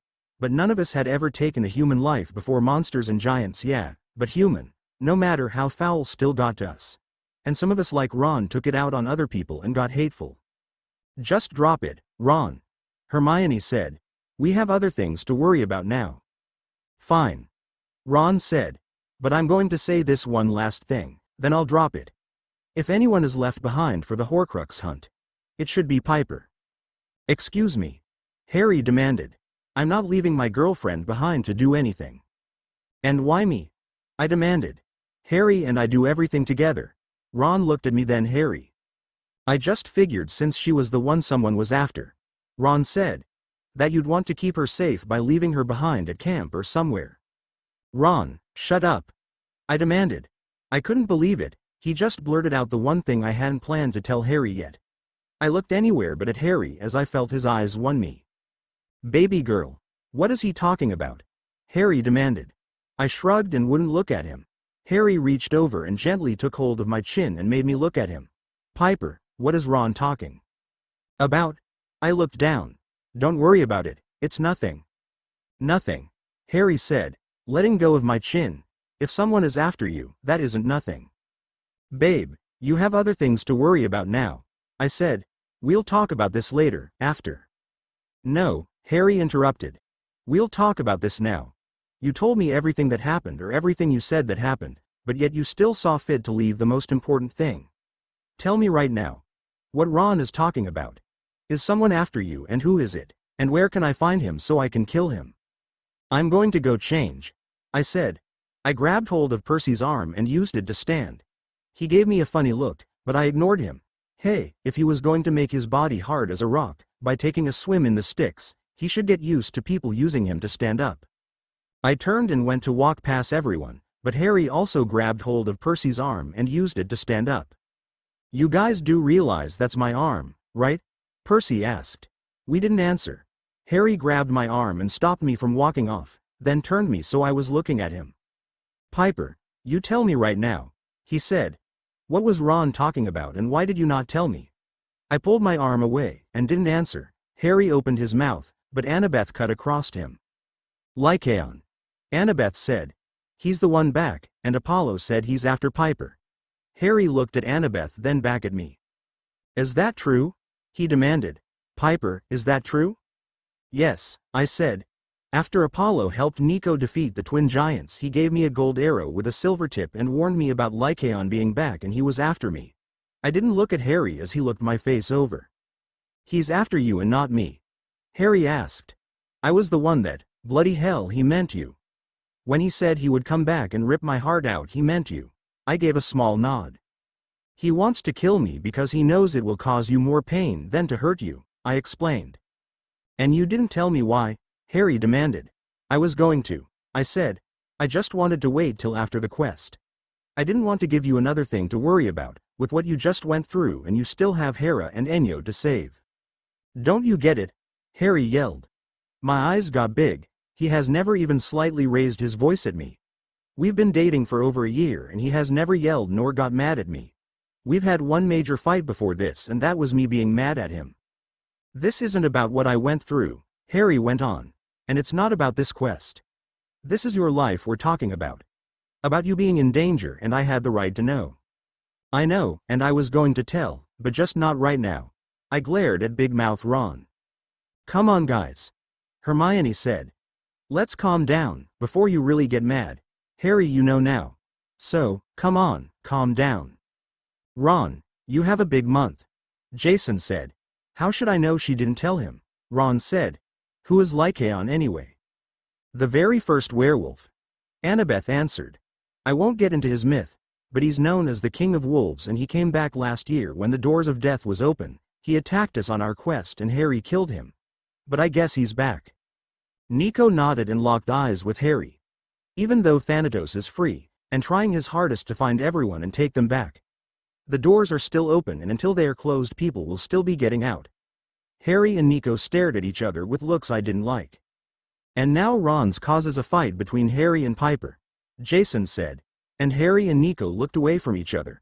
Something I've only seen once before. Really, Percy said. I've never seen them fight. He was looking between us in awe, like he thought we would never fight.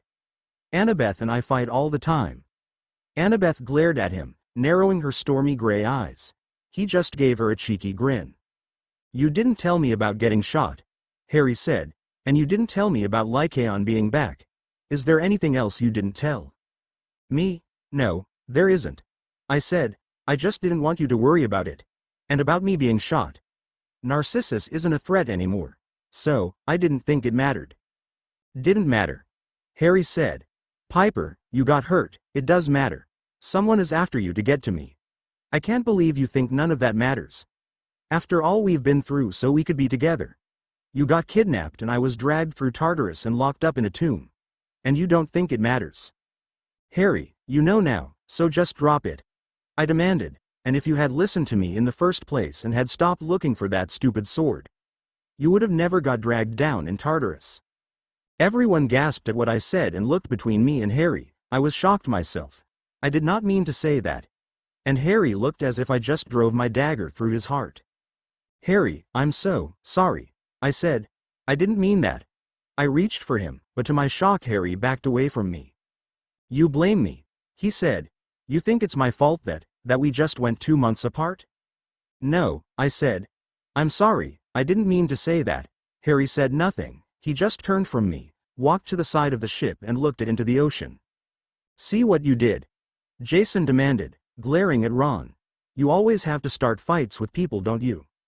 It's not my fault she didn't tell him, Ron said. Don't blame me. You opened your big mouth, Jason said.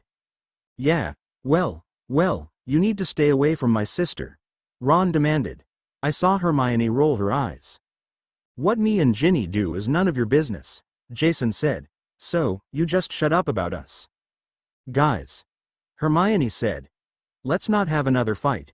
And Ron, this has nothing to do with Ginny. They ignored her. At least I can be trusted, Ron said. Harry can't trust you. I'm the one Harry can't trust, Jason demanded, taking a step toward him. You're the one that has turned on Harry twice.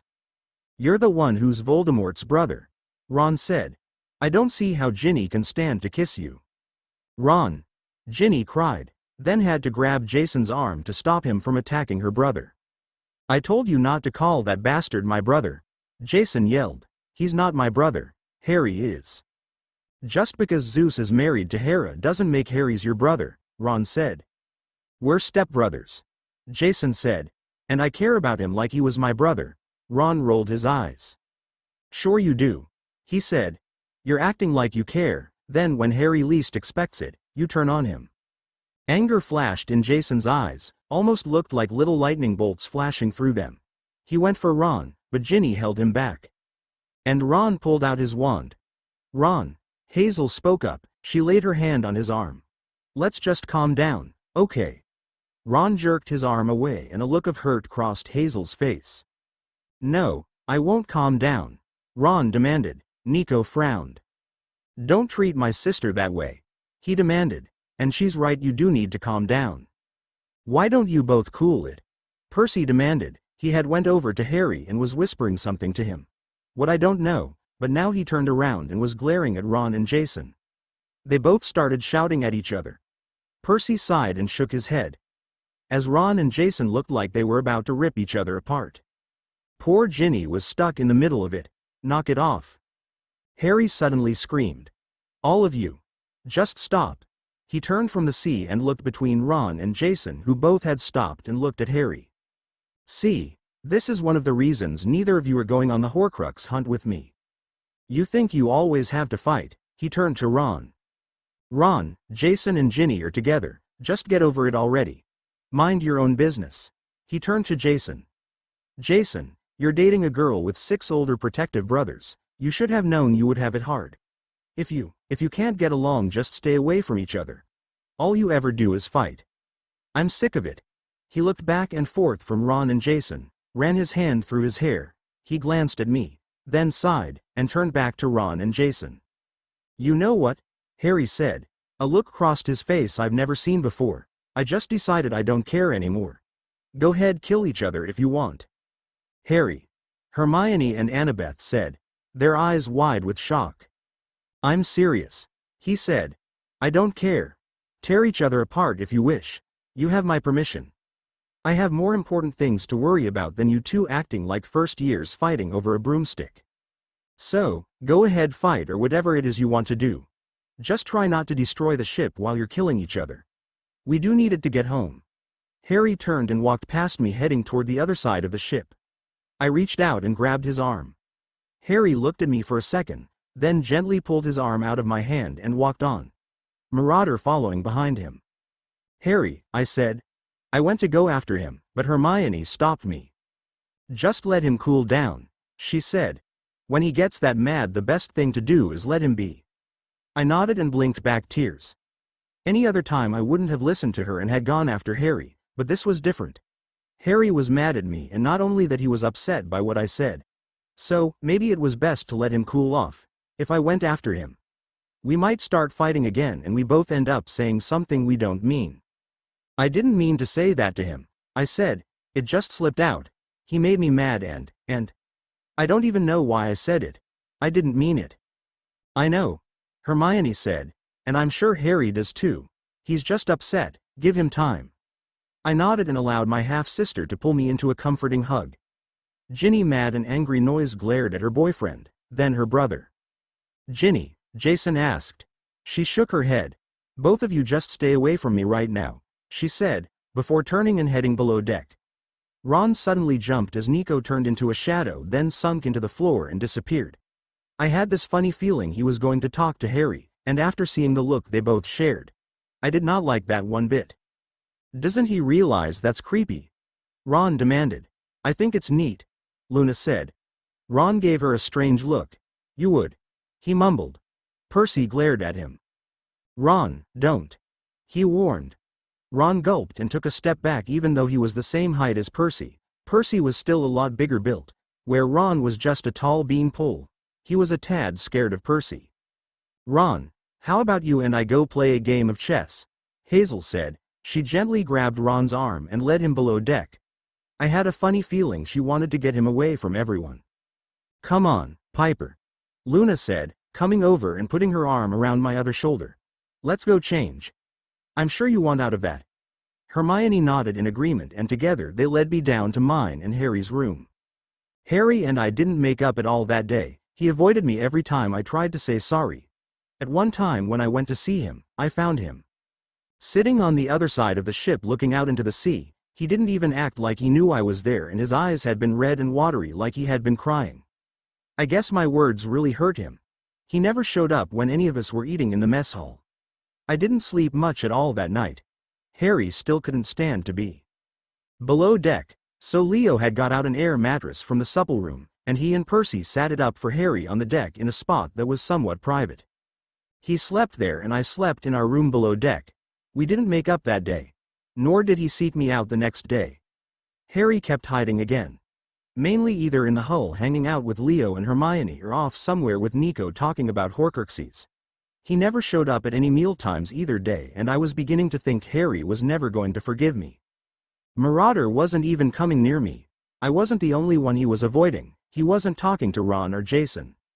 I hated this. If he was mad at someone I was usually the one he talked to, but not now for the first time, and I was going to make sure it was the last time. I was one of those Harry wasn't talking to, and it was killing me. I wanted to go to Harry and make him talk to me. I had asked Hermione for some advice. She admitted Harry once went weeks without talking to her and she told me that when Harry is that mad at you, you had to wait for him to come to you. If you go to him it can just make it worse. So, I listened and waited for Harry to come to me.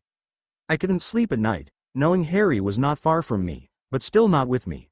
I tossed and turned and when I did sleep, I kept having those nightmares about Harry falling from Mount Tam. It was horrible. 3 days passed before Harry started speaking to me again. I was standing at the side of the ship looking out at the sea, watching as New York was coming into view. I was wearing faded jeans, a camp shirt and my hiking boots and my old snow-brooding jacket. I had my hair short, choppy and uneven. My dagger was on my side and my quiver laying on the ground at my feet. The sun was just coming up over the horizon. We should be in New York in a few hours. I was hoping that Harry still allowed me to go with him to Olympus. When he suddenly appeared next to me, I watched him out of the corner of my eye. He looked as miserable as I felt. Wearing jeans, a Hera cabin shirt and the jean jacket my mother once gave him. I smiled a little when I saw that he hadn't taken down the little braid I had braided on the left side of his hair. It was a braid of all gray hair that had been a strain of grays on the front left side. I did it the night I got him back. And the fact he hadn't taken it down made me feel happy. Harry didn't speak at first, he just stood there for a few minutes looking at the sea, before he finally spoke. "You've been eaten, haven't you?" was the first words out of Harry's mouth. "Yes, I have," I answered, "and I have noticed you haven't showed up at mealtimes." Harry smiled a little. "Don't worry, fancy face," Harry said. "I've been eaten, not much, but I waited until," he trailed off, looking down. "Until I wasn't in the mess hall," I answered. I felt something push at my leg and looked down to see Marauder was trying to push me closer to Harry. Harry hesitated a moment then reached over and laid his hand over mine. I looked up at him and he looked back at me. Suddenly we were both in each other's arm, hugging. Our arms wrapped around each other tightly. "Baby girl, I'm sorry, I've been such a prat the last 3 days," Harry said. I tightened my grip and on him. "But, please never keep something so important from me again." "I won't," I said, "and I'm so sorry for what I said. I'll never say anything like that again." "I love you so much and it would kill me if something happened to you," Harry said. He pulled back, and gently took either side of my face and looked me straight in the eyes. "Babe," he said, "I understand why you didn't tell me, but I want you to understand that nothing, and I mean nothing or no one, is more important to me than you. You're my life and my whole world. You understand me, right?" I smiled and gave a nod. "You know I feel the same way about you, right?" I asked. Harry gave a nod. We then hugged again, and stood there like that for about 10 minutes before we pulled apart and gave each other a long passionate kiss, before pulling apart. We stood in silence for a while just holding on to each other, before he pulled away, turned around and sat by each other and leaned against the side of the ship. Marauder flopped down on my other side and put his head in my lap. "Where do you keep the arrow Apollo gave you?" Harry asked. "In my quiver," I answered. I pulled it to me and starting hunting for it. I had to pull out just about every arrow just to find the one with the silver tip, which made Harry frown deeply. "Piper, baby, I don't think mixing it with the others is such a good idea," he said. "What if you anciently use it on some monster or something?" "Yeah, but where would I keep it?" I asked. "I need it so I can use it if Lycaon pops up." Harry frowned even more and reached over and took the arrow out of my hand. He then reached in the inside pocket of his jacket and pulled out a black feather with specks of gray. He used a spell to attach it to the end of the arrow, then handed it back to me. There you go. Now when you reach in your quiver, you should feel the feather and then know not to grab that one," Harry said. I grinned at him and wondered where he got the feather from. It looked somewhat like a Black Hawk feather. So, I guessed maybe he found it on the ship when it fell off a bird flying by. I looked up at Harry. He gave me a mysterious grin and then a wink, before he put his arm around my shoulder and pulled me closer. "Guess what I did?" he asked. Or partly did anyway while we weren't speaking. Horcruxes wasn't the only thing I was trying to figure out. Hermione was trying to help me since she's been reading a lot about it. Anyway, I know what my. How cute, you two finally made up. Leo came walking toward us from the hull, and interrupted whatever it was Harry was telling me. Good, all this tension was starting to bug me. "How long till we get there?" Harry asked. "By this afternoon at the latest," Leo said. Harry nodded. "Have either of you seen Hermione?" Leo asked. We shook our heads and Leo sighed. "I bet she's off somewhere reading." He turned and headed down deck, I guess to find Hermione. Harry and I looked at each other and grinned. Leo was right. We reached New York a little after 3. Leo stopped the ship so we could get off. The only things Harry and I was brining with us was our weapons. Everyone gathered around to see us off and all looked happy that Harry and I had made up finally. "You guys be careful," Percy said. Annabeth nodded. "I had my dragon pendant back, so we'll know if a monster is nearby." Plus Marauder was going with us. Everyone either wished us luck or told us to be careful, all but Jason, who was frowning. Harry looked his face over. Then something seemed to click in his head. "Hey, Jas," Harry asked. "Want to tag along, maybe help if we get attacked by a monster?" And understanding what Harry was doing, I put in. "Yeah, and you can also help me keep Harry from ticking off any more gods." Jason smiled at that and turned to Ginny. She grinned. "Go ahead. Help Piper keep Harry out of trouble," Ginny said. "I'll be here when you get back." Jason gave her a nod, then a short kiss, and turned back to us. "All right, I'll come," he said, and all 3 of us along with Marauder walked off the ship. After Percy explained to Harry what he had to do to get up to the 600th floor of the Empire State Building. We had to walk I don't know how many blocks, and Harry frowned. I knew what was on his mind. It wasn't really all that far from here to Sirius and Harry's apartment building, and he couldn't go see his dad, because we had no time. Poor guy. I reached over and slipped my hand in Harry's. "Don't worry, babe," I said. "You'll get to see your dad soon." Harry gave a nod and a small smile. "I just hope we don't." He trailed off frowning, looking in a window of a McDonald's. Then he ducked and made us turn down an alley and go all the way around. "Why are we doing this?" Jason asked. "Sorry, but I saw Mrs. Jackson back there in the McDonald's," Harry said. "She was with some blonde women, anyway. Her and my dad are friends and I couldn't risk her seeing me and telling Sirius. I want to see my dad, but he would come rushing and finding me. I don't have to fight with him. We got 2 more things to do before I get to go home." "Don't worry, babe," I said. "It won't be too much longer. You'll get to go home soon." Harry tried to give me a smile, but I could see the sadness still in his eyes. Finally, after walking a good 20 minutes, we reached the Empire State Building, and to our shock no monsters jumped out at us, and we stayed on the concert. Since it was man-made and not really a part of the Earth, Gia had no control over it, not yet anyway, and was still too weak and not fully awake enough to bust through it. When we came to the doors, Jason opened them and allowed Harry and I to walk in first, then Marauder and Jason walked in last. There was a guard sitting at the front desk reading a blue book that had a picture of a blue dragon on the front. It must have been good, because when we walked up to the desk he didn't even look up, but he did talk. "Sorry, we're close at the moment," he said. "There's a sign on the outer door explaining it." Jason, Harry and I looked at one another. Then back at the door, we had noticed some sign written on paper that had been stuck to the doors, but we hadn't bothered to read it, and no animals. Sir," Harry said. "We need to get to the," he looked at me questioningly. 600th floor. I whispered and Harry turned back to the guy. "We need to get to the 600th floor, Harry said. The man frowned. "There is no such floor," he said. "The building only has a little over 100. He went back to the book he was reading. Harry frowned at him and Jason stepped forward. "Look, we need to speak with my father Zeus," Jason said. "It's important." He looked up at us from his book and gave us a smirk I would like to knock off his face. "Sorry," he said, closing his book and sitting it aside. "We need to speak to Zeus," Harry said. "It's about Hera." He just stared at us a moment and I was staring to believe maybe he didn't know what we were talking about. Then he said, "No appointment, no audience, kids, Zeus just doesn't see anyone." Unannounced. He looked at Jason. "No matter whose son you are." Harry narrowed his eyes and Marauder growled. "Look, we really need to see Zeus," Harry said. "My mom's life depends on it." The guy glanced down at Marauder, then back up at Harry. "Look, kid, Lord Zeus doesn't care what happens to any of your moms," he said. "So, why don't you all just go? Okay, we get you.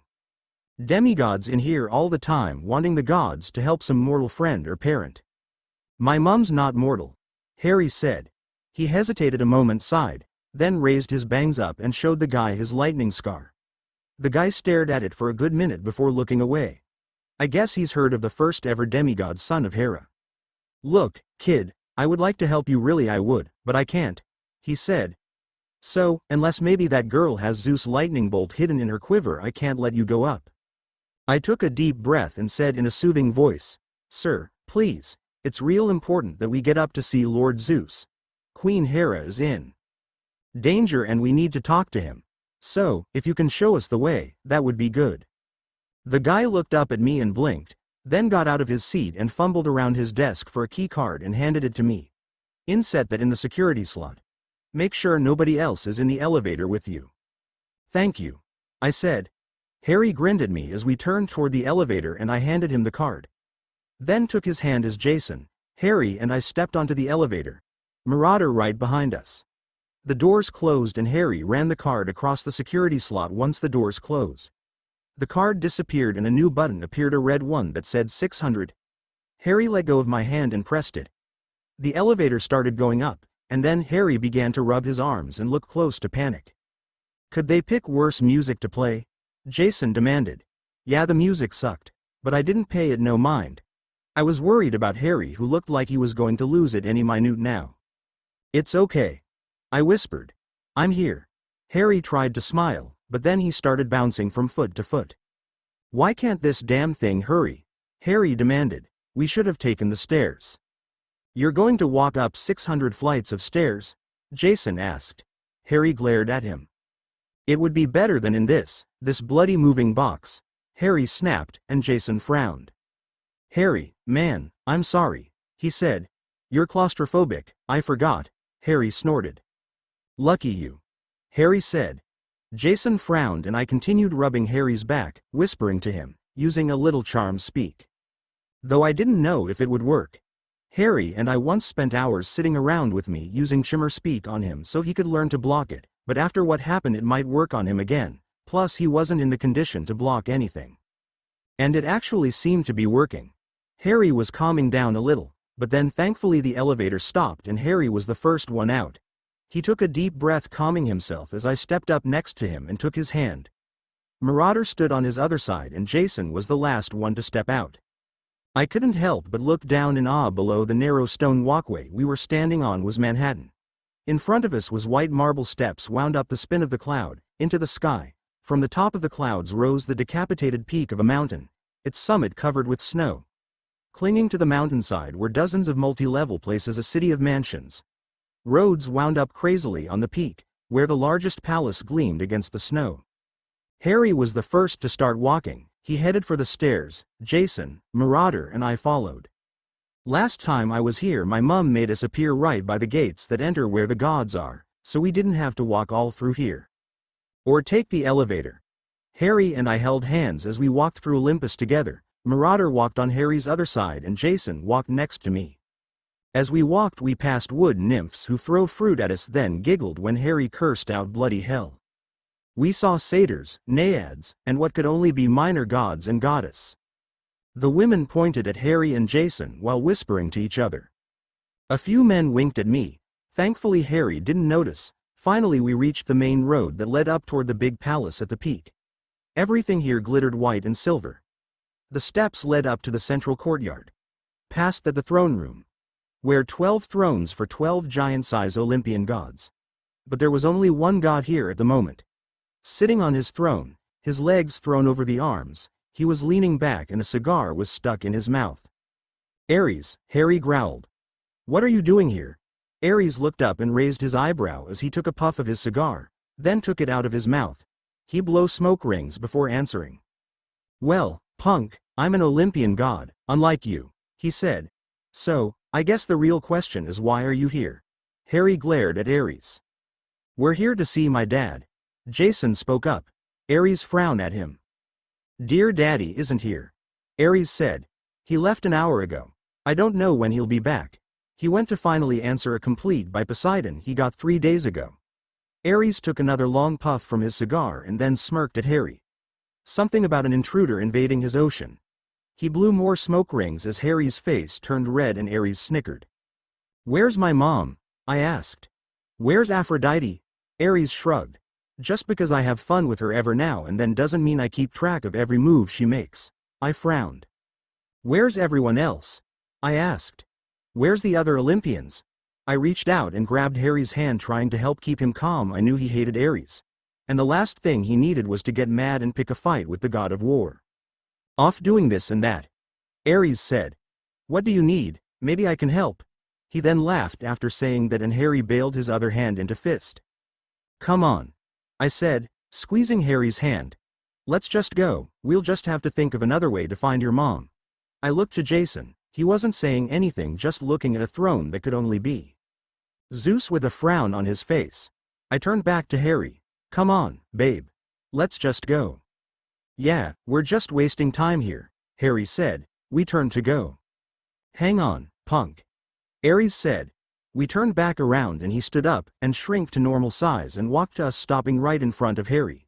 He took another drew from the cigar, then turned to Jason and blew the smoke in his face. Get lost, he told him. Harry glared at Ares. Hey, don't. No, it's fine. Jason said. He glared at Ares.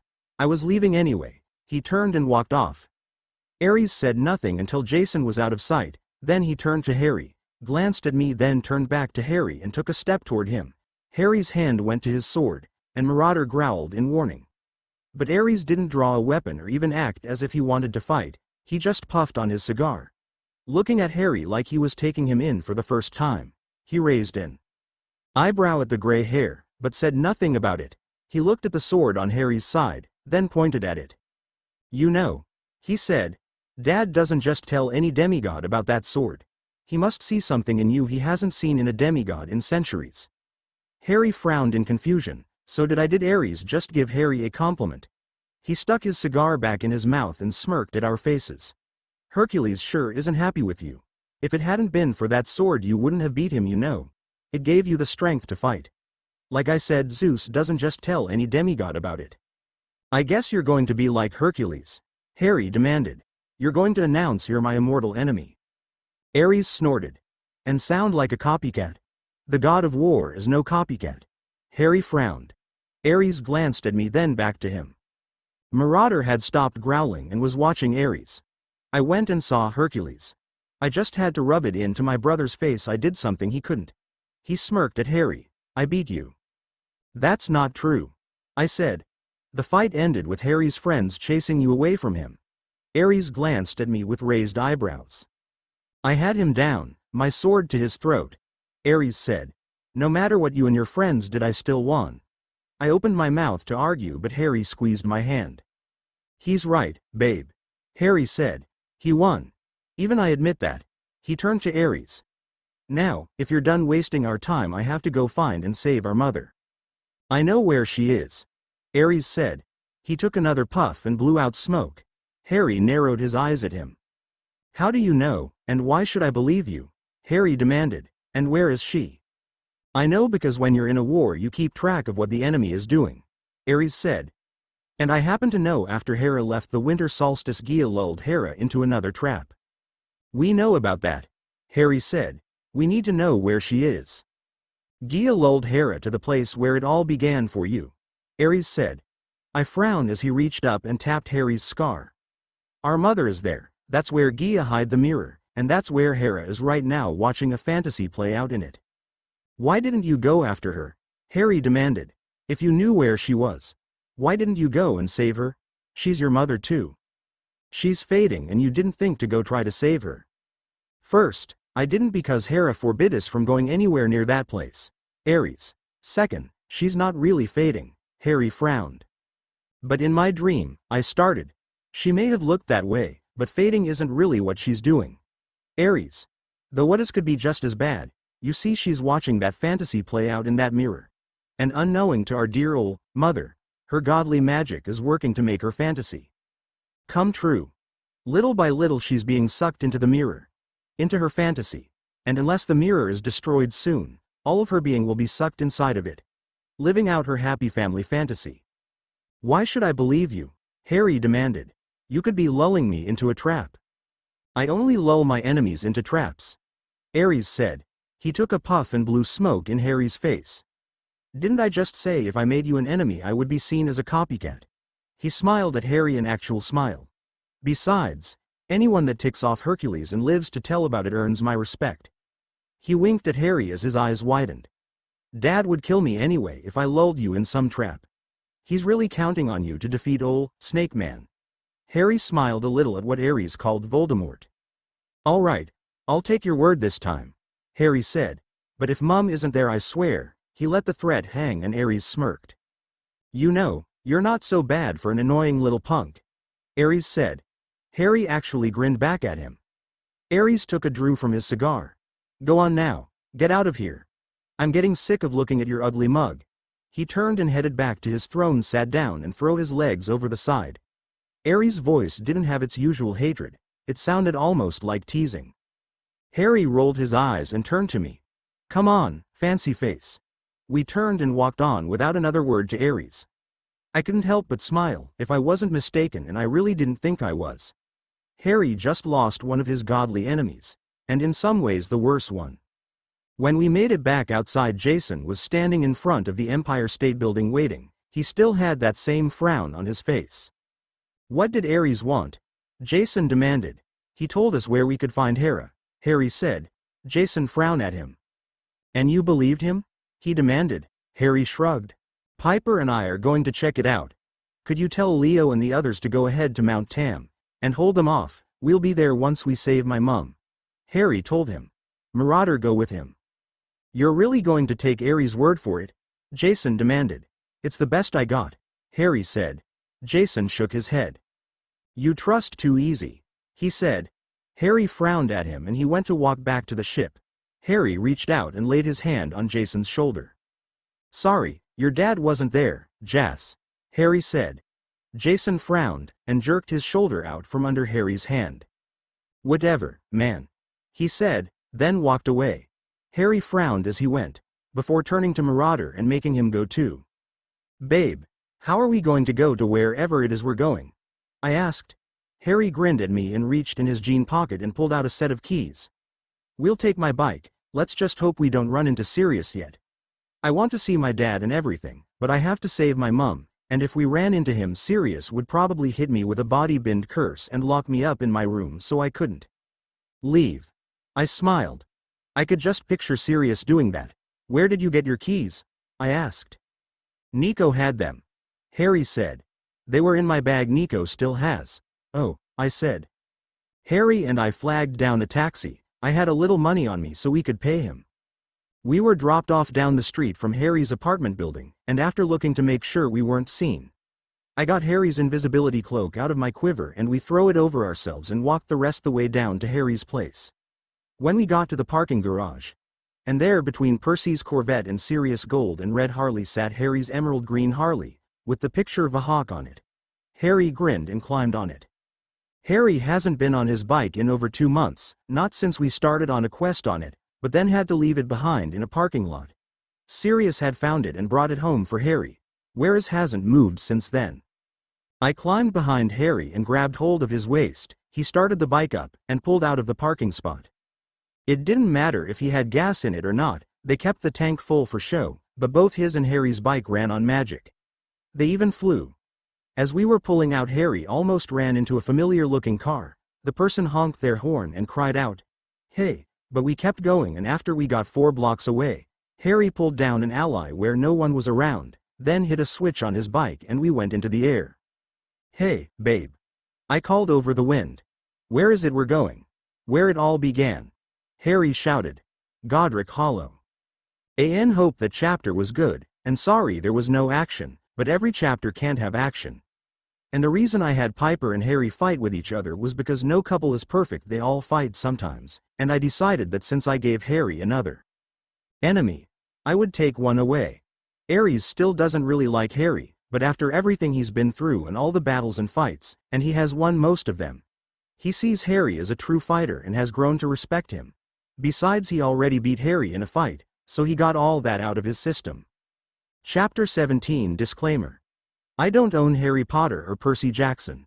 Chapter 17. My girlfriend kills me, well short of. Harry POV. Our ride to Godric Hollow gave me a lot of time to think. After witnessing everyone snapping each other's heads off and everything, I might wait longer than a few days before I went Horcrux hunting. I know we really didn't have much time to wait, but I think after witnessing everyone fighting, even Piper and I, that we all could use a big break. I also think Ginny and Ron should go home for a while. Mrs. Weasley is probably going out of her mind with worry. I know we're still wanted in the wizardry world, but Piper told me the Weasleys were staying at Grimmauld Place, so they shouldn't get caught. What happened on Olympus with Ares shocked me, but it was good. Ares was no longer an enemy of mine, and one last person or god that can stand in Piper and my way of being together. After everything that's happened the last 2 months, I have decided the only reason I was fighting was so Piper and I could be together. I was doing this for her. No one else. I cared about my friends and everything, but they don't seem to care enough about me to get along. It hurt when Ron had thrown in my face what they had to do to get to me. Like he was blaming me for their misfortune on the trip, and it really did hurt. Right now there's very few of them I can trust to stay my friend and not end up hurting me, and Ron is not one of them. Funny enough, Nico is one I'm pretty sure will never turn on me, and even though I don't really know her, Hazel is another. It's funny because they're the ones people usually don't trust. Percy, Annabeth, Leo, and Hermione are the 3 I still truly trust. I didn't name Piper on that list not because I don't trust her, she's the one I trust the most, it's because she's more than a friend, she's my life and the reason I was still going to be alive after this war. I wasn't mad at Piper anymore, no, I understood she was just protecting me. And I knew she didn't blame me for what happened, but her words still stung. They stung because ever since I woke up I had thought the same thing. Maybe it was my fault, maybe it wasn't, it didn't matter anymore anyway. I needed the sword and I just wanted to put it all behind me and move on. Talking about it like Hermione thought I should was not going to help anything, it just gave me more bad dream. Something I really didn't need. And not having Piper sleeping next to me the past 2 nights made the dreams worse. All I needed to get through this was her. Since we were flying by magic, it wasn't taking us long to get there. In fact, we got to England just as the sun was setting on the next day. We stopped only when we needed to eat or rest, and of course when we needed to use the bathroom. No monsters the first time, but the second time we stopped, Piper had asked if we could stop for something to drink and so she could use the bathroom. While we were there, Piper's pendant showed there was a monster somewhere near us, so we hopped on my bike and took off. Neither of us felt like fighting whatever monster it had been. Plus we didn't have time to fight anything. That happened 2 other times too. We were able to avoid each monster because of Piper's pendant. I was really beginning to love that thing. Right now we had stopped on the side of the road and walked a little into the woods because Piper had started feeling sick from all the flying. She ran into the woods so she could throw up. I was standing by her running my hand through her hair as she washed her mouth out with some mouthwash. I had walked over to the store that was across the street from where we were parked and bought her, along with some toothpaste, a bottle of water and a toothbrush, so she could brush her teeth. I really hoped she wasn't getting sick. She admitted that she had got a little sick on the ship as well. Piper had just got done and was taking a drink from the bottled water and complaining about it being too cold when we heard a noise coming from behind us. We turned around to look, but we saw nothing. What was that? I asked, hand going to my sword, and I grabbed Piper's arm and put her behind me. I don't know. Piper answered. Her hand went to her dagger. There was suddenly the sound of howls. "Harry, look," Piper said. I turned and she had moved out from behind me to show me her pendant, which was showing us the dragon side. I reached my arm out in front of Piper, trying to block her. "Okay, we'll just slowly go over to my bike before something comes out," I said. "Last thing we need is..." I trailed off as the wolf appeared. I got right in front of Piper then. "Got your arrow?" "Yes," she whispered. As another wolf then another appeared, followed by another. By now they were a total of 5. Piper grabbed hold of my arm tightly. But so far it was only wolves. In which I was thankful for. I slowly drew my sword. Since it was trimmed in silver it would work on the wolves. My new sword, the Blade of Olympus, was a long bronze sword that had what looked like a long hole in the middle, which had a blue light in it, and little white lightning blots. The handle had this spiky-looking thing sticking out of it and the blade was trimmed in silver. So if Piper's arrow didn't do away with Lycaon, I know my sword could. "Baby," I said. "Do me a favor and stay behind me. I'll try to get us over to my bike so we can take off. Whatever you do, don't use your arrow unless Lycaon appears." Just as I said that 2 more wolves appeared and they all began to howl. I didn't know if Lycaon was around anywhere or if these were stray wolves. But I really didn't care. No matter what, none of them was going to get past me to my girl. "All right," Piper said. "But please be careful." I gave a nod and staying in front of Piper, we moved toward my bike, slowly hoping the wolves didn't attack, but as everyone knows, my luck is not good. One of the wolves dodged at us. I raised my sword and cut its head off. The thing melted, leaving behind only fur and blood. Another one dodged at me. Its claw got my arm, but I twirled around and sliced its leg off, then stabbed it with my sword. Then one came up from behind us and before I could raise my sword, Piper cried out, "Sleep," and the wolf fall asleep. We then moved on to the next. Soon we were down to the last wolf, which jumped at Piper.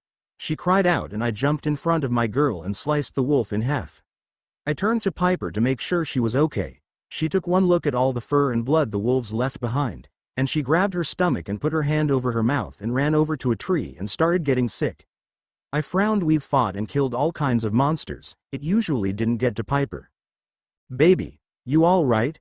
I asked. Walking over to her, she looked up at me and nodded. She got in her quiver and got out the mouthwash and took a drink, moving it around in her mouth. Then she spit it out, then got out her water and took a drink. "I don't know," Piper said. "I haven't been feeling myself lately. I started getting sick a little over a month after you got dragged into Tartarus. Which is one of the reasons I didn't eat much.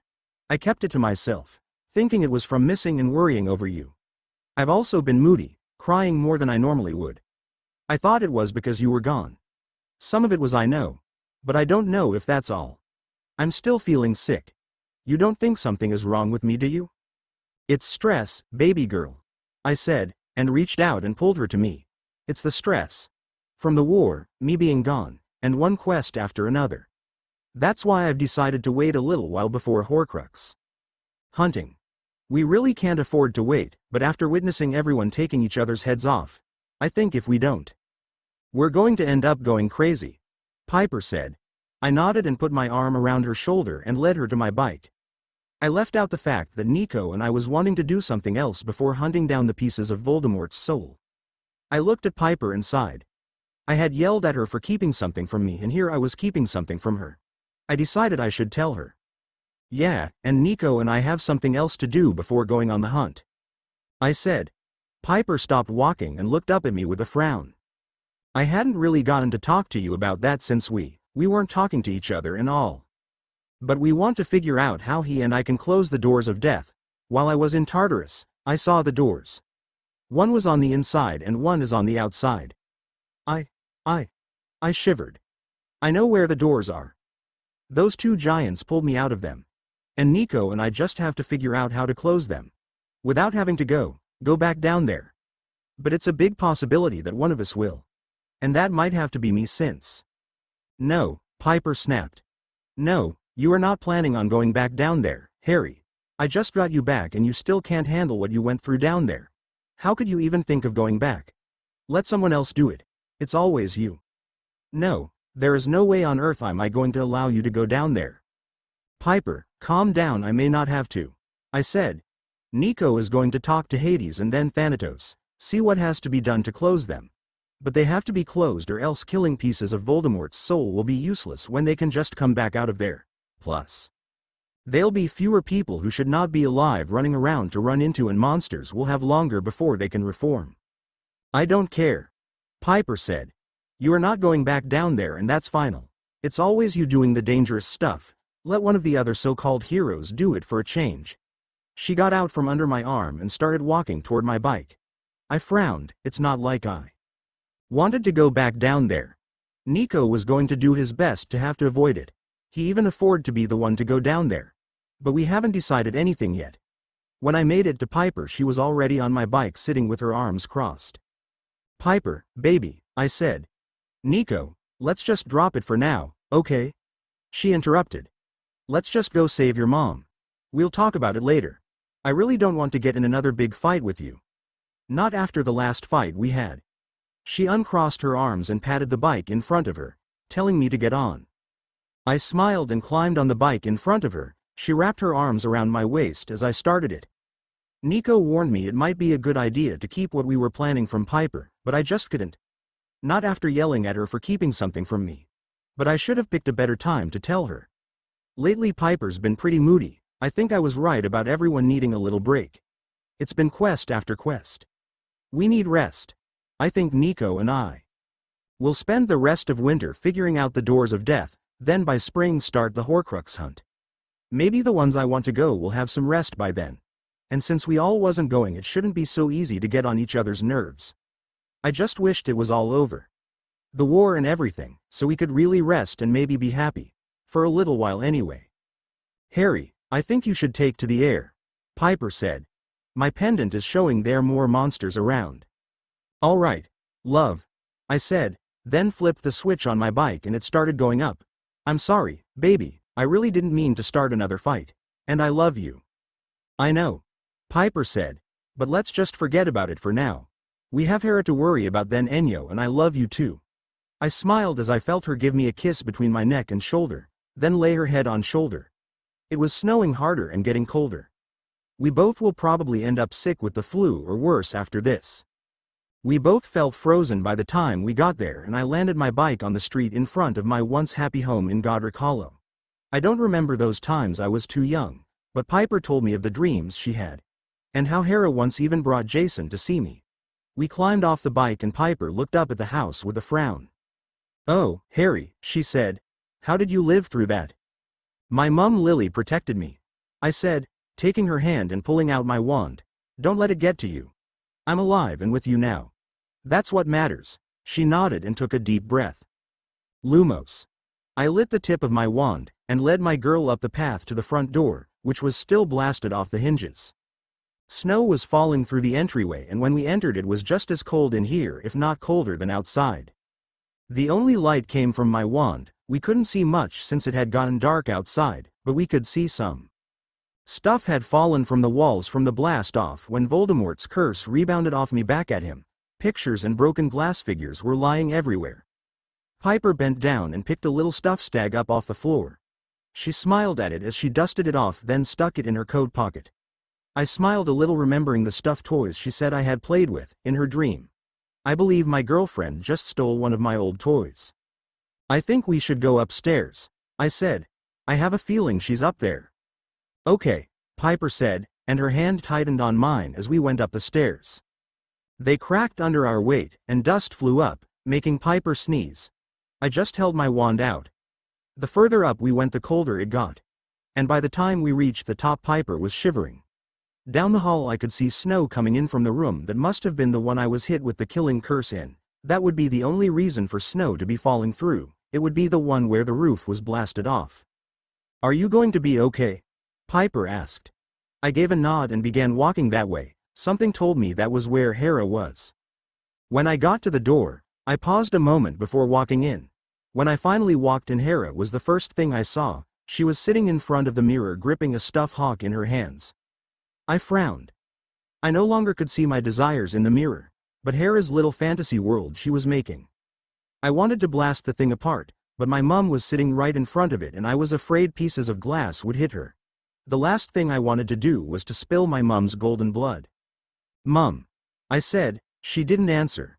"Mum, Mother, it's me, Heracleitus." I took a step through the doorway and went to walk toward her, and suddenly found myself blasted up against the wall and fell to the floor. "Harry," Piper cried. She tried to run to me, but the door slammed shut, blocking her out. Piper started pounding on it, calling my name, twisting the knob, kicking it.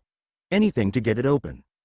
At first I thought maybe Ares did send me into a trap, but then I raised up, rubbing the back of my head, and my mouth dropped when I saw who was standing over me, smiling down at me with an evil grin. It was me. Well, a better-looking me. He was about Percy's height, well-built, with silky black hair that lay perfectly on his head. His eyes were not green, but the same chocolate brown as Hera's. He wore jeans and a dark blue striped dress shirt. He had a sword that looked just like the one my wand turns into. But the most noticeable difference was he had no scar on his forehead. "So, you're the Harry Potter of this world," he said. "What?" I asked, standing and pulling out my new sword, the Blade of Olympus. "I came from there," he explained, pointing at the mirror. "Mother's world is coming alive. She is making us human with her godly magic. But everything is the opposite in there. I, for one, are not a kind-hearted fool like you. But the downside, Mother is the opposite too. She's kind and sweet and not at all vengeful, and everything in that world is perfect." He made a face. "And it makes me sick. I want this world. The one in the middle of a war, and with the vengeful, cruel Hera."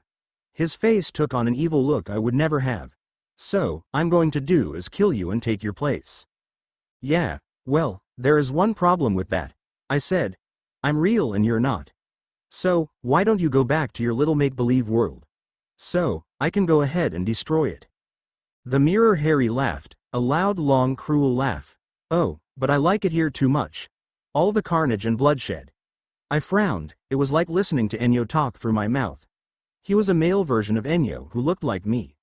I was trained by Ares himself, but what was the use when there is nothing to fight in that world? He swung his sword in his hand and gave me another evil grin. "Ready to die?" "Harry!" Piper cried, banging on the door. "Are you okay? What happened?" I glanced at the door, then back to the other Harry. "Your girl?" he asked. "Piper McLean, right. You could have done so much better than her." I frowned at him. "Are you surprised I would say that?" "Well, like I said, I am your complete opposite, so my taste in women is different from yours. The first thing I'm going to do when I take your place is dump her." He smirked. "Now her mother. I could go for her," he nodded to the mirror. "Another reason I want to escape that place. Mother has a goddess already picked out for me to marry. Irene, the goddess of peace. She's one of the 6 daughters Zeus had with Themis. 3 of them were the Fates: Atrope, Clotho, and Lachesis. Then 3 were known as the Horai: Dike, the goddess of justice; Eunomia, the goddess of law and order; and Irene, the goddess of peace. They guard the gates of Olympus. Mother thought Irene and I would be a perfect match. I was to be turned into a god, and stand by Zeus' throne, and who better for me to marry than one of the goddesses that guards the gates? She gave Hercules one of her daughter when he became a god. Now she wanted Zeus to give me one of his. But I don't want to marry anyone. I rather be single. Have lots of girls and go around making chaos." "You're mad," I said. "You could never take my place. My friends, my dad, everyone would know you're not me. Piper would know I would never dump her. They'll know you're not me." He shrugged. "Ask me if I care." I narrowed my eyes at him. He grinned again. "You're getting mad. Well, show me what you can do." I thrust my hand out and blasted him with raw magic. He was thrown back and hit the wall and fell to the floor. "Harry." Piper was banging on the door still. "What's going on? Let me in." "I'm fine, babe," I called. "Don't worry." The other Harry got to his feet and came at me with his sword up, and I was able to block it, and he smirked down at me. "You're right," he said, dropping his sword, and went for my side, but I blocked it too. "Nobody would believe you would dump Loudmouth out there. So, how about I just kill her too? Then they'll just explain my behavior on the loss of my girlfriend." "Don't even go there," I said. I spun around and got him in the side. He cried out and back up, giving me a glare, and shadows began to dance around. I guess even in Hera's make-believe world I was still a descendant of Hades. Did I hit a nerve? He asked. How about we let little Piper in? Let her watch me kill you. I came at him with my sword up, but he blocked it and waved his hand and the door flew open. Harry, Piper came running in and gasped as she saw the guy the first was fighting. Come on in, darling. The other Harry said. You can watch as I kill your boyfriend. Then take his place here. He thrust out his hand and hit me with magic, sending me flying back, and I hit the wall again and fell to the floor. Harry, Piper came running over and dropped down to check on me. I'm fine, baby. I said, sitting up. Go over there and talk to my mum. Try to get her away from the mirror. I'll keep this guy busy. Piper gave a nod and got up and ran over to Hera and began to talk to her using Charm's Peak. Something I knew my mum would not like if she was herself, but if it got her away from the mirror, so I could somehow get this guy back in it, it'd be worth it. I got up and lifted my sword as he came at me. I blocked the blow to my head, then he dropped his sword going for my side. I blocked it also. On and on it went, blocking each other's swords, sometimes blasting each other with magic. Snow was falling down pretty hard, coming through where the nursery had no roof, making the floor slippery and hard to stand. Shadows danced around and I could hear Piper talking to Hera, trying to get her to move away from the mirror. So far it wasn't working. It was like my mother couldn't even hear her. Any other time I would have told this guy he was lucky to have the sweet and kind Hera, and I would be happy to trade mothers with him, but now that I was faced with losing her, I decided even with the bad things she did, I liked my mum the way she was and I didn't want to lose her. Not now, not after everything we've been through. We even killed a giant together. No, I wanted the mother I had, not some make-believe one. The other Harry tried to come at me and I blocked his sword. He then dropped his sword and came at my side real fast, but I was able to move out of the way, and his blade was just inches from slicing open my gut. I blasted him with some magic and he went flying back, hit a crib, flipped over it onto the floor, where he didn't move. I ran over to Piper and my mum. How's it going? I asked. Piper shook her head. She won't move, blink, or anything. She answered. I looked at Hera to see the only movement coming from her was the tears falling down her cheeks. Mother. I said. Mum, can you hear me? It's me, Heracleitus, can you hear me? She didn't answer and I frowned. Mum. I reached up and shook her shoulder slightly. Still nothing. We need to break the mirror. I told Piper. She nodded. But we can't do that until he's back in it or dead or whatever happens to people who have been, whatever it was that brought him here. Piper nodded. How are you going to do that? She asked. I frowned, but then suddenly shadows came crawling up around me and up to my throat. I gagged as they choked me. Harry, Piper cried, as I was lifted into the air by the shadows. I dropped my sword to the ground and grabbed the shadows as I kicked my feet. Let him down. I was being choked and couldn't breathe. The other Harry just laughed as the shadows tightened around my neck. I couldn't breathe and I could feel my face turning red. Let him down. Piper ran over to him and started hitting him. Let him down now. He just laughed and raised the hand not controlling the shadows and hit Piper across the face. She slipped on the snow on the floor and fell down on her back. You shouldn't have done that. I was able to choke out. I then raised one of my hands and the mirror. Harry's eyes widened as shadows started to swirl around him and up to his throat. You can't beat me with shadows, he said. I was trained to use this gift by Hades himself. You. He trailed off and gagged as I made shadows lift him up off the floor and choked him like he did me. His hands went to the shadows around his throat, making me fall to the floor. Yeah, well, I was trained by Nico D'Angelo himself, I said, rubbing my throat as Piper came over to check on me. I'm okay, I said, as she hugged me. I checked her face. She had a handprint on it. But she was otherwise fine and gave me a weak smile. I then had to shove her down and cover her as the other Harry somehow got free of the shadows and sent a blast of magic at us. Piper, I got an idea. I said. You think you can go over to the mirror and move my mother, grab her by the arm or something and jerk her out from in front of the mirror? I'll try to blast this guy through. Okay, I'll try, Piper said. She went over and pulled on Hera's arm until she fell into the floor. Piper then grabbed her and moved her away from the mirror. Hera was staring into nothing as if she was still in front of the mirror, and didn't even know Piper had moved her. With my mind on them, the other Harry, the one from the mirror, hit me with magic and I hit the wall and fell to the floor. He grinned as he came walking toward me, his sword in his hand.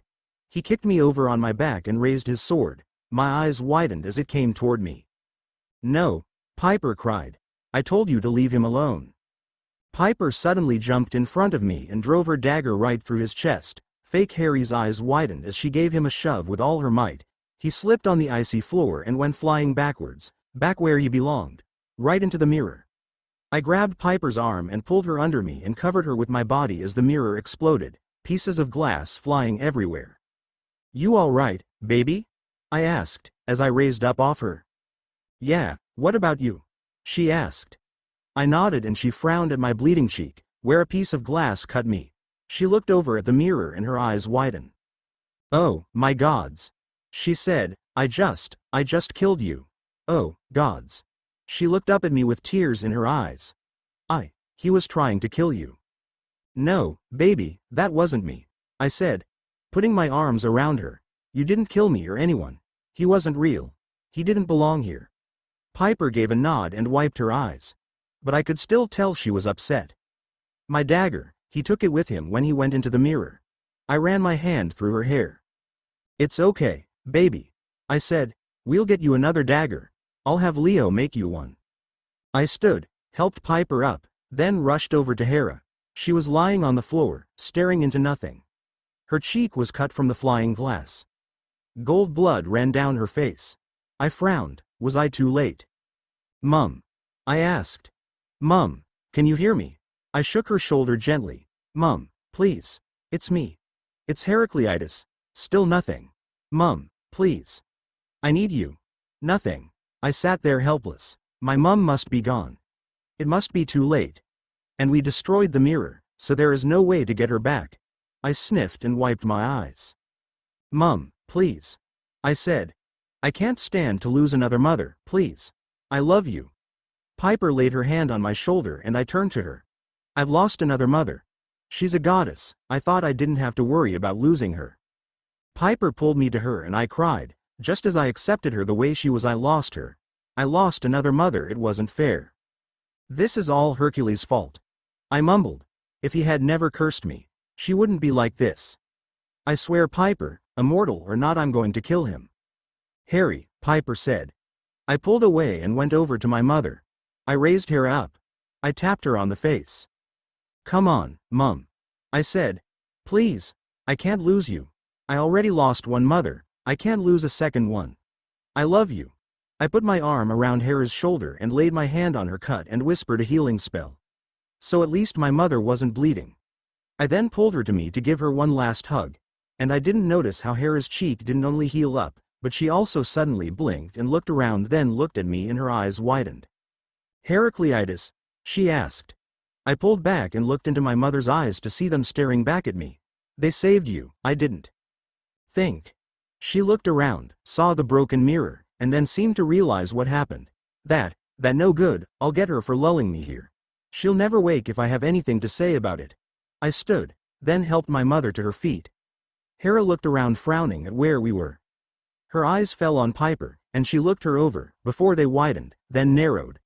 I didn't know what that was about. Piper seemed just as confused by this as I did. Then I shocked Hera by throwing my arms around her middle and hugging her tightly. It took her a minute, but she soon hugged me back. For the first time since I found out about her, Hera really felt like my mother.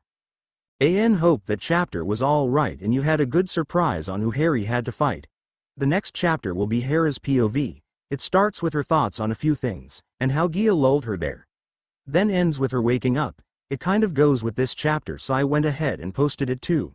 Hope you like it. Chapter 18 Disclaimer. I don't own Harry Potter or Percy Jackson. Since this is from Hera, POV, when she thinks or talks about Harry, she calls him Heracleitus, his full name. Thought I would let you know so it don't get confusing. Chapter 18. Hera's POV. I hate to admit it, but it was quite easy for Gia to lull me into a trap. I was leaving the winter solstice, when I heard this voice sounding like Heracleitus telling me to go to Godric Hollow. Said he was really there and needed my help.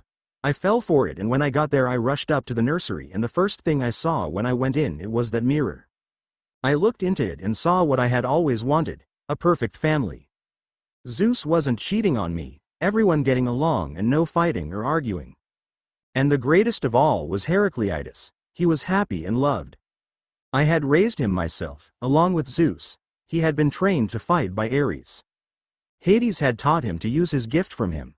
I saw everything I had wished could happen when he was first born. He was happy with a loving family growing up on Olympus. Something I knew could never happen, so I had hoped James and Lily Potter would give him a happy home. But that all ended when they were killed by Voldemort, one of Zeus' sons. It seemed like a lot of his sons had hurt my son. Hercules cursed him, Tom Riddle made him have to go live with abusive people.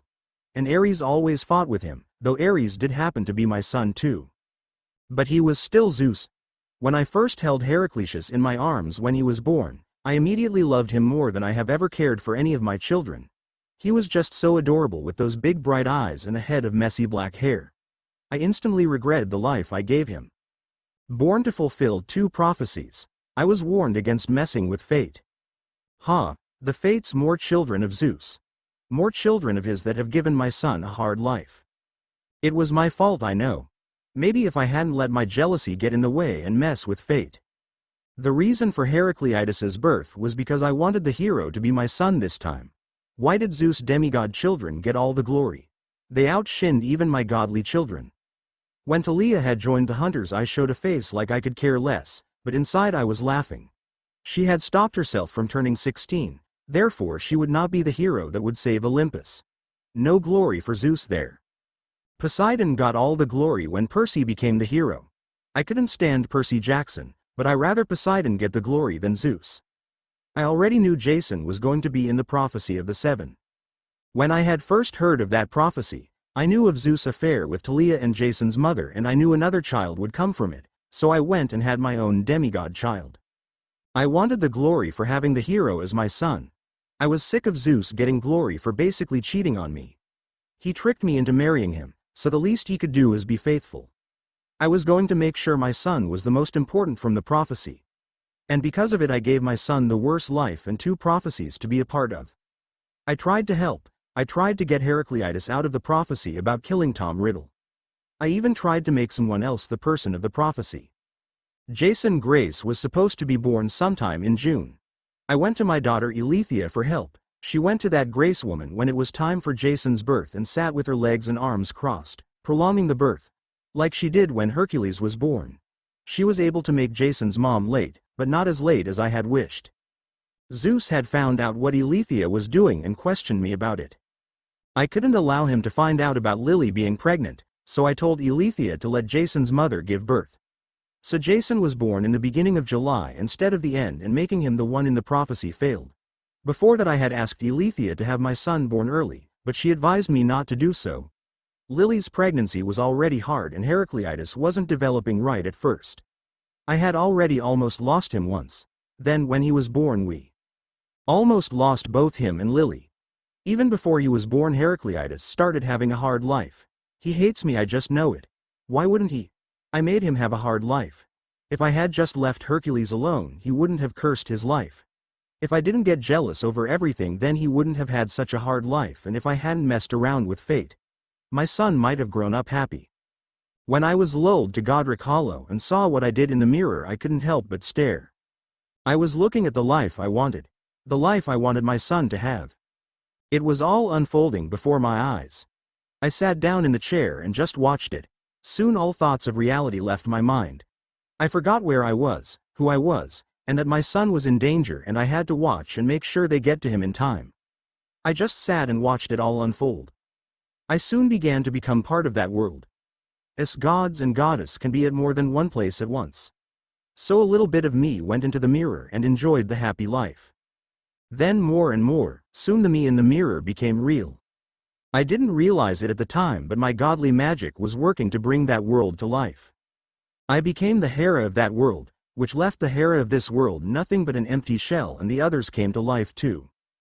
Before long the Heracleitus of that world vanished. My son who had the perfect life vanished, and I didn't know where he went. And I started to miss him and remembered my real son. The real Heracleitus whose life was hanging on by a thread. I didn't know what day it was or how much time had passed, but I knew I had to leave. Come back to the real world. Make sure my son was saved. I tried and tried to get back to where I belonged, but I couldn't. Sometimes if I tried hard enough I could still hear what was going on around me in the other world, and after a while I started hearing a familiar voice. One I knew, and one I hated. A smoothing, calming voice talking to me, telling me my son needed me and I need to come back to him. That he couldn't handle losing me, not after what he had been through. It told me my son deserved to have a mother. It soon clicked into my head who was talking. It was her. Daring to use her charm speak on me. Her Aphrodite talk. I was just beginning to change my mind about her. Used to I never gave any thought to the little tramps Aphrodite called daughters, but then one of them, one of her favorites at that, set her sights on my son. My only mortal son, and he has already been hurt enough in his life. I just knew she would break his heart. So, I did everything I could to turn him against her. When that didn't work I kept a close eye on her. I just knew she was bound to cheat on Heracleitus, but to my shock she never left his side, always with him. That time she went to visit her dad, I kept a very close eye on her. I thought for sure she would cheat on him then and I would get to tell him. But, no, she was either out with her dad or home talking to Harry on those magic mirrors of theirs. And when she went so that movie premiere with her dad, I planted it in his head to ask her if she would like to go with his co-star. A boy just a year older than her and was very cute. One of those new stars the girls are going crazy over. And I could tell he had thought Piper was cute, but when he asked, she had given her dad a weird look and said, "You know I'm dating Harry, I can't go out with another guy. That would be cheating." That really shocked me, and after she got kidnapped and Harry saved her. It was back again to never leaving his side, but then Harry was dragged down in Tartarus. I thought for sure she would cheat on him then, but again she did not. The only thing on her mind was saving my son. And when the other boys at camp hit on her she went off on them. I had even planted it in those boys' head to hit on her. If I hadn't they wouldn't have. Some of them were afraid of what my son would do to them if he found out. And the others had too much respect for my son to hit on his girlfriend while he was kidnapped. So, I had to make those boys hit on her. Piper McLean was one big emotional rake while he was gone. I was beginning to wonder if I was not wrong about my son's lover. But now she goes and charm speaks me. As she talked I began to hear other things. Fighting. 2 people were fighting. It sounded like boys and one sounded like my son. No, it couldn't be my precious Heracleitus. Did those fools save him after all? It must have been him, why else would she be here? It was him, he was fighting someone, but I couldn't pull myself away. My son was saved and fighting, but I couldn't bring myself out of this world. It was just so nice. Zeus treated me like a husband should. I had a son who loved me. He got along with all my other kids. Even Ares. But yet something told me I should come back to reality, but couldn't bring myself to do it. I heard crashing and yelling. Piper McLean left my side and went somewhere. I could hear her yelling at someone. But who I didn't know. I guess whomever my son was fighting, but yet I still couldn't pull myself away. A part of me wanted to, but another part of me wanted to stay in this happy new world I was in. But then I felt someone pull on my arm, then they pulled again, and my body fall to the floor. A moment passed, then there was the sound of glass. My cheek was then cut. I somehow knew it was the mirror, and I had to watch as my happy perfect family began to fade. But still I could not return to the real world. Then I heard his voice, the voice of my son. He was talking to me. Then there was the sound of crying, and I started to pull farther and farther away and returning to the real world. The next thing I knew I was waking up with someone holding on to me. I blinked and looked around confused, then my eyes fall on the boy next to me. At first I didn't know who it was, but then I looked into his eyes and I knew right away who he was. "Heracleitus?" I asked. He gave a nod. "They saved you." I did. Think. I looked around at the room and then the broken mirror on the floor and it all came back to me. That no good, I'll get her for lulling me here. She'll never wake if I have anything to say about it. No one makes a fool of me. My son stood and reached down and helped me up. I looked around and I saw her. Piper McLean once again here, standing by my son. But as I looked at her I noticed something, she seemed different. I narrowed my eyes in thought. Then it hit me what it was. She had a blessing on her. A protective blessing from Elethea, and there is only one reason she would put that on her. Before I could say anything I was suddenly being hugged tightly by my son. After I got over my shock I wrapped my arms around him and began to hug him back. Heraclius, I said, when we pulled apart. I'm so happy you were saved. He gave me a grin. I'm just glad I got to you in time. Heraclitus said, I was so scared I had lost another mother. I frowned and looked back down at the broken mirror. I got down and started picking up pieces trying to get just the slightest glance at the other world. Heraclitus got down beside me. Mum, stop. He grabbed my arm gently. That was all fake, it wasn't real. I know you wish to have a perfect family, but you should accept the one you got. My life wasn't all that great, but I'm happy now. I got a dad, a girlfriend, a bunch of friends and a mum. I met the me from that world, he came over in this one and he wasn't very friendly. Believe me, I was better off not growing up on Olympus. I looked up at him. He gave me a small grin. Piper helped save you. She's the one that took out the other me. She saved my life 3 times now. I don't know what I would do without her. Look, I don't want to be turned into a god or marry a goddess. I'm finally happy with the life I have. Piper is a good person. She cares about me more than anyone has ever cared about me. I can't live without her. She's all I need to be happy. Isn't that what you really want? Is me to be happy? Do you really think some goddess forced to marry me would love me? I couldn't marry someone I didn't love. My life started out bad, but it's going to get better. I fought Hercules and he took the curse off. Once this war is over I'm going to have a happy normal life. With my friends and family and my girl.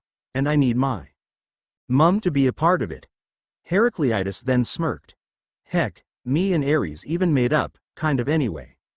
Heraclitus, I said. I hugged him to me again, then pulled apart. I ran my hands through his hair taking the grays out. I couldn't stand looking at it. It was a reminder of what he just went through. But for some reason the braids stayed gray. I just stared at him for a moment. I love you, son. Heraclitus smiled real big. I love you too, Mum. I felt tears falling down my face as I hugged him again. Then we pulled apart. Harry. Piper spoke up. The last thing I want to do is to ruin this moment with your mom, but we need to get going. We still have to make it to Mount Tam and help save Enyo. I glared at her, but Heraclitus gave a nod. Sorry, Mum, but Piper is right. He said. I frowned, but then nodded. I guess Enyo did need saving. You be careful. I told him. I'll just be going back to Olympus and see what Zeus has been up to while I was gone. I turned to Piper and our eyes locked. I could tell neither her or Harry knew about the protective blessing put on her by Eileithyia, or the reason she did. Eileithyia must have placed it on her sometime before they left to go save my son. It worked like a protective spell, stopping anything from hurting or getting near Piper's stomach. My daughter always did pick some favorite mortal to put it on. And she did care a lot about her little brother, so, I guess she did it as a favor to them. I thought about how emotional and moody the daughter of Aphrodite has gotten lately. I guess it all wasn't because of my son missing. I frowned as I thought of her weight loss from not eating much and how she got sick a lot. Well, hopefully Harry can make her eat and gain some weight. Losing weight wasn't good in her condition and she has been a bit too reckless. I sighed. I guess I was really going to have to put up with her with my son forever. I rolled my eyes, wondering if picking Sirius as my son's new father was a very good idea after all. I guess like father like son goes even if said son was adopted. I think maybe I should have a little talk with Sirius soon. About how he's raising my son. Thank you. I told Piper. Our eyes still locked on each other. She looked surprised for a moment before she nodded her head. I saw in her eyes she understood I wasn't only thanking her for saving me and my son, but I was mostly thanking her for making him happy. I still didn't like her and I still didn't fully trust her, but I'll leave them be for now, as long as she is making my son happy. Well, I guess I'll be off. Be care, son, I said. You too, Mum. Harry said. I gave him a grin and slightly put my own protective blessing on Piper. Eileithyia may stop anything from getting at Piper's stomach, but mine also stopped anything from getting near Piper for the next few months anyway. I then had them close their eyes as I turned into my true form and left. Zeus could wait a little longer. I was going to find Aphrodite. We needed to have a little talk, me and her. Hope that was fine, and don't worry, the next chapter will be the battle on Mount Tam. But I hope I did all right with Hera. It's kind of hard writing something in the God's POV. Chapter 19 Disclaimer: I don't own Harry Potter or Percy Jackson. There is some violence in this chapter, and mention of a teen beginning pregnant. I thought I would warn you. Chapter 19. I gain a few gray hairs. Nico's POV. It took us a while to fly from New York to California. Jason had returned to the ship without Harry and Piper, said we were to go on, and Harry would meet us on Mount Tam. After saving Hera, then went below deck to pout because his dad had not been there and he was unable to see him. Big deal. Sometimes it's better not to see them. Sometimes I rather not to see mine. He can get real moody at times. Then after a big argument over if we should go ahead or if we should follow Harry. Then Ron said we should drag Jason back up on deck and force him to tell us what he did with Harry and Piper. Yeah, like Jason would be able to hurt Piper or whatever it was he was trying to accuse Jason of doing with Harry there. Sometimes I don't think Ron actually thinks about what he says. Though I think he's right in his mistrust of Jason. I'm pretty good at reading people, which is one of the reasons I usually stay quiet. I watch how people act. Their little movements when they talk can tell a lot about someone. If they're serious about what they are saying, or if they are lying, and so on and so on. And there have been a few of them I have kept a close eye on. Jason was one of them, and I have come to the conclusion that Jason is jealous of Harry. Jealous that he is the son of Zeus, but yet Harry, the son of Hera, is getting all the attention when it's usually a child of Zeus that gets praised and looked up to. I can remember a time when I first met Percy. It was when Talia had just woken up from her tree time. Percy had been a little jealous over Talia getting all the attention for being a daughter of Zeus. Jason thinks it should be him carrying the sword his father made, that it should be him leading this war. Well, if he thinks he's something, then maybe Harry and I will send him down in Tartarus to close the door. He acts like he's such a hot shot. I bet he couldn't even handle it. I'm surprised Harry was holding up as good as he was. But then I don't think there is much Harry couldn't handle. Right now I was in my room by myself, at my desk looking over a map of the underworld. But it wasn't really helping me any. No other doors than the ones Harry saw. I thought about the door Harry said that opened when he had come back to life, after Voldemort had killed him when they had battled in the Minister. That must have been just one of the entrance to the underworld. The actual doors of death is something totally different. And they are not on this map. An entrance to Tartarus is, but what's beyond that isn't. I tapped my fingers on the desk thinking, it looks like someone will have to go down there to close it. I really didn't want to, nor did I want to send Harry back down there. How could I couldn't ask Harry to do that. He's the only person to never judge me on who I am. He was almost like an older brother. Whenever I was at camp he made sure I took care of myself. He would sit at the Hades table at mealtimes so I would have someone to talk to. He even made sure I ate. He made me go out and get some sun if he thought I was looking too pale. He even made me train with him sometimes. And when I was training him to use his gift from Hades, he listened to whatever I told him to do without questions or second-guessing me. He never doubted I was telling him the truth or ever mistrusted me. I had an idea on who we could ask to go down there and help us out. After all, you might have to be alive to open them, but anyone could close them. And who I have in mind to ask, I'm sure they would. But the big problem would be getting Harry to agree to ask them. That was going to be near impossible. After what Harry went through down there, he'll probably hit me when I bring up my idea, but it's the best I got. I cheeked the map thinking. It would be hard, but after closing the door you could find a way out. You just have to trace your steps and go back out at the entrance that leads into the underworld. It would be hard, but if someone really tried they could do it. Maybe I won't tell Harry about asking them. Maybe I'll just go down there and ask myself. I leaned back in my chair thinking, now all we needed was to find out where the outside of the other door was. Harry didn't know where he was pulled out at. Once the giants had got him out of the doors he barely had time to look around him before he was thrown in that tomb and locked up. Poor guy, I don't think I would like being locked up like that either. I had suspected it, but I was still surprised when that giant had said he pretended to be me. He went through all that just to protect me. I owned him one big time. No one had ever done something like that for me. Not even Bianca. I stopped wearing the ring, and haven't talked to her in days. Not since Harry saw the ring on me and got mad because I was supposed to have given that stone to Hades to be destroyed. I didn't tell him why I had it. But I had taken it off and put it away. Maybe he was right. I think when I go talk to my dad I'll give it to him. There was a knock on my door and I frowned. I didn't feel like seeing anyone right now, but the person knocking didn't seem to get that. They knocked again. What? I called to the door. It's me. Luna's voice came from the other side. I sighed. I really couldn't get mad at her. Not Luna. I don't know if I loved her or if it was in me to love someone, but I really did care about her a lot. Come on in, I said. Luna opened the door and walked in. She smiled at me and sat down on my bed. I looked over at her. Is there something you needed? I tried to ask as nice as I could. Luna was the last person I wanted to be mean to, but I really wanted to be by myself to think. We're almost there, Luna said. I came to let you know. She smiled and I frowned. We had tried to get to Mount Tam for 3 days now, but Leo's ship kept breaking down, and he had to go slow. So, hopefully by the time we get there Harry will be there or he gets there soon after us, but I didn't even know if he had even made it to Harry yet or not. Okay, thanks, Luna, I said, turning back to my map.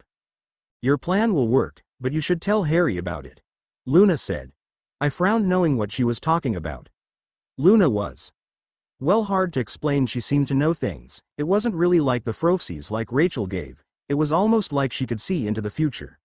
I was always tempted to ask her how this war was going to turn out if she knew if we were going to win or not, but then I always chicken out, afraid of what her answer would be.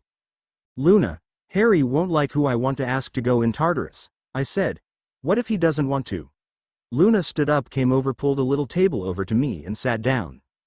That's why you need to let him know, Luna said. He'll be mad if you do it without telling him. I sighed and started rolling up my map. I wasn't going to come up with anything today. I needed Harry with me anyway. He did it, you know? Luna asked. I frowned at her. Who did what? I demanded. Heracleitus saved Hera, Luna said. I smiled a little. Don't let Harry hear you call him that, I warned. Luna smiled. So, he saved Hera already. Good. Maybe he'll be there by the time we reach Mount Tam. I stood up and starched with a yawn. Luna stood, reached up and gave me a quick kiss on the lips, then she smiled at me. You should be happy. Something joyful will happen in the midst of this war. I frowned at her. She kissed me again, then headed to the door. Luna, what's going to happen? I asked. I couldn't think of any joyful event that could happen during this whole war, besides winning it. But I don't think that's what Luna was talking about. She turned around with her dreamy, thoughtful look on her face. I don't know if I should tell you, Luna said. Harry and Piper don't even know yet. She then turned and skipped out the door, past a confused-looking Percy that had walked up. What doesn't Harry and Piper know yet, and what shouldn't she tell you? He asked. I guess he had heard the last of our conversion. If I knew that, do you think I would have asked her? I said. Oh, yeah, right, Percy said. Anyway, I just came to let you know we're about to land, so you should get whatever you're taking with you ready. I nodded, picked up my sword and hooked it to my side and stuck my hand in my pocket to make sure I still had Harry's pocket watch in there. The one Leo made him. The hands had all our names on it, and instead of numbers it said stuff that we were doing. Like, now pulled it out of my pocket and looked at it. All our hands were pointed at traveling. Even Piper's and Harry's. Doesn't that belong to Harry? Percy asked. I gave a nod and stuck it in my pocket. Luna said Harry has saved Hera. I told Percy, so maybe he'll make it there to help. Percy frowned. How does she know? Percy asked. I shrugged. Luna knows a lot of things, I said. Walking past him out the door, Percy followed me. So, then does Luna think something is going to happen to Harry and Piper? Percy asked, worrying in his voice. Don't worry, I said. Whatever it is, it'll be joyful. What will be joyful? Jason asked. We had made it up deck. Nico said Luna thinks something joyful is going to happen with Shorty and Piper, Percy said. He shrugged. But she won't say what. Apparently they don't know yet. Well, now we should be worried about who we're going to be fighting on the mountain, Ron said. We'll worry about Piper and Harry's joyful event later. Do we all remember what to do? Annabeth asked. We all nodded. But Hermione, who was looking at Luna with a frown, like she was trying to read her mind. She'd been like that ever since Percy mentioned what Luna had said. I think she was trying to figure it out. I watched as Hermione mumbled to herself, saying joyful event over and over. Then her eyes widened and she started mumbling things about Piper, her being moody, and sick a lot. Then her eyes widened and she covered her mouth with her hand. "Hermione, you okay there?" Percy asked. Looking at her, she lowered her hand and nodded. But she looked worried. Whatever, she just figured out she wasn't sharing. Soon after that we landed and Leo came out to join us. He lowered the steps and we all climbed down. When the last person's feet hit the ground, Leo pulled out his Wii control and pressed a button and the stairs folded back up. "Where to?" Ginny asked. "Just follow me," Percy said, and he headed toward Mount Tam, but first we did have to go through Harry's garden. Draco knows us, so she should let us through. If not, I guess we just wait until Harry comes. I know she'll let him through. I looked around everybody and noticed Marauder was walking with Hazel, and she didn't seem to like it, if you go by the frightened looks she kept glancing at him with. Like any minute knot he would attack her. Percy. I called to him. "You're forgetting something." He turned around and looked at me. "We can't go in until sunset," I said. "Somehow you keep forgetting that." Percy scowled at me and I smirked. When it comes to Percy, yeah, I trust him somewhat, and thought of him as a friend. How could I not after all we've been through together? But when with him, I like to get on his nerves. It's fun to upset Percy, because he gets mad and upset pretty easily. "I made sure to have money with me this time," Hermione said, pulling out a couple of 50s. "We could get something to eat. We don't have long to wait." "I brought some money too," Annabeth said. "We could go somewhere and eat. We should go over what we're going to do anyway." So, we did. We went into the nearest place and ordered a few hamburgers and fries and began to eat and talk over what to do. I wasn't really listening. Harry had been right about one thing. It was better to just rush in and attack. Plans never work out anyway. I really didn't see this one working out. No one was to take the sky from Enyo. Percy would take on Atlas, hoping now that he had the Achilles cures it wouldn't be so hard. And Jason would fight Voldemort. I believe they forgot the little fact he also had the Achilles curse on him. The rest of us would fight Death Eaters or monsters. And Percy will fight Atlas toward Enyo, until he was able to somehow knock him under the sky and Enyo move so he would be trapped. All sounded pretty easy. Two made it wasn't going to work. "Isn't that Piper's dad?" Hermione asked, pointing up to a TV that was turned on the news. I looked up and sure enough I saw Tristan McLean coming out of what looked like a police department. "Yeah, what's he doing there?" Annabeth demanded, frowning. A report came on screen and began to talk. "We have an update on the missing daughter of actor Tristan McLean. Piper McLean was known for being wild and getting into a lot of trouble, but just last Friday her father went to police because he had not heard from or has seen his daughter in over a month. Piper was supposed to be at a year-round camp, but McLean had come to find that there is no such camp with the name she gave him. McLean had blamed her disappearance on her boyfriend, Harry Potter, who is a little wild herself and is known to be violent at times. He believes he has done something to Piper, but police believes with her track record that Piper had run off with Harry.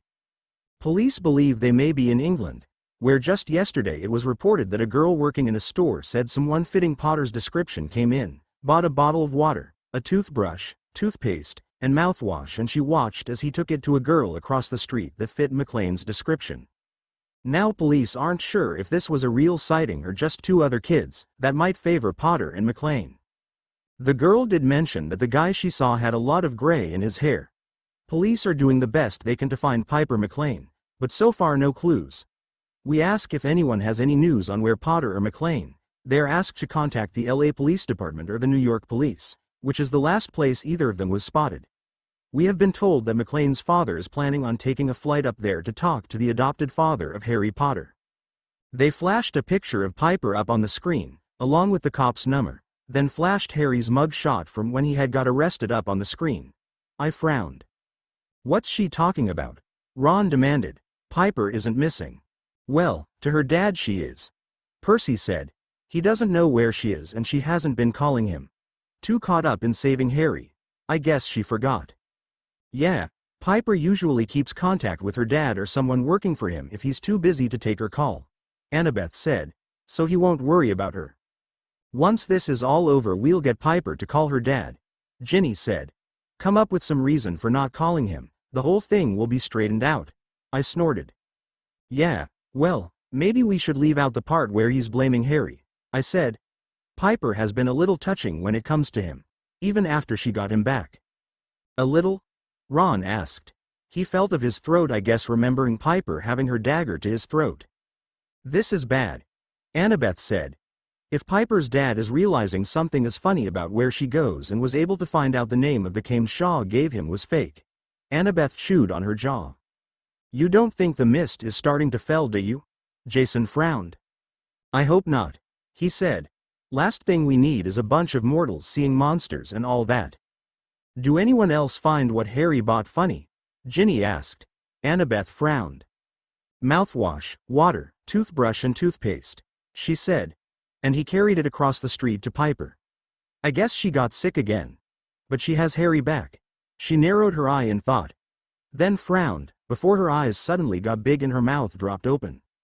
Catching flies, wise girl, Percy said. Then he reached over and shut her mouth and she glared at him. But then shared a look with Hermione and she nodded and Annabeth frowned. Well, all I have to say is Piper's dad better not go to Sirius accessing Harry of anything, Percy said.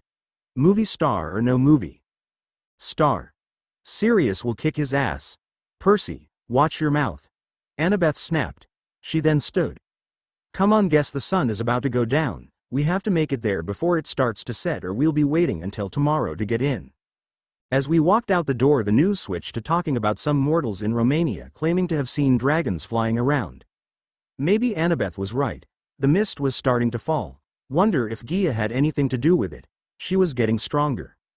We walked in silence as Percy led us to a foggy area. He stopped and turned around. All right, the garden is just through here, Percy said. We walk through the fog and it turns into a road of dirt, which is where we come out it and walk on. Hopefully Draco is the only one we run into. I hope the nymphs aren't going to be around. We didn't actually leave on friendly terms last time. And the mountain is just past the garden. I looked up at it and saw fog and dark stormy-looking clouds. Leo snorted. Friendly terms, didn't Piper put her dagger to one of their throats? Annabeth glared at him. Yeah, she does that a lot, Ron said. Well, nothing is going to get done just staying around here, I said. And as the sun began to set I headed into the fog. This wouldn't be the first time I've been here. I was with Harry and the others when he came here. It took the others a little while to meet up with me, but when they did I glared at them and demanded. What took you so long? Ginny and Ron couldn't see it at first, Percy explained. I rolled my eyes. Then why didn't you just leave them behind? I asked. Ginny glared at me and Ron cried hey. I wasn't going to leave Ginny behind. Jason cried, giving me a dirty look. I matched it with one of my own and started heading down the dirt road. The others soon followed.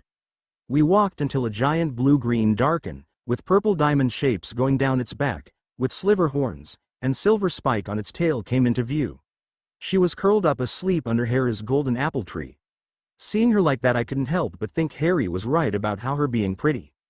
Even if she was 100-foot-long snake with dragon-like legs and talons. Hermione moaned when she saw her and Ron blurted out bloody hell. She had been at camp just a little bit before Hera took her away to guard her garden. But neither had ever been this close to her. Maybe we could walk around her without waking her up, Hazel said.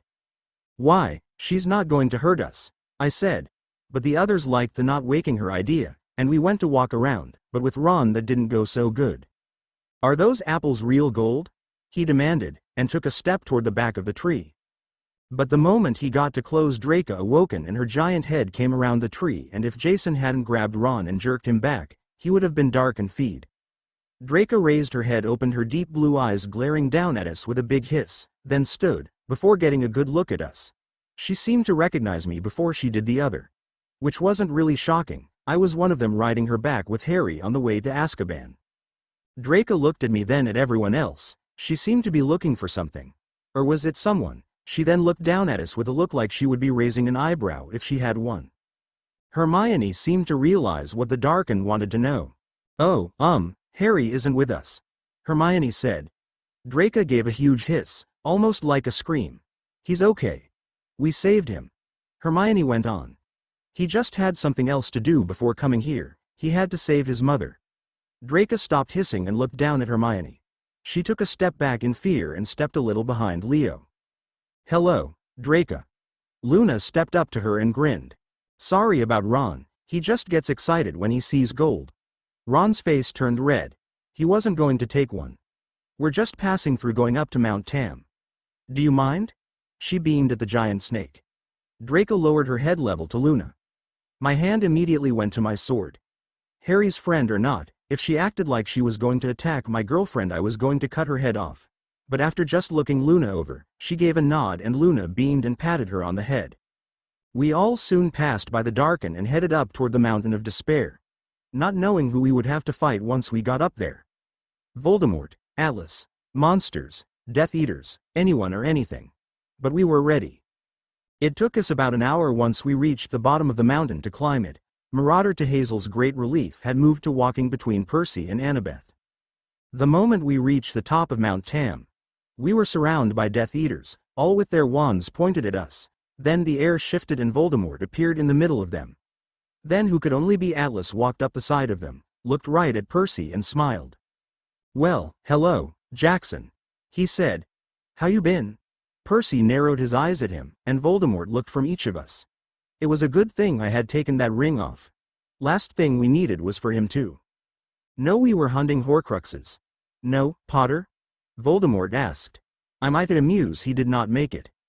"Oh, Harry made it," Percy said. "And he'll be here soon to kick your butt." Voldemort frowned. "I thought it was too much to hope for," he said, "but don't worry, once he gets here I'll kill him." "I don't think so," Jason said, holding up his sword. I heard a rumble of thunder and lightning flashed across the sky. I felt a drop of rain. Great, we get to fight in the rain. What fun. We all just stood there a minute, no one said anything. Then before I knew it we were all battling. Percy had brought out Riptide and was battling Atlas. Annabeth was fighting with Death Eaters. She flipped one over her shoulder, and then tripped another. Luna, Ron, Hermione, and Ginny were all stunning the ones that come at them. Hazel had her spear out and was fighting one. Leo had a hammer in his hand knocking some in the head. Marauder growled and took down a few with one swipe of his paw, and Jason was fighting Voldemort, who had brought out a sword. Thunder erupted every time their swords hit. Rain started to come down harder, and clouds were rolling in all around us, and down at the bottom the fog seemed worse. I don't know what everyone thought they were doing, but they were either just knocking out the Death Eaters that were fighting or knocking them down. They were just going to get back up that way, then needed to take them out. A Death Eater came at me. I ducked his spell and came back up and sliced him across the side with my sword before moving on to the other. I noticed Jason was losing his battle with Voldemort. What did he accept? He had the Achilles curse. The only one here that would be able to give him a good fight would be Percy, and he was fighting Atlas, and I doubt any of us could do that. But then I looked toward Enyo. Her blood-red hair was hanging down her face. She wore the same old tight black outfit as when I first met her. She would be able to fight Atlas, so Percy could go over and help Jason fight Voldemort. I sliced another Death Eater in the leg, then made a shadow grab another one. I then ran over to where Enyo was. She raised her head. "Well, another family get-together," she groaned. I rolled my eyes. "That line is getting old," I told her. "Here, give me that, so you can go fight Atlas," she snorted. "Yeah, like you can hold up the sky, little man," Enyo said. I looked back over to Voldemort and Jason to see Jason was really losing now. I then glanced at Percy and Atlas. He was backing Percy up against the edge. Everyone was pretty much fighting like they had been. "I can handle it," I said. "Come on, I have an idea." Enyo rolled her fiery red eyes. "Your funeral, kid," she said. I then got next to her ready to take it. Shadows started to swirl all around me. "Okay, now," I said. Enyo let go and I was almost crushed by the weight, but then shadows formed around me, making hands and shot up, helping me to hold up the sky. It was still hard, the sky was pretty heavy. But I used the shadows to help me hold it up, which caused it to look dark all around us. Even though Enyo was the goddess of war and all that, I have never seen her fight, until not, once she was free of the sky. She held out her hand and her thigh-bone handle sword appeared in her hand. She ran toward Atlas and took over Percy's fight. She swung her sword at him and Atlas' eyes widened before he started fighting back, but it didn't do any good.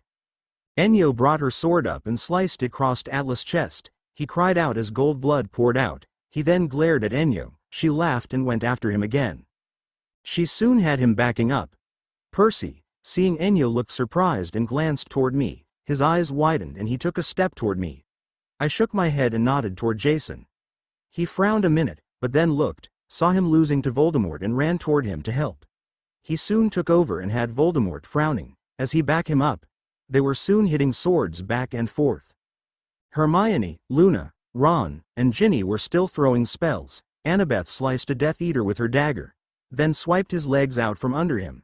Jason was fighting 2 Death Eaters at a time. I watched as he brought down a bolt of lightning and hit one in the chest, making him fly back. Leo was still using his hammer, and I was still holding up the sky, as shadows swirled around and rain poured down. But then I watched in horror as a Death Eater cried out a curse and it headed right at Hazel, who was standing on the edge of the mountain. Even if it wasn't some killing cures, it would make her go flying off the mountain, and I was unable to help. I thought I was going to watch as another one of my sisters was killed, but the spell didn't hit her, it just bounced right off as if an invisible shield had blocked it, and then Harry was there along with Piper. They came running on top of the mountain.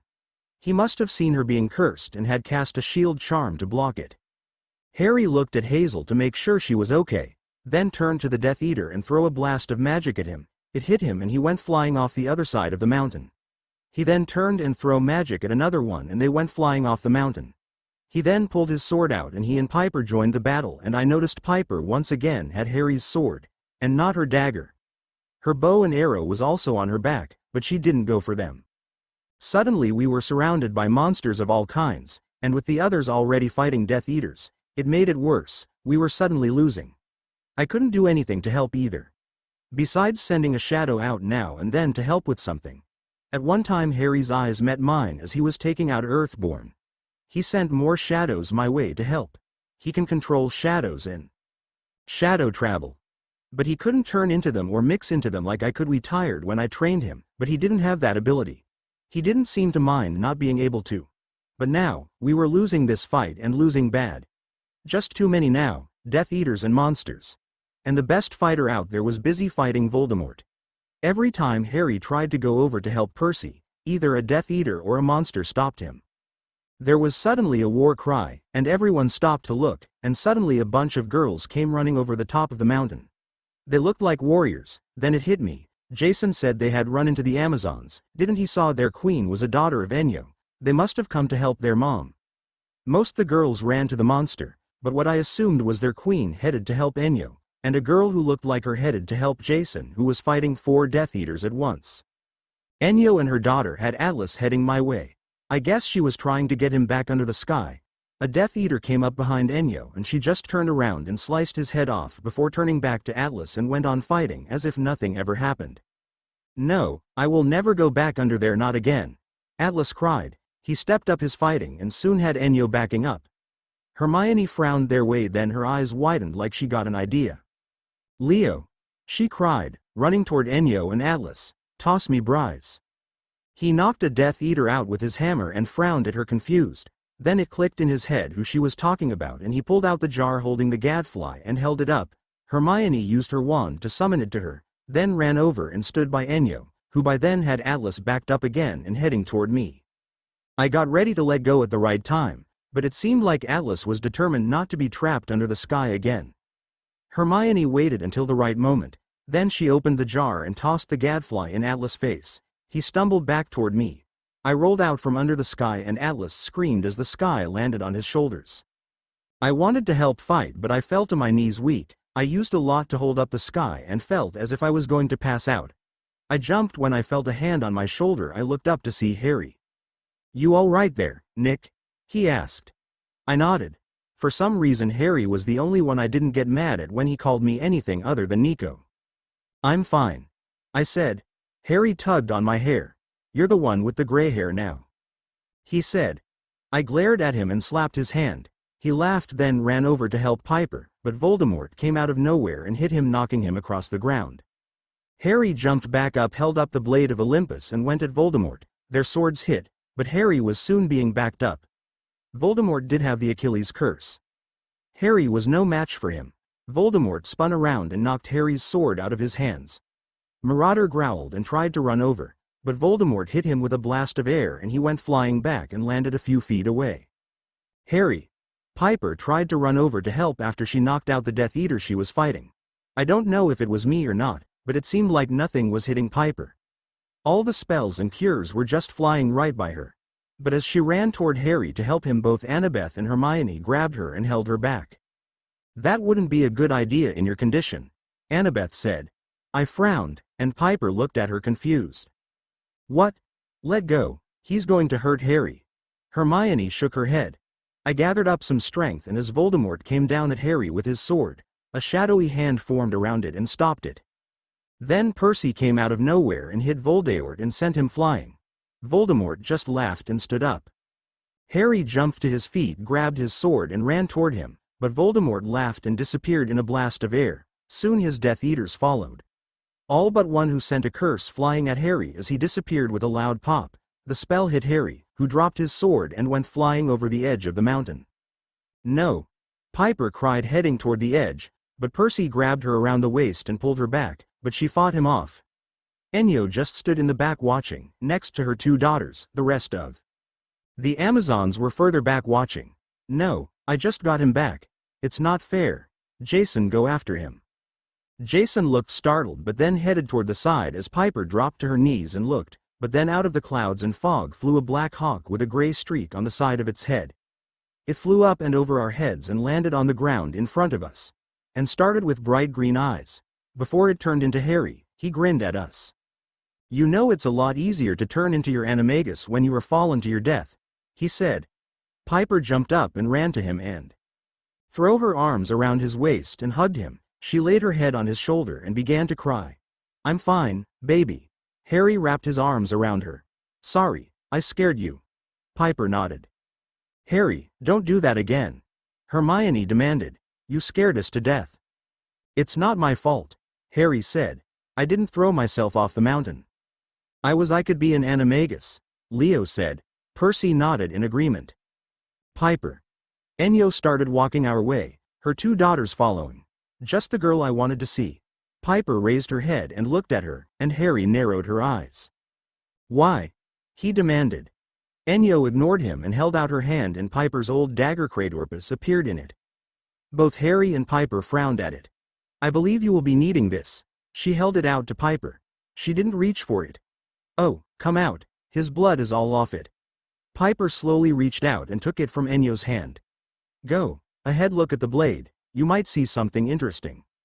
Piper frowned at her, then sat up from Harry's arms and slid the knife out of the holder and held it up to look at the blade. At first, nothing, but then Piper's eyes widened and her mouth dropped open and she dropped it. "What?" Harry demanded. "Did it hurt you?" He took hold of Piper's hand and looked it over. He glared up at Enyo. "Are you bloody?" "Mad?" Enyo grinned. The younger girl by Enyo took a step at Harry with a spear pointed out. "Show the goddess of war respect, boy," she demanded. Harry jumped at boy.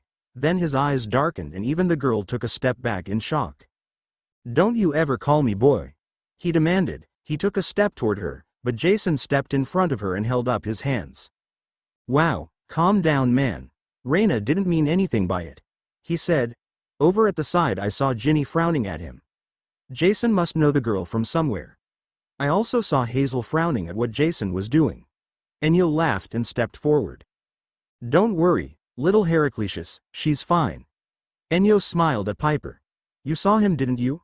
She nodded, looking shocked as she laid her hand on her stomach, then dropped down to pick up the knife. "Saw who?" Harry demanded. Luna beamed at him. "Your son," she said. Harry backed up a little. "What?" he demanded. Piper stood back up looking into her dagger, with one hand on her stomach. I think she still saw whatever it was she saw. She ran her hand across the front of blade, not taking her eyes off it. "Piper, what do you see? And please don't do that, you're going to cut your finger." "Oh, my gods!" Piper cried. "Why didn't I realize? I keep getting sick. I've been moody lately and crying a lot more than usual." She looked at Harry. "I'm pregnant." Harry's eyes widened and he took another step back. "You are what?" Percy asked, looking at Piper wide-eyed. His eyes then dropped down to her stomach with a look that suggested an alien was about to pop out of it. Ron was looking between Harry and Piper with wide-eyed. Ginny's mouth was thrown open and Hazel's eyes were as big as saucers. Annabeth, Hermione, and Luna looked as if they knew when Marauder came up to Piper and started licking her hand until she pulled it away. "Are you sure?" Harry asked. Enyo started laughing. She walked up to Piper and laid her hand on her stomach. "Oh, she's sure, Daddy," she said. Harry glared at her and slapped Enyo's hand away from Piper. "Don't touch her." Harry turned back to Piper. Enyo's daughters gripped their weapons along with the other Amazons, but Enyo just waved them off. "Don't worry, girls, Harry is just playing," she said. "He's like that, he acts like he hates me, but I'm really his favorite sister. Aren't I?" She grinned at Harry and he glared at her again. "If I had a favorite sister it would be Elethea, not you," he said, then turned back to Piper. "Are you sure?" he asked. Piper nodded. And Harry reached out his hand and laid it on her stomach. He smiled a minute, but then frowned. "But is it okay? What about the battle and all the fighting you've been in?" His eyes suddenly widened. "Oh, Merlin, you've been shot. Oh gods, do you think he or she is okay?" Piper frowned and put both hands on her stomach. "Don't worry," Enyo said. "He's just fine.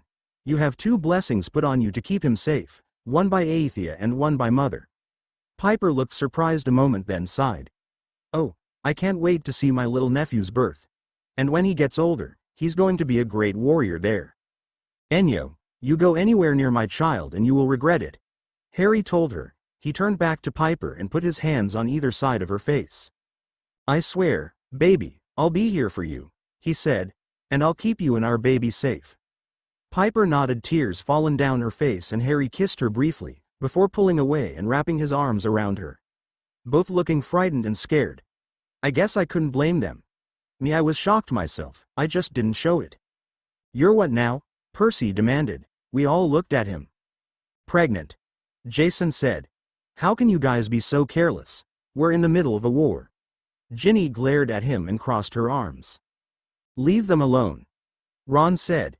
He looked from him to Ginny. "And don't get any ideas about my sister either." Jason frowned at him, but said nothing. I saw Ginny's face turned red. He turned back to Harry and Piper. His eyes went to Piper's stomach. "Blimey," he whispered as it started to sink in. He mumbled things like, "Harry, baby, Mum will have a fit. Blimey, a baby. I'm not being the one that tells Mum. I'm going to have a cousin." Leo demanded, his eyes wide and his mouth open. Harry gave him a funny look. "Well, I have to go," Enyo said. "I want to have a chat with Mother." She turned to her 2 daughters. "Hyla, Raina, I'll come see you in a few days." "Don't go bugging Mum," Harry demanded. "She's been through enough lately, without putting up with you." Enyo just laughed at him, then she was gone. "Jason, can I talk to you a minute?" Raina asked. Jason nodded and walked off to the side with her. Ginny frowned at them when they went out of sight. "Thank you for helping us," Hazel said to Hyla. She gave a nod. "Our mother was in trouble, we had to help out," Hyla said. She glanced at Harry and Piper, with a thoughtful look, then watched Harry a few minutes. "I guess all men aren't so bad." She had a little wistfulness in her voice. Like she wished she could find someone with a heart like Harry's. "Raina, we need to go," she called, walked toward her sister. Jason came walking back, over his face a little red, and was wiping off his mouth. Ginny frowned at that, with narrowed eyes, and the Amazons left. "You're what now?" Percy asked again. He ran his hand through his hair. "How did that happen?" "Percy, that's a question for your mom," I said. Percy's face turned red and he glared at me. I heard Harry laughing. Soon we all headed down the mountain ourselves. Piper and Harry wrapped in each other's arms. We were all shocked at what we just learned. "Blimey, a baby," Ron mumbled, still looking shocked. Hope I did that good. That was hard to write. I also hope I got everyone's reactions right, and that was good. Next chapter will probably be the last, but it won't be too long until I get the next story up, and that one will be the last. I have no idea if what I said about anybody being able to shut the doors of death is true or not, but for my story to work it is. And if you're wondering about Jason and Ginny, well, I figured all of them couldn't have a perfect relationship. One of them had to have problems other than fearing for each other's safety. There was no way I was going to touch Harry and Piper. Leo and Hermione is just starting, and Nico and Luna are barely couple considering they hardly even kiss each other. I think Nico is just scared of getting too close to someone. So that left Ginny and Jason. But don't worry if you like Ginny and Jason being together. By the end they'll probably stay together. I just needed a little drama from the other people. Chapter 20 Disclaimer. Don't own Harry Potter or Percy Jackson. Sorry it took a bit to get this up, but I just got stuck with this chapter, but I hope you like it. Chapter 20. Telling the parents.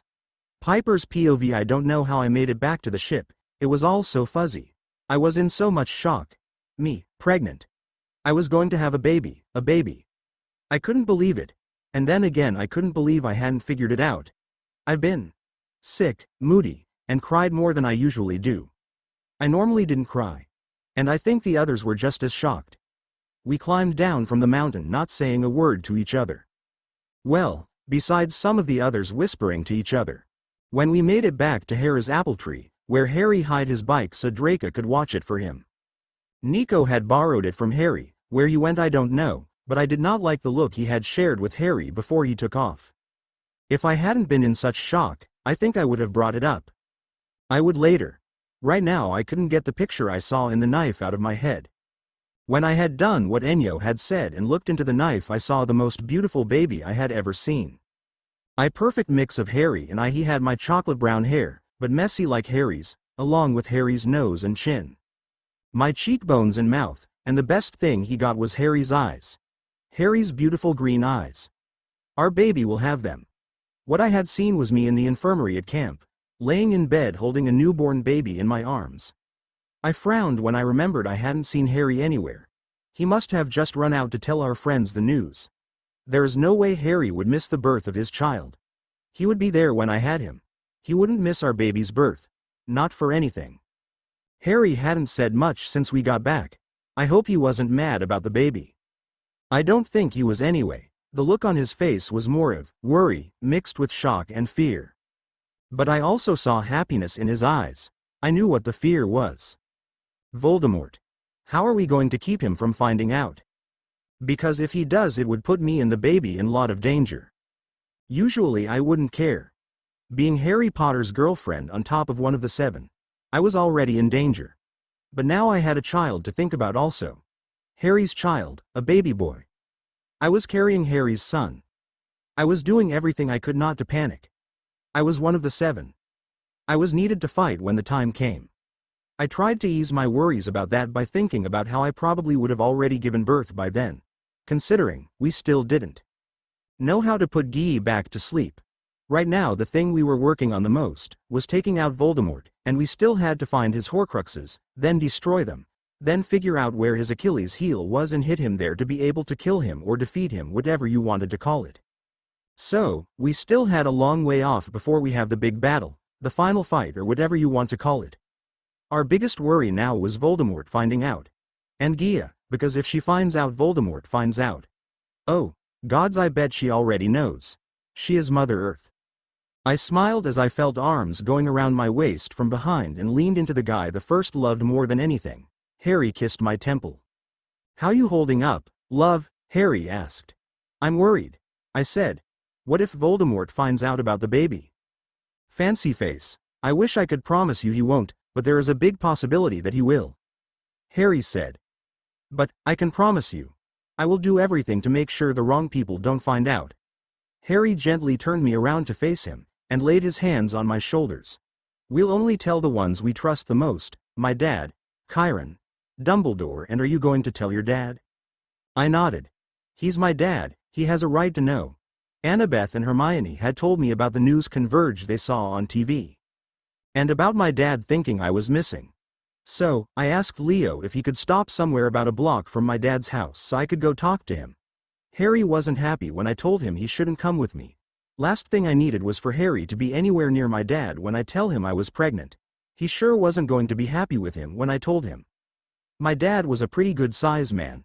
Tall and muscular, so I doubt I would have the strength to pull him off the father of my unborn child. Harry put his hands on my cheeks and kissed my forehead before pulling me into a hug. Piper, I swear I will keep you and the baby safe, Harry whispered. I will not allow anything near you. I know, I said, but you're still not coming with me to speak to my dad. Harry groaned. I'm taking Hermione, Annabeth and Marauder, that should be enough. Plus you lend me your sword to take with me. And I got my old dagger back.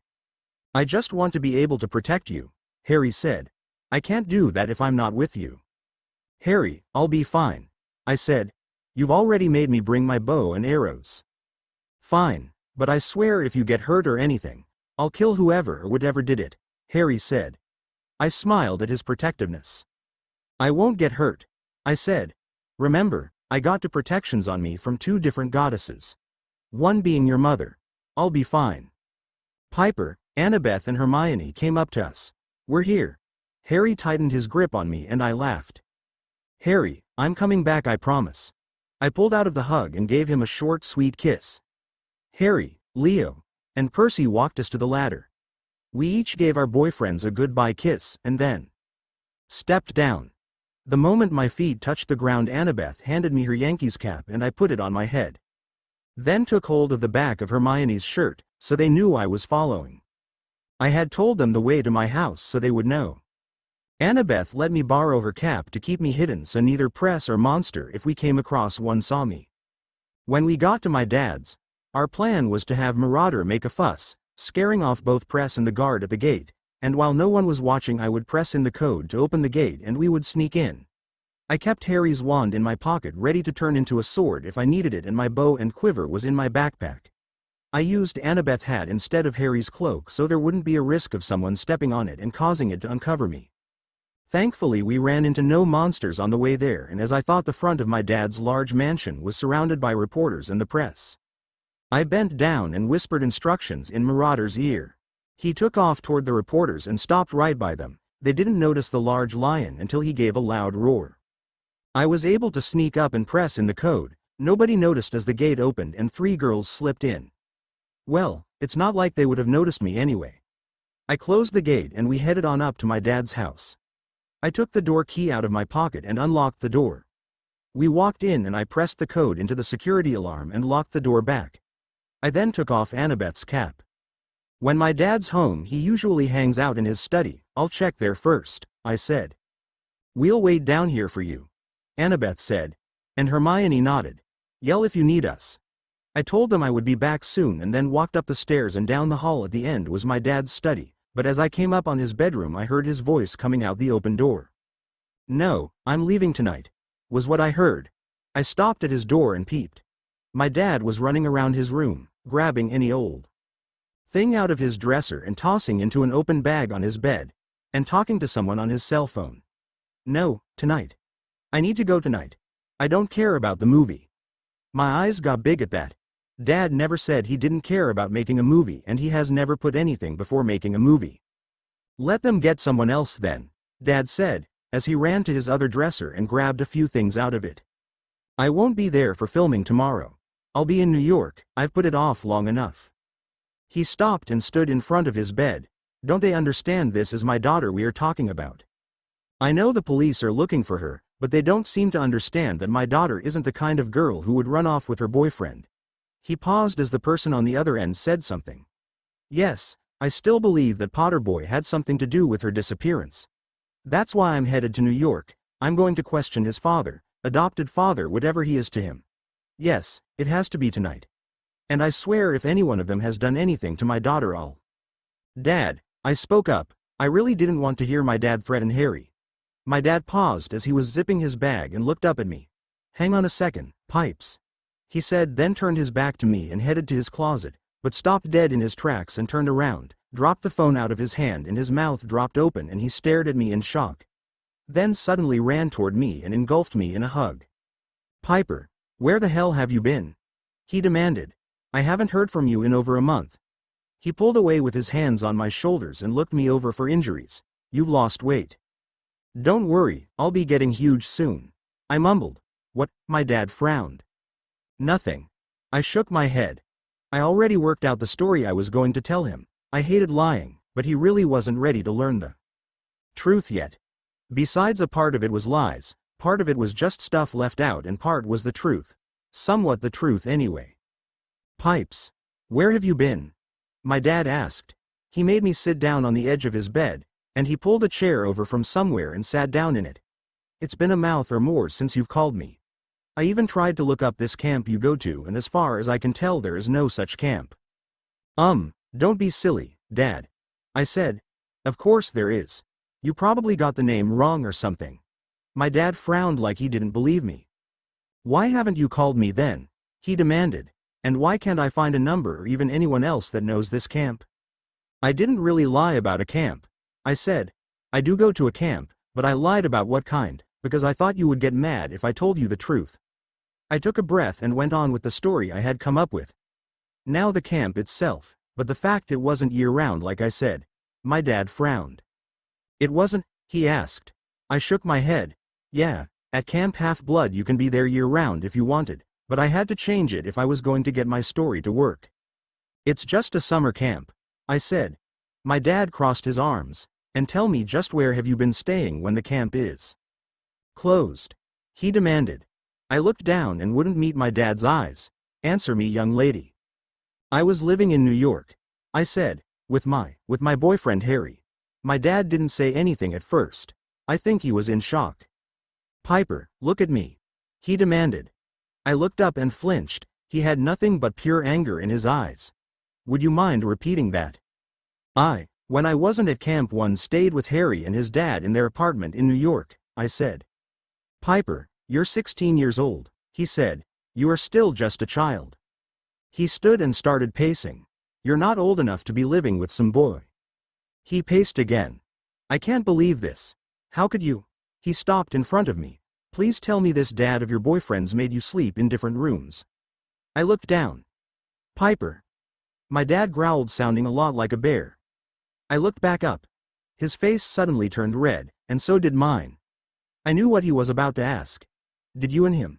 He didn't finish, but I knew what he was asking. Even if I wanted to lie, I couldn't. Not with me having to tell him I was having a baby. My face was as red as a tomato as I gave a nod. My dad's eyes narrowed. Where is he? Where is this Harry? I'm going to rip him apart. Dad, Harry and I love each other, I said. It's not all his fault. We both wanted to. My dad sat back down and started rubbing his temples, while taking deep breaths. You're too young to be in love, he said. You're just kids. I'll be of age in 2 years, I said. I'm almost an adult, so is Harry. My dad looked up at me. None of this explains why you didn't call me, he demanded. I was worried to death, Piper. I'm sorry, I was scared, I said. Which was the truth.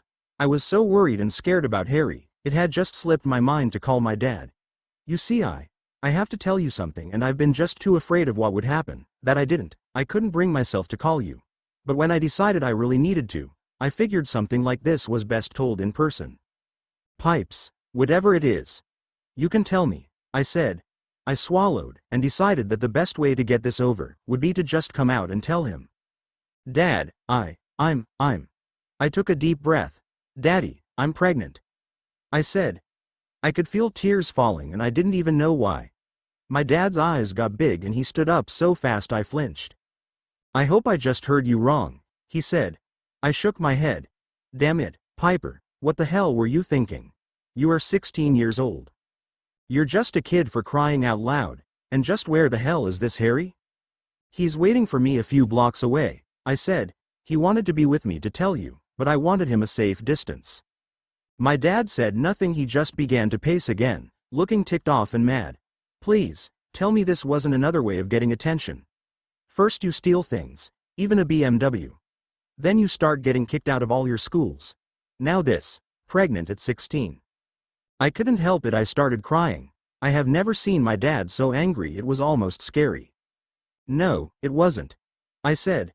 I didn't mean to, but I am, and I'm dealing with it the best I can, and Harry will be there to help. I wiped my eyes. Please don't hate me, Dad. I'm sorry. My dad frowned at me and all the angry faded from his face. Oh, Pipes, he said. You know I could never hate you, no matter what you did. He came over and gave me a hug. I love you. You know that. I nodded, and tried to control my tears. How long are you going to be here? My dad asked. I think you should stay. I shook my head. Do you really think that's a very good idea? I asked. The press will learn about me being pregnant, and it's not a good idea to have it all over TV. My dad sighed. I miss you, Piper. He said, I know because of my work I'm not around much, but I want to spend more time with you. I missed you growing up. I smiled and went over and hugged my dad. There is some stuff I need to do, but I promise, when it's over I'll come home more, I said. My dad put his hands on either side of my face and looked me in the eyes. You're really in love, aren't you? He asked. I smiled real big and nodded. Harry means the world to me, I said. My dad smiled a little. Yeah, you have the same look I had in my eyes when your mom was still around, he said. Piper, all I ever wanted was for you to be happy. Harry makes me happy, I said. My dad sighed. Maybe next time I come visit I'll bring him with me, he frowned. Can you really count on him through this? He asked. I nodded. Harry never really had a family growing up, I told him. His parents was murdered when he was 1, and he was raised by an abusive aunt and uncle who treated him like trash. Until Sirius found him and took him away from all that. What little family he gets he's protective of. Trust me when I say I can count on him. Poor kid. My dad frowned. I almost feel sorry for him, almost. He's still the little punk that got my daughter pregnant. It's going to take me a long while to get over wanting to kill him. I rolled my eye. Dad, I really need to go now, I said. My friends are waiting and Harry will be extremely worried if I take any longer. I'll try to get some time off so I can come see you, my dad said. I smiled liking that idea. I'll just have to make sure I was at Harry's and not camp when he showed up. But I still think you should stay here. I'm going to be worried out of my mind about you and how you're doing. I wished I never even let you got to that camp. None of this would have happened. My dad scowled. And you never would have met this Harry. Dad, meeting Harry is the best thing that has ever happened to me, I said. My dad scowled a second time. I love him, and I can't picture my life without him. My dad frowned at that, worry crossing his face. Are you sure Harry feels the same way? He asked. Piper, I don't want you getting hurt. He might say he loves you now, but will all that change once it sinks in? He will have to help you take care of this baby. Does he know who I am? That's not the only reason he's dating you, is it? He's not after your money. I rolled my eyes again. Dad, it's actually your money, I said. Besides, Harry has his own money. He and Sirius might live in an apartment, and it may not be fancy, but that doesn't mean they don't have money. His adopted dad Sirius comes from a real wealthy family, and happens to be one of the richest men in England. And Harry's parents were real rich too, and since Harry was the last in the Potter family all that money went to him. He's like the richest teen in England, not to mention Sirius has a trust for him too. But neither of them care about all that. They're good people. Their money mostly just sits in their bank, being used for nothing, unless Sirius is spoiling Harry or when Harry wants to buy something for me. My dad raised his eyebrows. You're not after his money, are you? I smiled, hearing the teasing in his voice. It told me he was trying to accept this, or at least trying not to totally lose it. My dad shook his head. Can you count on Harry to help support this, baby? We have more than enough money to buy what a baby needs. But he's the father. He needs to do his part. I nodded. Harry will, Dad. I said. If I know Harry, and I really do, then this baby will probably be spoiled by him and Sirius. My dad sat on the edge of the bed where I had sat just a moment ago, and put his face in his hands. I still think you should just stay here, so you don't get yourself in any more trouble. He suddenly looked up at me. I just might make you stay. Pregnant or not, I'm still your father. You are still underage. I can make you, you know. I frowned. My dad was right, he could make me. I'd just slip out and sneak off, but I would hate to have to do that. So the best thing was to talk him into letting me leave.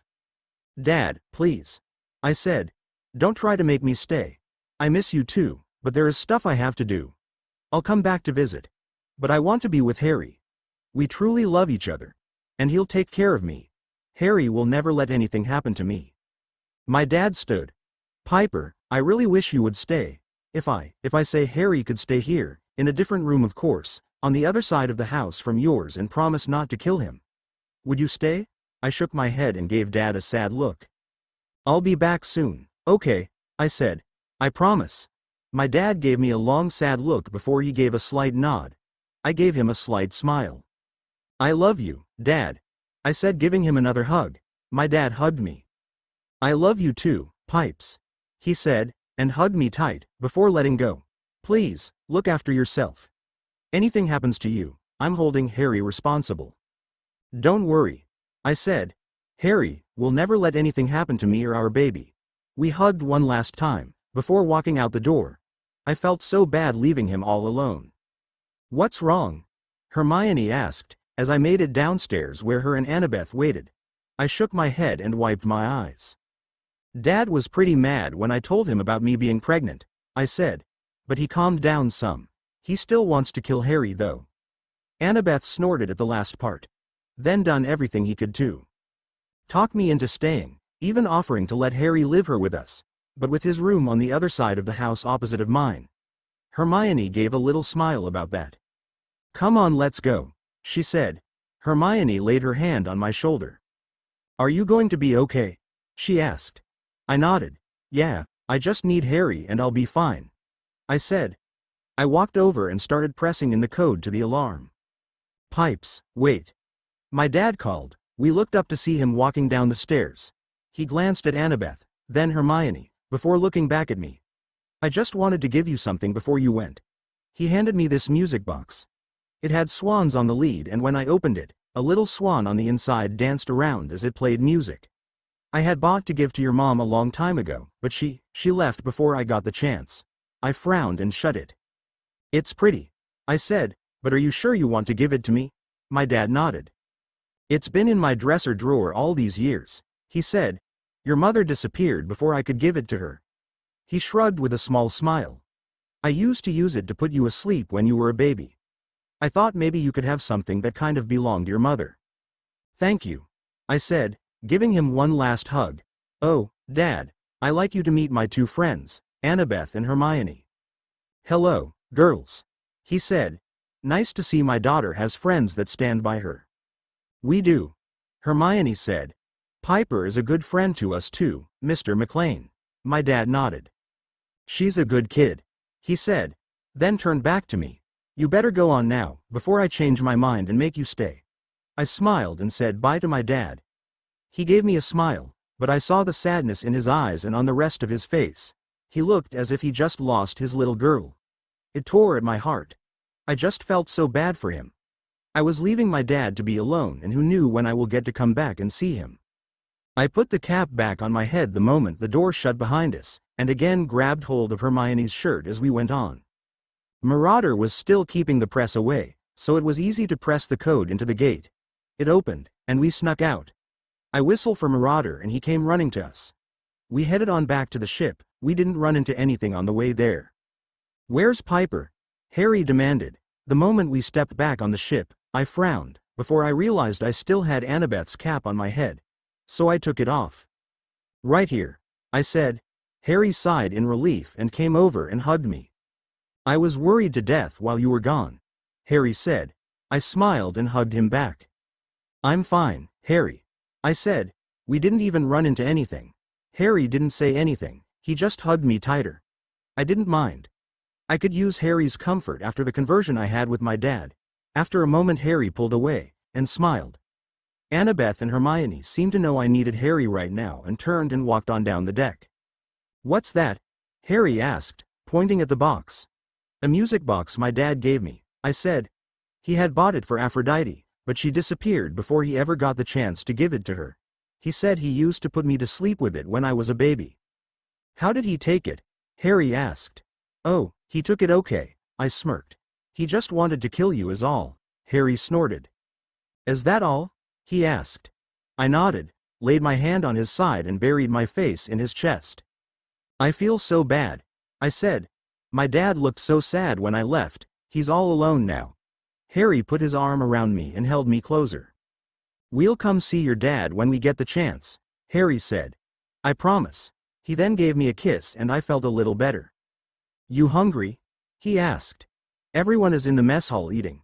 I didn't really feel like eating, but knew if I said no Harry would make me anyway, so I nodded and slipped my hand in his and he led me down. Harry led me to two empty chairs across from Percy and Annabeth, and next to Jason and Ginny, whom seemed to have made up from the huge fight they had when we first got back to the ship.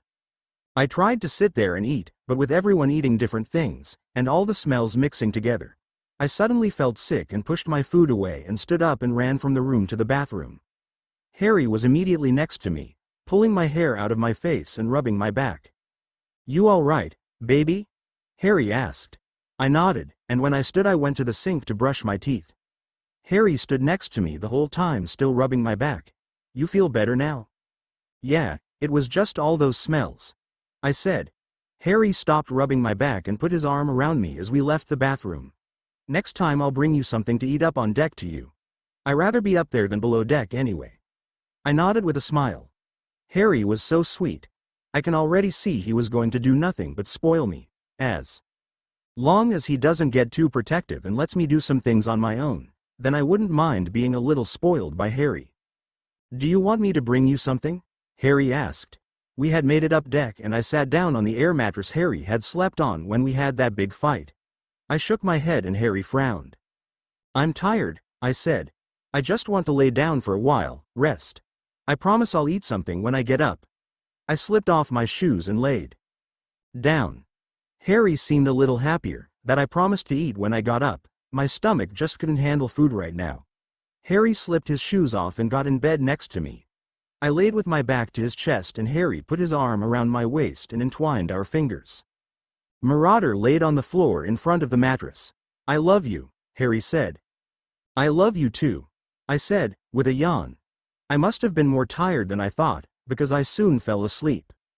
Suddenly I was standing in what looked like a baby store, rolls and rolls of baby clothes, and cribs, toys, baby bottles. "Hello, my sweet," a familiar voice said. I turned around and saw my mom looking through a roll of designer-looking baby clothes. I recently had a nice little conversion with Hera. She turned and smirked at me. I already knew, of course. She left that roll and went to the next one. I was a bit disappointed that it was not a girl. Think of the beauty she would be, with your looks and Harry's eyes. If it was a girl, a lot of hearts would have been broken. But no matter, a handsome guy can break just as many. "My kid isn't going to be breaking any hearts," I said. "And was there something you wanted?" "Oh, I just wanted to chat," she said, moving on to baby shoes. "Do you know how long it's been since a demigod has had their own baby?" "Quite a while. They don't usually live long enough, and don't usually have them so young. Back years ago it wasn't so rare. That's why we have lots of descendants running around out there. But to be a grandchild of a god is rare unless said child is a god themselves. A lot of the gods are looking at your pregnancy with hope. As a sign that just maybe there is hope our kids don't have to die so young. And can be happy, and don't look at me like that, some of us gods do actually care. That's why I have come to warn you not to put all your energy and worry about Voldemort finding out about my little grandson, and forget that you are a marked woman." Aphrodite gave me a look. I was confused at first, then it dawned on me who she was talking about. "Lycaon," I said. "I had forgotten about him." Aphrodite nodded. "I wish I could help you with him, but we are not allowed to interfere." Aphrodite said. "Not too much anyway. I've talked to Ares. I did him a little favor and he is going to order some of his children to go out and hunt down Lycaon. But you still have to be on guard. Lycaon is not easy to find. At the moment he is the most danger to you, because he is out there right now hunting for you. Whatever you do, do not leave Harry's sight again. That is an order from your mother, because if there is one person that can keep you safe it is him. So, when you are not someone safely protected like Grimmauld Place or camp, do not leave Harry's sight." I frowned and Aphrodite gave me a stern look, which looked kind of odd on her beautiful face. "Do not look at me like that," she said. "You have more than yourself to think about now, so, just let Harry take care of you. I would actually take advantage of our little wizard's kindness. He is just the sweetest little thing." I frowned. "Our little wizard?" I demanded. "Harry is not our little wizard, he's my little wizard." Aphrodite laughed at that. "The jealous type 1C. Aphrodite said. "Not that I can blame you. Your little wizard is very hot. I'm sure a lot of girls would like to get their hands on him. But you're lucky, Harry only has eyes for you." "I know I'm lucky," I said. I couldn't help but lay my hand on my belly. Aphrodite smiled. Don't worry, he'll still find you pretty when you get fat, she said. Fat? I asked. Aphrodite nodded. Unfortunately, being a daughter of Aphrodite will not stop you from gaining weight in your condition. I chewed on my bottom lip, suddenly worried. Was my mom right? Will Harry still love me when I gain weight? I shook my head. That was a stupid thought. Of course he will. Don't look so worried. Harry's not going to care that you get fat. He's too sweet. Aphrodite said. Like I said, you are one lucky girl. Oh, you two will have your fights. No couple is perfect. But it'll only bring you two together. Do you realize when that baby was made? No, I haven't really gotten to add it up yet, I answered. Do you know? Aphrodite said. I can sense everything that is made out of love, and yes, that includes when babies are made out of love. And you two are truly in love with each other. No doubt about that. Never before have I sensed so much love coming from two people. It's amazing how much you two are in love. Anyway, as of today you are 2 months pregnant. Meaning my little grandson was made the night before Harry was dragged into Tartarus. Which is the main reason I gave you that pendant. I already knew you were to be a mother by then. Like I said, I sense everything made out of love. Do you remember that night, my sweet? I thought back to that night. Harry and I had made love. It was really late when we did. Earlier Harry had almost had a breakdown from having to kill a Death Eater. I had washed the blood of said Death Eater off him and helped him get through it. We fell asleep, and after we slept a couple of hours, Harry and I woke up and talked some. We ended up making love after we promised each other we would be together forever. I smiled. Our son was made the day Harry and I first promised to love each other forever. You do remember? Aphrodite said. It is sweet, isn't it? You'll have it hard being teen parents and in the middle of a war, but you two have your love to count on.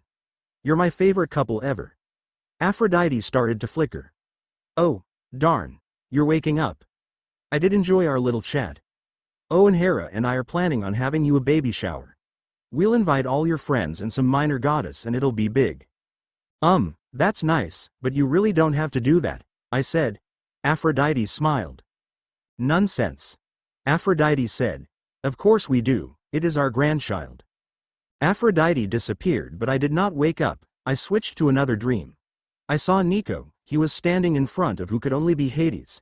He gave a slight bow and handed him that weird ring he had been wearing. About time. Hades snapped. I thought you were going to keep it. You still have to find the other two. I know that. Nico said. I'm trying. Hades frowned. How is Harry? Hades asked. Which totally shocked me. He's fine. Nico said. He has nightmares and stuff, but other than that he's fine. Hades gave a nod. I hear I have a new descendant on the way, Hades said. Yeah, Piper is pregnant. Nico told him. Hades snorted and shook his head. Kids these days, he mumbled. They never think about anything and is careless. Father, Nico said. I must be going now. Hades just gave a nod and Nico got up and left. I watched as he walked to the fields of Elysium, and looked around as if he was looking for someone. He then walked up to Lily Potter, who was sitting under a tree reading a book. Hello, Nico. She said, looking up. How's Harry? Fine. Nico said. He's going to be a father. Lily frowned. What? She demanded. He shrugged. Piper is going to have his baby. Nico said. Lily put her hand over her mouth. How are they holding up? Lily demanded. All right, I guess. Nico said.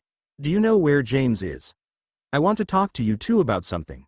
Lily closed her book and stood. He's around here somewhere. Lily said.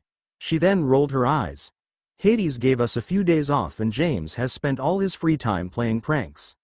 Lily shook her head. He made me so mad yesterday. I told him his 16-year-old son acts more like an adult than he does. Nico snorted and my dream faded away as they went to find James Potter. I woke up with Harry's arms still wrapped around me. I rolled over to face him and he smiled at me, his green eyes sparkling. Hey, Sleeping Beauty. He smiled, before leaning in and giving me a kiss. Feel better now? I nodded. Much. I grinned up at him and put my arm around his waist. He kissed me again and pulled away and got up. Where are you going? I demanded. To get you something to eat, he said, before walking off.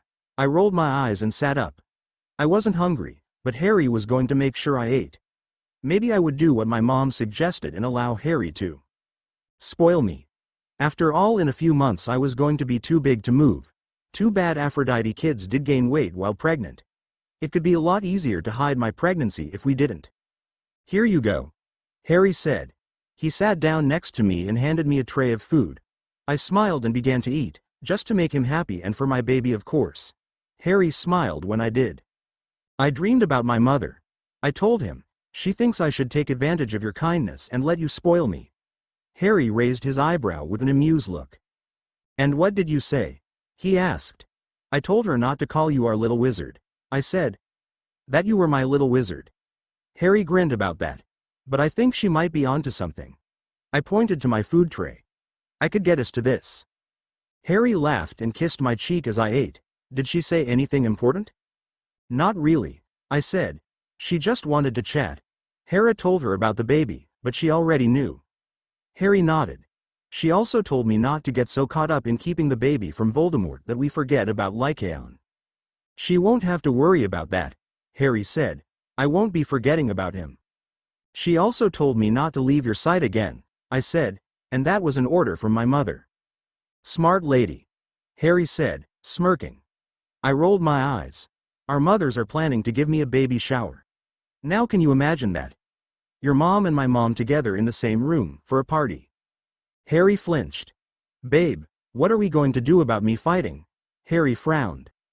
I wish you didn't have to, Harry said. But I know you do, he went on. Don't worry about it now though, the big battle is a long way off. You'll probably already had the baby by then. So, at the moment all we need to worry about is to keep you and the baby safe. And I know sooner or later everyone is bound to find out. But now we'll just tell those we can truly trust. Piper nodded. Yeah, but what about when I start showing? I asked. We'll hide you away at camp or Grimmauld, Harry said, until the baby is born. I've already told Nico we had to wait until after you have the baby to go hunting. Did he get mad? I asked. He seemed a little aggravated at first, but then said there was some things he needed to do anyway. Harry said. Annabeth said it just gives us time to come up with a good plan. I also had a dream about Nico. I told Harry my dream and he frowned. No, Nico wouldn't. He mumbled. I looked at him. Wouldn't what? I asked. Harry shook his head. Nothing. I'm probably wrong. There is no why Nico would do that without talking to me first, Harry said. I finished my food and sat the tray aside, with a frown, sure that Harry was hiding something from me. I wasn't going to ask him about it though. When I get the chance I will just find out on my own what he and Nico were up to. I had this feeling I knew what. And if it's what I think it is, Harry was going to hear it from me. He yelled at me for keeping something from him, and here he is keeping something from me. No way am I letting him by with that. We reached New York by noon the next day, and I was thankful for that too. This ship was really making me sick by then, and I was happy to finally get home. Leo stopped a block from Percy and Harry's apartments and let off Harry, Marauder, Percy, Ginny, Ron and me. The rest was going on to camp. Percy got off because he wanted to see his mom and let her know he was okay, but promised Annabeth he would come to camp in a few days before kissing her bye. Ron and Ginny wanted to use Harry and Sirius Flo to go to Grimmauld Place to see their family. We walked on down to their building. Percy and Harry teased each other the whole way there. Ron jumped in to help Percy tease Harry now and then, but Ginny and I just chatted with each other. We made it there without running into any monsters, went in and walked up the stairs. Percy was going to Harry's first. He said he wanted to see Sirius' reaction about Piper.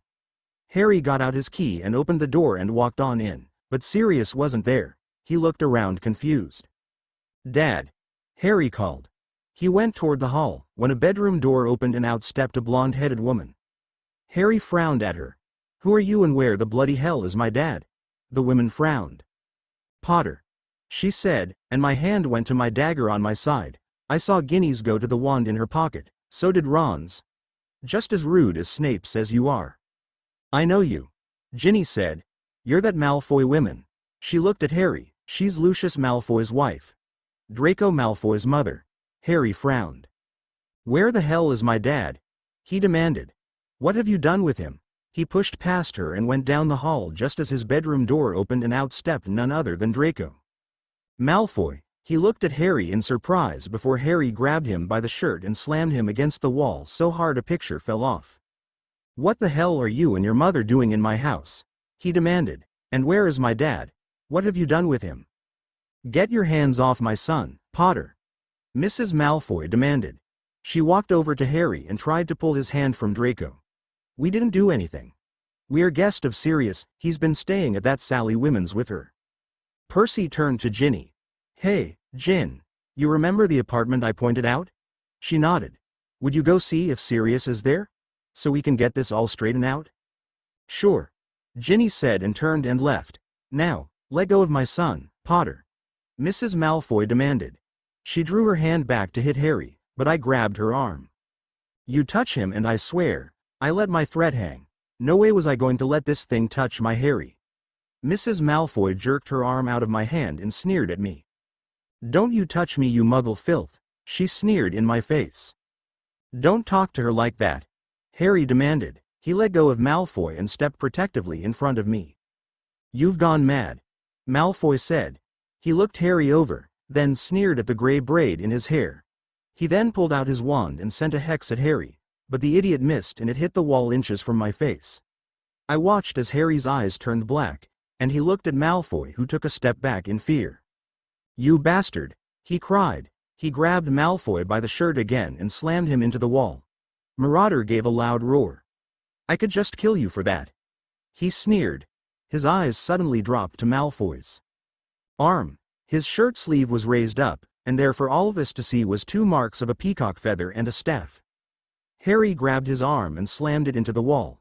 "Why is my mother's symbols on your arm?" Malfoy whimpered in fear. Mrs. Malfoy rushed forward and started pounding on Harry's back, trying to get him to let go. Percy and Ron was too shocked to move, and I grabbed Mrs. Malfoy by the shoulders and tossed her to the floor. "You keep your hands off him, you pure blood filth," I said. She looked up at me surprised by my words, and suddenly the door flew open and in ran Sirius, Mrs. Jackson, Ginny, and to my surprise Clarice. She rushed forward, grabbed Harry around the waist and pulled him off Malfoy and dragged him over my Sirius. "Calm down, Brit," Clarice said. "Let Sirius explain." She let him go and Harry turned to Sirius, who was looking at Harry in shock. "What the hell is Malfoy doing in my house? Why is that on his arm?" he demanded. "And just where were you? I thought they had done something to you." Sirius got over his shock and hugged Harry, who also took on a shock look. "Merlin, pup. I thought I would never see you again." Sirius pulled away and laid his hands on Harry's shoulders. He lifted up the gray braid and looked it over, then tugged on his new long hair. "You need a haircut, kid. He just tried to kill my son and you're babying him," Mrs. Malfoy demanded. "Your son almost hit my girlfriend with some spell." Harry glared. "He's only breathing because he missed." "Don't you dare threaten my son, Potter," Mrs. Malfoy demanded. "Nerissa, why don't you and Draco wait in my apartment?" Mrs. Jackson spoke up, stopping whatever fight was sure to happen. "Let Sirius talk to Harry." She opened her mouth to say something and Sirius stopped her with a look and she went out the door, Draco following. "I'll go keep an eye on them," Clarice said, and she walked out the door. Percy was looking at his mom like she had just grown 2 heads. "Dad, what are Malfoy and his mum doing here?" Harry demanded. "This is our home." "About that," he said. "Look around." Harry frowned and did as Sirius asked, so did the rest of us. I noticed all the walls and shelves were empty. "We're moving. We need a bigger place. I bought us a large fancy 5-bedroom penthouse. Mrs. Jackson and Percy will be moving in with us." "We are?" Percy asked. He looked at his mom and she gave a nod. "Why?" "Sirius and I are getting married," she said. All our mouths dropped. She then laid her hand on her stomach. "I am also having a baby." All but Harry turned and looked at me, then back to Mrs. Jackson. "Blimey." Ron was the first one to say something, but apparently blimey was all he could say. "I think I misheard you," Percy said. "Do you mind repeating that?" "Sirius and I are getting married and we are having a baby," Mrs. Jackson said. Percy backed up until his back hit the counter. Harry smirked at him. "Hey, Perce, want to know how that one happened?" he asked. Percy gave him a sickened look. No, I do not, he said. He looked a little green. But then smirked back at Harry. Like father like son. Shorty? Harry glared at him, clearly saying shut up. What's he talking about? Sirius asked. He looked between Harry and Percy. You still haven't explained why Malfoy is here, Harry demanded. And what about my mother's symbols on his arm? The symbols you'll have to take up with Hera. She has Malfoy working for her or something. Sirius said. I don't really know all of it. And they are here because when they were at Grimmauld, Nerissa and Molly did nothing but fight and I had to bring them back here, Sirius said. Harry frowned. What? He demanded. Draco failed a job Voldemort wanted him to do, Sirius said. So, his mother, my cousin, came to me begging to help keep him safe. After a while I finally agreed to take them to Dumbledore. She joined the order to help keep Draco safe, but then she and Molly did nothing but fight and I had to bring them back here. And you trust them? Harry demanded. I can't believe Dumbledore just let her in the order, just like that. My mother was right. Dumbledore is an old fool. Harry frowned. But then again, why the heck would she have Draco Malfoy working for her? What could he do for her, that she couldn't get me to do? She doesn't need Malfoy. I'm her son. I snickered. Harry sounded so jealous right then, it was kind of funny. Harry, now calm down. Sirius said. Dumbledore is not a fool, he doesn't fully trust them yet, and never talks about the real important stuff in front of them. Merlin, this can't be happening. Harry began to walk back and forth. I can't believe this. Dad, there is something about Piper that Voldemort can't find out. It would put her in even more danger than she is now, because she's my girl. But if Malfoy finds out, then Voldemort is likely to find out. Then we won't tell Malfoy, Sirius said. And what's wrong with Piper? I doubt he could run to Voldemort anyway.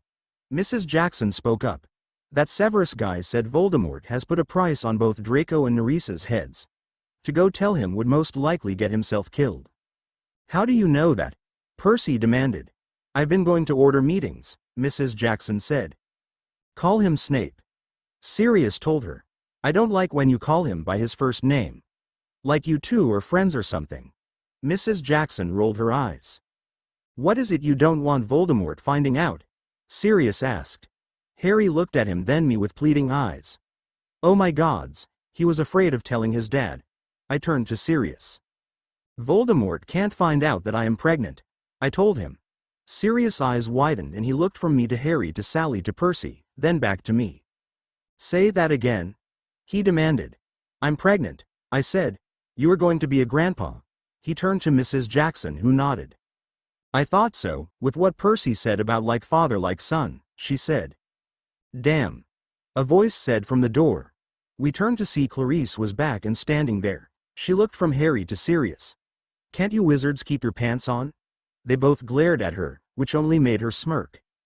I'm too young to be a grandpa, Sirius said. I don't think he meant anything by it, but Harry seemed to have taken it the wrong way. He sighed and ran a hand through his hair, before walking down the hall and into his bedroom. Sirius frowned and I went walking after him. Harry, I opened his door and walked in. You okay? Harry was sitting on his bed looking down at his feet. What is it? I walked over and sat by him. Sirius doesn't want to be my dad anymore, Harry said. I put my arm around him. What makes you think that? I demanded. You heard him, Harry said. He doesn't want to be a grandpa, and I'm not really his son, so all he has to do is kick me out. Plus he's having his own child now. Why would he want someone else's? Harry, you are my kid, Sirius said. We both looked up to see him standing in Harry's doorway. He came over and sat on the other side of Harry. Did you not look around in here either? Harry looked around his room with a frown. I did too, and it was even barier than the living room. I packed your stuff first and it's already over at the new place, waiting for you to pick what bedroom you want in. Unpack. He ruffled Harry's hair. Don't think just because Sally is having a baby means you're losing your dad. You're just getting a little sibling. You're going to be a big brother, and what I said before. I was only joking, I'll be your kid's grandpa, he'll just have to think of something else to call me. Harry smiled a little. How about old man? He asked. Sirius scowled. No, I think not, he said. Come on, let's head over to Sally's and kick the Malfoys out. You guys still have Christmas gifts to unwrap. He put his arm around Harry's shoulder as he walked him back down the hall. Everything okay? Mrs. Jackson asked. Yeah, pup, here just misunderstood something. Sirius told her. Ron and Ginny were gone now, so I guess they had used the flow to go on home. Mrs. Jackson walked over and gave Harry a hug, which totally shocked him. I'm not trying to steal your dad, she told him. We're all going to live together and be one big happy family. Piper and your baby are more than welcome at our home too. When she pulled away, Harry smirked at Percy. Oh, Merlin, I just thought of something, he said. This is going to make Percy my step-brother. He looked at Sirius. Couldn't we give him away to someone? Hey, Percy cried. I'm not happy about having you as a step-brother either. I rolled his eyes. Don't worry, Mrs. Jackson, they're just kidding with each other. I told her. She looked a little worried with what they were saying. They're weird that way. We are not weird, they both said. Come on, sea monkey. Harry told him, grinning. Sirius said we can kick the Malfoys out of your place. We have Christmas presents over there to open. Really? He asked, confused. We missed Christmas. Sally laughed a little and nodded. Percy and Harry looked at each other, then headed out the door, to what I figured was to kick the Malfoys out of Percy's apartment. I smiled as I followed them out. Harry seemed pretty happy at the moment. I just hope he will stay that way.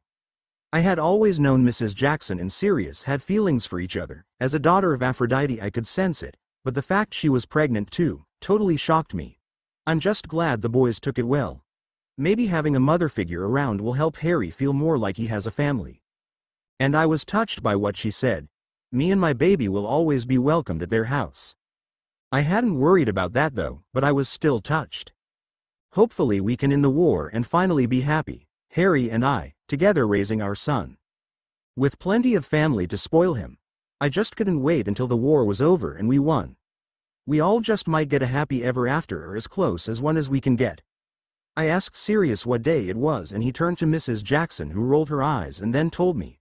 I smiled when I added back the days, and Christmas Day would have been the day we saved Harry. I couldn't think of a better gift I could have got than having my Harry back. Happy and alive. I guess sometimes wishes do come true. Mine did, for now anyway.